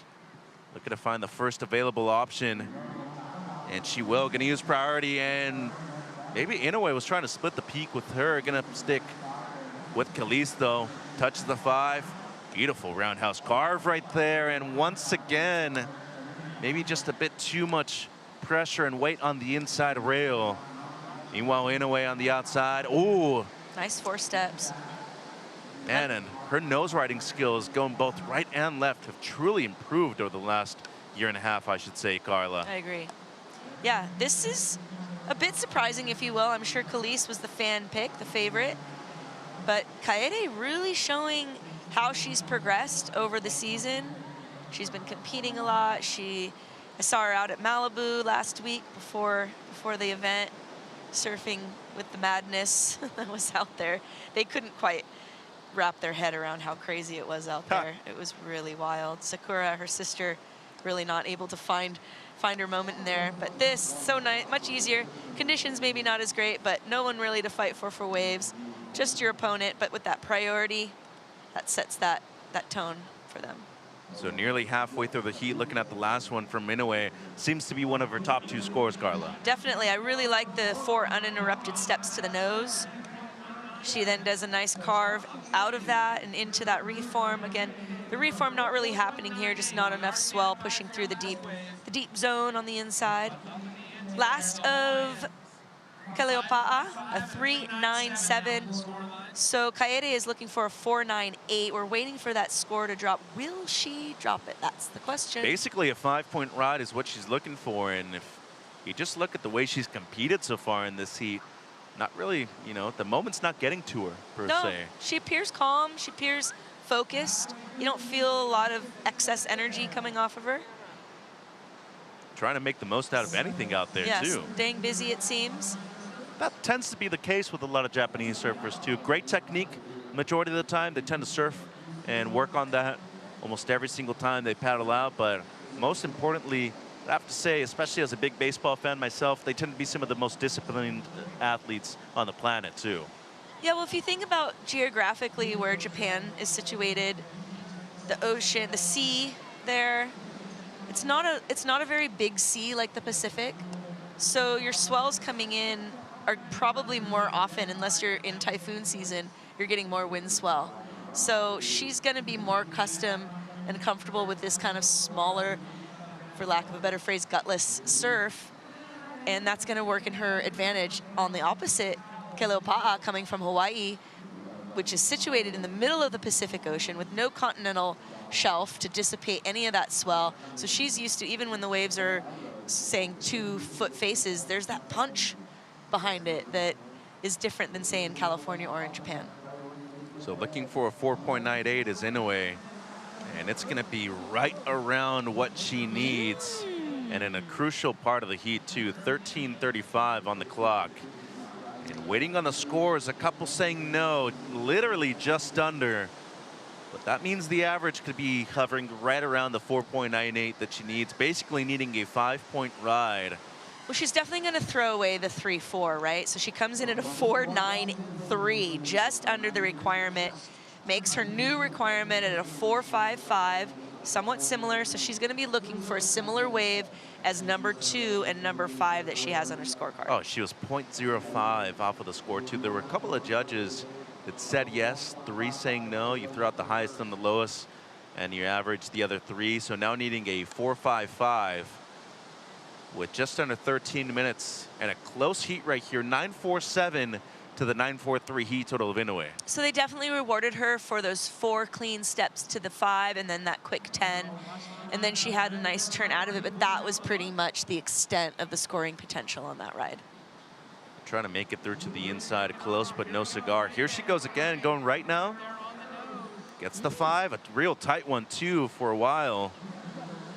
Tries to make the connection here and basically needs a score that's just under her last one, so 4.55 or better. Here's Kaleopa'a with the answer back though. On the backhand now, real tight one. Able to get back onto the trim of the board right here. Picking a good line and has potential to make the inside array form. Ooh, was close to doing so. 12 minutes to go. And the score that she's looking to improve on, not a whole lot, 3.97, basically a 4-point ride. And there's her support crew. Ma Malia, Kai Salas, her shaper, cousin Connie. And a close heat, this one, Carla. I know the scores aren't necessarily reflecting how well they're surfing. All in all, though, these 4s, the 5s, they're well earned. It's a 400ths of a difference here, right? A 9.47 versus a 9.43. Both surfers waiting for scores to drop. Here's a replay here of Inoue. She's going to get some footwork into a nose ride. She gets the 5 to a very quick 10 there. Almost a side 10. Her foot was kind of on the side of the rail there. We'll see what drops there. It looks like that's going to come in at a 3.3. Not going to affect her score line. Keleopa'a's kind of similar. Gets the bottom turn, does the 4 steps to the nose. Also does a very quick 10. But pretty barely, and neither one of them able to make it into the inside section. I'd say Khalees here had a couple more turns, couple more little pivots at the end there that might up that score a little bit more. She's just hoping to like get a better spread, because sitting with a 9.47 total and then her opponent at a 9.43, you want a bigger spread there. It's way too close. Yeah, there's no separation, is there? No, and so you're not sitting calmly. You're not like, oh cool, I got it. I'm in the bag, like sweet, I'm here, like I'm just gonna chill. No, she's like, all right, I'm keeping game face on. I'm gonna keep one eye on Kaede and one eye on the horizon. 10 minutes on the clock here in our final heat of the day. It's the women's round of 16, and we're looking to decide our last quarterfinalist for tomorrow, finals day on the longboard portion here at the Lexus US Open of Surfing presented by Pacifico.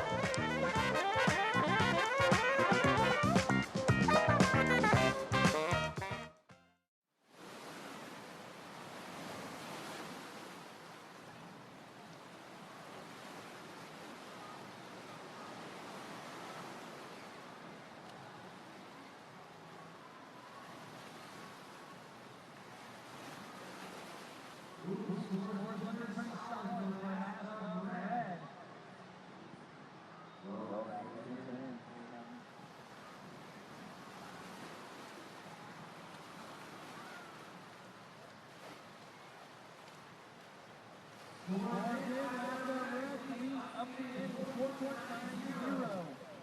blue in second, its priority is looking for a 5.48. Red is in first, 5.5 to 4.9.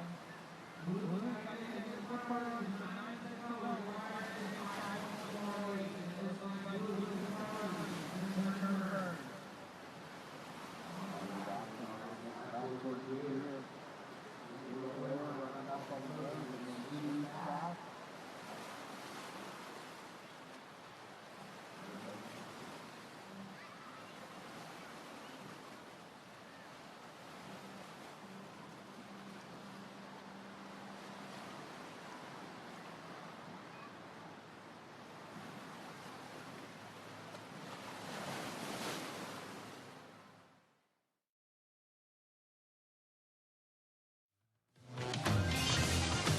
Kaede Inoue in the last 8 minutes of this heat looking to mount a comeback against former two-time event champion Kalis Kaleopa'a.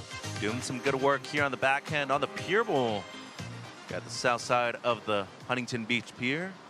Mecho Salazar with Carla Zamora, and it is our final heat of the women's round of 16. At the moment, Inoue requiring a 5.48 because the last one of Kaleopa'a does up the ante, a 4.9 on her side. Just saw her up and riding again, and let's see if that improves her low score. 7:45 on the clock. Inoue does regroup, recovers priority, needing a mid-5. Once again, they're waiting on a score as well for Kaleopa'a, and we shall see if she can improve or not. Yeah, I'm actually super here for Kaede's footwork right now. She is showing some really nice footwork. I love the uninterrupted steps to the nose, getting that nose ride. Feels a little bit discombobulated coming out of it, but then regains control and composure, trying to bring it into the inside, not able to get a second nose ride score. But like I said, I'm here for the steps. And then Kaleopa'a on the answer back. I believe this was actually the 4.9 that increased her lead. Yeah, so we see the last of Kaede coming in at a 4.93, so she sits with a pair of 4.93s. Situation remains the same, still looking for a mid-range 5 score. Waiting for the last of Kaleopa'a to drop, see if she betters that spread. Can also call her KK. KK! Hey, KK! Wonder if she'd like that. She may not like that. I mean, I'm at the point where I'm starting to turn into an uncle, per se. So Mitch, I hate to break it to you, you're fully uncle I am an uncle? Oh, my God. No. You know that once you hit a certain but you're age and you start... one handsome uncle. It's one of those things where... Are you blushing? No. On the contrary. I don't know if it's good yet. Early 30s, already being considered an uncle. Well, the kids are having babies already, right? At this age, though, you start. No, I mean the uncle with the kids. You know how uncle, auntie, that kind of uncle is what I'm saying. Well, we can still call you Kuya. In Filipino, you're still brother, Kuya. Oh, okay. You'll graduate to Tito eventually. Because C. Jackson Bunch, all these kids that I've known since they were wee lads, and all of a sudden they're qualifying for tour. Gotta come up with some new nicknames every now and then for a lot of these kids, you know? Yeah, definitely. They've got to grow as they do, right? Evolve. 5:40 on the clock. Kaleopa'a staying busy right here. And it seems like Rosie Hodge in the field once again on the beach. Rosie, how you doing? You guys, you know what? I'm just reminiscing on this morning's action. I remember Taylor Jensen putting on an amazing performance. Kai Ellis-Flint reaching excellence. The Dolphins that we saw in the opening moments of the women's round. And you know what? All of that is going to be recapped on the 8:05 post-show. That's going to have Chris, Sam, and Carla on deck for all of the action to take you through day 3 of what has been a pretty amazing day of surfing. Mitch, Carla, what have been some of your guys' favorite moments of the day? Ellis Flint, personally, myself, Carla, but I don't know about you. The 8:05 post, you're going to have a lot of great stuff to talk about with you and Sam. Definitely, yeah. I mean, obviously, I'm a fan of the ladies. And there's some really exciting heats that we saw in the women's division, so I'm sure those will be hitting our top 5 during the post-show. But right now, we're still with 4.5 minutes remaining in Heat 8 of the round of 16 for these ladies. Winner of this heat will be moving on into the quarterfinal tomorrow against Avalon Gall. It could be Kalis, it could be Kaede. Kaede looking for a 6.2 now because the last of red comes in at a 5.63. And that is her personal best at the moment, too, just over 4 minutes. The one thing that is saving Inoue in this particular spot, she does have priority needing the best of the heat, though, a 6.2. And once again, a lot of improvements over the last year and a half just to be able to qualify number 11 in the world last year. Only 20 years of age for Inoue. So in certain ways, there's many things that are still blessings in disguise for her. But knowing how competitive that family is, it's really world championship material right now. And for both her and her brother Taka, they're looking to climb to the top pretty soon. Absolutely, you make a great point. They're super competitive, very competitive family. Mama Inoue, always a part of the charge and helping the kids, filming them, and being a part of the journey that they're on. But yeah, I think Kaede is definitely going to be a bit disappointed. The Inoue family will be disappointed that this very possibly could be the end of the line, because she has an even larger requirement now, as Keleopa'a came in with her 8th wave at a 5.93. So now she's sitting with a 5.63 and a 5.93, requiring a 6.63 from Kaede. Kind of like the way that not only Keleopa'a has surfed the entire heat, but especially the last 10 minutes or so. 9 waves ridden, as we see all scores for both of our surfers. Keleopa'a in the lead, and 7 waves so far for Kaede. She hasn't been able to break the high 4 mark so far, though, Carla. Yeah, what's interesting, too, compared to some of the last heats where we saw a number of waves, they were pretty low-scoring waves. Whereas if you look at the numbers here, these girls catching a lot of waves, but a bit higher than that 1 mark. So they really are putting as much as they can into the waves that they're selecting. And as you said, Khalees really just nailing it down there in her later waves with that 5.63 and the 5.93. Time winding down here. Kaede hoping things will stretch out, while Khalees hoping that that clock will just go a little bit faster. And the year that Khalees was able to win her 2nd U.S. Open title back in 2023, she was actually runner-up to the world title that year, too. Loses to Soleil Erico. She was the #1 seed, though, heading into Malibu. That's right. Now that you see a bit more growth, what's the one thing that you really feel that Khalees has maybe zoned in on, and the one thing that she can still improve on herself, Carla? Wow, that's a great question. I think she's definitely, learned about using her priority and maybe keeping calm and not getting too flustered. But I also think that that's always been part of her personality. She's not super excitable, I guess, if you will. Or you don't see a lot of nerves ever really come from her.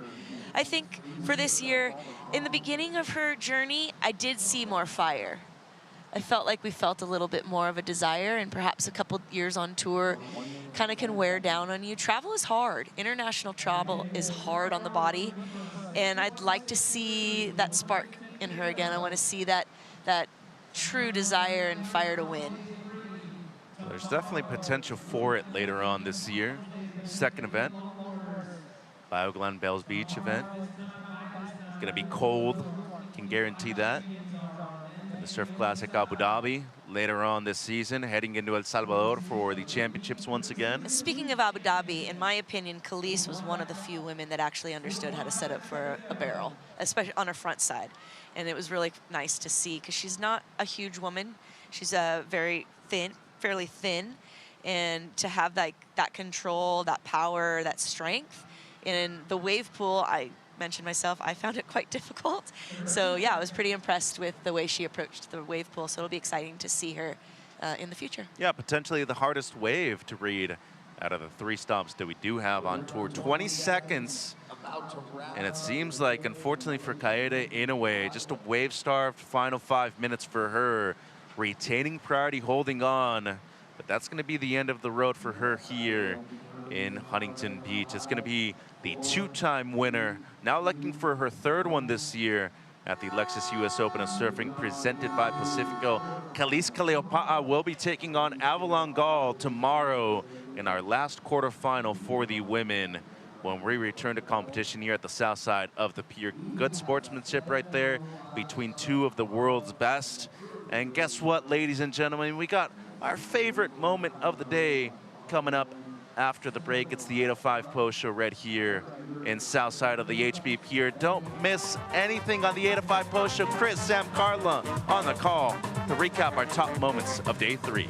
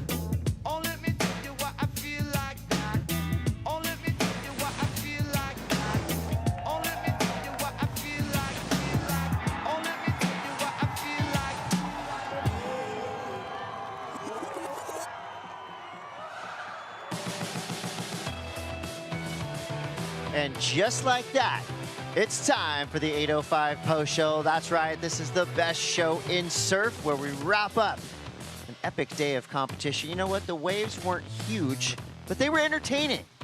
And some of the best longboarders in the world proved to us that you don't need big waves to have a good time. All you need is a big board and lots of talent.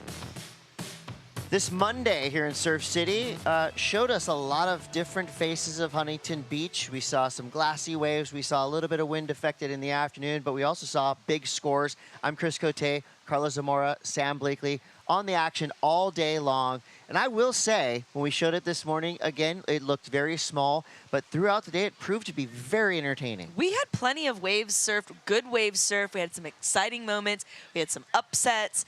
It was a fantastic day. Yeah, we kicked off with the Battle of the Kais. Kai Salas versus Kai Ellis Flint. That was a great start, and it set things off, and there's a lot of really hyper-competitive heats. Nobody gave up. We had some excellent range surfing, and some massive scores dropped. Yeah, high sixes, high sevens throughout the entirety of the day. We saw heats with 12, 15 waves ridden. So again, it was about that positive mindset, about bringing the right surfboard to the beach today. So full credit to the WSL crew for putting the longboarding right at the front of our waiting period, because I think we got the best of the best out of our surfers. And, you know, tomorrow, probably going to be a little bit bigger conditions-wise, so we could potentially save the best for finals day for our longboard competitors.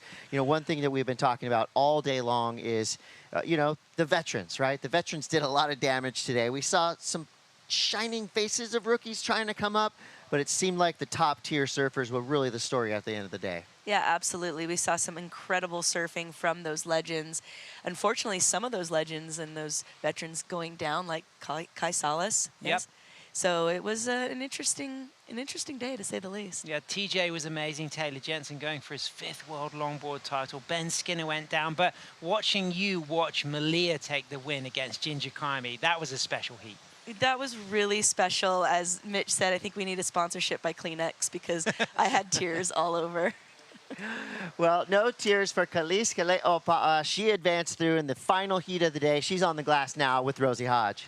Not surprised, Chris. Not surprised to be standing on the glass with this woman. And just talking about the unwavering support from the Hawaiian crew. We had, you know, Kai in the first heat of the morning, Kaniala the last one in the men's, and then yourself the last heat of the day. But you guys have been here supporting each other. How special is that? Oh my God, it's so special.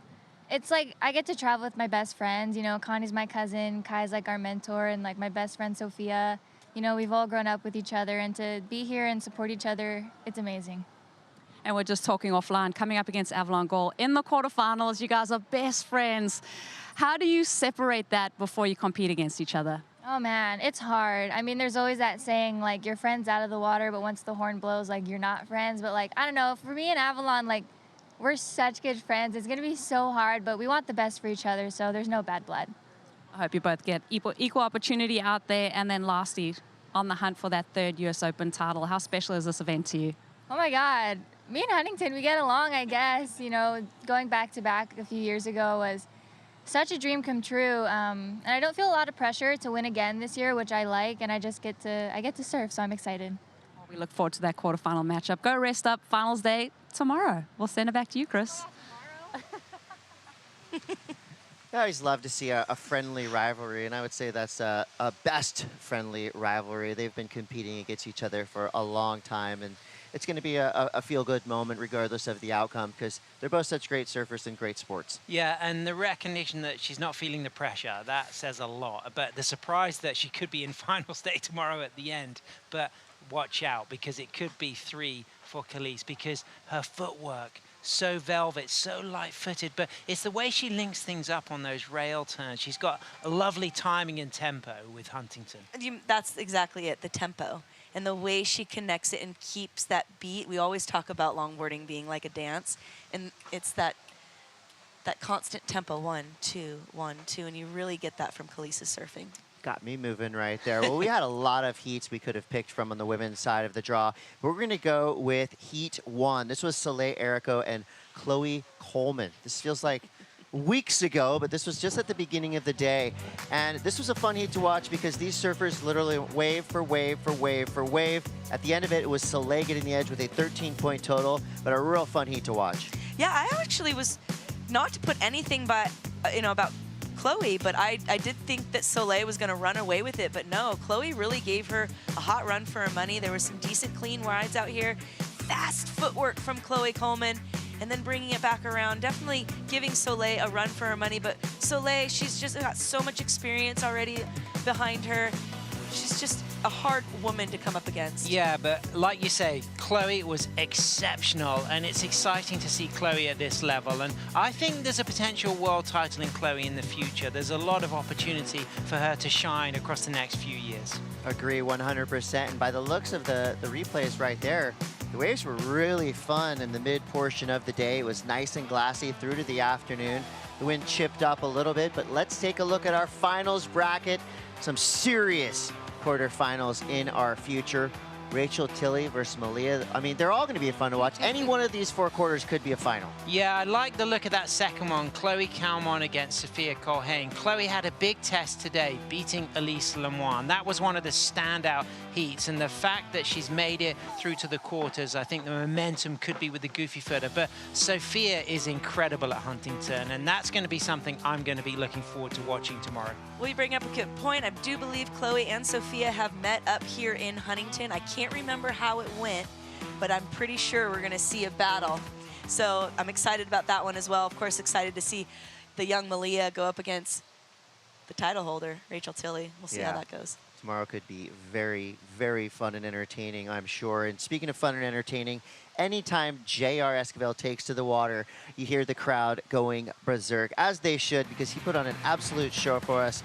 Our men's heat of the day went to these 2 surfers right here, J.R. Esquivel and Max Weston. What made this heat so special, Sam? Well, first of all, the fact that Max is one of the few surfers with a PhD and that he's a data analytics engineer.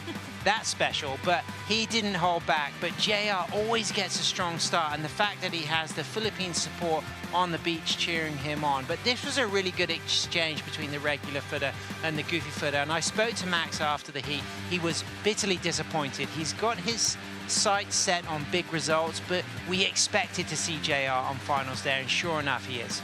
Yeah, somebody that's known him for quite some time. I expecting nothing less from the Pinoy phenom and taking it down, but to give Max the nod, some really great nose riding, and his style is really awesome and great traditional aesthetic.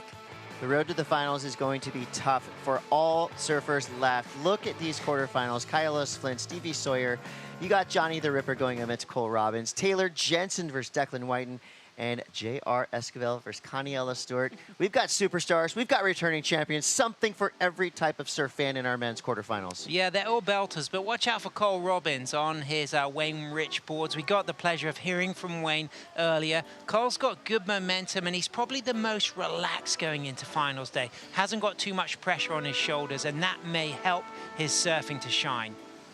Well, looking forward into the future, tomorrow could potentially be finals day for our longboarders, but let's take a look at the Surfline forecast to really get a gauge of what we're going to see in the morning. Surfline, of course, located directly across the street. They know this break like the back of their hand because it is their front yard. So small southwest swell, a little bit of northwest wind swell could kick up some overlapping fun zone surf. Let's just hope for the best. And I think that so far, the waves that we've had have been really utilized to their utmost potential. This is a carbon copy of what we've seen in the last couple of days. This is the next 4 days. Looking at 2 to 3. Check it out, though. Friday, Thursday, things amplify a little bit in the 2 to 4 foot range. So that's a good sign of things to come. Thank you, Surfline, our official forecasting partner for the WSL. So with all that, you know, we talked about conditions all day long. We foreshadow, we look back, but now is a fun time for us here in the 805 Post Show because it's time for the top 5 moments of the day, hand-selected by our production experts. Let's start with number 5. This is a good one. Cole knows his toes. Look at how well he knows those toes. Stretching his toes before the heat because he's about to ride the nose. I'm thrown off right now. It's so good, though. But how is that nose ride right there? And the working of that Wayne Rich board. Absolutely. Sells real estate, and he knows that territory beautifully. And that board, the Harmonic 67, you know, that's an old model, but it's still shining strong. Chloe Kalman doing what she does best, and that is ripping her way through a field of talented surfers. Chloe is into the quarterfinals. Hey, let's be honest. Elise was gonna be her biggest threat, in my opinion, as far as just the history that they have together, and the fact that Chloe was able to come away with the win is going to set her forward into the finals day really well. Absolutely. To get that out of the way now will give her a lot of momentum. For sure. Our number 3 spot goes to the guy with 3 names. Excellent Ellis Flint. Hi, Ellis. I believe this was one of the first heats of the day. He went out there cool as a cucumber, got on the nose, and just chilled out up there. This was a really nice heat to watch. And what is incredible about Kai is the way he's so composed in his upper body. All of that flex and movement comes from the hips to the knees, to the ankles, to the toes. And he's got a technique that a lot of people study and enjoy around the world. Number 2 is going to go to our reigning champion. That's right, Tilly. Tip time. Tilly went out there and basically, with style, grace, elegance, and consistency, got a big victory headed into the quarterfinals. Yeah, well, she's working off that big title win from last year. She's no stranger to Huntington Beach, so this is something in an area that she feels super comfortable with, and she can nail those nose rides, that 10 right there. Yeah, Tilly's tip time was top notch. Oh, wow, you just added a couple T's to that one. Thank you. And our number 1 spot of the day. This is a young man that got the highest heat total. I believe he is the tallest surfer left in the draw. This is Taylor Jensen looking unstoppable. Yeah, slam dunk TJ Taylor. 4 world titles to his name, going for that 5th. But the light-footedness, the speed, the flow, the variety, mixing up a snappy, whippy drop knee, a driving set of maneuvers. But look at those tootsies over the tip. His toe time was incredible, and this means everything. Seeing Zion and Jagger on the sand along with his wife, Nava. He flies the flag for his family at every event, and he wears his heart on his sleeve. Well, our quarterfinals are absolutely stacked. This is going to be one event you're not going to want to miss, but I need to tell you, you're going to have to set your alarm a half hour earlier tomorrow morning. We're going to be here at dawn. We're going to make the call at 6:30 for a potential 7 o'clock start. So please go to bed early tonight. Tomorrow's going to be a big Tuesday. Thank you for watching the 8:05 Post Show. We'll see you bright and early in the morning. Here's some highlights to get you through the night.